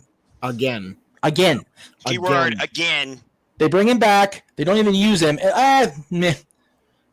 Like, I see you. Despite the fact that his brother or his cousin-in-law, once removed off that crazy-ass family tree over there in England and Calgary, is a producer, and his other cousin is one of the most successful women in the history of the company. By the way, happy belated birthday on camera, Natty. We love you, girl. Respect. Multi-time Guinness Book of World Records Yes, holder. lest we forget. Yes. I actually forgot to mention that on my post the other day, which I regretted immediately. Anyway, so, but again, your AEW's talent is just as inflated. You're right. There are so many people under contract to that company. They have 4 shows that run an hour or usually more, 2 hours, between Dark, Rampage, and Dynamite, plus the hour of Elevation. So that's 2, 4, 7 hours. Yeah. We're still not seeing everybody on those 4 shows. There are just too many damn people under contracts, and yet they're bitching because, I'm not. You know what? Here's my main issue with the people that come on and, I'm not getting TV time. You know what? You got to earn that TV time. Damn right. As ridiculous as it is that both companies have hired so many freaking people that they don't know their right hand from their left when it comes to talent or talent relations. Let's not kid ourselves. With all due respect to, yes, even John Laurinaitis and Christopher Daniels, how do you relate to that many freaking talents at once? You can't do it. It's impossible. Sasha and Naomi walked out. They couldn't get in to see John until he took a friggin' stand. Because John doesn't know what the hell his right hand left hand's doing half the time because he's got so many fucking people underneath him to try to worry about. I'd be talking like this too from exhaustion if I was John Laurinaitis. You kidding me? And then Chris Daniels, I love Chris Daniels, but that one person handling that many friggin' people, oh my God, let me just go ahead and give myself a comatose. Let me give myself a BME and knock myself unconscious for a while to deal with it. So as much as we want to condemn, WWE's going to be out of business, they're going to sell, you have to remember something. For every single walkout you see, there's 65 people that are sitting there collecting a paycheck and not worrying about a goddamn thing the rest of their lives. And that's a whole nother thing, too, because at the end of the day, you're just trying to make a livelihood. You love this business. You love this industry, but you also want to make sure you thrive in the world of professional wrestling. At the end of the day, money is what pays the bills and takes care of your body, not just what you wish to do maybe all the time in professional wrestling, whether or not it's for your own good in that ring. Yeah. And I'll just add to that real quick. Please do. While I understand the both companies getting shit for having too many people on the roster, there's a key difference. Okay. AEW, while they can't have everybody on their television show all the time, does a good job of rotating their people. And even if they still can't use everybody, they allow people to go outside of the walls of AEW and do shit that they want to do. Freedom! Agreed. In WWE, they don't even get the fucking chance to try and earn a push. Whereas in AEW, I can't tell you how many times people have tried to earn pushes. At least in AEW, there is way more opportunity. When has there been any opportunity in WWE that wasn't for the stars that they pegged to be the stars of the company by their own admission? Agreed. JJ, I will pass to you with what I'm about to say here because I want to hear your answer because I think you'll agree with me. James, you said there's plenty of opportunity because the forbidden door, quote unquote, is open because they can go other places. Right. Are we or are we not doing a show 2 days before Forbidden Door because Forbidden Door is being so because it's not really a Forbidden Door. There's 2 companies. Now, before you get too down my throat about it, yes, we have an opportunity to see multiple people in multiple promotions, but the reason we're doing that fantasy booking show, JJ, yes or no, is because AEW versus New Japan. It's the same people. Why am I going to pay that money? Why am I going to buy the ticket to go to Chicago and see that show if it's people we can see in either company? Oh, well, it's Okada versus Punk. Okay, cool. I don't mind waiting to see that another time for me personally. So if we're having a Forbidden Door show, let's kick the sumbitch off the hinges and bring WWE, Impact, the NWA, MLW, New Japan, All Japan, whoever the hell's left, everybody. So yes, there's opportunity elsewhere for these AEW guys, but to play devil's advocate, the way they're marketing that Forbidden Door is grossly incorrect, which is why JJ pitched this idea in the first place. Yes, sir? Yeah, I agree. Granted, I've stated multiple times, I don't know a whole lot about New Japan. I'm still learning. I'm still trying to watch the weekly shows when I get the opportunity here. But from what I see on the New Japan roster, a good chunk of the talent is already AEW talent. Right. So it doesn't feel like a true Forbidden Door. We talked about it when I first proposed the idea. Mickie James coming into the Women's Rumble with the Knockouts title to Hardcore Country felt more like a Forbidden Door move than this pay-per-view feels. Now, granted, we have no matches announced yet. Right. Granted. They could definitely pull some shit out of their asses and surprise us. Of course. But on the surface, it doesn't feel as special as it's being presented to be, which is why I came up with the idea of making a true Forbidden Door pay-per-view fantasy card. WWE talent, Impact talent, AEW talent, New Japan talent. Oh, so we can just go crazy. As long as they are currently employed. Any of those 4 companies, as long as they are currently employed by said company. Ew. And so MJF is kind of a question mark right now. But Sasha and Naomi are kind of a question mark right now because we still don't know what's happening with them. Right. But pretty much anybody else, I'm even willing to allow if they're currently on the injured list, because as me and Jeff know from experience, Drew Doughty was out with an injury during the playoffs, but he straight up said, and he's supposed to be out until beginning of next year. He went on record and said that if the Kings had made it to the Stanley Cup or the Western Conference Finals this year, he would have come back from injury to play injured because it meant that much to him. He'd hobbled his ass out there done it anyway because he's Drew Doughty. So even if someone is on the injured list, to get an opportunity like this, they'd find some way, tape that shit up, put triple braces on it, OG Austin style, something to gimp out there and have a moment. And for the sake of JJ's sanity with booking this, since this is the shows he actually watches, we're limited it to WWE, AEW, Impact, and New Japan. So okay, that changes my entire idea of booking the card now. And this I have a sandbox. Cool. Yes, that's what I wanted. I wanted people to go bonkers. I'll let you in on this little secret. I don't think I have any one-on-one matches that I have written down so far. Everything is at least a triple threat. Wow. Because I want to try to get as much company representation, as many people onto this card as possible. And we had talked about, making it AEW 13 matches tonight. We can do one night. We'll be okay. So what was our cap? For our own sanity, I think we said let's not go past 10. I think we said between 8 and 10. Okay. 8 is a standard pay-per-view. 10 for a super card, I think, is fair.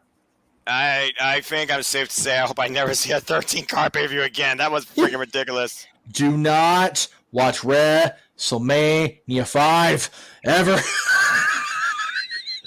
Well, that's for more than one reason besides the amount, but I digress. There's tons of reason on 5. Honestly, 5 was better than 4, and 4 had the tournament.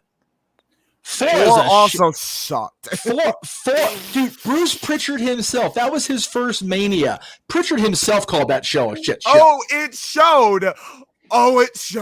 Yeah, there was so okay, now granted, there's a lot of discussion and chatter about 4 and the history and everything, but at the end of the day, when your greatest match on the card, the match that actually stands out as something decent, is fucking Demolition beating Strikeforce for the tag titles. Yeah. Okay. The Road Warrior Rejects against the future Model and Matador. Let's call that one a night. Good Lord Almighty. All right. That was the best match besides Savage DiBiase. I'm not even joking, and I forget what episode it was, but they actually just re-released it on Friday's Southern Wrestle time slot. Yeah, they go into it for like 2 hours, and at the end of the day, Pritchard and Connor are just like, oh god, the show's so bad. So I will say real quick, so we're finally back on topic. Were we talking about AEW oversaturation? Yes, we were. Yes. All right, so we were kind of getting into that a little bit. Yeah. All right. So anyway, so yeah, so Good Lord people are starting to drop off in the chat room, so I think we're going to take that as a sign and call it a night. I still had some. Go, dude, please. I was gonna say y'all were curious about my diatribe. Oh yes. Okay. And it wasn't. It's not going to be near as bad as it was originally going to be. Jeff, do you have the men's bracket that I sent you? Can you bring that up, please? The men. Oh, for the Owen. Yes. I can in a minute here. Hang on, because actually I actually everything already queued up. I was gonna congratulate both of them while we were still on the air here, but I'll go ahead and. I just need the men's because I got you. I'm trying to work as best I can here. Hang on. There it is. There it is.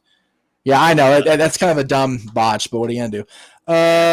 Beautiful belts, though. One of those beautiful commander straps.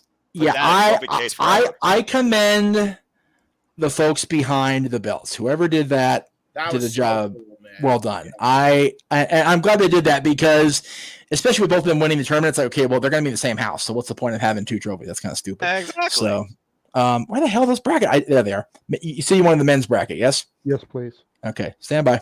I put it together. Caca. Hang on. I'm sorry. I'm sorry, Jay. Hang on. Damn it. As Jeff gets this figured out, I'm trying.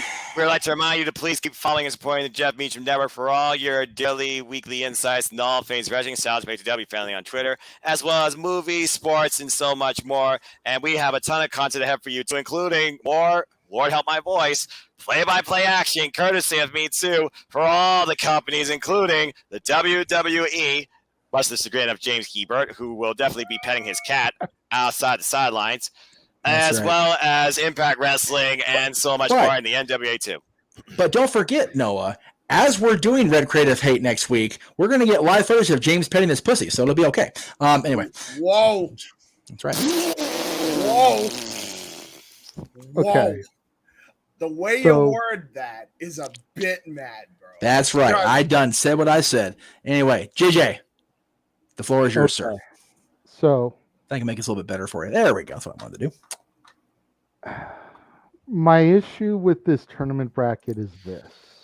And I'm going to ask Jeff to try to keep out of it a little bit because me and him already had face-to-face conversation about this last weekend when he was up here. We did. All right. My issue is this. If they were going to have this many, I'm going to use that C word again, WWE cast-offs in this match to the point where the final 4 were all recently transplanted from WWE. Why not just do this tournament in the WWE? Right. You know, I try so hard to understand Martha Hart and Oj and the whole Hart family who had to suffer with this tragedy and this heartbreak and everything. And I had come around to where I understood her side and where she was coming from. But then this happens. And you've got Jeff Hardy, who I have honestly become a fan of again after renouncing him years ago. On the air. Going over a day oneer like Darby Allin. You've got Ray Fenix jobbing to Kyle O'Reilly. You've got all these ex-WWEs, and granted, I understand they made their names in Ring of Honor and other companies prior to coming to the E as well. Yes. But for the casual fan that tunes into AEW Dynamite or Rampage, they know these guys from Raw, SmackDown, and NXT. Yes. Was this a poorly booked tournament? I'm not going off as much about the women's side because I feel like Britt won and she was essentially a day oneer. I was all set to get bent out of shape if the finals had been Soho versus Storm. Because it basically would have been the same crap on the women's side. Right. There are so many AEW talents, like we discussed, that aren't getting TV time that very easily could have been in this tournament. Ethan Page, Frankie Kazarian, even if they got eliminated and still had their spot on the cards where they did. You look at all the ex-WWE guys that are in this tournament. Kyle O'Reilly, Samoa Joe, Johnny Elite, the Joker. You've got Hardy, you've got Cole. Was Dax in NXT too? I wasn't watching for them. Okay. Dax and Cash were the revival, FTR. Yeah, they were major. So you've got 6 ex-WWE guys in this tournament. Just to qualify, there were more in the qualifiers too. Yeah, exactly. Everybody qualified, by the way, to get in this thing except for the Joker. It wasn't like anything was given. No. That's the problem I have with this tournament. Fair enough. Yeah. All right. And they backed themselves into a corner here having Cole versus Joe. Oh, yeah. You know, I would have had Darby in the finals personally. Right. Against one of them. Yeah. Yes. Thoughts? Am I out of line here? For me, the main reason I think they went with what they went with was there was a lot more original names in the women's side. And I think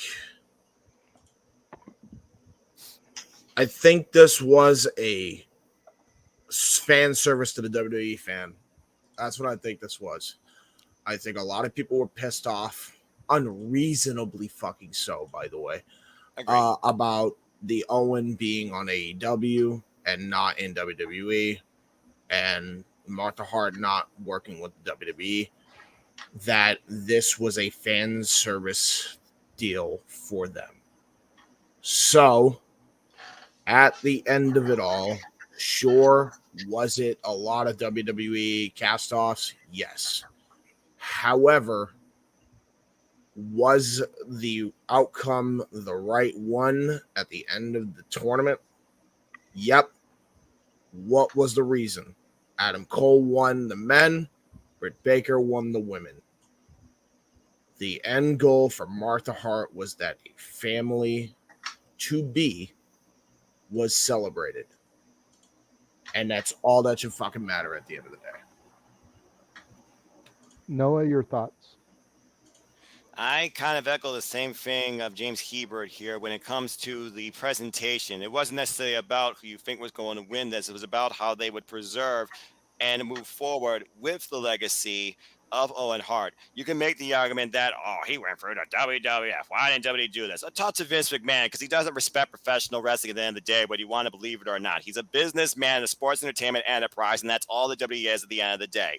So for me, the way that AEW really tries to put forward not just the idealisms, not just the competition, but what everything stands for when you hear the two words professional wrestling is what really drove this home. They truly care about the name of the sport and the art form of it too. And it really was encompassed the day they honored the late great Brody Lee, which again was also another factor that led to this becoming a thing too. It was a conscious, heartfelt, willing trust and made forward decision delivered on promise that pushed Martha Hart to break down her walls or open her door and allow AEW to use not only the name, but literally everything that Owen Hart stands for too, including footage from NJPW. For me, I look at the work ethic. I look at who brought it forward here. I look at who deserved it. I look at who most honored it. You can't argue with the way that all the matches, the outside, the human car wreck of Darby Allin and Jeff Hardy, but that's a conversation for another day, really push forward this idea of wrestling in the name of Owen Hart. And it also was a river too. So the Mikey Ito thing, it is what it is, folks. For Joshi Pro, blame Kenny Omega for that. Let's just put that out there. I also want to add too that the Joshi match with Maki Ito, while I still don't like it, especially that it went through a commercial break, right? I think was more of celebrating the ribber that was Owen Hart at the end. As you did point out, James. Honest to God, that was probably the biggest rib you could have pulled. So I would say there's no argument. Yeah. There's no argument with that. I think it genuinely encapsulated Owen Hart's entire legacy in the industry. And you saw how much Ruby Soho in the end really tried to push the mentality that she needed this win and wanted this win. She wanted to overcome Britt Baker, but I feel like she can ease her spirit knowing that Britt respects her. If nothing else, respect was earned and honor was truly shown in the name of Owen Hart. You couldn't ask for more than that, literally presented by Martha Hart herself at the end of this incredible tournament. A wrestling tournament that truly respected what it stood for. And that's what's most important versus a lot of other stuff we've seen lately from that other company. Let me ask you this then. I'm going to piggyback off of James's statement about putting it on a family to be. Why couldn't it have gone to, as much as I dislike them, Sammy Guevara and Tay Conti? Apparently, neither one of them were in the tournament, as far as I recall. You are correct. They weren't even in a qualifier. Both of them are essentially homegrown AEW talents. Yes. So rather than having a field full of ex-WWE guys, you could have a couple more originals and the same end result with both originals. Noah, you were trying to say something. Go ahead. Then we'll go to Jeff. Well, the way I see it is this. Tony Khan clearly had a planned out agenda. And again, Chris Jericho alluded to, when this was officially made known, there were people lining up to be in this thing, let alone try and qualify for it. At the end of the day, when you look at how this thing started, Sammy Guevara and Tay Conti had a different agenda and a different narrative. I think at the time, Sammy Guevara was literally the TNT champion, and Tay Conti wanted to get her hands on Paige Van Zandt. With that other storyline going, whether we like it or not, they already had something going. Personally, when you look at who was in this thing, it was trying to involve people that weren't involved in anything else. And Chris Statler was an audible, but at the end of the day, we respect Chris Statler and believe she should be a champion. That's why I feel like people like Sammy Guevara and Tay Conti, for example, why it makes sense two homegrown AEW talents were involved in this thing. If they weren't in this narrative or love story out of a high school drama, it'd probably be a whole different story, and I would agree with you. Yeah, James, no, it's okay. James, go ahead. I everything that Noah just said, I think is the reason why you can't go with Sammy and Tay. As much as I like the act, unlike a lot of other people, Sammy and Tay was not a representation of Owen Hart's legacy. When's the last time you saw Owen Hart just smooch and lips a friggin' woman on national television. I mean, he did it to a trophy when he got the Slammy, but not to a woman, to my knowledge. Right. The dude was legitimately respect personified when it came to treating women with respect. And anybody that knows Owen Hart would tell you that, how much of a family man he was. The only real representation of that IRL is Adam Cole, because he's a fucking awesome human being, and Britt Baker, who's an awesome human being. So hell of a worker too. I don't think, and this is genuinely how I feel, I don't think you could have picked anybody better, and I don't think anybody else made sense. For the inaugural, keep in mind there's a lot more tournaments that can happen down the line. And I definitely believe there will be. Yeah. This one was a feel-good moment for Martha, for the audience, and for Cole and Britt. Okay. Don't deeply care about wrestling history and who are great people, much like Owen and Martha were in their heyday. That's fair. That's fair. I hadn't even, to be perfectly honest, I hadn't even thought about what you had said, James, about putting it on a family to be. That thought hadn't even crossed my mind when I saw that they were in the bracket. You know, I knew that I didn't really want them both to win. I would rather have had Joe win, even though essentially he's a cast-off as well. But as long as Joe has gone undefeated in past companies, I thought it would have been kind of cool to try to restart the streak here, especially since he is ROH TV champ. But I feel like you made a solid point there with the family to be thing. So a couple things. First of all, the mental image that sprung to mind when I thought of Ty and Sammy making out like freaking teenagers in front of the trophy just made me want to completely do a dad's walk off and hurl off the air. So I'm glad they didn't do it that way. Number one. Yeah. He's not wrong, folks. He's not wrong. Nor am I out of line. Fight me. You're definitely not out of line either. Number two. I'm with you, actually. On that. As far as family/family to be, based on who was in it, these two people are definitely the two people that should have won. But if we're going to talk about, it shouldn't have been WWE cast-offs, but if it's going to be, why not Mr. and Mrs. Wrestling? There it is, folks. Like it or not, instead of bringing, and again, I love me some John Hannigan. John and I are buds, okay? But you bring in John on the men's side the same night, you don't bring Ty. You bring in Macchiato, which, again, whole other discussion. If you debut Johnny Gargano, and again, JJ and I go back and forth on Candice LeRae, so whatever, but and I'm not even saying Candice should have been that far in the tournament where she should have won, because I don't think she should have.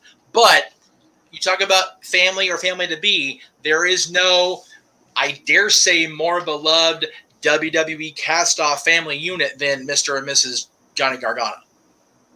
So that's where I would have gone with that had it been truly a WWE cast-off pairing. Now, let me, again, rewind that back. Adam Cole, before he became the guy in NXT, before he became leader of Undisputed Era, before he became the next Shawn Michaels' greatest protege since Bryan Danielson, that dude ruled Ring of Honor with an iron friggin' fist with Red Dragon with him. He was PWG champion, I think, for 904 days or some shit consecutively. So that guy has been a stud everywhere.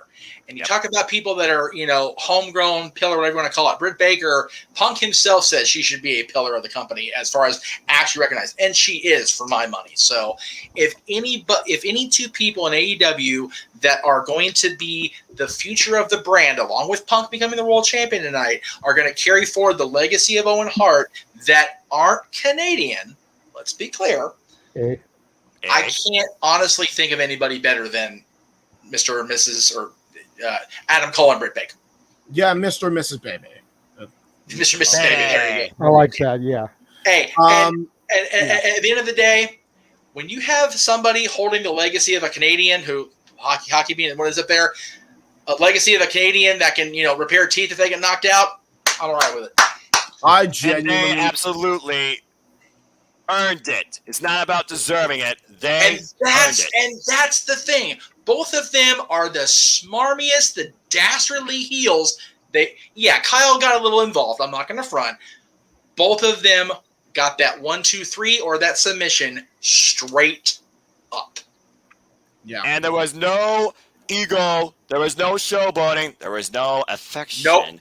There was a humble state of humility with a queen and a king crown in the name of Owen Hart in the first tournament, done proudly. And other than the involvement of Kyle O'Reilly, Bobby Fish, brief as it was, nowhere near enough shenanigans like we thought there should be. I'm really. And for the record, now that you brought it up, Welcome back, to Ken, say they will not do this idea next year? I genuinely could see in the finals of next year's tournament them doing Adam Cole versus Johnny Gargano and entirely possible. versus Entirely. Britt Baker for the Owen and having Gargano and LeRae win the next year. Which, sign me up. I'm for that. I'm seriously for that. Like, I understand why. Okay, it should be for AEW homegrown, but I think it's a lot more than AEW. It's about the legacy of Owen Hart and damn right. So you got to take homegrown stuff out of it for at least the first couple of years. Well, and again, I don't think it's so much homegrown as what JJ's point was. The fact is there were so many WWE people in there that it should have been WWE. And he and I argued that, it's one of those, it's never going to happen. As long as Martha is not. As long as Martha and her children have the say in that, in Owen's legacy, they will never be able to capitalize like they want to. The fact of the matter is, they got a DVD out of it, and that pissed. Went to court pissed about it with the family. And you haven't seen an Owen Hart figure. Tell you that right now. They are having Owen Hart figures come out soon on the AEW side. So because Martha Hart, the foundation, and her family trusts the idealisms of professional wrestling and the legacy Owen Hart left in it to a professional wrestling company doing proudly AEW. I think the best way, and I'm going to try to wrap this up and get into plugs because it's damn near 11:30. I did have one other thing I wanted to briefly cover before we get into plugs. I just sent you images. If you could show those in the order I sent them to you. I will do that. Ahead, Jeff. But I will say this. It comes down to a very simple comparison of phrases that has become popular, particularly with a barn burner of a match tonight. Martha Hart will never let Owen's legacy be used in a sports entertainment presentation. Yeah. But a wrestling presentation? Why not? Especially when it's done proudly. That's professional wrestling honor. Damn it. Yes. Jay, before I load these, did you edit these or were these posted like this? I edited them so they would be able to fit. Okay, I'm asking because I wasn't going to overlay them. I was just going to put them up like I did this one. So that's fine. Well, I mean, they're going to look. I don't have the originals anymore. Okay. All right. Yeah, I got to do it. I got to do one at a time here. So bear with me. No, that's fine. Like I said, just go in the order I gave them to you. That's what I'm doing. I just got to forward them to myself, which is always an adventure. Take your time, man. I mean, again. Sorry, excuse me. What we're about to show, and I'm mainly doing this, number one, to promote because, God damn it, the show has me excited. Number two, I want to get James and Noah's thoughts on some of these matches. Because they are good. Because I'm not as familiar with some of this talent as I know you guys are. So I'm curious. I can judge by your guys' reaction. Oh, boy. Okay. How good these matches have the potential of being. Coming up in a couple of weeks, I think I mentioned the last time, and I even know I showed the group chat a graphic of like a collective. The Derby Room in Pomona, XPW, Extreme Pro Wrestling, is coming back. They're doing a tournament to crown their first ever women's champion. Yes, I remember This this. this obviously is not one of those matches, but got to get the extreme match in here. Do either of you have any knowledge of these guys? I've never heard of them. I do not. Dirty okay. Ron and Alex Colon. I've never heard of these two. Okay.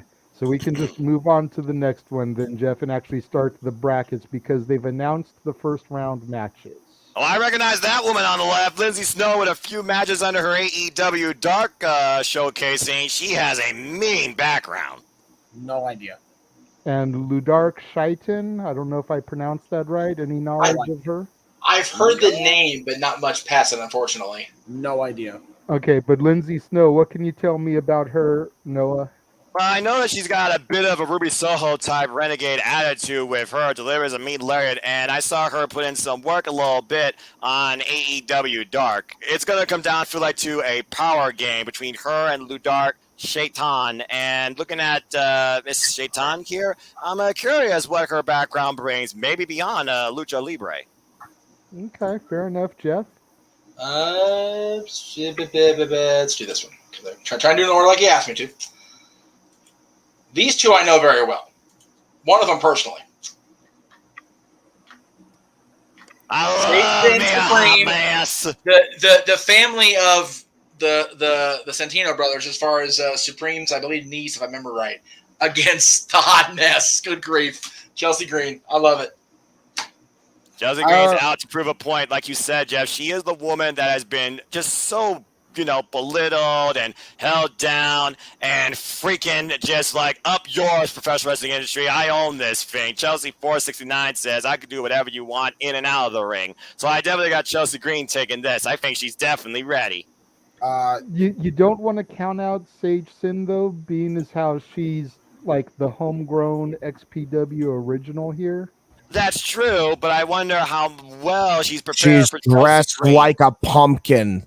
Oh, no. Screw that. Shoot. Do not let that fool you for a minute, Mr. Hebert, at all. Do not use the book by its cover. Remember how I talked about Candice LeRae being the only person in a guerrilla warfare match with Joey Ryan versus the Bucks that was bleeding? Yeah. Sage Sin says, hold my freaking vial of plasma. Okay? Just saying. Oh, boy. Before you move on to the next one, Ken in the chat room says, Noah, I heard Lindsay throws a Hanson-like lariat. Is that accurate? Does. Accurate. She does. She cray for real. All right. This one's going to be good, as Booker would say. La Hora Loca, Taya Valkyrie taking on Steph DeLanda. Okay, this looks interesting. Recently released from NXT. Steph DeLanda. Let's keep that in mind. For those that don't know, I believe she was Persia, yes. Part of that foursome that never went any friggin' where with Sam Shaw, slave name, and whatever the dude's name is. Duke Hudson, but not my NXT. Right. Yeah, I know. First thing, God bless Taya Valkyrie. Continue. Jesus. And then the one I picked to go last. Oh, I know why. Because long may she reign in her era. Why she faces the freaking foundation of women champions professional wrestling, damn it! Camille versus Deonna Purrazzo. If you fought Serena D versus Camille for the Burke was something taxing and special, you ain't seen nothing yet. That's all I can say about that. That's going to be a hell of a first round, let alone the rest of the night. And for the record... go ahead, Jeff. No, I was going to say, if we're going to go ahead and start the plugs here, I'll start with this image first and instead of last. The 25th is one of the very few nights I have off. So somebody's going to Pomona, in theory. But yeah, that is how it lays out now. You guys saw the announcement before the very first, the trailer, which was about 25 hours ago now, roughly. We're covering the Best Super Juniors finals. Noah is anyway on Friday morning. With whoever you want there with you, brother. You let me know. If Casey's up for it, I mean, he usually is my NJPW correspondent to preview the G1 Climax, which we also have to figure out too, which I imagine is going to come ahead at Dominion, which is also literally a week and a half beyond that too. So we'll see. So we got Dominion on the 12th. We've also decided to add Against All Odds, which is an Impact like special, I guess. It's on a Friday night, July 1st. I didn't put that in the trailer because it's actually in July, so I didn't want to go too far into the weeds. But we are covering that show. But yeah, other than the 18th and the 25th, there will be some sort of stream presented by Jeff Meacham or a Jeff Meacham Network presentation. Which, by the way, Jeff, the 18th is that Wrestling Prestige in Pomona as well. So every day we're booked this month, and it's okay, cool. I ain't got time off, cool. But you know what? The great part is, you see, Wednesday is the Greg Cherry Show, but in addition to the Greg Cherry Show, as I've been talking about all freaking night, let me go ahead and get that graphic going here. Boop. And no, okay, we need the cursor to go where it needs to go. Thank you. It's 11:30 at night. My brain's not happening. There it is. All ready to shut down. Prior to the Greg Cherry Show, we will be live. I'll be there. I know it says all day, but it won't be all day. I wish it was, but I unfortunately, Dylan is still in school on Wednesday, so I can't leave until he leaves. So I'll be on the 7:30 a.m. bus, going down to Inglewood. God help me double. But I'll again. JJ's wearing this shirt, man. I'm going home. Like, I have this whole grand vision of, returning to Inglewood, returning to the site where I, had my childhood other than my home. And then AEW said, here, dude, hold your Reform Club badge. Like, okay, I'll go early. That's cool. So, yeah, I'm so stoked about this. I really am. I don't blame you. I'm giddy. And after what we saw tonight, dude, I never in my wildest dreams, and JJ will back me up on this because we've talked about it the last 8 years, I never imagined I'd be in a wrestling arena and hear Cult Personality again, ever. And I'm going to see it play with the world champion coming down the ramp. Like, Jesus. Right. And hopefully, please, wrestling gods, even you, Bradshaw, give me a Judas moment in the arena with the actual AEW crowd. I got on the cruise, and it was wonderful, and it's on videotape. I can't make money off it because of the copyrights or a muckerfuther, but give me one in the arena so I can have it on TBS and let the world see it for real. Right. Okay. Ken, to answer your question that you've asked like 3 times in the chat room, we don't know if he's related to Carlos Colon or not. Anyways, get back to what you were saying, Jeff. Yes. So, the Cyberfight Festival on the same day as the Dominion. Again, we're trying not to overextend my already concussed ass too much, Elizabeth, but we'll see what we can do. Yeah. Before I get to the plethora of plugs for both myself and Miss Rose, because JJ, I do have your plugs ready as well. James, what say you on promotion, sir? What do you have to plug as we go into for me the end of May and June? As my voice is going. That's why I'm saying go ahead first. Going. Number one thing that you guys should check out. If you're on the Jay Hebert Studios channel, you already know. But if you like the intro in the beginning, you will like WYW. Obviously, going to be the first thing I promote. Go check out Weymouth Youth Wrestling. That is my CAW wrestling promotion that I run like a pro wrestling company. So go check that out. YouTube.com/user/WYW Pride. With that said, I also have a retro wrestling review series on Owen's channel on Wrestling Fortune 44 Incorporated. Go check that out. That's going to be on Double or Nothing 2019. We were trying to do that before this, but everything on Owen's schedule completely got in the way, so we are doing it post AEW Double or Nothing 2022. So be on the lookout for that at some point down the line, as well as an Indie Force. We will be talking about stuff. We will also be covering Open Mic Night with MIKE, not the MIC, like it is here. That will be with the boys, Mike Nikos and Michael X. We will be covering our second part of the toxicity of the IWC part 2. And depending on how everything else your goes, mentalities. Right. Depending on how this week goes, that should be interesting. Yes. And also, on top of that, I think the last thing I need to plug is Jay Hebert's side of things. Basically, because I'm actually going to be, because we haven't done it on here and we haven't done it on the other programs in affiliation with any of the people we work with, I am going to be covering, for personal reasons, the Amber Heard and what's his name? Why am I Johnny on his name? Johnny Depp case, and the Will Smith and Jada Pinkett case. Oh, so Lord Almighty, brother! Covering both of those. You boy, crazy for multiple reasons. Be on the lookout for all of those in the next coming week or two. So there you go. All right, Mr. Foster. Gentlemen, again, tonight we embraced what we love. And that's professional wrestling! Damn it! Damn it! But I digress. I somehow still have a voice, and I have no idea how that's possible, too. I don't! Oh, God! Oh, you poor soul. Oh, what world. MGF. As I drink 3 cans of Mountain Dew to close this thing out, too. Jesus Christ! You want to know more about me, though? Know this. I am just the simple man, the proud play-by-play commentator of the Jet Beach Network, too, but also a lifelong professional wrestling fan. So find me on Instagram, Twitter, and YouTube at Foster1916. On my channel will be an ATW View review discussing the results, the fallout, and so much more to come of what we think might come, too, in and out of AEW regarding what we saw tonight at Double or Nothing, and what I might hear from the media scrum too with a out of his mind Tony Khan, you crazy madman. But I thank you. Also, Cindy, as I said, Cindy, me, and Chris Lawson will actually be doing the recap and review for the Daily Slam right here on YouTube via Zoom and then uploading it some point later today, as I wish you all once again a happy and blessed and safe Memorial Day. Remember the fallen, honor them too. As always, I'd like to conclude, there are no winners, no losers, no betters. There are just fans with own opinions for this passion we all share, whether you want to believe it or not.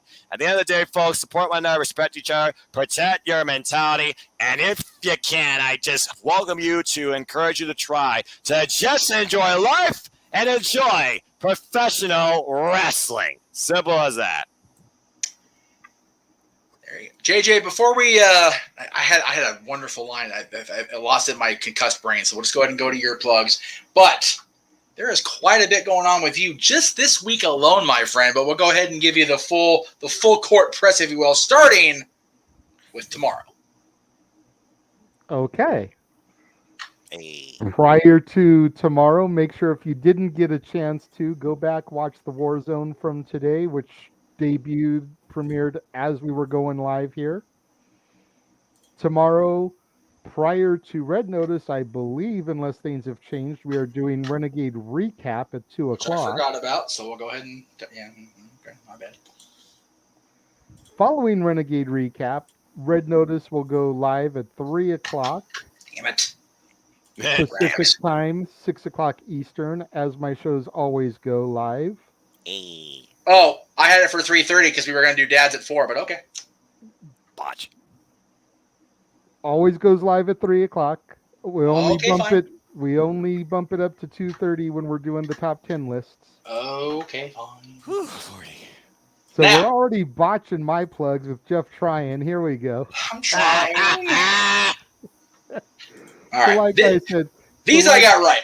Okay, so that's all that matters. I said, tomorrow at 2 o'clock Pacific, 5 Eastern, Renegade Recap, the first one since the relaunch. 3 o'clock Pacific, 6 o'clock Eastern, Red Notice. 4 o'clock Pacific, 7 o'clock Eastern, Dads Not Always on Wrestling. Ask the Dads. And then, as this shows here, we've got movies with only one sequel lined up through the rest of the month. You got Journey to the Center of the Earth, Journey to the Mysterious Island, Wayne's World 2, Young Guns 2, National Treasure Book of Secrets, Mortal Kombat Annihilation, Kick-Ass 2, and there is an empty days there. I'm not going to announce just yet what is coming there, but there's going to be a double feature there, bringing back double feature days like I used to do back in the day when I wanted to do a two-parter or an original and a remake or something along those lines. That will be a double feature day, so I can feature another day of content. Make sure you tune in on Saturdays when I throw up a brand new release movie, whether it's in theaters or in streaming. I know Jeff doesn't have an image for it, but this coming Saturday, the 4th, is going to be the Rescue Rangers movie, which just recently dropped on Disney Plus. So good. If you enjoy Roger Rabbit, if you enjoy Cool World back in the 90s, that live action animated hybrid, very much that style of movie, very much a throwback to Roger Rabbit with non-Disney properties appearing within the movie as cameos. Gotta watch it, check it out, see some of the characters that pop up here and there.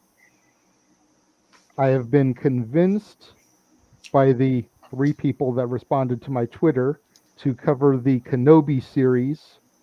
So Thursdays coming this month, I'll be covering the Kenobi series that's coming out on Disney Plus. Love it. First 2 episodes already live. So good. By the end of the month, we should have covered the entire series because it's only 6 episodes. Oh shit, that's right. That's And impressive. the first 2 just premiered. So the first 2 will be done on the 2nd, this Thursday, and then each week will be the last 4. There you go. And then the thing I am the most excited for this week, the thing I am the most looking forward to and the most nervous about. Saturday the 4th, NXT in your house, doing color commentary alongside the simple man himself, Noah Foster. I like I said, I am so stoked to be doing this with you, and I am nervous as all get out. I'd be lying if I said I wasn't. Be yourself and bring your charm, man. We're going to have a fun time with this thing, too, even if it is sports entertainment, and many people have their own opinions of it, too. At the end of the day, we're just going to make it fun. Yeah, exactly. I mean, there's a pretty decent card that's already been announced for this one. You've got NXT North American Championship, Cameron Grimes defending against Carmelo Hayes. You got the NXT Tag Titles, Pretty Deadly defending against the Creed Brothers. Come on, You got boys. the NXT World Championship, Braun Breaker defending again against Joe Gacy. You got the NXT Tag Titles, Toxic Attraction versus Katana Chance and Caden Carter. You got the finals of the NXT Women's Breakout Tournament, Tiffany Stratton and Roxanne Perez. Roxanne for the win. And you've got Mandy Rose defending her women's title against Wendy Chu. And something tells me Wendy Chu will not be sleeping during that match either. So you've already got a pretty stacked card, and you've still got this week's episode of NXT for something else to be added. So there you go. There you go. So there's what we're going to see from the Renegade. Before we get into my plugs, because they are many, as we do on the Jeff Meach Network. They are massive. I'm a busy man. Like that's okay. Old company, Pro Wrestling Massive. This is what happens when you own an enterprise, folks. By the way, I win! Shit. You know what? The fact that I got more than half for my first AEW pay-per-view impresses me. You should be. I'm just going to leave it at that. I respect you. I am the greatest. I am all elite. And I am the championship number prediction champion. And we'll see what happens this weekend. There you go. All right. So let me bring us back to... Ooh, Casey, you were close. There we go. Hi, there you go. Okay. Hey. So, the week kicks off, as it does on Mondays, with a Dad's product. However, it is not Dad's, not always a wrestling top 10. It is Ask the Dads this week. Of course, following Red Notice, as I said earlier, sorry, I forgot to change the 4 Pacific first. I'm tired as hell. And I actually did it the following week, too, but we'll get there in a minute.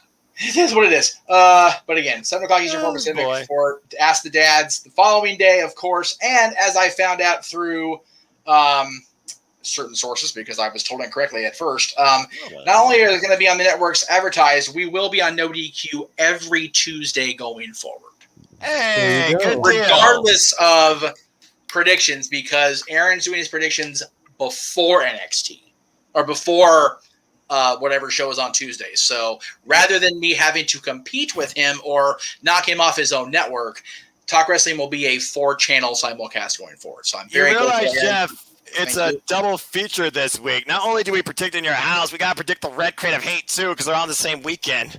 Well, for you guys on the No DQ side predictions, God bless you, for real. Luckily, we do that shit on day of on the Jeff Meach Network, because I never understood the policy of doing it on Tuesday. But again, I don't run No DQ. I just happy to put my ball cap on and go along for the ride as I have for 20 years.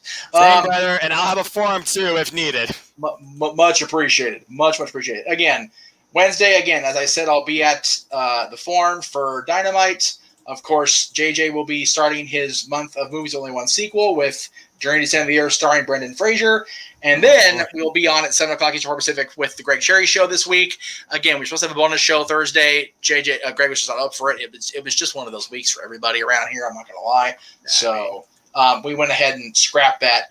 Thursday, I did advertise this, so I'm trying to decide if I want to do it live or if I want to pre-tape with whoever wants to be involved. So I will get with everybody tomorrow on this. But as it is the 20th anniversary of Impact Wrestling / TNA Wrestling this coming month on 19th, of course, the anniversary itself, 20 years to the day, yes.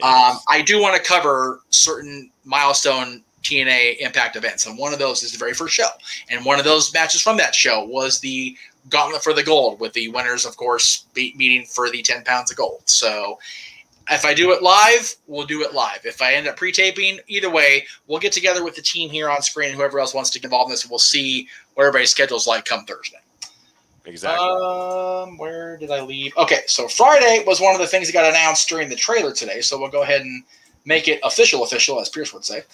Official. It's official. Roger. We at 2 a.m. Pacific, because I'm a crazy person. However, in my defense, Dylan's out of school the previous day. So there you go. There is that. 5 a.m. Eastern, 2 Pacific. Noah and whoever else is crazy enough to do it will be covering the finals of the 2022 edition of the Best of Super Juniors, because it is heavily, and I mean heavily, rumored that Will Ospreay will indeed show up and make his presence known, as Will Ospreay do. So one way or another. I want to see it for my damn self, because I love me some Will Ospreay, and I want to see how it lays out. So there is that. Saturday, as JJ mentioned, I'm looking forward to this for a lot of reasons, but definitely hearing JJ do color commentary / play-by-play along with our simple man Noah Foster on In Your House. And as promised, it is guaranteed, one way or the other, we will have a cameo appearance of James petting his pussy. So there will be that on Saturday. Let's not forget. Hopefully, since we usually do open mic nights afterwards, hopefully James will at least pop in during the pre-show, give his thoughts and predictions on matches, and then pop in for open mic night afterwards. If he chooses not to hang out during the PLE, that's on him. No one's going to begrudge him that, but hopefully he'll at least show up for the pre-show and the open mic nights. Yes. And speaking of PLEs, I don't have the official Jeff Beecham graphic ready yet because I need to redo the logo because it turned out like crap blown up. But in absence of that, I'll go ahead and plug. Wow, that's way zoomed in. Jesus Christ. Hang on a minute here. Boop, boop. There it is. Abandon all hope, ye who enter through the gates, for the red crate of hate looks to claim its next victim. Yes, and that'll be coming up at 6:30 Eastern with our pre-show and predictions, because we ain't going to have that many because it's going to go quick. Not even going to lie. And then 8 o'clock, of course, Eastern with the play-by-play from Noah, who has volunteered again to do this. God bless you for that. And whoever else is on color commentary. The following day, I'm going to wrap up plugs with this because we are doing another Ask the Dads. I know we did Ask the Dads tomorrow, but I wanted to line up the rest of June based on what we're covering on the 13th and the 27th, of course, is John Cena's 20th anniversary. We want to make sure we did our John Cena-centric show that day. But June 6th, not only will we have Ask the Dads following Wayne's World, Party Time Excellent, Part 2. No, Wayne's World Part 1. I'm sorry. Yeah, Part 1. But I will be live on location at the happiest place on earth. And no, I'm not talking about Daly's Place. I'm talking about Disneyland. I'm very excited I get to go back to my other home away from home, the home of the magic, if you will. So it's going to be a crazy, crazy breakneck next few days. And honestly, based on what we talked about here during this conversation, the rest of this month is going to be breakneck, because now that we've got the show for XPW, now that we've got the show coming up on the 18th, it looks like I'm going to have something going on every single day this month, be they live, be they Memorex, be they whatever they will be. I mean, again, the graphics aren't on the 18th and the 25th yet, but everything else is solid booked, kids. So, yeah, those two dates for me aren't etched in stone yet, but they are very heavily rumored. Right. And again, as JJ said, he's not going to Rampage on Friday the 3rd. June 3rd doesn't mean I'm not, so we'll see if I end up there after I help cover Best Super Juniors, because, like I said, I ain't got no cheating obligations come June 3rd, except for Dylan going to his mother's actually that day, because he's going to be here for June for Canyon Basketball. So, in any event, that is what's coming up. We appreciate every single one of you that have been along for the ride the last nearly 9 hours, all 630 of you almost watching tonight. We appreciate the views. We appreciate all the contributions, the comments. No super chats, you cheap bastards. That's okay. Two things real quick. Yes, sir. Number one, you mentioned that on a week from Monday, you're going to be broadcasting from the happiest place on earth. Thought you were already doing that this Wednesday when you go home to the forum. Fair enough. And number two, just as a friendly reminder to our audience, like you just said, no super chats today. But if we can get to $400 in super chats or donations to those two PayPals, that way YouTube doesn't eat the money. Right. $400 by the end of June, I will take the clippers to my hair. Like, there's a lot of it there. It's not like Jeff cutting his hair. Hey, you know what? You're not wrong, but damn it. There is a lot of hair on this head. We all remember what happened there. Live on the air. Yes. Live, folks. He's talking live. And at the end of the day, y'all, think about it this way. At the end of the day, YouTube would not be preferred, but if it is what it is, and we get over that 400 because of the YouTube percentage algorithms, you bastards, that's $12 a day between two channels, at least. Come on, man. $12 a day for the content I've got. Where are we at here? There it is. And before you guys question why is it so high, I'm just throwing this out there. I'm going to be completely transparent. Me and Jeff are splitting this money. Since I'm the one putting something on the line, I'm getting a cut of it myself. That way Jeff still gets money for all the content he's putting out there, all the extra features, putting together watch-alongs like this with this awesome team that we've had this evening, as well as a little something into my pocket to try to help get my channel moving and growing, because until I get monetized, I can't make money. So exactly. So we're doing what we can, what we have available. Make more money on donations than you can on YouTube because they'll eat the money. Well, exactly. And that's why we're putting it are on there. PayPal. So yeah. So there you go. There you go. Yep. But thank you all again. We really appreciate it. For Casey, who has stepped away because he was dog-ass tired, I don't blame him. For our buddy Big Baller G, for everybody that popped into the chat room, for everybody that was here all night. Yes. Man, we kept it above 25 for a good chunk of that presentation. So I was proud of that. Again, we hit 630 views almost all together. So I'm excited about that. Thank you all very, very much. I greatly appreciate it. And Ken, Josh, CC, Raymond, all the others that popped in that I'm not naming. Yep. So again, we thank everybody. We really do. It is much, much appreciated. If I can get the graphic back up, I don't want it up here for no. Oh yeah, that one's fine, I guess. We will see everybody on the Jeff Meacham Network side of things beginning tomorrow again with Renegades reviews, Renegades recap coming up at 2 p.m. Eastern, 5 Pacific, 5 p.m. Eastern. I'm going to get it right one of these days. I'm exhausted. Don't mind me. 2 Pacific, 5 Eastern. And Renegade then recap tomorrow begins the coverage. And then again at 3 p.m. Pacific. See, I blocked it there.